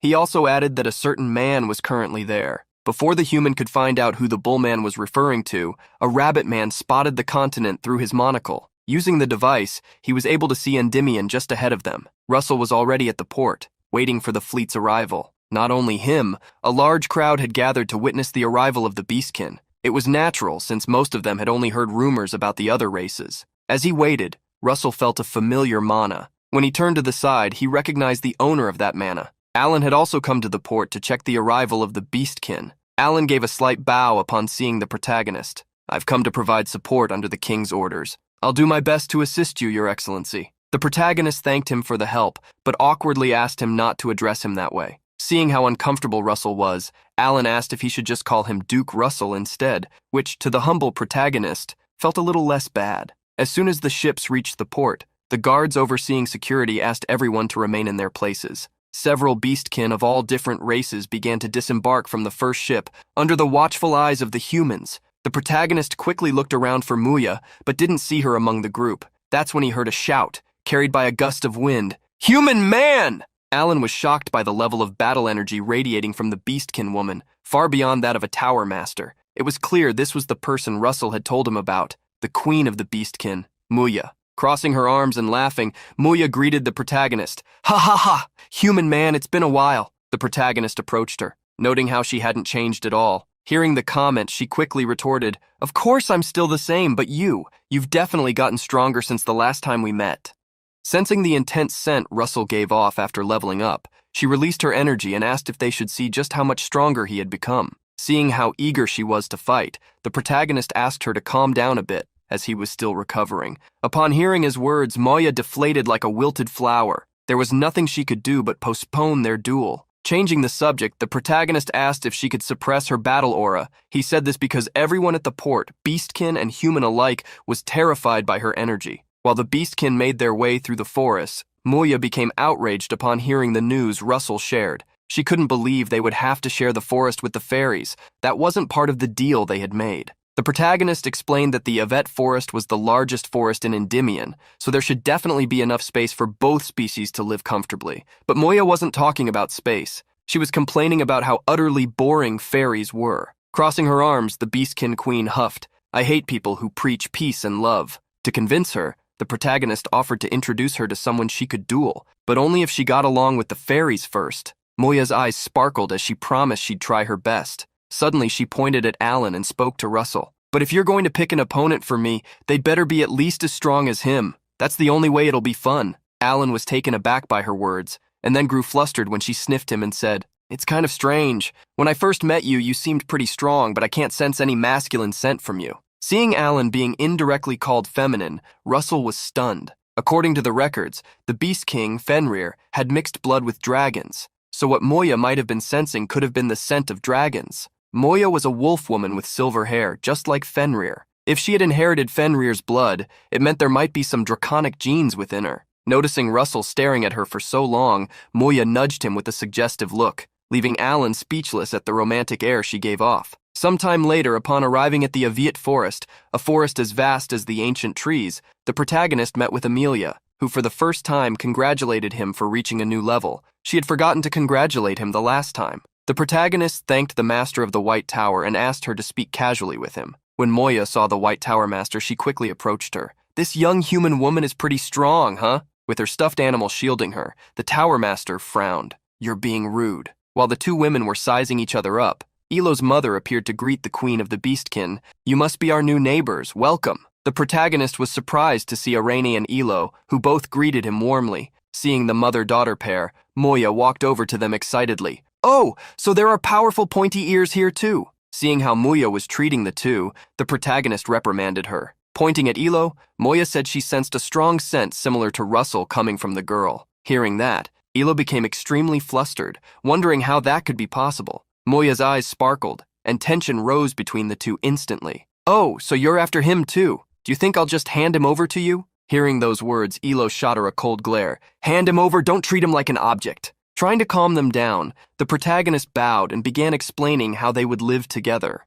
Although they would live in the same area, each race would have its own territory. Since they had different lifestyles and cultures, conflicts could be inevitable. That's why the great chestnut tree at the forest's entrance would be marked as the dividing point. To the north would be the fairies' territory, while the south would belong to the beastkin. The protagonist asked the two leaders what they thought of the arrangement. Irani gently thanked Russell for the land given to her people, and beside her, Moya laughed energetically, agreeing and reminding Russell of his promise. The protagonist also made a request of the two. In 10 days, a representative from each race would be invited to attend the welcoming ceremony prepared by the king. By the time they returned to the capital of Endymion, it was already evening. Inside the carriage, Ilo asked the protagonist if there was anything else to do besides the meeting with the king. The protagonist thought for a moment and remembered that Moya would be receiving a title as the representative of the beastkin. The queen didn't care about that. She just wanted Russell to arrange a duel for her. Hearing her request, the protagonist revealed that there would likely be a ball at the palace,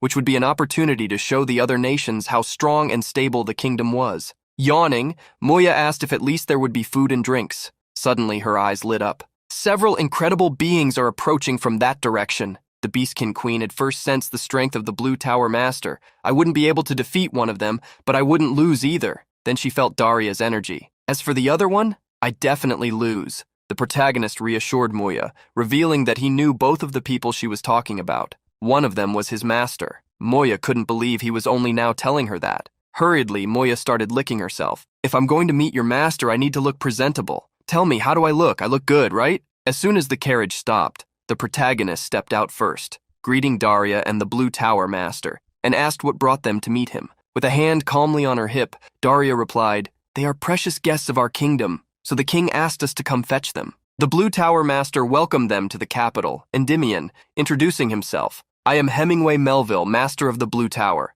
Daria also introduced herself as the Master of the Tower of Flames. Upon seeing Daria, Elo's mother greeted her. "Master of the Tower of Flames, we meet again. I still remember the help you gave us back then." She was referring to the incident when Daria and Russell had saved their people from a slave ship. Irene bowed her head, apologizing for thanking her so late for saving her daughter. She then introduced herself. "Irene, Manure of the Elves from the Ash Tree tribe." Daria didn't need to accept her thanks, stating she had only done what she ought to do. Finally turning to her disciple, she asked who was hiding behind him. Moya, who for the first time in her life seemed shy, responded with a stammer. I am the Beast Queen Moya. I'm Moya, Queen of the Beasts." Seeing her demeanor, Daria asked her not to be so formal, but even then, Moya didn't seem willing to get close to her. The Beastkin chose their king based on strength, so it seemed that Moya was confused after meeting people stronger than her for the first time. At the same time, Elo stared at Daria, unsure of what to say. Meanwhile, Moya nestled up next to Russell, clearly intimidated by Daria. Seeing how the two were behaving, Daria was shocked at her disciple. He always acted so innocent, but apparently there was nothing innocent about him. Someone would definitely not be happy seeing him with those two at the ball. Of course, Daria was thinking about Hecate, who at that very moment was feeling a strange discomfort, even though she was alone. Upon arriving at the castle, the protagonist was impressed. He couldn't believe they had rebuilt the castle in the short time he'd been away. Seeing his surprise, Daria revealed that Nicolo and his apprentices had worked non-stop the entire time, not even stopping to sleep. Apparently, they had been under pressure to meet the final deadline. Seeing that they were already late, Daria invited them inside, as the king was already waiting for everyone. As soon as they entered and met the king, the protagonist knelt down. "I, Russell Raymond, Duke of the Kingdom, have arrived. I have returned after completing the mission assigned by your majesty. Hearing the report, the king asked Russell to rise, saying he hadn't forgotten the hard work he had done. The elf mother and daughter also bowed, with the mother greeting the king. We pay our respects to the governor of Endymion. I am Menhwa Arani, of the Ash Tree tribe. At my side is my daughter, Elo. All the fairies of the great forest will not forget your kindness in granting us such a vast land, and I thank you on behalf of everyone. The king gave a gentle smile, wishing they could live peacefully with their neighbors, until the great forest was fully restored. Upon hearing themselves mentioned, Muya nervously introduced herself to the king. I, Muya, greet the ruler of Endymion. I pay my respects to you. The protagonist smiled awkwardly, apologizing on Muya's behalf. As they were being watched by many important figures, the king overlooked Muya's behavior, understanding the culture of the beastkin. Turning back to Muya, the king asked what she thought about holding the title ceremony during the ball. Muya was surprised and didn't know how to respond, but Russell quickly helped her by whispering words she repeated. I will follow your will, your majesty. The king thanked her for adjusting to their schedule, and politely Muya also thanked him. After the brief exchange, Muya felt extremely embarrassed. The protagonist realized he would have to teach her a bit of basic etiquette. 3 days later, the day of the ball arrived. Soft music could be heard throughout the castle. On this occasion, Muya, fully dressed, knelt down. I, the queen of the beastkin Muya, am now a noble of the great kingdom of Endymion. I swear to faithfully carry out all our duties. The people at the ball were surprised to see a beastkin with proper etiquette. It was a sharp contrast to the rumors of them being barbaric. The king placed his sword on Muya's shoulder as he proceeded with the ceremony. I, Alphonse Rathmos, king of Endymion, grant you the family name Lycos, along with the title of count. You must forever remember the oath you made today. Muya raised her head, placed a hand over her chest, and thanked the king for what he had granted her. Thus, all the attendees at the ball applauded the ceremony in which the Beast Queen was the protagonist. Not long after, the music grew louder, and the guests began dancing with their partners. At a table, Muya sighed. Even though she did exactly as Russell had taught her, she still didn't understand any of it. It made no sense to her to go through so much trouble. At the very least, Russell thought she had done quite well. Taking the initiative after staying quiet for so long, Elo was about to ask Russell for a dance. However, at that moment, a female voice came from behind them. Lady Elo and Lady Lycos, forgive my late introduction. I am Hecate Rathmos. Without warning, the beautiful princess appeared, wearing a stunning dress in earthy tones that perfectly matched her hair and lilac-toned makeup. Elo was surprised to see the woman associated with Russell. On the other hand, Muya focused on Hecate's scent, which was also similar to Russell's. Since the table they were sitting at only had 3 seats, Hecate asked if they should move elsewhere, as she had something to discuss with them. Russell stood up to go along, but the princess immediately stopped him. Though smiling, she emanated a powerful aura that pressed down on him. No, this is a conversation just between women. With her 3D glasses on, Daria munched on some popcorn while watching the interesting drama unfold, a movie in which 3 women of different races competed for one man.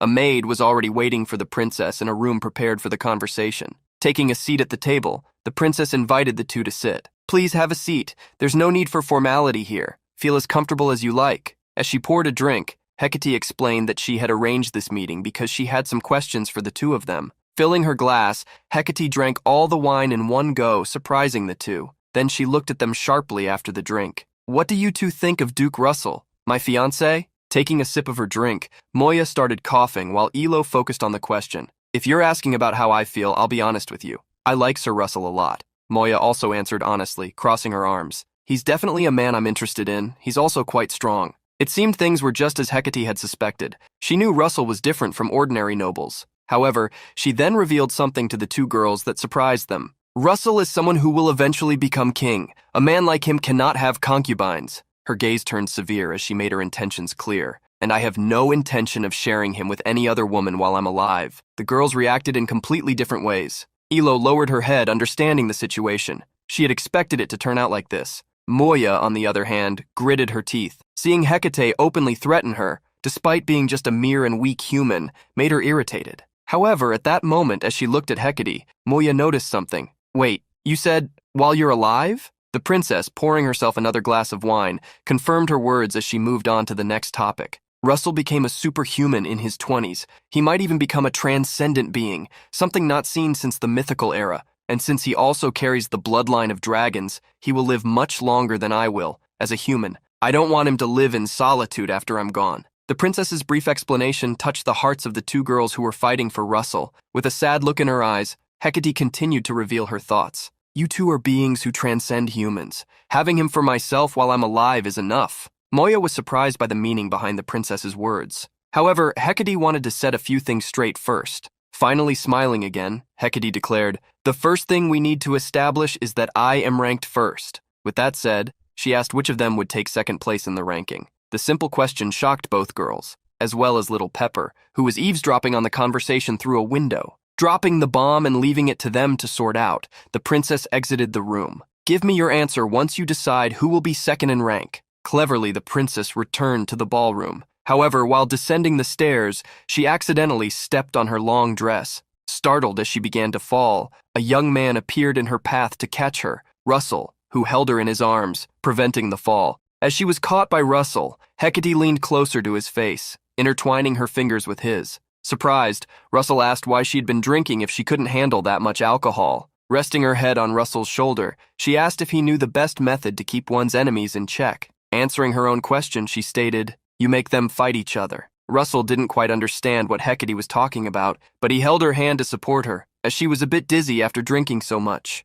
With a small smile, she asked him a suggestive question. "I can rest in the room you're staying in, right?" Wrapping an arm around her waist, the protagonist made her shiver as he confirmed in her ear that she could. 3 months passed quickly, and Russell reunited with Daria at the Tower of Flames. Daria couldn't believe that just as things had calmed down, he was planning to leave again. She wanted to know if at least this time he had informed the princess. And indeed, this time Russell had received her permission. Taking a sip of her drink, Daria gave him a warning. "If you keep this up, the princess might scold you harshly one day. The areas you'll be allowed to visit might even be limited." Scratching his neck, the protagonist smiled, hoping she wouldn't go that far. Daria looked over the information about where Russell intended to go. Akane, the third country, the trade nation. Knowing what kind of place it was, Daria asked if he was aware, and the protagonist truly was. Akane, the trade nation. It was small enough to be called a city-state, but within it were gambling, entertainment, assassination services, money laundering operations, and even slavery.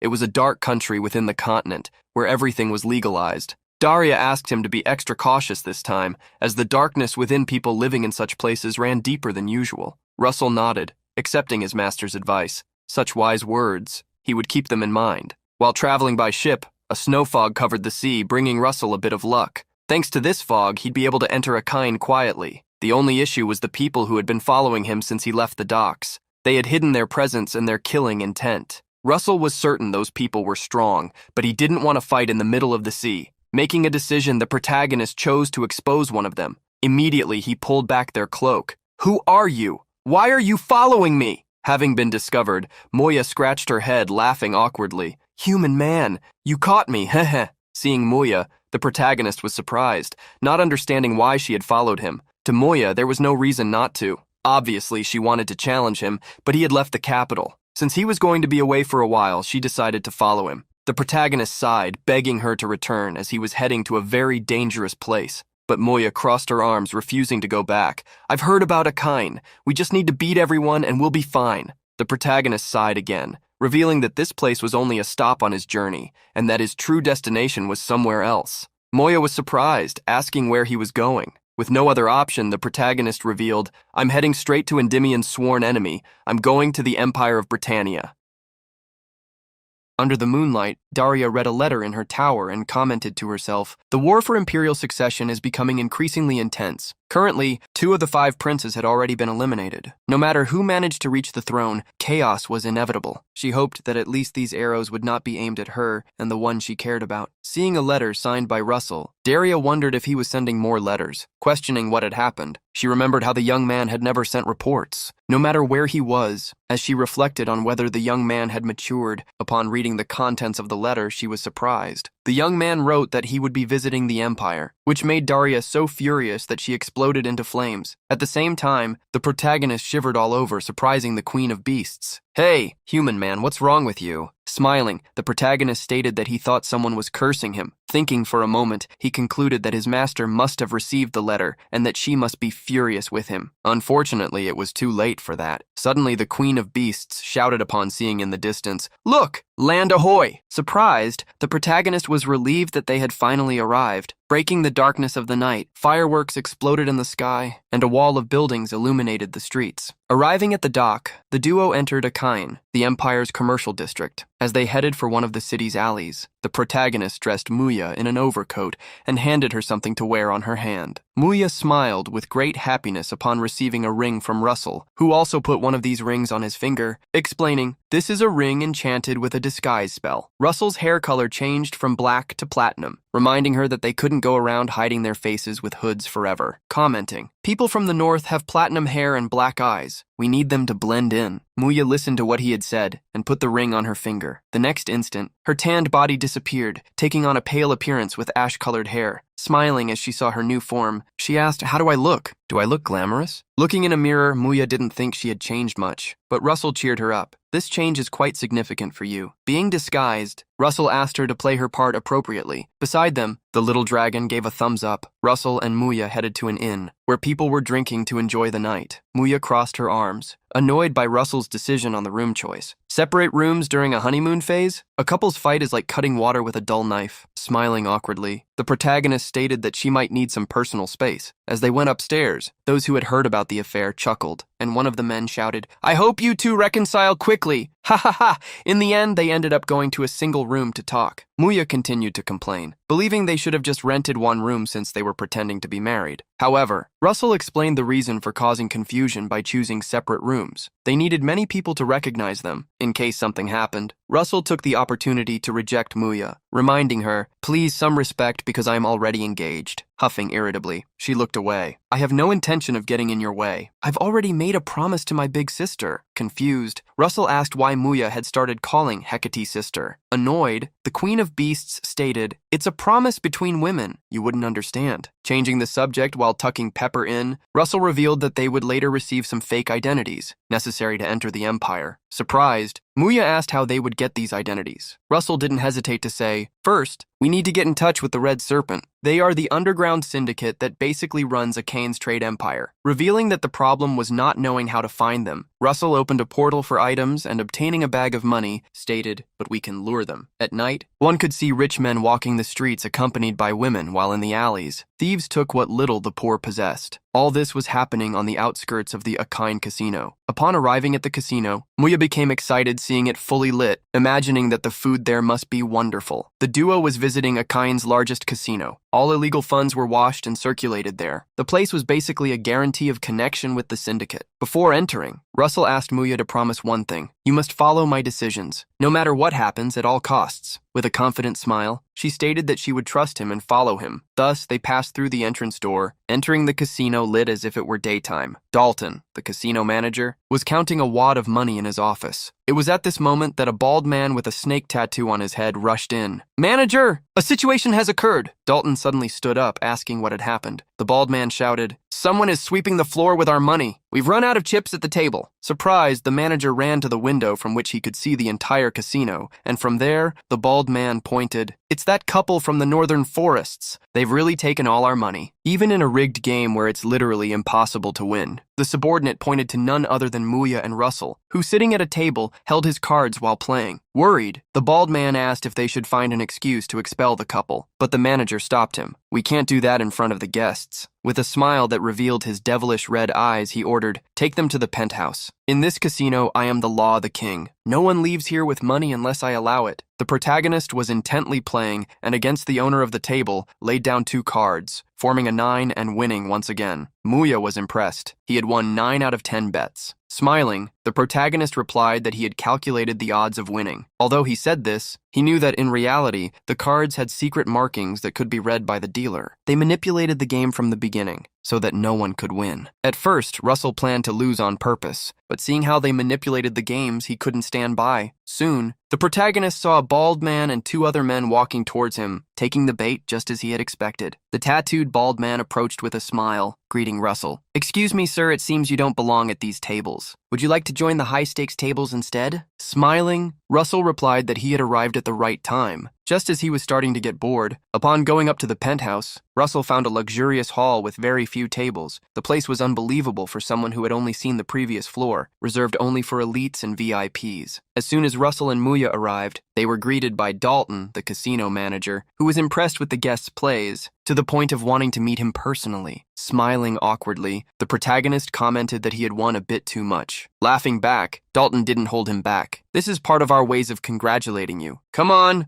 Muya was already getting irritated with Dalton's fake smile and whispered, asking Russell if she could eliminate him. Whispering back, Russell asked if she remembered the promise. When the bald subordinate brought some glasses, Dalton stated, "As a token of hospitality, allow me to offer you a drink." Muya couldn't hold back, downing the expensive liquor all at once. However, the alcohol didn't sit well with her, causing her to vomit rainbows. Annoyed, she crushed the glass, and beside her, Russell confirmed, "That's exactly what you thought. It's poison." Dalton, as several armed men approached, sighed, "What a shame. If you had just passed out, you would have only lost money." However, with a tremendously hot aura emanating around him, Russell replied, "I wonder if money is all you're after." Faced with that aura, Dalton was so frightened that he began to sweat. The tattooed bald man, not understanding the situation, blustered, "You should be begging for your lives. Don't you understand the situation you're in?" Dalton was surprised by the subordinate acting on his own and shouted, "Back off, you crazy bastard!" As the energy in the hall grew increasingly grim, Dalton tried to make his subordinates retreat. "I said back off, you idiots!" Dalton gritted his teeth apprehensively. Even facing just the young man's aura, he could tell from experience that he was dealing with a high-level aura master. He knew, thanks to his age, that the two before him were far beyond human standards. Quickly, the manager tried to apologize to control the situation. "I apologize for my rudeness. What have we done to be graced with your honorable visit?" With a superior smile, Russell congratulated the manager on understanding the situation, revealing that he needed him to do something. The message had been sent via sound transmission, startling Dalton. Hastily, he asked what the guest desired. With a frightening gaze, Russell stated that he wanted 2 fake identities and warned, "Prepare them by tomorrow." Leaving the casino, Russell didn't forget to thank and remind the manager of the request he made. Bowing before the couple who had withdrawn a large amount of his gold coins, Dalton even thanked them. "Yes, thank you for visiting the casino, sir." The head of security didn't understand what the manager was doing, fearing their reputation would fall. Annoyed, Dalton corrected him. "Idiot! Is there anything more precious in this life than life?" Seeing the manager return to the casino, the snakehead gritted his teeth. "Even the infamous hunting dog has grown old. I can't believe he lowered his tail without even a fight." However, the bandit thought things would be better this way, as letting the couple escape proved Dalton had been defeated, and soon the organization would promote him to manager in his place. Taking charge of the situation, the head of the guard shouted as he raised his sword, "Find the duo who robbed the casino!" They can't have gone far. From atop a building, the protagonist observed the situation with the muscular Muya by his side. Excited, he asked her and Pepper, "Shall we stretch a little and clean up this mess?" Descending from the building they were on, the couple arrived at a lively street, where Muya enjoyed various meat skewers. "Ha ha ha, the human world is truly fascinating." Seeing a music box, she quickly showed it to Russell. "Look, there's music coming from this." Russell felt like he was taking care of a child. While accompanying Muya, he also paid attention to his surroundings, noticing they were being followed as expected. When Muya also noticed, Russell asked if they should press on. He guided her, while she carried a bag of food and a giant plush toy, into a secluded alley. There, they stopped, and Russell spoke loudly. "Why don't you reveal yourselves now?" Leading a dozen hooded bandits, the bald man emerged with a smile. "Ha ha ha ha, you have some confidence, don't you? Or did you just choose where you wanted your body to be left?" Seeing the bald man with the snake tattoo on his head, Muya shouted excitedly, "Oh, bald head lunatic, I wanted to crush your head the first time I saw you." Annoyed, he drew his sword, bellowing, "Don't you understand the situation yet? I will torment you until you beg me to end your suffering." Faced with such sharp words, Muya snapped her fingers, provoking him. "Let's see who's more skilled." Quickly, Russell asked Muya to take it easy, as although Akine was surrounded by crime, it would still be better to avoid a big scene.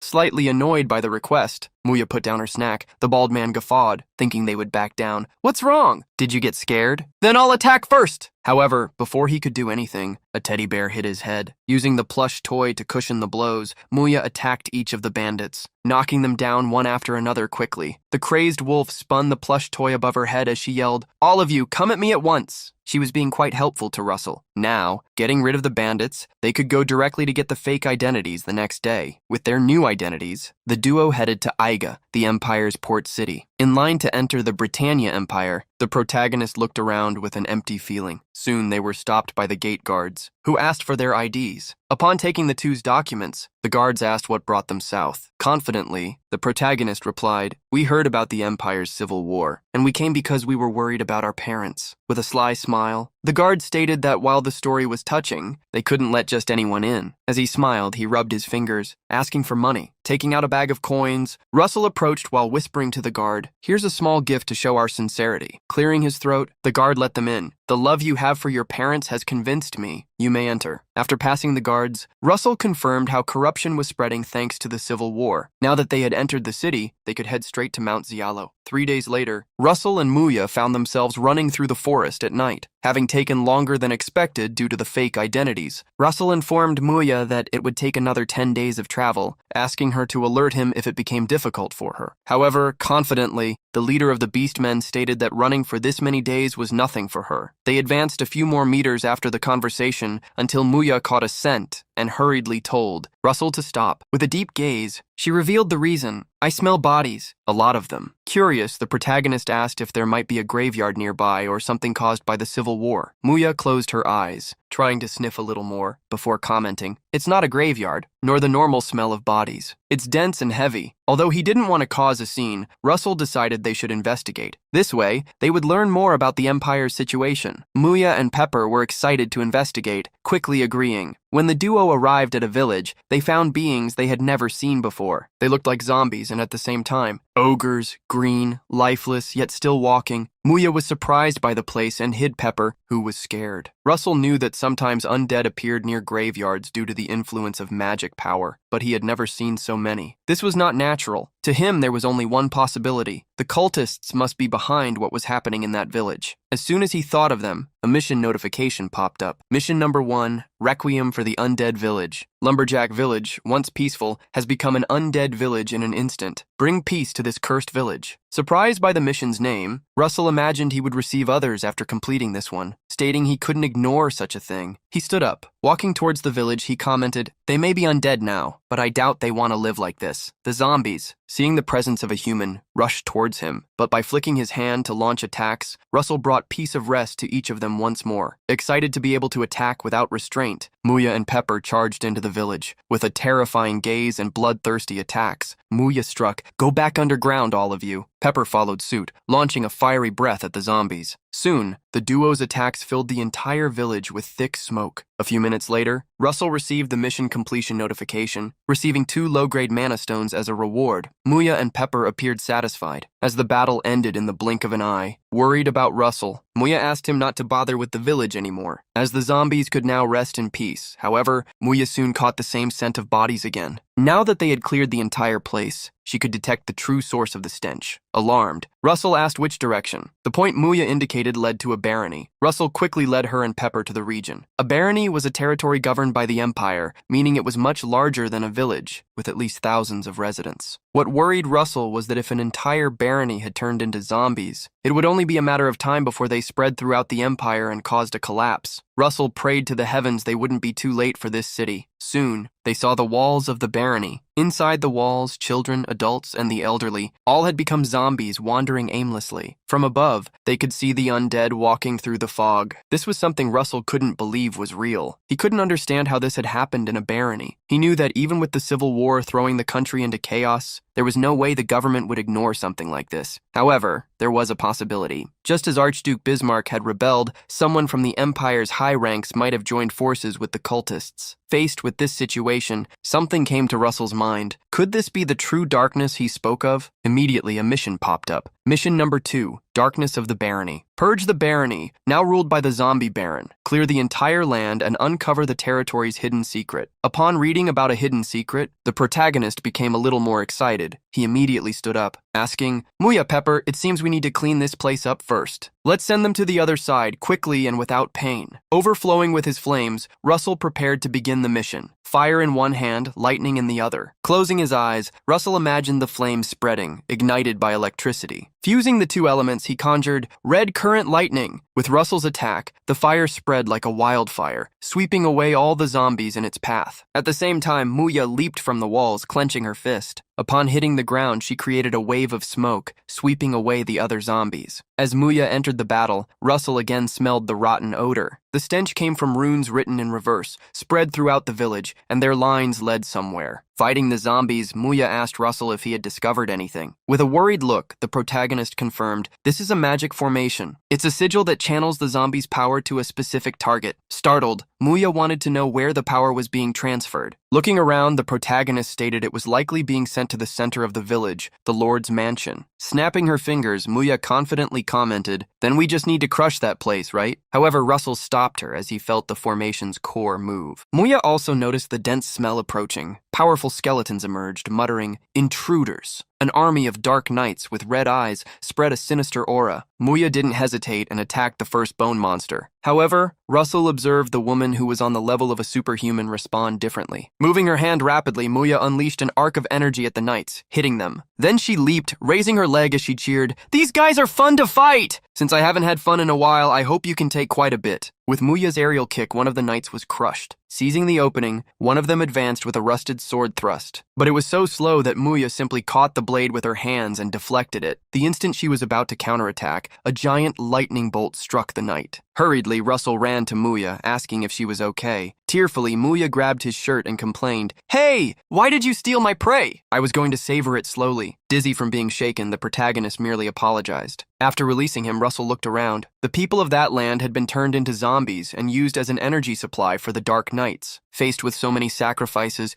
he was even more certain that the cultists were responsible for all of it. The Knights' presence was proof that the Empire was in cahoots with them, something he would need to report quickly upon his return. As they cleared the town, Muya looked up and commented, "It's been a while, but I feel like someone's watching us." While Russell wondered who it could be, a winged man watched from the sky under the moonlight. He muttered, "Your instincts are sharp, woman." Then, turning to Russell and Pepper, he said, "The next Dragon King, you've grown and become powerful, but it's still not enough. Become stronger. Time is running out." He then spread his wings and disappeared into the night sky. Muya, surprised, commented confusedly, "It looks like he just vanished." Having seen nothing, Russell asked if it wasn't just an illusion caused by the magic formation's collapse. Without proof, he called for her to move on. Muya followed, still unsure if it had been her imagination. Days later, they arrived at Mount Zialo, a chain of green mountains rising amidst the fog. The protagonist found the place quite different from the books he had read. The most dangerous mountain, but also the most beautiful on the continent. He hoped to find another clue about the dragons there. Unwilling to climb, Muya pouted, "Are you sure what you're looking for is here? No matter how much I look, I don't see anything." Searching inside his coat, Russell pulled out a map, but suddenly his hand ignited the paper, turning it into a compass. Seeing the direction it pointed, he smiled, certain they were close. Meanwhile, in a cave, a dragon's dark voice echoed with laughter. "Ho ho ho, it seems you finally arrived, young master, and thanks to that child who carries dragon blood. I don't know if she's the bridge, but you've brought the right girl." At that moment, the stone dragon with red eyes roared furiously, "Get out of here, damn you! This is sacred ground for the young master. You have no right to tread here." The winged man who had watched Russell and Muya in the barony tried to approach but was repelled by the dragon's energy. Angrily, he shouted, "Damn old witch! Do you think I wanted to end up like this?" At the same time, Russell and Muya, without disguises, arrived at a strange place. A plain and a forest on top of the rocky mountain. Before it, there was a displaced peak. With fog covering the forest, the protagonist figured they should hurry. It was then that a mist enveloped Muya, lifting her off the ground. Furious, she gathered air in her lungs and shouted, "How dare you! Let me go!" However, the mist clung to her even tighter. Hurriedly, Russell used wind magic to disperse it. Finally, Muya felt the prison break apart. The protagonist concluded that the mist was under a spell that barred everyone but him, and asked Muya to wait. Muttering, she sat on the ground to rest before shouting, "Come back as soon as possible." The deeper Russell went, the denser the mist became. It wasn't ordinary, but molded by the owner's mana attribute, created as a prison. Soon before him, a maze of dark bricks appeared. As soon as he entered, a voice reverberated excitedly, "Ho ho ho! The young master has entered the labyrinth." A giant woman with black horns appeared above him and declared, "These trials were prepared by the divine Dragon King, solely for the young master. All I can do is hope you don't give up. Show a willpower as firm as rock, young master." After spending 3 days in the labyrinth, Russell surprisingly felt neither hunger nor sleep. It seemed as if time flowed differently within the maze compared to the outside world. He was trapped, and if he tried to escape over the walls, they would simply grow to the height he jumped. Neither magic nor physical strength worked against the walls. Russell had tried everything, but nothing worked. However, Russell believed there was a way out of the labyrinth. He confidently vowed that he would overcome this trial. Even after a long search, Russell found no end. His sense of time had already been lost. He didn't know how long he had been there. As days passed, he began to doubt if there was indeed an exit. While he was worried about never being able to return, a notification appeared before him. The notification asked, "Would you like to give up on the labyrinth? If you give up, you can leave." It was frustrating to give up, yet both he and Pepper were tired. Accepting to leave the labyrinth, he decided to return only when he was fully prepared. But before pressing the button, he stopped. He felt something was wrong. He felt that if he abandoned the labyrinth now, he would never become stronger. He recalled his achievements up to that point. He had managed to revive his fallen family, avenge his falsely accused father, and even reach the 7th circle, a place many only dreamed of. However, he wanted to reach a higher level, to reach the 8th circle and attain the realm of transcendence. Knowing he could gain new power at the end of the labyrinth, he decided to endure a little longer. As soon as he pressed the button, Russell felt the ground tremble and the labyrinth crumble. A new notification appeared. "You have proven to possess a will as solid as rock. The labyrinth trial is complete. Now, transferring you to the abode of the Black Dragon." As Russell was surprised to read the notification, he heard a laugh. Looking ahead, he found a stone dragon that, laughing, greeted him. "Hello, young master. Please come in." Pointing to an old house, the dragon offered, "You must be tired, so it will be good for you to have some tea." Upon entering the house, Russell discovered that inside it was extremely luxurious. The dragon's voice emerged again around Russell. "Young master, please allow me to introduce myself formally." A kind lady in a wine-colored dress entered the residence carrying some cups with magic and, with a wrinkled smile, introduced herself. "I am the Black Dragon, Ophelia." The protagonist also introduced himself, revealing his name, Russell Raymond. Serving the orange tea, Ophelia praised his name. "A beautiful name. It suits a master." Smiling, the old dragon revealed that during the labyrinth trial, time had not passed in the real world, so he didn't need to worry and could feel free to ask whatever he wanted. While looking at his reflection in the tea, the protagonist remembered the dragons he had encountered. Unfortunately, he had never been able to properly converse with any of them, so he wondered what he should ask first. Decided, he questioned, "The Dragon Emperor, what exactly is that, and why was I chosen to become one?" Picking up her own teacup, Ophelia praised him for asking the fundamental question. Ophelia told a short story. The Dragon Emperor is the master and ruler of dragons, and also the origin of life. Curious, Russell asked why there were so few dragons in the current era. Ophelia revealed that the Great Master, the previous Dragon Emperor, the Divine Dragon King, had returned to nature's embrace. He had been injured in the battle against beings that threatened the Middle Realm. As for you, young master, you were chosen to be the new dragon, Emperor, because you are the last descendant of both the Divine Dragon King and the Savior from another world. Ophelia revealed that the world's savior had been the Divine Dragon King's partner and had come from another world. Proof of this lineage was Russell's black hair. Remembering the drawings on the temple wall, Russell saw the pieces fall into place. Now he understood why his family's heirloom had reacted to the dragon's heart. He imagined his mother was a descendant of the savior from another world. Investigating a little further, Russell asked if the second generation of dragons were chosen descendants like him, who had inherited dragon blood. Ophelia confirmed his hunch, revealing that she too would have to choose a daughter to pass on her power. As Russell was about to ask who the chosen one was, Ophelia began to cough heavily. Ophelia's eyes showed that she was sick, as did her tired voice. "Unfortunately, I don't have much time left." Before leaving, Ophelia guided Russell, revealing she had something to give him. When Ophelia opened a door, a golden glow surprised Russell. In that room was the treasure Ophelia had accumulated her entire life. Piles and piles of gold and treasures were present. Smiling, Ophelia commented, "I was a greedy dragon. I worked hard to collect all this. Would you accept it, young master?" Surprised, the protagonist asked if it was okay for him to accept something so valuable. Ophelia placed her hand on his, stating, "This is truly the end. If I could, I would stay with you until the end, but I hope the young woman who inherits my power will serve you well." As she held Russell's hands, Ophelia disintegrated, turning to ash in the wind. As a farewell, Ophelia warned, "Young master, head north." A mission notification appeared. "The frozen land of the north. Head north and find the largest mirror beneath the full twin moons." At the same time, the dust Ophelia had turned into flew over the forest outside the cave, approaching Muya. The Beast Queen, while sleeping, choked when a small amount of dust entered her mouth. Waking up in despair, she complained, "What was that? Sand? I swallowed sand while sleeping because I dreamed of food." It was at this moment that Muya saw the mist dissipate. Russell walked on the pile of gold, still in disbelief. That amount of money alone was far greater than the entire annual revenue of the kingdom of Endymion. In the center of the pile of gold, Russell found a table. On it were various magic scrolls of 7th and 8th circle spells. The 8th circle was the pinnacle of magic. There he found scrolls for the spell's Nightmare Fire, created by the Blizzard Burn School, something he imagined had been lost over time. Such scrolls were the most precious gifts possible. After half a day of storing all the money, Russell left the house with a smile on his face. If the subspace he possessed had not been expanded upon reaching the 7th circle, he did not believe he would have been able to store all the gold. As soon as he left the house, Russell heard someone call him. Russell was surprised when Muya jumped on him. Excitedly hugging him, she stated, "The mist cleared, so I followed you by scent." Giving him some personal space, Muya asked what they would be doing there. Surprised that she didn't know, Russell revealed they were in the Black Dragon's lair. However, looking around, Russell realized the dragon had disappeared. Sadly, he imagined Ophelia had disappeared because he had completed the mission. With a farewell look, he wished Ophelia could rest in peace. Curious, Russell asked Muya if she had felt anything while waiting. Thinking for a moment, Muya commented, "Besides swallowing sand while I was sleeping, I don't think so." "Why do you want to know?" Russell let the subject go. The fact that Muya swallowed sand confirmed that she was also someone who carried dragon blood. Like Elo, Muya would need some time to awaken. At that moment, Muya looked towards the cave exit. "It's that presence I felt before." Muya's wild senses were alerting her, and she prepared for a battle. As the winged man approached, Muya felt that even if she used everything she had, she wouldn't be able to defeat him. As the winged man approached, revealing his horns, the protagonist stated in surprise, "You are a dragon too!" The dragon man, dark, yet with eyes of light, observed Russell intently before commenting, "You definitely seem stronger compared to the last time we met." Before this dragon, Russell felt something was wrong. He couldn't understand why he felt the cultist's energy emanating from him. Before Russell could comprehend, the dark dragon moved towards him, completing his comment, "But you're still not strong enough." Seeing Russell in danger, Muya lunged at the unknown enemy. However, with just a wave of his hand, the dragon man sent Muya flying. Feeling challenged, Muya overflowed with crimson energy. "You want to fight? Then I'm willing to risk my life to face you." Russell hurriedly asked Muya to stop, doing the same to contain Pepper. "Calm down. He didn't come here to fight." With his eyes of light, the dragon man observed Russell intrigued and questioned, "Why do you think that?"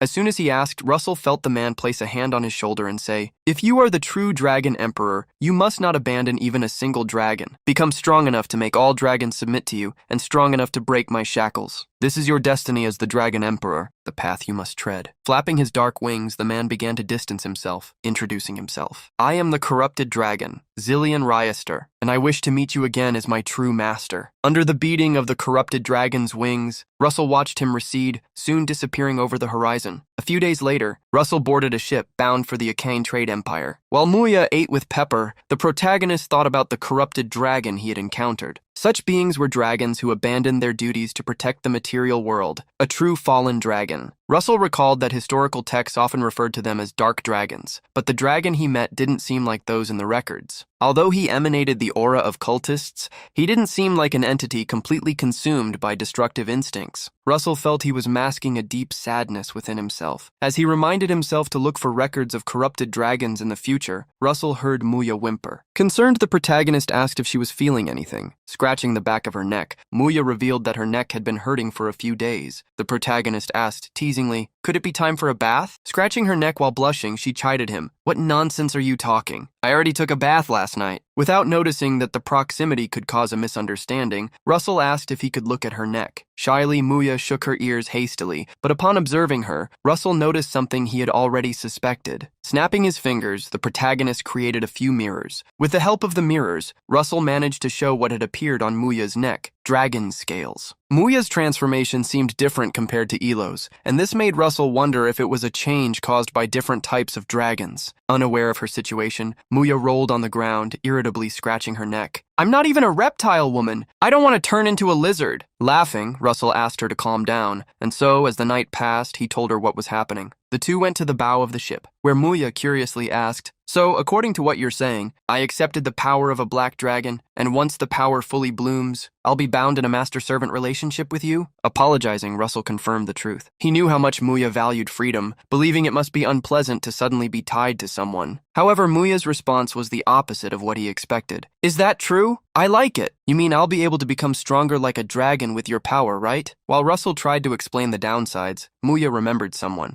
That cunning elf girl is also in a master-servant relationship with you. Now I'm finally on equal footing with her. Fervently, Muya ignited her fighting spirit. Confused, Russell asked if she was okay with forming a bond with him. Muya, however, replied, "Between us, is there any difference between who is on top or bottom? Wolves only choose one mate for life." Confused, Russell asked what she was suddenly talking about. With her hands on her hips and confidence in her voice, Muya vowed, "I won't give up on being your second wife." Although he didn't know what she was talking about, the protagonist was relieved to see her happy. A few days later, in a large tower, a deafening noise was heard. Russell fell to the floor in front of a giant lollipop. He quickly hid behind a sofa, worriedly pleading, "Master, even if this is candy, getting hit by it hurts." With a devious smile, Daria reassured him, "Don't worry, I'll keep you alive." At that moment, a man interrupted them, calling for the master of the Tower of Flames. Irritated at being interrupted, she blustered, "What's going on? Don't you see I'm busy right now?" The man, however, quickly approached her, whispering something. Throwing the heavy candy on the floor, she huffed, "Lucky brat! How did they know the right time to contact you?" Irritated, Daria told Russell to get ready, as the regent was calling for him. Confused to discover that someone held the position of ruler, Russell hastily asked if something had happened to the king. Reassuring him, Daria revealed that the king was merely resting after going through some things. Grimly imagining who might have taken over as regent, Russell still posed the question to his master. He soon found out when a woman's voice yelled at him, "Duke Russell! Have you gone mad?" The one who had assumed the role of regent was the princess of Endymion, Hecate Rathmos. In the king's chair, Hecate yelled at Russell, reminding him how the empire was an enemy nation and how any contact with them should be punished as treason. Rising from her seat, Hecate announced Russell's sentence. "Considering your past contributions, the penalty will be alleviated to 6 months of travel restrictions. If you have anything against this, speak now." Facing house arrest, the protagonist sighed, yet without any complaints. Hecate soon shifted her expression from irritation to a worried look, murmuring, "Why did you go to such a dangerous place at a time like this? Is it related to the dragon blood within you?" Surprised, Russell asked how she could know that. Daria was the one who answered the young man, recalling how every time he returned from his travels, he showed an increase in power. Therefore, she had suspected he was looking for dragon-related artifacts, as well as strengthening himself through them. Lowering his head, Russell revealed she was correct. "Up until now, I've only explored the kingdom and neighboring lands, but this time, the place I investigated was within the empire." Russell revealed something further, the discovery of a barony completely transformed into undead within the empire, and the detection of dark knights. Daria and the princess were shocked to hear the account. This was a devastating situation. Shocked, the princess recalled a prophecy. The prophecy was left by a cultist who had joined forces with the traitor,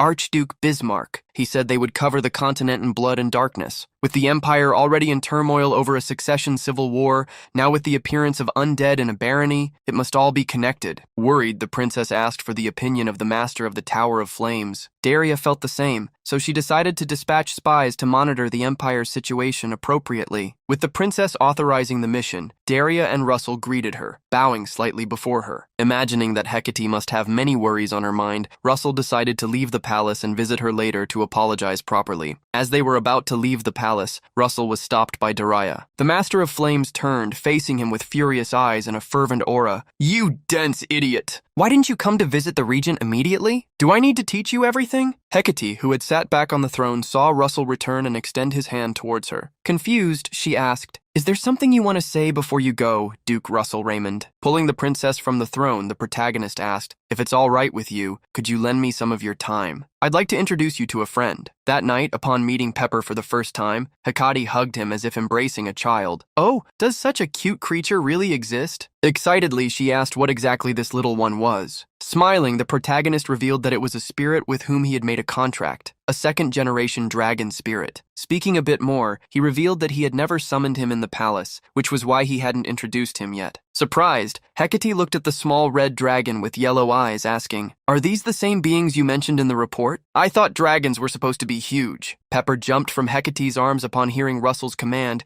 to show his true form. In an instant, the dragon that looked like a puppy revealed its true size and power, transforming into a red dragon exuding the power of fire. Hecate was amazed to see the dragon's true form. "He is truly overwhelming in every sense." Climbing onto Pepper, Russell extended his hand to her, making the invitation, "Let's go, Hecate." As they climbed onto Pepper's back, the The dragon crossed the skies under the sunset, letting the wind whip past the couple. Seeing Hecate close her eyes and snuggle closer to him, Russell asked while holding her, "Are you okay, Hecate? Is the speed too much for you?" Keeping her eyes closed, she replied, "I was just a little scared, but I'm fine." Soon, Hecate opened her eyes, able to see what Russell was showing her. Hecate could see the sun through the clouds under the sky, with its various shades of red. Looking at the sunset, Russell revealed he had imagined that such a sight might help alleviate her mood further, especially given the duties she must be facing as regent. Impressed, Hecate agreed, "This is the most beautiful sight I've ever seen in my entire life." However, pouting, she put him in a difficult position. "If you think just this will appease me, you're making a mistake." Nervously laughing, Russell apologized, agreeing with her. Still, Hecate, with her hair in the wind, showed a big smile. Well, it wasn't too bad. The two drew closer to each other, and under the sunset, they acted upon the feelings they had for each other. In the Avet forest, the settlement of the beastmen had already been established. Suddenly, a loud noise caused the birds to scatter among the trees. A monkey man and a turtle man were together, conversing and laughing about how those they were watching couldn't contain themselves, as 4 months had already passed. The monkey man guffawed, reminding his friend, "Every time he comes to visit, she gets quite passionate." The turtle man agreed. Indeed, Muya is very romantic. Those the duo was observing were none other than Muya and Russell. The latter, overflowing with dragon power, had conjured a spear while roaring. Combining the attacks of La Mancha with Titan Hunter, Russell created an attack that exploded like a fiery meteor. However, he soon grew worried about his attack. This was a development zone, but due to the fighting, it would soon be completely destroyed. The target of Russell's attack, Muya, walked through the smoke with a smile on her face. "Your last attack wasn't bad, but now it's my turn, right?" Stretching her body's muscles, she warned him, "I still can't control my strength that well, as you know. So don't worry about the forest and go all out, at least if you still want to live." With a roar, Muya lunged at Russell with a clenched fist, surprising him with her speed. Placing his arms in front of his body, Russell was hit by the punch and sent flying into the sky. Muya immediately leaped up, pursuing him, as she prepared another punch, cackling, "Accept my greetings!" Returning a spirited smile, Russell created a barrier with magic, leaving her greetings for later. However, Muya's claw attack shattered the shield he had created. Immediately, Russell used the power of thunder, creating a spark. Several mirrors appeared around Muya, sharing the lightning that extended from one to another, creating a web. In the next instant, a great lightning bolt struck from the sky, illuminating the entire forest as Russell chanted, "Keranos!" Russell had used the Spear of Thunder, Zeus, a 7th circle spell. Such a spell could vaporize a normal aura user just by passing near them. But of course, such an attack wouldn't work on Muya. Even though she had been hit by the lightning strike, and electricity was still coursing through her body, the wolf woman smiled with her mouth wide open. "Ha ha ha ha, this really tickles." Getting up, Muya flexed her leg muscles, asking, "Shall we proceed to round 2? However, Russell refused, stating they should stop there. Muya almost cried as she was just warming up. Descending from the sky with Pepper, Russell revealed he had an important meeting that afternoon. Curiously, he changed the subject, asking her when she had learned Dragonification. Muya, who had 2 small horns on her head, commented confusedly, "I really don't know when. It just started appearing when I demonstrated enough power." The protagonist frowned, recalling how hard he had worked to master the technique. Almost rolling his eyes, he wondered if Muya was what they called a prodigy. That afternoon, Russell met with Hecate, who was happy to hear that Muya was getting along well. The protagonist revealed to the princess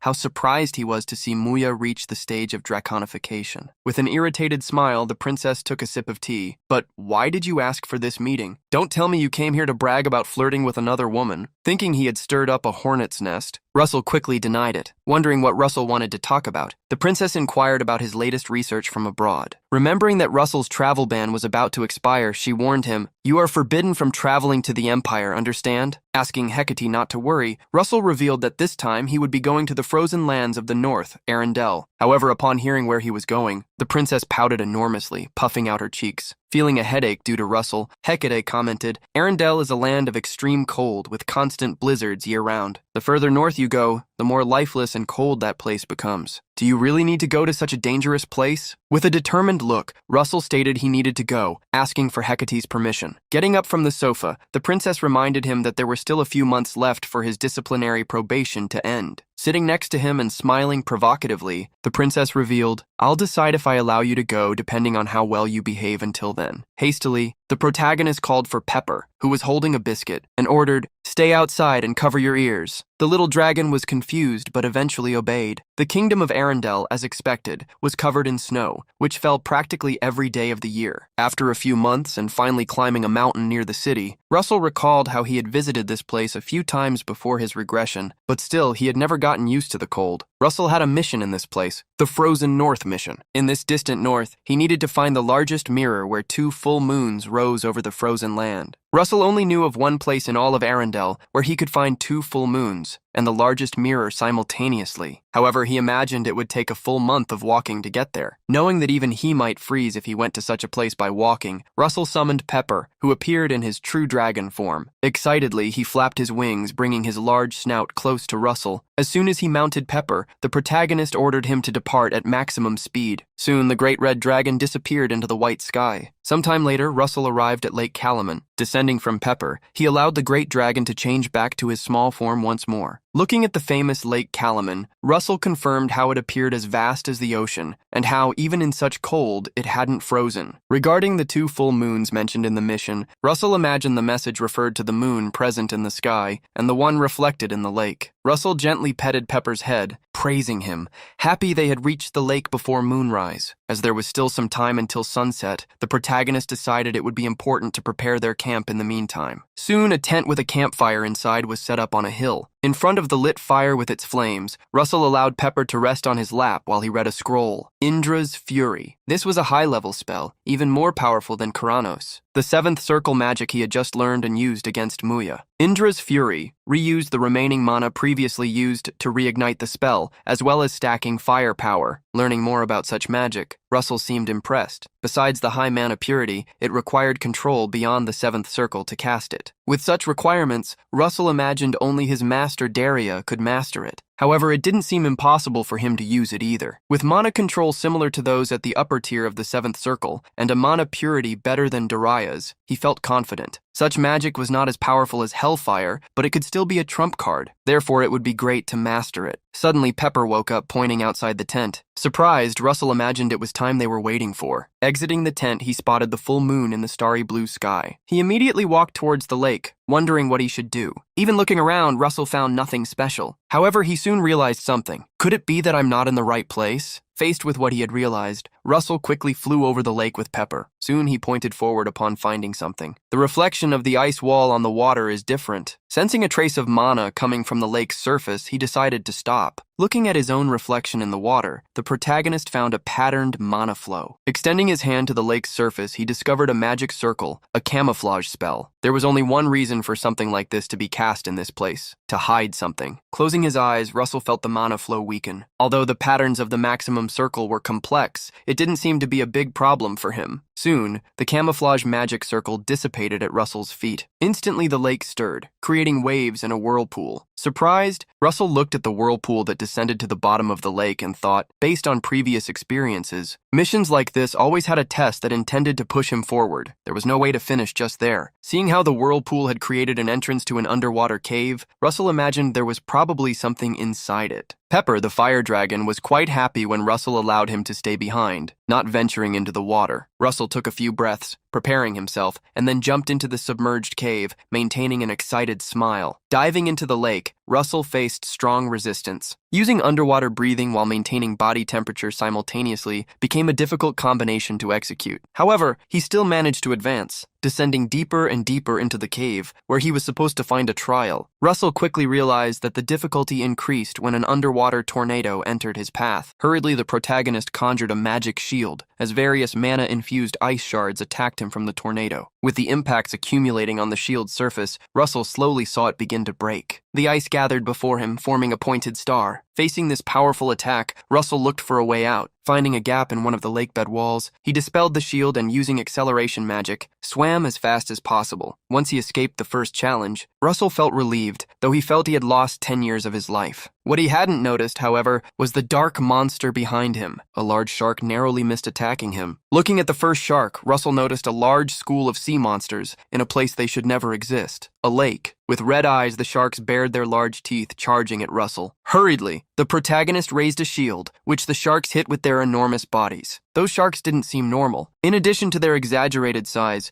their teeth were so sharp that they caused cracks in the shield. Knowing that the longer he dragged the situation out, the worse it would get, Russell devised a plan. Raging, Russell created several ice spears, the ice phalanx. The spears traveled towards the sharks, attempting to break their attacks. With his precision, Russell made the spears explode upon each shark. Using his remaining mana, he reignited the magic sparks, linking them to increase the firepower of the attacks. Extending his hand, he quickly reconstructed the imagery of the formulas, increasing the power of each spear, transforming them into ice blocks that spun around each other, creating a vortex in the middle of the lake and causing the sharks to hit each other. As he began to eliminate the monsters, Russell found a crack above the ice that froze the lake. Swimming hastily upwards, he caught his breath upon reaching the surface of the underwater chamber. While setting aside his surprise at encountering sharks, Russell looked around, admiring the underwater cave with various luminous ice crystals on the walls. Wondering if the crystals indicated the way, he decided to follow them. The colder he felt, the further he advanced. The source of the cold must have been at the end of the cave, an ice dragon. Russell was unsure if the dragon was alive or not. When he reached the end of the cave, finding various ice pillars, he found an ice horn on an altar. A notification appeared for him, rewarding him with the ice dragon's horn. Russell was excited to find the horn. Reaching for it, he wondered if he could absorb it. The ice horn transformed into a small icy star, entering Russell's chest. Russell's ice ability reached an extremely high level, thanks to the absorption of the ice dragon's horn. Not expecting the horn's power to be so great, he realized that if he accepted all the power, his body would be completely frozen into a block of ice. He quickly channeled fire attribute throughout his body, maintaining a temperature balance. With the overflowing power, the ice in the cave began to fall. The force of the mana within his body made him grit his teeth,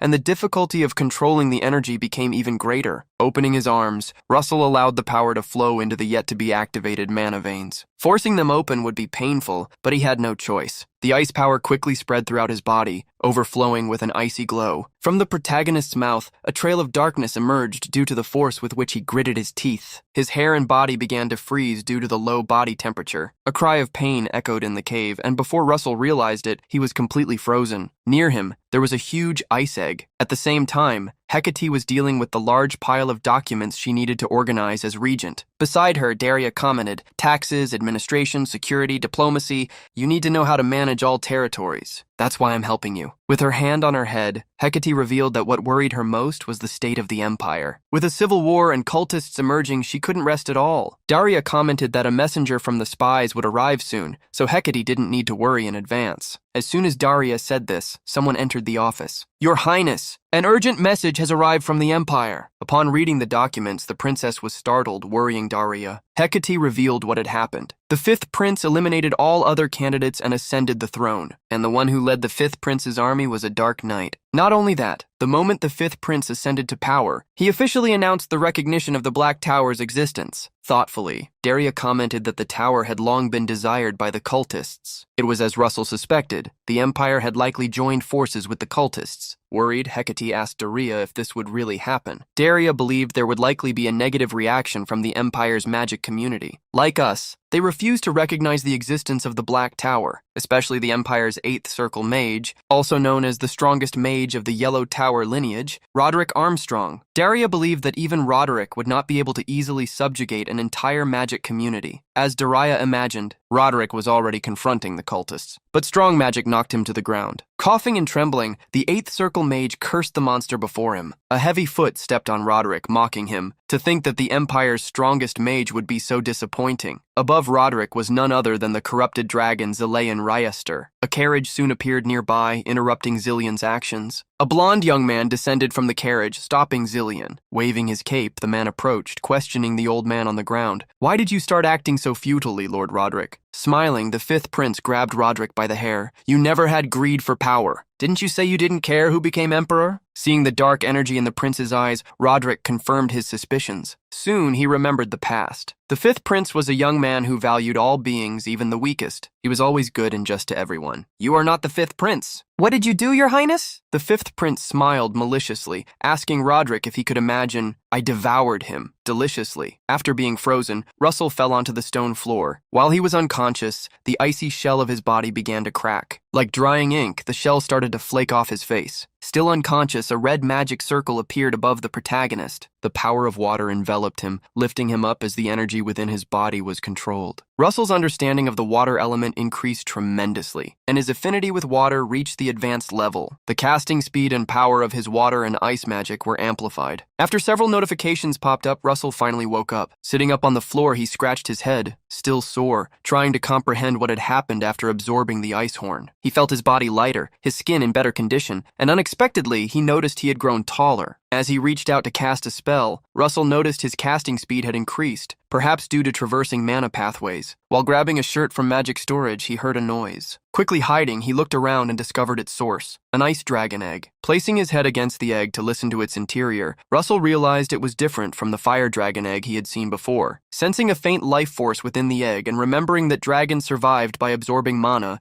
he attempted to infuse it with the energy he obtained from the dragon's horn. Slowly, he placed his hands on the egg, overflowing with ice energy. However, Russell was startled to find that the egg's suction power was greater than he anticipated. Sensing the egg was hungry, he allowed it to absorb all the mana it desired. After some time, Russell sat on the ground to rest. The egg's appetite was no joke. It had devoured 80% of the protagonist's mana stock. Soon the egg began to crack, as if the being within was hatching. A small blue dragon with a single horn emerged, smiling with a long tail, and excitedly jumped into Russell's arms. Russell observed the ice dragon, a descendant of sea dragons. Its large blue eyes were extremely cute. Lacking wings, possessing only legs, it looked quite different from Pepper. Thinking of Pepper, Russell quickly summoned him to introduce his new brother. Upon seeing the newborn baby in Russell's lap, Pepper was so shocked that he lost his color, turning into stone. Angrily, Pepper glared at the ice dragon, trying to intimidate it. However, a second later, the two small dragons hugged, showing they had taken a liking to each other. As the ice dragon embraced Pepper, the fire dragon called out to Russell, asking what their little brother's name would be. The protagonist pondered for a bit, as he couldn't just call him Ice Dragon. Soon he suggested some names. Bing Bing, King of Ice? Snow White? Faced with the ridiculous suggestions, Pepper and the ice dragon roared furiously. Then Russell proposed a name that pleased both. Sherbet? Extending his arms, he called out to the dragon, "Come here, Sherbet. I'm glad you like the name." Worried, Russell thought about what he would do with Sherbet. Taking him along would be safe, but he couldn't guarantee his protection in battles. Suddenly, Sherbet bit Russell's wrist. A notification popped up. Baby ice dragon Sherbet has used freeze. Russell was surprised. The dragon disappeared, and around his wrist, an ice bracelet formed. Pepper's eyes widened too. Another notification appeared. The blessing of the frozen ice dragon is imbued. The power and casting speed of water and ice magic have been increased. A crystal infused with the power of a young ice dragon. It contains the power of a dragon. Infusing mana increases its strength and hardness. Russell felt Sherbet's mana flow through his body. Dragons were indeed mysterious beings, but he never expected this kind of ability. The protagonist then asked the little ice bracelet dragon, "Sherbet, can you transform into something else, like a spear, for instance?" A trail of mana shot out from the bracelet, forming an ice star. Quickly, the star transformed into a spear, but the dragon looked quite tired. Pepper warned Russell other forms besides the bracelet were still difficult for Sherbet to maintain. Russell then asked Sherbet to return to his original form, and the spear transformed back into the little ice dragon. After all he had gained, Russell felt the trip had been worthwhile, but now it was time to head home. Near Endymion, on the fringes of Nadia's army, Russell worried about the heat and spoke to the ice dragon, which was transformed into a bracelet. "It's difficult because of the heat, isn't it? Just hold on a little longer." As he approached the city, Russell saw a large crowd in front of the gates. Thinking they might be immigrants, he wondered what was happening. The guard shouted, "Next! Come quickly, there are many people." The guard became furious upon seeing a young man from the frozen lands cut in line and ordered him back to the end of the queue. Removing his disguise, Russell revealed his identity. "I am Duke Russell Raymond." Surprised at the kingdom's pride, the guard quickly lauded him. Timidly, Russell asked him to explain the situation. The guard explained that the fifth prince had won the succession war and become emperor. The fifth prince not only recognized the Black Tower, but also attacked the Nage and Kiel alliances, using Undead for it. Russell mused upon hearing this. He had already suspected that high-ranking officials in the empire were cultists, but he never imagined the fifth prince himself was behind it. Russell asked how Endymion was responding to the situation. Greeting him, the guard stated that reinforcements had been dispatched to aid both nations. The master of the Yellow Tower was leading a magic corps to the Nage alliance, while Sir Erex was stationed in Kiel. Erex Kalin was a superhuman, also known as the Warhammer. It was said his hammer made the earth tremble and mountains collapse. Even so, Russell knew they needed to act fast. Flying over the walls, he heard the guard wish him a good journey. Arriving at the kingdom, he discovered that the master of the White Tower was on the front lines, while Hemingway was preparing a second wave of fighters. Smiling, but not cheerfully, Daria told her disciple about the city's situation and how the entire defense of the capital had been left to her. Recognizing the problem, Russell apologized for having left his post at such a critical time. Using the power of flames to look inside Russell, the master of the flame tower reassured him, "I was ready to punish you if you returned empty-handed, but it seems you found exactly what you needed. You were halfway through the 7th circle when you left, and now you seem to have achieved mastery of the 7th circle, haven't you?" Revealing the magic circles on his chest, Russell simply stated he was lucky. "I was born a descendant of the Dragon King, and the savior of another world after all." Angrily, Daria told him to stop talking nonsense. "Even the best steel turns to scrap if not cared for. The strength you possess now is not something one can achieve without effort." She held her disciple's arms, encouraging him, "No matter what others say, you are the disciple of the master of the flame tower. The stronger your power, the stronger your soul must be to carry it." Seeing Russell recover, Daria guided him. "Come, my young one. This country needs your power now more than ever." Russell headed to the royal palace, where Hecate and her father, the king, were. He felt the heavy and somber atmosphere in the chamber. Seeing the king's dark circles, who had appeared in person despite his isolation, Russell wondered if there was any bad news from the battlefield. Initiating the meeting, the king revealed that a messenger from Kiel had arrived. The Imperial army has seized 17 mana stone mines in Kiel, and Sir Erex, sent to aid the kingdom of Kiel, was defeated by the Undead army led by 2 superhumans from the Empire. Hearing the news, Russell and Daria were shocked, realizing the strength of Sir Erex. A dirty hammer served as a support for a man after a battle. Sir Erex used the hammer as a crutch, cursing, "Damn, these bastards are relentless." One of the men before him praised his resilience, commenting, "Endymion's strength is no joke." Beside him, his partner guffawed, "Ha ha ha! Still, they won't last long." The old man with long white hair was named Walter Pigray. Next to him, Jabol Niggle chuckled, teasing his partner, "Old man, want to bet on who lands the final blow on him?" Erex gritted his teeth, trying to endure the pain. He was facing a superhuman with dual-wielding swords and a high-level mage, the worst combination he could have encountered. Having defeated most of the regular soldiers, Erex considered retreating at this point. However, the duo wouldn't let him escape. Jabol charged forward immediately while Walter Pigray unleashed a fire spell. Enraged at being underestimated, Erex brandished his hammer. In the end, he managed to survive, but according to the reports the king received, he was too injured to continue fighting. Reports indicated that the Empire's victorious army was heading towards the granary region of Air. Knowing how strategically important this location was, the king stood up, summoning Russell. "Duke, it seems you'll have to go to Kiel." Daria, worried, reminded the king that the enemy possessed 2 superhumans, in addition to an undead army, and volunteered to go in her disciple's stead. Facing an audience of important figures in the kingdom, the king couldn't accept. "Duke Russell is your youngest disciple. I understand your affection, but Russell is also my dear son-in-law. Can you imagine sending a family member to war?" Hearing the king's words, Russell and Hecate avoided each other's gaze, biting their lips in distress. The king rejected Daria's request, reminding her that if the kingdom's greatest power left the capital, the Empire could seize the opportunity. There was no other option. Faced with the king's orders, the protagonist lowered his head. Duke Russell Raymond of this kingdom, must obey and show the Empire the power of our realm." Beside him, Daria felt proud of her disciple's maturity. "However," Russell continued, stating he had a request. Unconcerned, the king asked him to speak his mind. Confidently, Russell asked, "Please ask Kiel to clear the skies for me." After the meeting, Russell and Hecate met in the princess's chamber. Hecate agreed with Russell's plan. If he rode Pepper, he could reach the battlefield quickly, catching the enemy off guard. Hearing the couple discuss him, Pepper smiled confidently. The princess, with a downcast expression, commented, "Going straight into battle after returning. As a princess, I must accept, but as a wife, it's difficult." Changing the subject, Hecate looked at Russell's worn robe. She immediately summoned a maid, who entered carrying an urn. Taking a red cloak, Hecate draped it over Russell's shoulders, revealing she had prepared the item for him. When asked if he liked the cloak, Russell said he loved it. Looking closely, he noticed a golden dragon crest on the cloak. The maid interjected excitedly, "Her Highness the Princess embroidered this crest herself. She stayed up for several nights to finish it." Clearing her throat shyly, Hecate told the maid to be quiet. As Pepper flew out, preparing for the journey,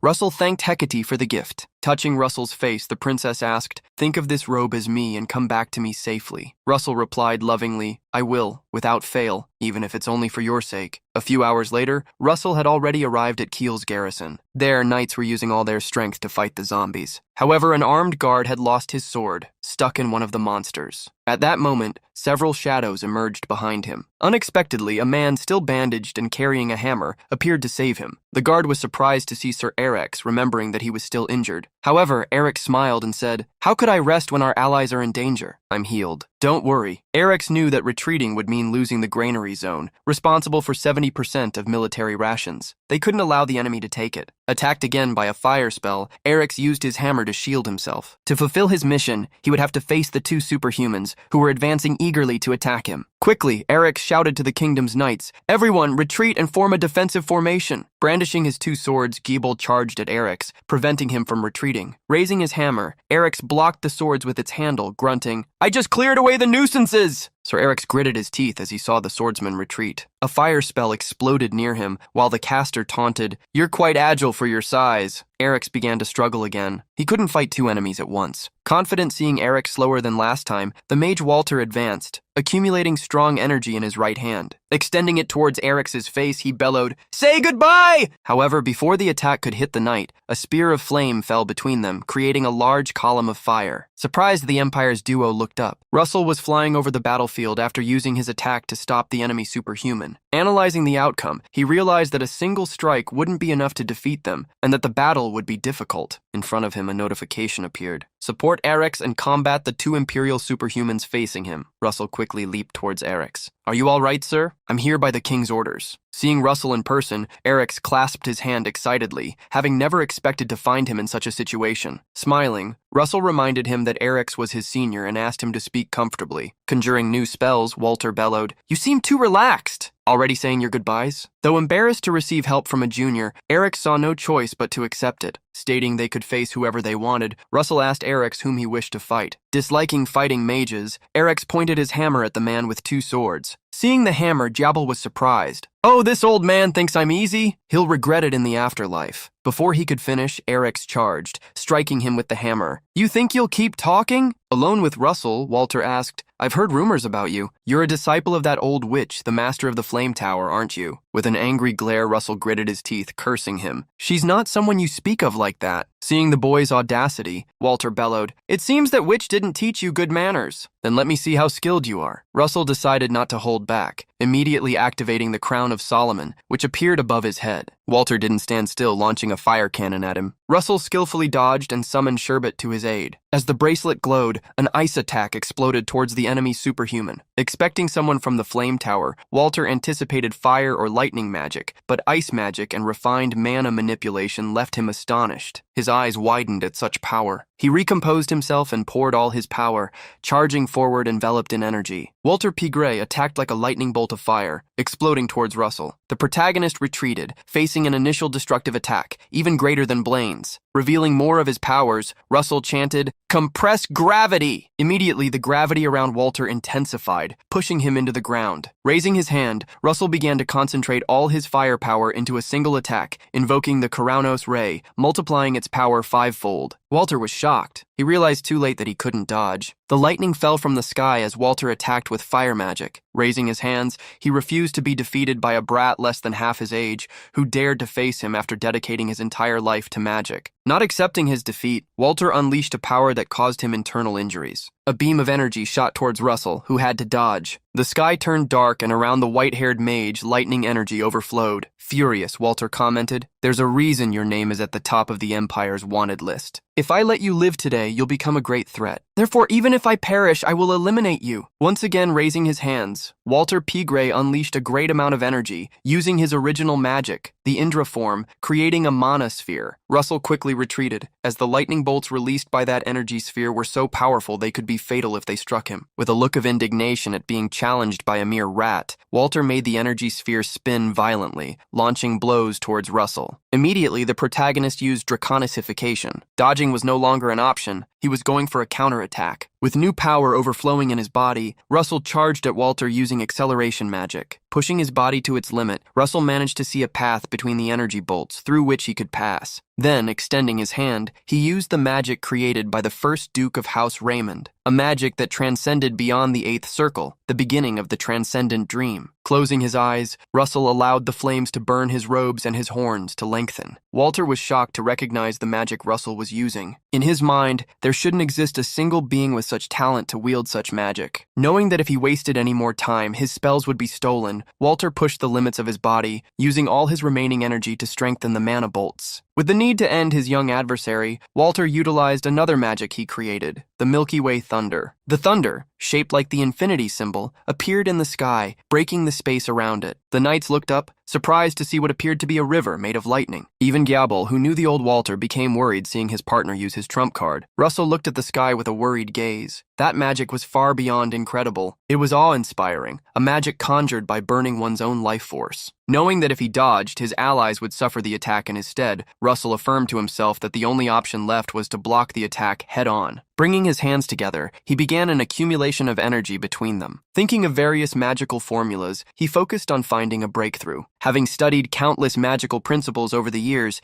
he believed there was a path he could follow in these final seconds. Even with dark tears streaming from his eyes, Walter bellowed, "Here now, perish!" The white-haired old man unleashed the lightning attack, transforming it into a serpent that sinuously charged towards Russell. In the final instant, Russell found what he was looking for, the single clue born from the countless truths he had perceived, a spark of a glimpse that made him believe he was in a parallel space. Overflowing with dragon energy, Russell roared, "Pepper! Lend me your strength!" In the next second, the lightning attack fell upon Russell, causing an explosion, while Walter cackled upon hitting his target, "Victory is mine!" However, when the lightning attack dissipated, a large protective dome was revealed. An austral dragon enveloped Russell, Pepper's authority recreated with the young man's own magic, the new spiritual close, the flame that devours magic, predation. The spiritual dragon opened its mouth, devouring the energy of the lightning bolts under Russell's command. Seeing his spell being devoured, Walter screamed in astonishment. Russell knew Pepper had a limit to what it could absorb, so he was already preparing a countermeasure. Recalling the vortex he faced during the ice dragon's trial, he covered the spell with mana, deflecting it away. The power of the deflected lightning illuminated the sky with a blinding flash. Deflected, the power tore through space and earth, returning to its caster. Walter gritted his teeth as, faced with Russell's countermeasures, he was already reaching his limit. Using everything he possessed to win the fight, Russell created Gabolg, the Spear of the End. Against the new blow Russell was preparing, the old Empire mage's jaw dropped. La Mancha was activated along with the dragon's piercing magic, allowing Russell to launch a thrust at the Empire mage. As soon as the attack made contact, an explosion of flames engulfed the entire battlefield, like a golden supernova. When the energy of the attack dissipated,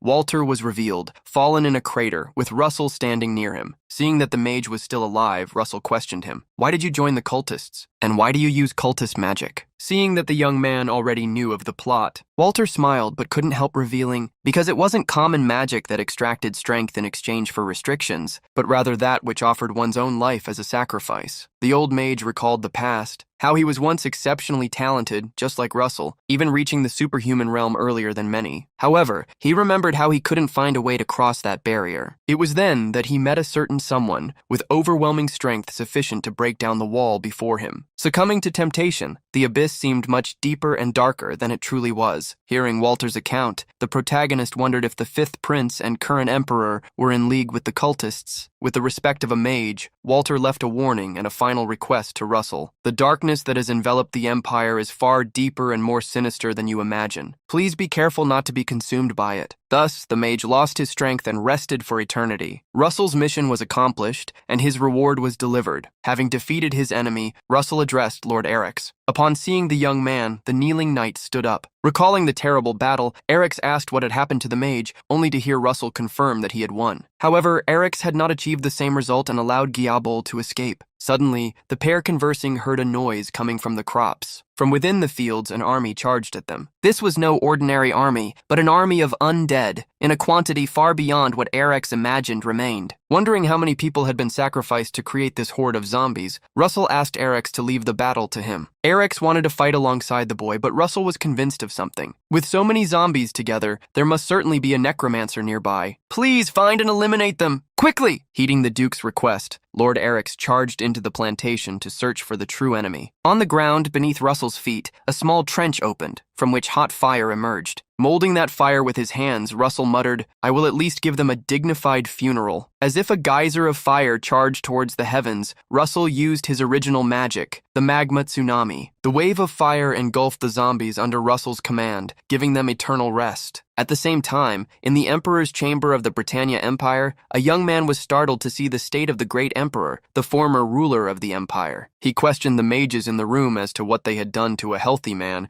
to end up in in such a cadaverous state. The man in black robes with a pointed hat stated he could not yet determine the exact cause. The illness that struck the former emperor is not caused by the body, but by something that corrodes his soul. Edgar Conrad IV, the new emperor of the empire, smiled maliciously, a sinister light in his eyes as he commented with feigned sorrow. Seeing my father in such a state truly wounds my heart.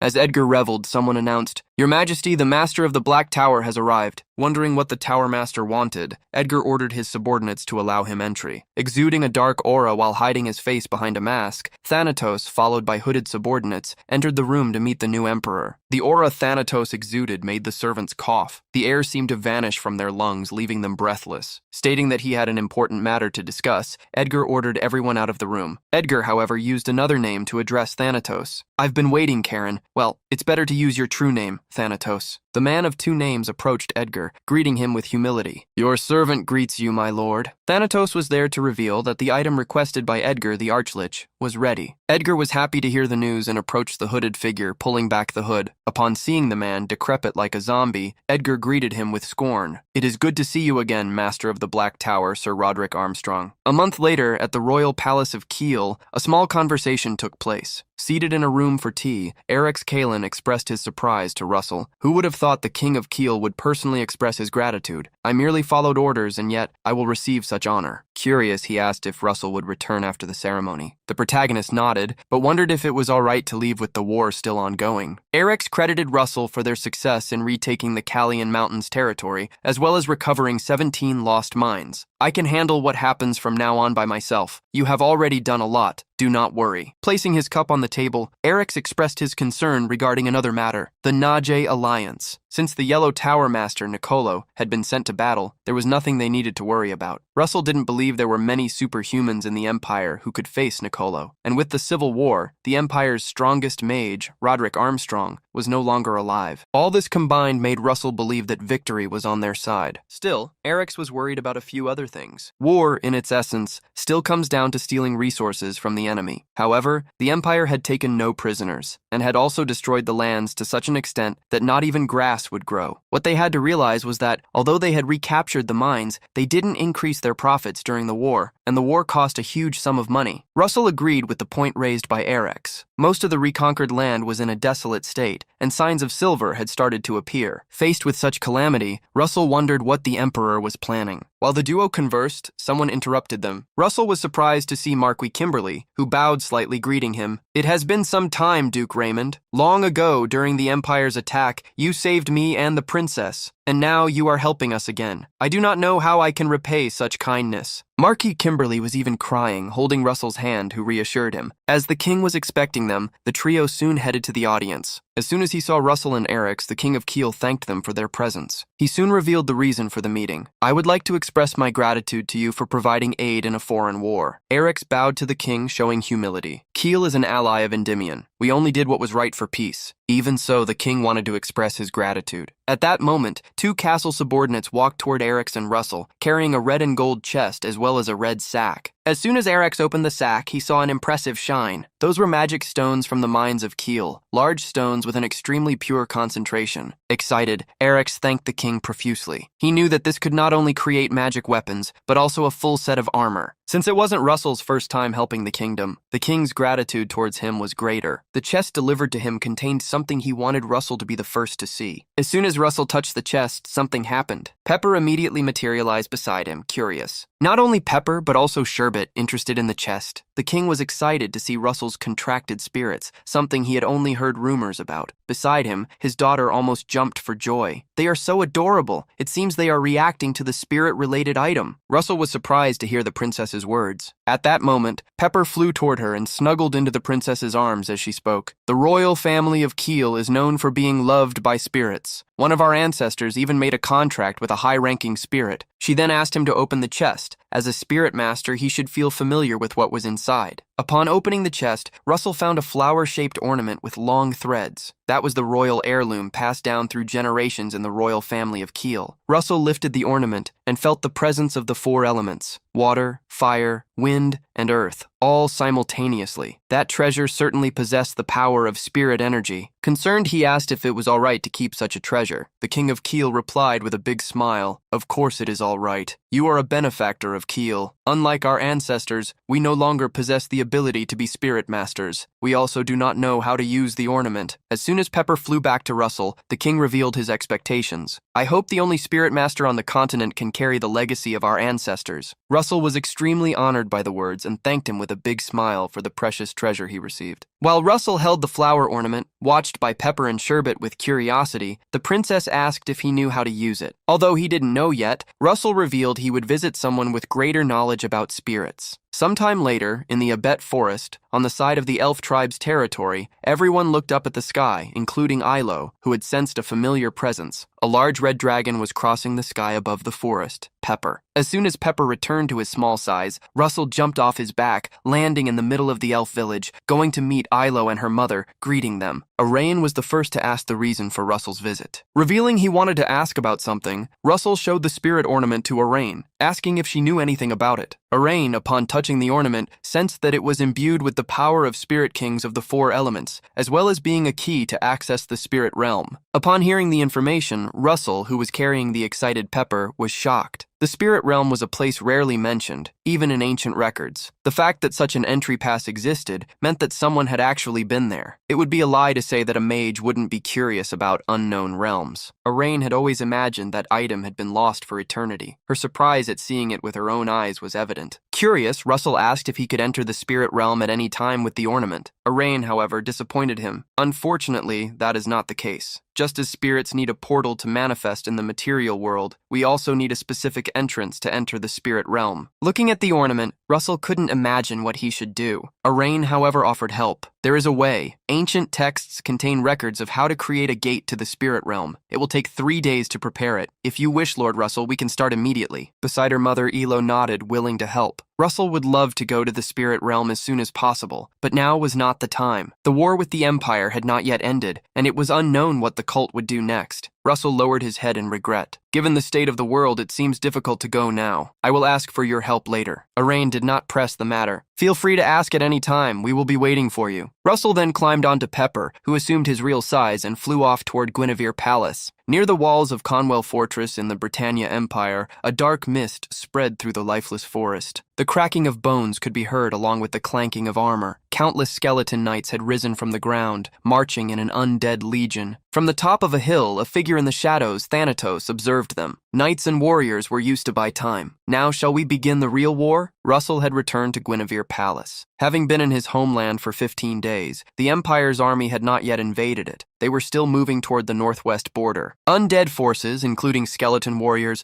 had appeared in the center of the battlefield. Dozens of reports emerged every day, all carrying despair. Russell felt he was facing the calm before the storm. While he was deep in thought, Russell saw some movement. Several mages in blue robes exited the palace. Russell recognized them and descended from where he was to greet the Spear Tower Lord. Upon seeing Russell, the Spear Tower Master commented, "I heard you defeated Walter Pigray. Now you have defeated 2 superhumans of the Empire." Hearing the comment, the protagonist scratched the back of his neck shyly, stating that he just got lucky. Curious, the protagonist asked the old master what brought him to the palace. The Spear Tower Master revealed that he was on his way to meet the king, who had asked him to investigate some curious recent natural disasters. Vast forests were withering overnight. Residents were falling ill due to contaminated water. On top of that, trees that had come to life were attacking people. Strange things were happening all over the continent. Russell was surprised to find out what was happening. Sighing, the Spearmaster didn't find it unusual that Russell didn't know, as he had only recently returned. Changing the subject, the Spear Tower Master said goodbye, as he had some things to do. Thanks to the Spear Tower Master, Russell discovered that natural disasters were now occurring in the face of the impending war. He was certain this was part of the Empire's schemes, so he would need to investigate, even if alone. Spending the whole night in an office analyzing documents, Russell managed to realize there was something strange. Despite reading all the reports, Russell found no link to the cultists. If black magic had been used, there would be residual traces of curses. This made him wonder if such things hadn't been caused by the Empire. Suddenly, a light shone near Russell. Pepper, almost crying, passed through the portal, jumping on him desperately. Pepper tried to point to the portal, while Russell tried to calm him down. "Pepper, calm down. Speak slowly. What happened in the spirit realm?" At that moment, a quest appeared. Anomaly in the spirit realm. The spirit realm is in grave danger due to an abnormal phenomenon. The spirit realm and the material world are inseparably connected. The abnormality in the spirit realm has begun to affect the material world, and its effects are appearing all over the continent.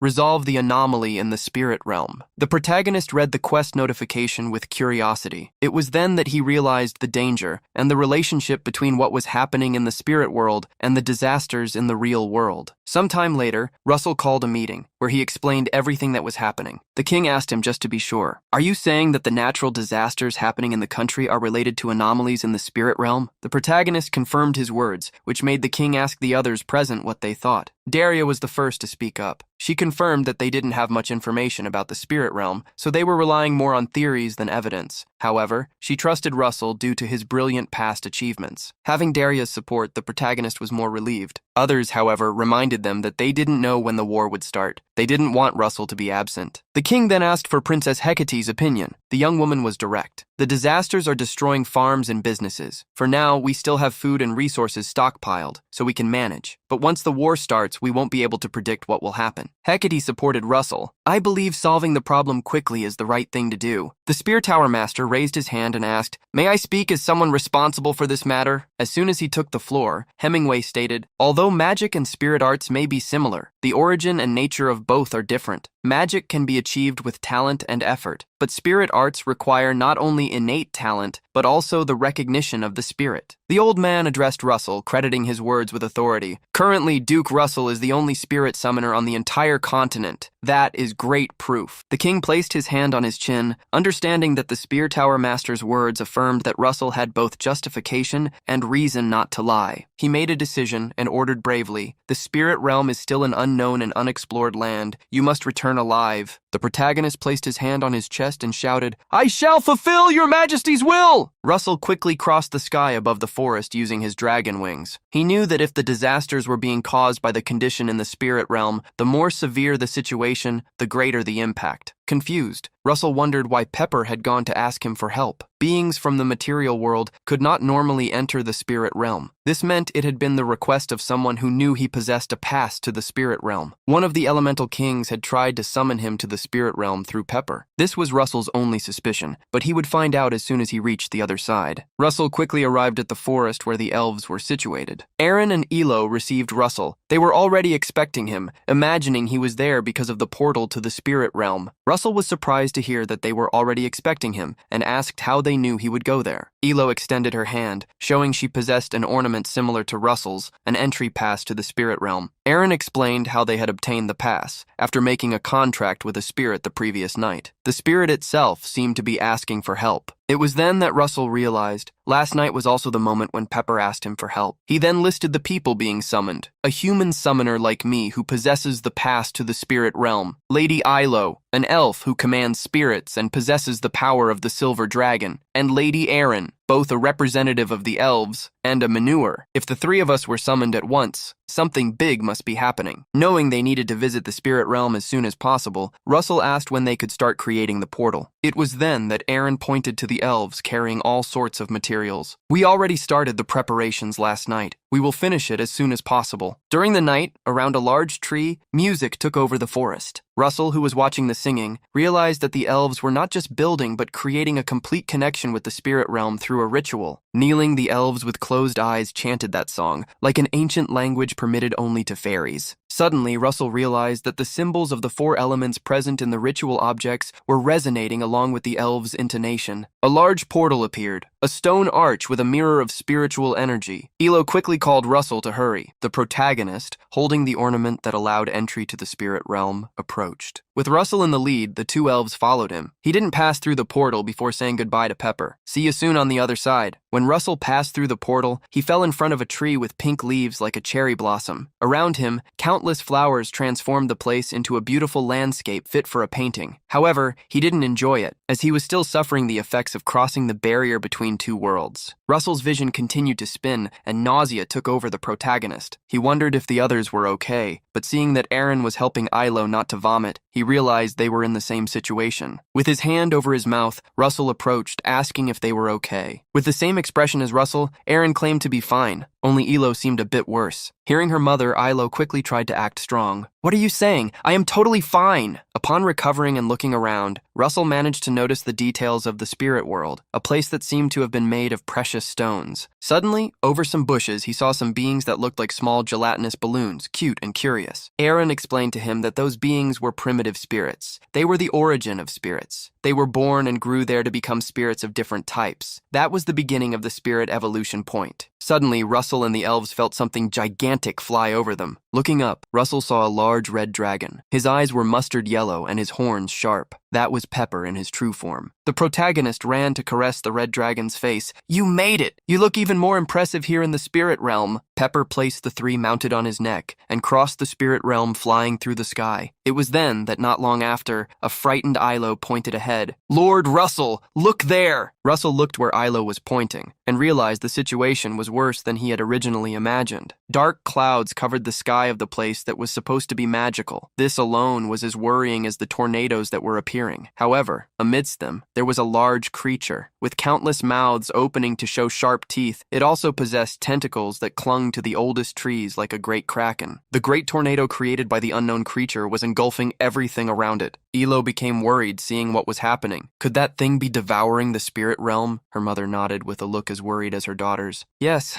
that appears to be the source of the anomaly." Russell asked if the monster could be some type of spirit, and a voice answered him, "No, he is not." Suddenly, earth, fire, air, and water swirled around each other, rising from the heavens as they took shape. 4 great spirits formed, the Spirit Kings. Russell looked at Aaron, trying to figure out who these people were. Contrary to what Russell thought, Aaron affirmed that, to be precise, these were the incarnations of the Spirit Kings. The 4 great Spirit Kings were the lords of the elements who maintained the world. It was said that, to maintain the world's balance, they acted through avatars instead of their true forms. Zephyros, the spirit of the wind, an old man with a white beard, and Demeter, the incarnation of the spirit of the earth, a short-haired woman in a white dress, greeted them. "You have come a long way, Manure, and sentinel of the elves. You too, master of all dragons, dragon emperor." Amphitrite, a woman with hair wavy like water, crossed her arms, keeping her distance from a man with hair red like the hottest embers, wearing a small golden earring. His name was Agni, the spirit of fire. He was excited to see Pepper and stroked the fire dragon's nose. "When this child became a fire dragon, I had my suspicions, but I never imagined I would meet the dragon emperor personally." With a calm voice, Amphitrite interjected, reminding them, "This place is dangerous. Let's go somewhere else first. Follow me." After moving away from the creature and the tornado, Russell was able to see the entire situation from a wider area. Lightning bolts fell from the sky as the tornado reached the dark clouds, which hid all the light. He felt he was witnessing the end of the world. Since the spirits were giants, Russell had to look up to ask Demeter, "Was it you who invited us to the spirit realm?" Demeter denied it and explained, "It was not us, but the will of the spirit realm itself. However, since we are part of the spirit realm, you can also think of it that way." Knowing the reason for being summoned, Russell asked what that thing was. This time, the heated spirit of fire answered him. "Its true nature is insatiable hunger. It came from the outer world. It is a fragment of the chaos that destroyed entire worlds." With a look of fear, Zephyros summarized, "In simple terms, he is a god from another world, or rather an evil god." Amphitrite scoffed at Zephyros's words. "This is merely a discarded fragment. It came here because of the material realm." Russell was shocked by the water spirit's words and interrupted her. "Wait a moment. Are you saying that someone from the material world summoned this thing?" Demeter confirmed Amphitrite's words. "Yes, it ended up here while heading toward the material realm. Although the material and spiritual realms are divided, they are still one connected realm. After devouring the spiritual realm, it will target the material realm." The danger ahead frightened Russell, Ilo, and Aaron. The shock was too great to believe. Demeter, however, was relieved because of something. Fortunately, this is only a fragment, not its main body. Its power has not yet been fully recovered. Concerned, Russell asked if the thing could be destroyed. The spirits had no means, but Agni affirmed firmly, "It is impossible for us, but if you lend us your strength, it is possible." Russell, Ilo, Aaron, and Pepper were together and determined. "Is the answer not clear? We are happy to fight alongside you." The group of 8 flew toward the great tornado. Zephyros, the spirit of the wind, began to use his power to open a path into the tornado. A beam of wind opened a hole in the powerful attack, and he warned, "Stay very close to me." With Zephyros in the lead, Russell's group, as well as the other 3 spirits, plunged into the hurricane. The group successfully entered the attack. When they stopped, what they saw left them aghast. That monster was much larger than they imagined. A trail of sharp teeth existed in each of its irregularly shaped mouths. That being was something Russell and the others would never forget. It was a fragment of the Dark Lord. Erin quickly took charge of the situation, and drawing a bow and arrow of light, commanded her daughter, "Follow the plan." Immediately, Ilo began to undergo a transformation. The girl roared while her horns grew, launching an energy cannon. The power of the cannon was fired at the same moment Erin's arrow shot out. The two attacks followed together, with the power of the wind. At that moment, Russell also sprang into action and shouted, "Agni Pepper, let's go!" Pepper roared at his master's command, gathering a large amount of flames. Agni likewise gathered a fireball in his hands. Agni was the first to spin his body, launching the fireball. The attack mixed with the dragon's breath, creating a blazing comet with a large trail of fire. As soon as the attack fell upon the monster, a large curtain of smoke was created. The silver dragon's breath possessed the iron and wind attributes. When these elements came into contact with the scorching flames of Agni and Pepper, a great explosion, even larger than any other imaginable, occurred. Russell did not stand still. To finalize the round of attacks, he used his original magic, creating 5 Gaebolg spears brimming with flames. The tips of the spears began to change shape at Russell's command. They became even sharper. With the creation of the Carreno spear, Russell attacked the being of darkness, engulfed in the explosion. When the heat wave spread back to them, Zephyros stepped in front, creating a barrier of wind. "Stay behind me!" The combined attack between those who attacked surpassed the strongest technique of any superhuman class master. They used enough power to destroy a large city. However, just as Russell imagined the attack had worked, something appeared in his sight. The great tentacle emerged above them, traveling toward the group. Like the shattering of an expectation, they felt their bodies being pressed down. The attack that fell upon Russell crushed him inside a crater. However, he coughed, proving he was still alive. On the other side, Aaron and Ilo stood up with each other's help. It had been a miracle that the whole group survived. If it hadn't been for Demeter, they would have been reduced to dust. Russell also did not fail to notice that Amphitrite had managed to intercept the mental waves. Concerned, he asked the water spirit how many more attacks like that she could endure. Amphitrite hadn't expected the young man to be able to see her actions, which made her praise him. "Your eyes are sharp. I would like to endure more, but I can manage 5 more times at most." Russell imagined that if he spent all his strength in combat, realistically he could only attack 3 more times, so they needed to defeat the monster before that. Suddenly, Ilo noticed that the creature was starting to move. She opened her eyes, red globes with a golden pupil cut by a white streak. The pressure exerted by the fragment of evil pressed down on even Agni. Zephyros never imagined that the fragment of a flesh calamity could be so terrifying. Russell looked at the spot on the fragment of evil's body where the attacks had landed. Besides small superficial scratch marks, they had no effect. As expected of the Lord of Evil, its defense greatly surpassed that of Briaros. While Russell was wondering what the means to defeat the calamity was, someone shouted, "Watch out! Dodge!" When the protagonist woke from his thoughts, he had already been caught by Pepper, who bit his cloak, pulling him backward. The great fragment of evil had stood up. Its single eye, present on its belly, stared at all the tiny beings below its feet and tentacles. Russell quickly mounted Pepper, moving away as they sought a place where they could face the monster from above. Ilo knew they weren't powerful enough to defeat the creature with normal attacks, so she asked Russell, "I will buy you time, so use the same technique that defeated Briaros." Russell, however, didn't want to use it, as it was extremely dangerous. Amphitrite overheard the duel conversation and approached. "You have a means to defeat that thing?" Upon hearing the water spirit, the protagonist revealed that the ability took time to prepare, something he couldn't do in their current state. Agni, hearing the conversation, understood what Russell was talking about. "Since you inherited her power, you should be able to do it." Demeter was curious to know what they were talking about, and Agni reminded her, "The most powerful weapon we created with the divine dragon king, Brahmastra." Amphitrite was shocked to hear Agni's words and flew to question Russell. "You really possess the Brahmastra?" Russell nodded, curiously asking how the spirits knew about it. Amphitrite nodded, commenting with a smile, "I was the one who provided the water for the weapon's creation." Demeter hid her smile, revealing, "I was the one who provided the materials for its creation." Agni commented, proud, "I was the one who melted and forged the materials." Zephyros crossed his arms. "I was the one who controlled the temperature of the flames." Russell never expected the Brahmastra had been made that way. He now understood that the destructive power came from the divine essence that had been fused into it. This made Russell believe that using the Brahmastra was the right choice. While the group moved away, the fragment of evil stared at them intently. From one of its mouths, a great energy began to surge, spinning as if creating a nucleus of power. A great cannon of dark energy was fired at the group, causing a loud bang. In the last second, Zephyros and Agni joined together, creating a barrier that protected them. Agni, furious, mocked, "You think we'll fall for that again?" The spirit of the wind, on the other hand, hurried Russell. "Dragon Emperor, hurry and ignite the Brahmastra." But it didn't work that way. Russell shouted back, "I'm sorry, but it takes some time." In a rush, Amphitrite asked how much time he needed. Russell remembered that last time it had taken 15 minutes, but he was confident he was stronger. "I will need 10 minutes. Elo encouraged Russell with a compliment. "That's faster than before." Demeter began creating rocks, announcing that they would buy him time. Amphitrite, however, scoffed, "You better not fail, or I will no longer call you Dragon Emperor." As Ilo joined the two, Russell swore, "I will make it work." It was already night, and lightning bolts fell from the sky, becoming the only source of natural light. The fragment of evil continued to launch energy cannons from its mouth, targeting the spirits. On the other side, Elo opened her mouth, beginning to gather a large amount of energy. With Elo's attack, Amphitrite, Demeter, and Agni also joined her. The attacks caused explosions that engulfed the entire field of vision to the horizon. The enemy was literally a living catastrophe. Russell, watching them fight, could not conserve any of his power. Roaring fiercely, Russell activated the dragon transformation. His skin turned pale, his hands darkened, and horns grew from his forehead to the back of his head. Fire engulfed Russell, untamed, voracious. Putting everything he had into that attack, Russell began the Brahmastra's incantation. A trace of focus began to be created as energy hot enough to melt a world was accumulated. The fragment of evil, in the midst of the battle against the spirits, noticed the energy that was beginning to surge. That enraged it. Elo was the first to realize that the fragment of evil had made Russell its target and quickly placed herself in front of him. A tentacle from the creature heading toward Russell was received by Ilo, who was thrown far away by the force of the impact. Pepper flew quickly with Aaron mounted on his neck to rescue Ilo. Aaron grabbed her daughter in her arms, worried. "Are you all right, dear?" With a weak voice, Elo reassured her, but asked them to help Russell. The protagonist was trying to stay as focused as possible without hurrying. Everyone believed in him, so he needed to trust that his companions would protect him. The fragment of evil opened its large mouth like flower petals. Each petal was a jaw with dozens of teeth. From it, a dark energy emerged like a shadowy halo used to attack. Amphitrite gritted her teeth as she controlled as much water as possible to defend against the beast's attacks. Each interval between the creature's psychic wave attacks was getting shorter. Amphitrite, even using all her power, could no longer absorb the attacks. The creature's eyes suddenly shone intensely. Tentacles emerged and attacked the Spirit Kings. Amphitrite, Agni, Demeter, and Zephyros were all grabbed by the tentacles before they could dodge. Not only them, but Aaron and Elo had also been caught. This time, the creature of darkness was preparing an attack more powerful than any other. Above its fangs, the sphere of dark energy glowed with concentrated power. A powerful energy cannon was fired, shattering the air as it advanced. Its targets were not the spirits, Aaron or Ilo, who screamed, "No! Russell!" Suddenly, the blue bracelet Russell was wearing split apart, taking the form of a small blue spirit with a single horn. Hubert modified his body, forming a powerful silver shield. The spirit placed himself in front of Russell, who continued to create the Brahmastra, taking the massive energy blow in his stead. Aaron was surprised to see the spirit. "Is that little one a dragon? Where did he come from?" The shield was constantly damaged by the continuous damage caused by the attack. When the energy cannon ceased, Hubert could no longer bear it and fell from the sky. Amphitrite, freeing herself, flew quickly, holding the small dragon in her hands. It was at that moment that the energy around the great spear stabilized, and Russell whispered, "Brahmastra." He grabbed the spear of flames and charged against the fragment of evil, using the La Mancha and Rocinante's advance abilities. The spear tip broke the structure of the air, shining with the colors of the flames, stealing the light from the world. Russell, however, did not have enough power imbued into the spear. It seemed as if a perfect Brahmastra was still beyond his current level. The protagonist closed his eyes and, amidst the attack, imagined how he could substitute the missing power. Countless formulas surged within Russell's mind, like a map of magical engineering. He finally found a magic circle, the key he discovered in the battle with Walter Pigray. Russell had learned the concept of wearing magic. The magic of the Raymond family transcended even that concept. A mage became one with his magic, transcending dreams. Shouting in fury, Russell burned all his power into the Brahmastra, becoming one with the spear. Surprise and fear could be seen transmitted in the fragment of Evil's eye when it faced the spear tip. The attack went through the enemy, tearing right through its being. Amphitrite and Hubert watched the attack together. The Dragon Emperor succeeded. Erin held her daughter and smiled. Look, dear, Lord Russell defeated the fragment of the evil lord. Weakly, Ilo smiled. I knew it. I believed in him the whole time. Pieces of the creature flew everywhere amidst the Brahmastra explosion. Agni looked from side to side, searching for where the Dragon Emperor was. He was worried, as Russell could be injured after using such an exhaustive technique. Zephyros pointed in one direction upon sensing residual magic coming from there. Like a comet, Russell fell from the sky in flames, unconscious. Hours passed and the sun shone in the sky. Russell had been placed on a large table. Around him, the spirits could not believe what had happened. The young man would no longer wake up. The Brahmastra had consumed him because he had poured all his power into it. The spirit of fire knew how severe Russell's condition was. Next to him, Elo cried to the point of trembling and sobbing, leaning on the stone table where he lay. Zephyros, focused on Russell's recovery, revealed that they could do nothing. Even potions from the outer world would not work. At that moment, small beings like colored slimes began to approach. They were the primordial spirits. Still crying, Ilo raised her head upon seeing the small beings they found when they arrived in the spiritual world, confused. The spirits began to lie down on Russell, who had even lost a leg. Demeter, observing them, commented, "He is the one who saved the spiritual world from the external predator, so the spiritual realm is showing its gratitude to him." Agni also watched, commenting that the actions of the primordial spirits must be the will of the spirit realm. Amphitrite, still worried, asked if they would not do anything, if they would leave Russell that way. None of them stood idly by. No one intended to let Russell perish. They all extended their hands over him, together, using their spiritual powers. Amphitrite was the first to murmur as she released the power of water. May the purity of water cleanse his body. After her, it was Demeter's turn. May the strength of the earth reside within his flesh. The spirit of the wind followed. May the freedom of the air erase his suffering. Finally, Agni used his fire. May the heat of the flames revive his fatigued life. The energies of the spirit kings fell upon Russell's body as they spoke in unison. The world still needs you, Master of Dragons, Dragon Emperor. As soon as the power fell upon Russell, he seemed to be reborn before the energy of the spirits. The spirits seemed to have turned into children. Zephyros had exhausted all his power to heal Russell's severe wounds. Demeter saw that their work ended there. What remains is for the Dragon Emperor to recover on his own. Elo was surprised and worried. Does that mean the treatment is not finished yet? Amphitrite beside her explained the situation. Currently, the Dragon Emperor is full of spirit realm energy. He needs time to stabilize the power he absorbed. Let him stay in the spirit realm for now. Amphitrite then called Demeter, who flexed her arm muscles, already knowing what she should do. I need to create a house for the Dragon Emperor, right? A month passed quickly in the spirit world. In a wooden house, Elo, the primordial spirits, as well as Pepper and Sherbet, took care of Russell, who was asleep in a bed. Elo checked some buckets and realized that the herbs she had collected had run out. Grabbing a bucket, while being blessed by the presence of the small slimes on her body, Ilo called Pepper and Sherbet to accompany her. Russell, who had been left alone, started to sweat. A golden energy suddenly appeared around him as a crown shimmered. In the protagonist's mind, dreams of his last waking day were rewound. The La Mancha and Rocinante's advance had been used. The Brahmastra shone. He, gripping the spear, felt the heat rushing through his body, hot enough to feel his organs melting. A scream had echoed as Russell felt that power was too strong for him to control. He was being consumed. As the spear exploded, Russell's eyes had shone. He had regained control of his body again, but he didn't know how much time had passed. Hundreds, perhaps thousands of times, he watched the battle against the fragment of evil repeat. He had tried everything, but not once could he escape. He felt that only one way remained for him, to completely obtain the power of the Brahmastra. Russell used all his concentration, confident that this time he would succeed. In Russell's attack, he still felt he was being blocked, even having gone through that scene 1,000 times. Russell felt that if he didn't take advantage of that vivid dream, if he didn't transcend, it would be his end. Even having defeated the fragment of evil, he would suffer the true defeat. Closing his eyes, Russell wished to know what he should do. He wished he had his master beside him. He wanted to imagine what the founder of the transcendent dream, the founding duke, would do. Russell then had a revelation. A transcendent dream is about releasing the human form and regenerating as pure magic itself, a technique that transcends the laws of the world. Faced with the revelation, Russell made a decision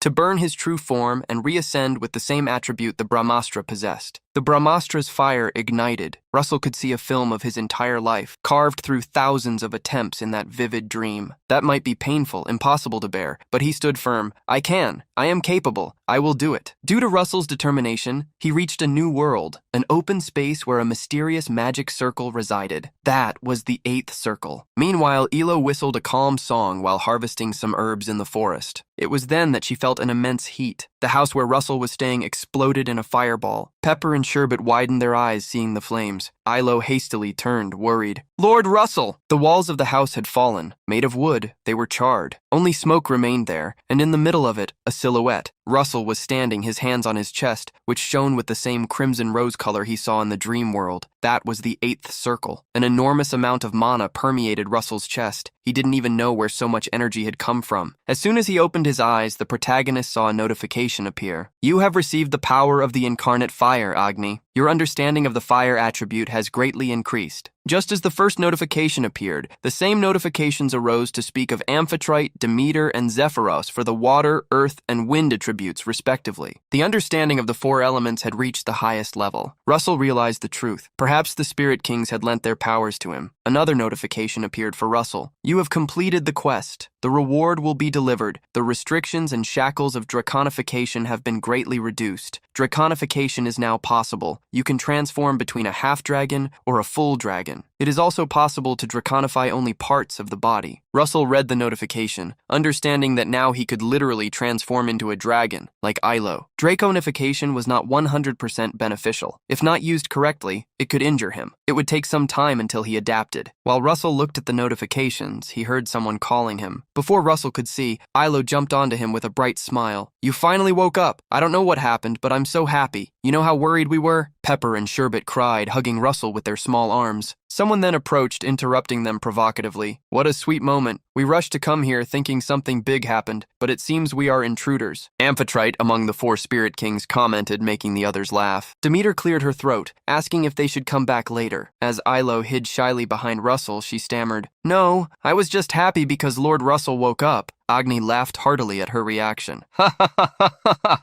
It's all right. The Dragon Emperor is truly cool after all. Demeter was the first to approach and realize that Russell not only recovered safely, but also absorbed the powers they gave him. Russell thanked Demeter, as it had all been thanks to her and the other kings. Asking Russell to let them do their job so they could leave, Amphitrite asked Russell to hold out his hand to her. Russell didn't know the reason for the request, but he did it. The next moment, all the Spirit Kings extended their hands to Russell and released their elemental energies, which formed a mark on his hand like a compass. That was the mark that connected the Dragon Emperor to the Spirit Kings. Zephyros revealed what it was for, so he could summon them to the material realm. Agni, however, warned him, Use this carefully. You can only summon us once. The protagonist thanked them for the precious gift. He never thought he could summon Spirit Kings to the material world. This could save him in an emergency. Russell suddenly widened his eyes upon thinking of something. He hastily turned to Ilo, asking how long he had been unconscious. Ilo was caught by surprise and after thinking revealed, about a month. Russell was shocked by such a time frame. This was very bad. He lost an entire month while a war was happening. Russell grabbed Ilo by the arms, desperate. Lady Ilo, we need to return to the capital at once. We need to create a gate to the material realm. The Spirit Kings saw Russell's desperation and reassured him. Each of them extended their hand, releasing part of their energies. A small portal had been created by the Spirit Kings. They only needed to pass through it to reach the material world. Agni already missed Russell and the fire dragon. Come visit us as soon as you deal with the urgent matters. Demeter placed her hand on her chest, swearing, You will always be welcome in the spirit realm. The protagonist greatly thanked them for their hospitality and all the help, and swore he would visit them soon. Next to him, Ilo bowed, showing her gratitude and respect. Outside the portal, a person was waiting, Alan. He suddenly turned, hearing a voice coming from the opposite direction of the portal. It has been some time, Sir Alan. The voice came from Lord Aslan, an elf. Aslan approached, asking if Alan was waiting for Russell. Aslan revealed to Alan that he had heard from Lady Erin, who had returned earlier, that Russell was recovering from wounds in the spirit realm. Alan put his hands to his head. We were sent by the king to quickly escort Russell back. How badly was he injured to take so long? At that moment, a massive wave of mana exploded from the gate. That caused the scent of spirits to greatly increase for the elves present. A person ran out of the portal. Russell had returned. Meanwhile, at Laviton Fortress in the eastern territory of Endymion, the guards were observing the horizon during the night. Suddenly, some guards heard someone call them and were surprised. "Oh, is it time for the shift change already?" The guards who were arriving asked those already working if they had seen anything unusual during their shift. The guards already on duty revealed they hadn't seen anything out of the ordinary. They had only received the same usual orders. One of them ended up commenting, "It's been weeks since the last alert of trouble. The Imperial bastards are probably afraid to invade us." It was at that moment that one of the knights started trembling, pointing to the horizon. "Look over there!" Covering the entire horizon, an army was marching toward the walls. The guards screamed upon seeing the army. "Zombies! It's a surprise attack from the Empire!" Russell flew atop Pepper with Alan hearing the news. "A surprise attack during all this? How much damage have we suffered?" Alan revealed that 9 fortresses and territories were attacked. 3 of them had suffered near total destruction. 4 of them were retaken, but the rest were still in battle. Russell listened carefully to Alan's words and asked what Endymion was doing in response. Alan revealed that the king mobilized the entire army. The troops, including the elves and beastmen, had also united, and a parade declaring war against the Empire would be held. Alan thought for a moment and remembered that the parade should be starting at that exact moment. Hearing this, the protagonist urged Pepper, "Full speed!" The king, while preparing his robes, asked the secretary if they had received any news about Russell. Bowing slightly, the man revealed they still knew nothing. He tried to change the subject to talk about the army, but the king interrupted him. Crestfallen, he gave an order with a sigh. "For now, let's leave the White Tower Master in charge of supplies." The king was thinking about who to appoint to the position of commander of the 5th Army. Muya, due to her strength, would fit the role well, but she had a free spirit that might not fit the function so well. He wanted to appoint Russell as commander to maintain control over Muya. It had already been a month since the manure elf reported on Russell's injuries. This made the king wonder how badly he was injured not to have returned yet. The only thing the king asked for was for Russell to return safely. Thus, he left the tent where he was resting. When the king began to ascend the stairs, his presence was announced. The army cheered the king's presence, motivated for the counterattack. On one side stood the Tower Masters, as well as Muya. The king soon began his war speech. "The heinous empire has arisen to break our peace. As a result, we and our allies suffered great losses, and many innocent civilians and soldiers were sacrificed. Therefore, I, the great emperor of Endymion, Alfonso Ratmos, must seek justice for their souls and hold the Britannia Empire accountable." The king bravely raised his fist and bellowed, "From this moment, I declare war for the future of this continent." Warriors and swordsmen raised their hands and swords in a great war cry. The king then began assigning the roles. The master of the Flame Tower, Daria Snow White, was appointed commander of the 1st Army and supreme commander. Gillian Pearlson was appointed commander of the 2nd Army, and Erix Kylene as commander of the 3rd Army. Niccolo Machiavelli was appointed commander of the 4th Army. Just as the White Tower Master was about to be appointed commander of the 5th Army, the Emperor's words were interrupted by a loud crash. An explosion occurred in the middle of the resting area, raising a curtain of dust. The king felt a great relief upon seeing who had appeared. "You are late." Russell knelt before the king, presenting himself. "Grand Duke of the Kingdom, Russell Raymond. I have just arrived, your majesty." Looking at Russell, Daria was shocked. The young man had spent a month in the spirit realm, and in that short time had reached the 8th circle. Niccolo was impressed by this fact. The White Tower Master was speechless, but he had arrived at the perfect time. Behind them, Muya smiled happily to see her man return. On his knees, Russell begged forgiveness for worrying everyone during his careless absence. The king walked toward Russell and ordered him to stand up. "The fact that you returned safely is enough." The king then declared, "Grand Duke Russell Raymond, I hereby appoint you as the commander of the 5th Army." The protagonist promptly stood up. "Russell Raymond obeys his commander, your majesty." Finally, the king appointed Hemingway Melville, master of the Spear Tower, as head of the capital's defense forces, and Amelia Merwin, master of the White Tower, as head of supply logistics. The king then took his sword and bellowed, "Everyone, start marching!" Under the king's command, the army leaders and their battalions mounted their horses, setting off for war. As the knights advanced, a conversation took place. Daria rode beside Russell and was surprised. Gods from other worlds. To think the legends were true. Russell revealed that he had recorded details of the spirit realm, something he could show her later. The master of the fire tower thanked him, as this would be useful for research. Remembering everything Russell told her, Daria felt that once again coincidences had arisen, as if they were part of destiny. Coincidences happened frequently around Russell, as if someone had planned them. As a mage who valued reason and logic, she did not believe in destiny, but if destiny truly existed, she worried about how it would end. Daria called Russell to explain something to him. Boy, it is the officers who truly lead the army. Our function as commanders is a little different. Russell was surprised and asked what they should do. Daria was direct. We need to keep the Empire's transcendence in check. For this purpose, commanders receive independent authority. To simplify, you have the power to make your own decisions on the battlefield. But Daria warned him, war is full of unpredictable variables. Since you just reached a new level, warn us before acting alone. Upon hearing his master, the protagonist nodded in agreement. Daria had at least delivered some words to keep Russell safe. However, if a moment ever arose where the young man needed to decide his fate, she hoped she could support him and relieve some of the weight of his journey. After the army advanced, night fell. Tents were set up outdoors on a large plain. While Russell was in his tent, Muya visited him. "Hey, male!" Seeing Muya enter, Russell asked what she wanted. Muya looked around and finally spoke in a timid voice. "I came to see your face. It's been a while. I also have a small errand." Russell curiously asked what she needed to do. Muya approached Russell and bellowed at him. "You mean we can only see each other when we have work? You've been away for so long, shouldn't you greet me?" Muya's angry voice made Russell flinch as he apologized. Changing the subject, Muya approached Russell, commenting wistfully, "Your scent has gotten stronger since the last time we saw each other. I wonder what happened." Russell put both hands in front of his body, trying to push Muya away while changing the subject. "Hey, what about the errand? What is it?" Muya remembered the matter and moved away, reprimanding Russell. "Did you greet Big Sister? I mean the princess? She's been waiting for you at the castle this whole time." Russell realized that by going straight to the parade, he hadn't had time to see Hecate. This made Muya extremely furious. "You are the worst man ever." After pressing and punishing Russell, Muya handed over a letter, something the princess had asked her to deliver to Russell. As soon as she handed over the letter, she left, irritated. Russell picked up the letter sent by Hecate and smiled lovingly. Upon opening the letter, Russell could hear Hecate's voice in his mind as he read word for word. To Russell, the most adorable yet terribly indifferent man, "You are certainly heading to the battlefield, thinking that I will understand. Well, what can I do? I was the one who chose such a man. Please forgive my complaints as you march off to war." Hecate had written that letter in her room, and although there was longing, she smiled. "I wanted to see your face even once, up close. Above all, I am worried about your health. I heard that you were injured in the spirit realm. I hope you have recovered before going into battle. From here, I will do everything I can for your safe return. I will help you with everything I can, and I will pray with all my heart. Please return safely, my beloved." Russell's face turned red upon finishing reading the letter, and shrinking tearfully, he murmured, "I'm sorry." In a large stone fortress, Trivan Fortress, in the northwest of the Britannia Empire, several hooded people had arrived. Their smiles were malicious. The leader of the group, with great happiness, extended his hand, causing a dark energy to permeate along with the mist, and swore, "This will be your grave, Russell Raymond." While the activity was happening outside Trivan Fortress, a sigh was heard from inside. The Lord of Trivan Fortress, Count Mayhem, held his hands to his head upon reading the report that the Endymion Empire was heading towards his lands. The army commander was Russell Raymond. In Mayhem's view, the young man was like a creature of darkness for having achieved the 7th Circle Master level at such a young age, and even defeated Walter Figray not long ago. While he wondered what to do, some people entered the room, reassuring him loudly, "There is nothing to worry about now that we are here." The three men smiling maliciously were the Boar brothers, masters of the Galmanium Tower. Leading them was the elder brother, Stro Boar. "We will not surrender this iron fortress to an inexperienced brat." Upon seeing the famous White Reapers of the Galmanium Tower, Mayhem became extremely excited. "It is an honor to have you here." Mayhem, however, commented worriedly, "The enemy commander is in the 7th Circle, while you are only in the 6th. The comment irritated the other two brothers, Wood Boar and Brig Boar. The second brother spoke, frowning. "It hasn't been officially announced to the academic world yet, but we have already completed the final magic." Mayhem stood up excitedly. "Oh, so you have a plan!" The elder brother, Stro, however, stated that they would need to change the way they fought for this. He went to the window and, looking outside, commented, "We need to prepare the terrain so that it is advantageous for us. The ground here is favorable for magic, so if you help, you won't be disappointed." Mayhem was eager for Stro to say what he needed to do. He was willing to do anything to help. It was then that the three brothers gathered, and as they released their powers, the world became blurry for Mayhem. From Stro's mouth, his voice became like a hallucination. "Let us brothers teach this novice a lesson. The price of it, however, will be your life." The next day at the camp, Muya was screaming loud enough for the guards to hear, "Why are you sending me somewhere else?" Russell explained to her that it would be ineffective for them to stay together. Muya, however, insisted on fighting with him. It was then that he used a secret card to convince her, "If you follow my suggestion, I will train with you once a week after the war." Muya's eyes shone upon hearing Russell's words. She nodded, said goodbye, and ran out of the tent. After Muya left, Russell welcomed Pepper onto his shoulder. Preparations were finished. Now they could march towards the impenetrable Trivan fortress. When the army led by Russell approached the fortress area, they could see that the rumors were true. There was not even a single weak spot in it. On the open plains, every move they made would be visible. A surprise attack or ambush was impossible. The official of the 5th Army Corps, Baron Donovan, mounted on his horse, asked, "How about operating a detachment unit? Fewer people mean fewer chances of being detected." Russell listened to the stealth invasion plan and thought carefully. That wasn't a bad strategy, given the circumstances. However, sending an infiltration team would be dangerous. Russell then started imagining it would be better to go alone. He could enter the fortress and create chaos with the fire dwarves. While Russell was thinking, someone shouted, "Look over there!" Inside the Empire's walls, 2 guards waved a flag painted with the image of 2 knights facing each other. "They are challenging us to a duel!" Russell knew of such a thing. This was a confrontation, one-on-one, between the representatives of both sides. It served to boost morale, buy time, or compensate for a numerical disadvantage. But Russell didn't understand why they would challenge them to a duel when they had the advantage of being inside the fortress. Donovan was thinking the same thing as Russell and asked, "Perhaps they are trying to raise morale." Russell, however, knew the truth. They were trying to target him. Suddenly, the fortress gates opened. About 30 people came out. Seeing the famous white cloaks, the warriors of Endymion recognized them. Those were the reapers of the Galmanium Tower. The 3 brothers smiled, confident as they advanced. A knight warned Russell that those 3 were master-level mages, infamous for their cruelty. Donovan was confused. A duel would be one-on-one. There was no reason for them to mobilize an entire mage corps. Russell knew there was some scheme, but it didn't matter, since they believed he was still a 7th Circle mage. He then declared, "I accept the duel." Donovan was extremely worried. "Commander, it's a trap. We shouldn't take the bait. We need to observe first." Russell, however, corrected him. "They are underestimating us. Therefore, this is our best opportunity." As he advanced, Russell asked Donovan, "Retreat the main army. I don't want unnecessary casualties." As Russell rode forward, Donovan shouted for the Endymion forces to retreat. Seeing the retreat, Wood smiled. "Look at those cowards. I guess young Russell doesn't have much pride." Beside him, Brig, the 3rd brother, laughed heartily. "Brother, let's just cast large-scale rain spells on them then." Stroh, however, observed and restrained them. They didn't move far away. They maintained distance, but only to try to understand the situation. This irritated Brig. He puffed out his cheeks and used sound magic to provoke them. His voice reached Russell, and also the soldiers. "Russell Raymond, you brat! What's the matter? Are you so afraid of losing that you're running away? So this is the continent's youngest transcendent mage? You are nothing more than a cowardly fraud. If you surrender now, I will spare your life." Seeing how the enemy was forcing them further and further, Russell warned Donovan that he would leave the retreat to him. As soon as Donovan advised him to be careful, Russell advanced rapidly. As soon as Russell stopped before the trio of brothers, they scoffed. He took the bait. Young people are always easy to manipulate. Hearing the trio's words, Russell smiled maliciously, mocking, "Well, even after training your whole lives, you old guys are still weaker than me, so what should I call you? Perhaps senile fossils? Or maybe triplet mummies who wasted their lives?" Upon hearing Russell's words, the trio was even more provoked than he was, but Stroh managed to keep his brothers silent. With a deep voice, he stated confidently, "Call us whatever you like. Still, this will be your grave." Immediately, he gave the order to begin. The 2nd and 3rd brothers, as well as the entire group of mages, moved away. Once they reached the ideal distance, they extended their hands toward Stroh, releasing their mana. The mana from each one flowed into the elder brother, who yelled upon receiving their strength. Russell frowned upon seeing that the mana from everyone was being absorbed by just one person. Now he understood the reason for calling for a duel. Stroh smiled confidently. "Oh, what a beautiful look of shock. It suits you. This is a technique based on magic from the West. It allows me to absorb the mana of my allies and make it my own." Stroh extended his hand to the sky and roared, "Now feel the strength 6 times greater than that of a 6th Circle mage. No one can oppose such overwhelming force. I will crush you." At Stroh's command, an energy strike appeared, aiming at Russell, singeing his hair as the young man moved his face aside at the last second. As more and more energy swords fell from the sky, under Stroh's laughter, Russell was forced to retreat. Stroh prepared a dozen energy swords, mocking, "You keep dodging like a rat. Let's see how much longer you can escape." Strohbor created the maximum number of swords, creating a windstorm. Russell did not stand still this time, creating 33 fire spears. The spells clashed, exploding each other, without advancing on either side. Stroh was shocked, but maintained his confident tone. "Not bad. Perhaps the title of youngest transcendent is not undeserved. After his attack, Russell analyzed the enemy. Even after Stro launched a large-scale barrage of magic, he didn't seem tired. A vast amount of mana was terrifying. He then extended his hand, creating an even stronger fire spear. I just need to dispel this spell of his. Creating 2 Carano spears, Russell threw them at Stro. The Imperial Mage did not stand still. He gritted his teeth upon seeing that Russell dared to resist him. A wind tornado was created. The destruction of Anemoy was launched by Stro, destroying the spears Russell used. With the power of the wind, the fire was extinguished. Stro laughed, satisfied. Ha ha ha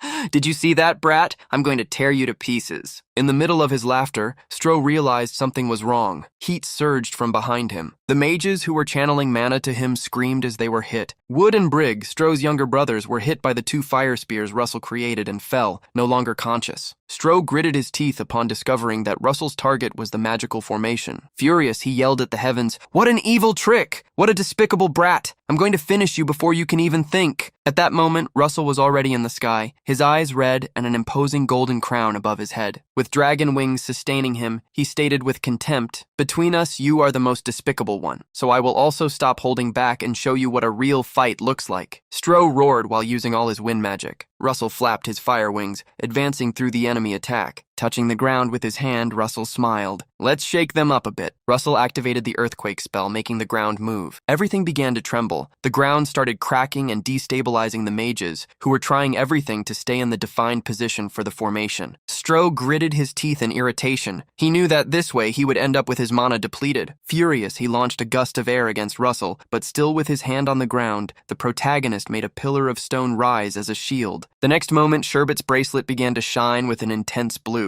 The cold began to spread, shocking Stro. "Don't tell me that's ice magic?" Russell conjured the ice avalanche magic, creating a powerful and overwhelming blizzard. Hastily, Stro created a wind barrier to try to protect himself. He had already seen Russell use fire and earth magic, and now he even saw him using ice magic. With Russell's unfair casting speed against his enemies, Stro felt extreme pressure to defend himself. He was no longer that confident old man from before. He recognized that he had underestimated him just because he was young. However, he still had one card up his sleeve. He would use everything he had for the next attack. Stro was about to use wind magic when he saw Russell charge, roaring, "Wild advance!" The wind changed its movement before Stro's shocked eyes. Open-mouthed, he looked back and saw another spell fall upon his mages. Stro was already desperate. He bellowed at the heavens, pleading, "I'm going to end up losing! Give me more mana!" The mages started collapsing onto the ground. Their chests ached. They begged the Tower Master to stop, as they were already at their limits. The mages crawled, asking Stro to stop. Stro, however, sucked up all the mana to create his original magic, the Lord-destroying Tempest. A powerful tornado advanced toward Russell, who simply stared at it, his expression unchanged. Russell stared at the technique that used the lives of others to exist. It might be inspired by Eastern techniques, but its foundation is close to sorcery. How disgusting. To confront the enemy's strongest wind magic, Russell activated partial Dragonification, also creating the Guy Bulg magic spear, 5 of them fused into one. The La Mancha technique was activated, exploding the spear against the powerful tornado. Stro felt the impact of having his strongest magic destroyed. He extended his hand to cast it one more time, but he didn't feel his mana gathering. Russell approached the old mage who dared to provoke him and returned the provocation. "Oh, what happened? Did you already use up all your mana?" Russell grabbed Stro by the collar and a flame cannon was activated against him. Stro was consumed by Russell's magic and his screams echoed. The Imperial army didn't even move behind the walls. Mayhem was shocked by what was happening. What happened to the mages of Galmanium? While the guards tried to help Mayhem understand what was happening behind the blizzard, Russell invaded the fortress and grabbed Mayhem, declaring, "The victory has been decided." He stared at the man, asking if he was the lord of the fortress, Count Mayhem, and gave him a chance. "If you surrender peacefully, no one will have to get hurt." Mayhem swung his sword, pointing at Russell while shouting, "You bastard! When did you get here? Don't tell me the Boar brothers have already been defeated?" Mayhem became furious upon seeing an enemy invade his fortress, claiming to have already achieved victory. "Guards, what are you doing? Eliminate him!" Seeing what Mayhem's intentions were, Russell decided to grant it. Thus, he activated the original ability created by Daria the Fire Dwarves. Small dwarves created by flames rushed through the fortress, attacking the guards, using their small size to infiltrate the front lines. A guard stepped in front of Mayhem, alerting him, "My lord, their numbers are multiplying exponentially." Mayhem didn't care. "Do whatever it takes to stop them. We cannot allow the honor of the impenetrable fortress to be brought down." The small fire monsters, however, continued to cause chaos among the soldiers. They screamed in fear as they were thrown back and forth amidst the flames. Screams echoed from one corner of the fortress to another. They managed to enter the inner area. Send all the soldiers we have. The soldiers quickly managed to recover, facing the fire dwarves one-on-one.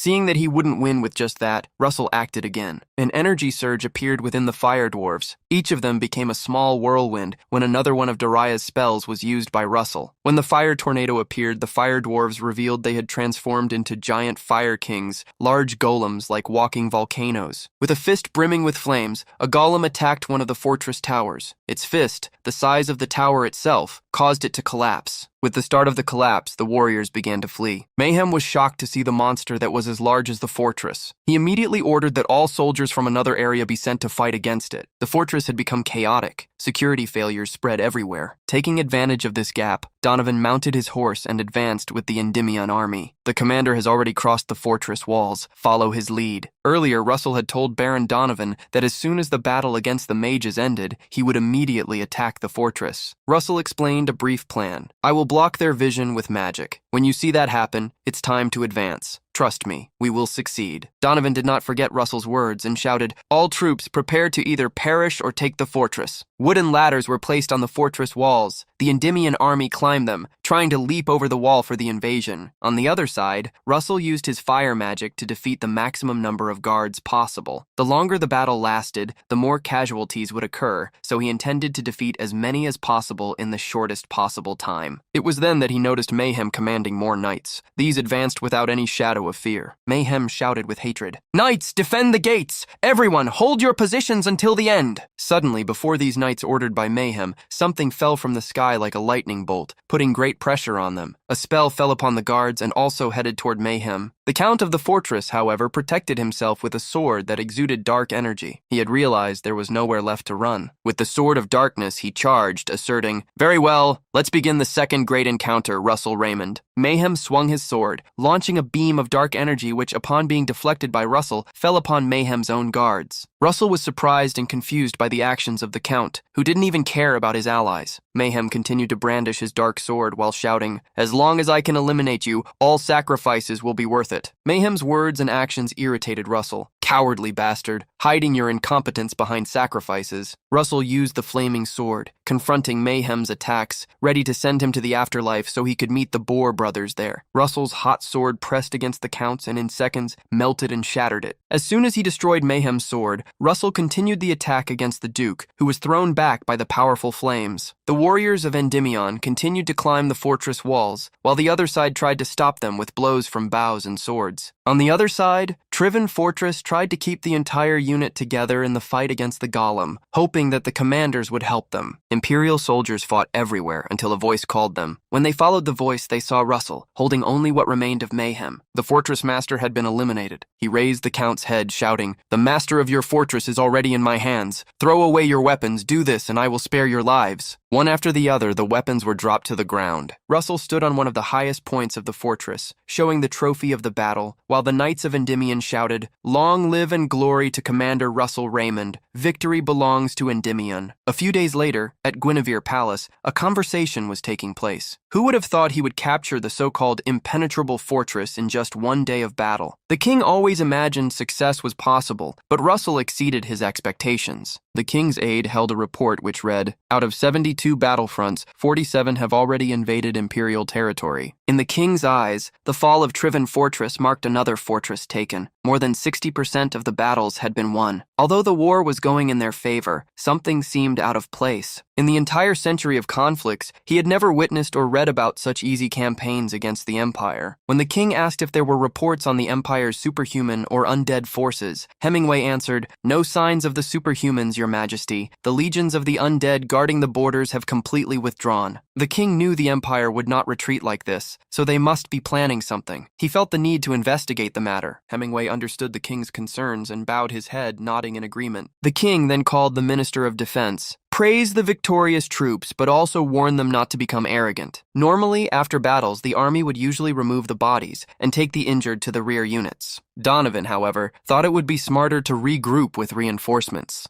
Russell imagined that the decision must be due to the war against the Empire. Donovan confirmed his thoughts. They possessed 30,000 newly captured enemy soldiers. There were too many surrendered soldiers for the current number of army members to handle. Thinking it over, Russell agreed with Donovan about waiting for reinforcements instead of taking the prisoners back. Thus, he made the decision. We will hold our position until they arrive, just as you suggested. Donovan bowed slightly, accepting Russell's orders. As soon as Donovan left, Russell smiled, because now he would have time to learn the new spell he discovered. Russell had obtained the scroll for the 8th circle ability, Hellfire. That was a lost magic, a remnant from the mythical age when all magic was forbidden. Hellfire represented the pinnacle of lost magic. This was a flame said to burn not only life but the soul itself. Daria, Russell's master, once drew the fire of Muspelheim to reproduce its heat. To learn the magic, Russell began channeling mana and analyzing the spell's structure. He closed his eyes, memorizing every path of the circuit, then extracted the formula through reverse calculation. Now, within a world of consciousness, Russell walked deeper into the ability to obtain it. It was like being in a universe of magical formulas, of spell circles. Russell felt that the formula resembled summoning magic, perhaps because it used flames from another world. Still with his eyes closed, Russell extended his hand, whispering, "In the name of Russell Raymond, I command you, gate of the underworld, open for me. I seek the eternal fire that burns within me." Mana circuit structures were necessary, which is why Hellfire was an 8th circle spell. Now, after creating the 8 magic circles, he just needed to fill the flame with the circuits. As soon as Russell used the fire, Russell widened his eyes. He felt a force pulling him. The magic was testing him. As expected, it wasn't easy to resist. However, having created and mastered the Brahmastra, a much stronger magic than this, he was confident he could master it. Russell used all his strength, trapping the fire, making it his own. The large amount of energy that Russell was trying to tame made him scream in that new world. The energy went out of control, and a great explosion occurred. However, that explosion became a milestone. Russell had managed to master the flame that burns even the soul. The blue fire in Russell's hand was proof of his achievement. He had succeeded in recreating the lost magic. He still needed to refine the technique before using it in reality, but this was already a good first step. Several options appeared in Russell's mind. He wondered what would happen if he fused that fire with his own origin magic, or if he perhaps imbued it into the Brahmastra itself. Russell was still in a mental world, so there was no reason not to try. Russell tried to imprint his mental image onto the Hellfire. Outside the fortress, Donovan felt a powerful mana. Some knights ran up, worried. "Baron, is it an enemy attack?" Donovan reassured the new knights. "No, the energy comes from inside the fortress. It is not the enemy." The mage pointed up at the fortress while trembling. As soon as everyone looked at the fortress, they saw a great golden dragon. That night, atop the fortress wall, Russell met with Baron Donovan. Russell had passed out when the knights found him, so he claimed not to remember anything. Donovan, who had called Russell, stated he hadn't done so to talk about what happened earlier. He held out his hand with a scroll. He was requesting the formation of a squad to cut off the Empire's supply line. Hearing him, Russell asked if he should lead the mission. Donovan happily agreed, since keeping Russell idle would be a waste of talent. The scroll contained a list of the Empire's supply routes and the members for the attack team, where only the most capable were chosen. Russell smiled upon reading the list and hearing the request. "Excellent. I see strong names on the list. I expect great results from the squad." 3 days later, before sunrise, a hooded person walked through the ruins of a fortress. That was Russell, who was met by another hooded person who addressed him as commander. Unexpectedly, this person was Hubert, the professor and mage of the fire tower. Russell bowed, teasing Hubert. "It is an honor to fight alongside you, sir." Russell desperately pleaded with Hubert not to be so formal with him. Hubert stopped teasing and thanked Russell for his kindness, even on the battlefield. It had been some time since they went on a mission together. Russell remembered this. "We haven't done this since the Kiel Kingdom incident." Hubert remembered the Kiel mission. It had been years since it happened. That time, it was Russell who helped him, but as the years went by, he fell behind, while Russell continued advancing to higher realms. This made Hubert worried. He might end up holding the young man back. Seeing the melancholy in Hubert's words, the protagonist placed his hand on his shoulder and encouraged him. "Don't say that. You will always be my greatest support." Russell reminded the professor, "If it weren't for you, I wouldn't be here today. I would have been expelled from the academy long ago." Hubert felt embarrassed upon hearing Russell's words in front of all the other team members. Seeing that they should leave now, Russell shouted, taking the lead. "Attack team, advance!" Amidst the night, a camp could be seen nestled between mountains and trees. It was at that camp that countless dark knights began to appear. Their exposed skeletons were protected by the scratched armor they wore. Someone used vision magic to observe the camp, and upon seeing the skeletons, understood why there were no torches lit in that place. That person was none other than Russell. Suddenly, a lightning storm began to fall on the undead camp. Russell and Hubert had invaded the place and quickly cleared out all the skeletons. Hubert used his fire magic, intending to burn the entire camp so the Empire couldn't use any of it again. But Russell stopped him. He pointed to the supply depot. Large boxes of items accumulated by the Empire were stacked there. Believing they should at least take what they could, Russell used spatial magic. Just like Russell, Hubert also followed his plan. They traveled from base to base until they reached the 4th supply base. Hubert was satisfied with how much they had obtained. The army could be supplied for at least a few months. Russell knew the Empire wouldn't stand still upon discovering they had been robbed, which made him curious about what they would do. Suddenly, Russell noticed something, catching Hubert's attention. The protagonist looked towards the mountains, revealing he had sensed a strange presence. In the mountains, a man carried a bow with an energy-filled arrow while smiling mockingly. "Filthy Endymion insects,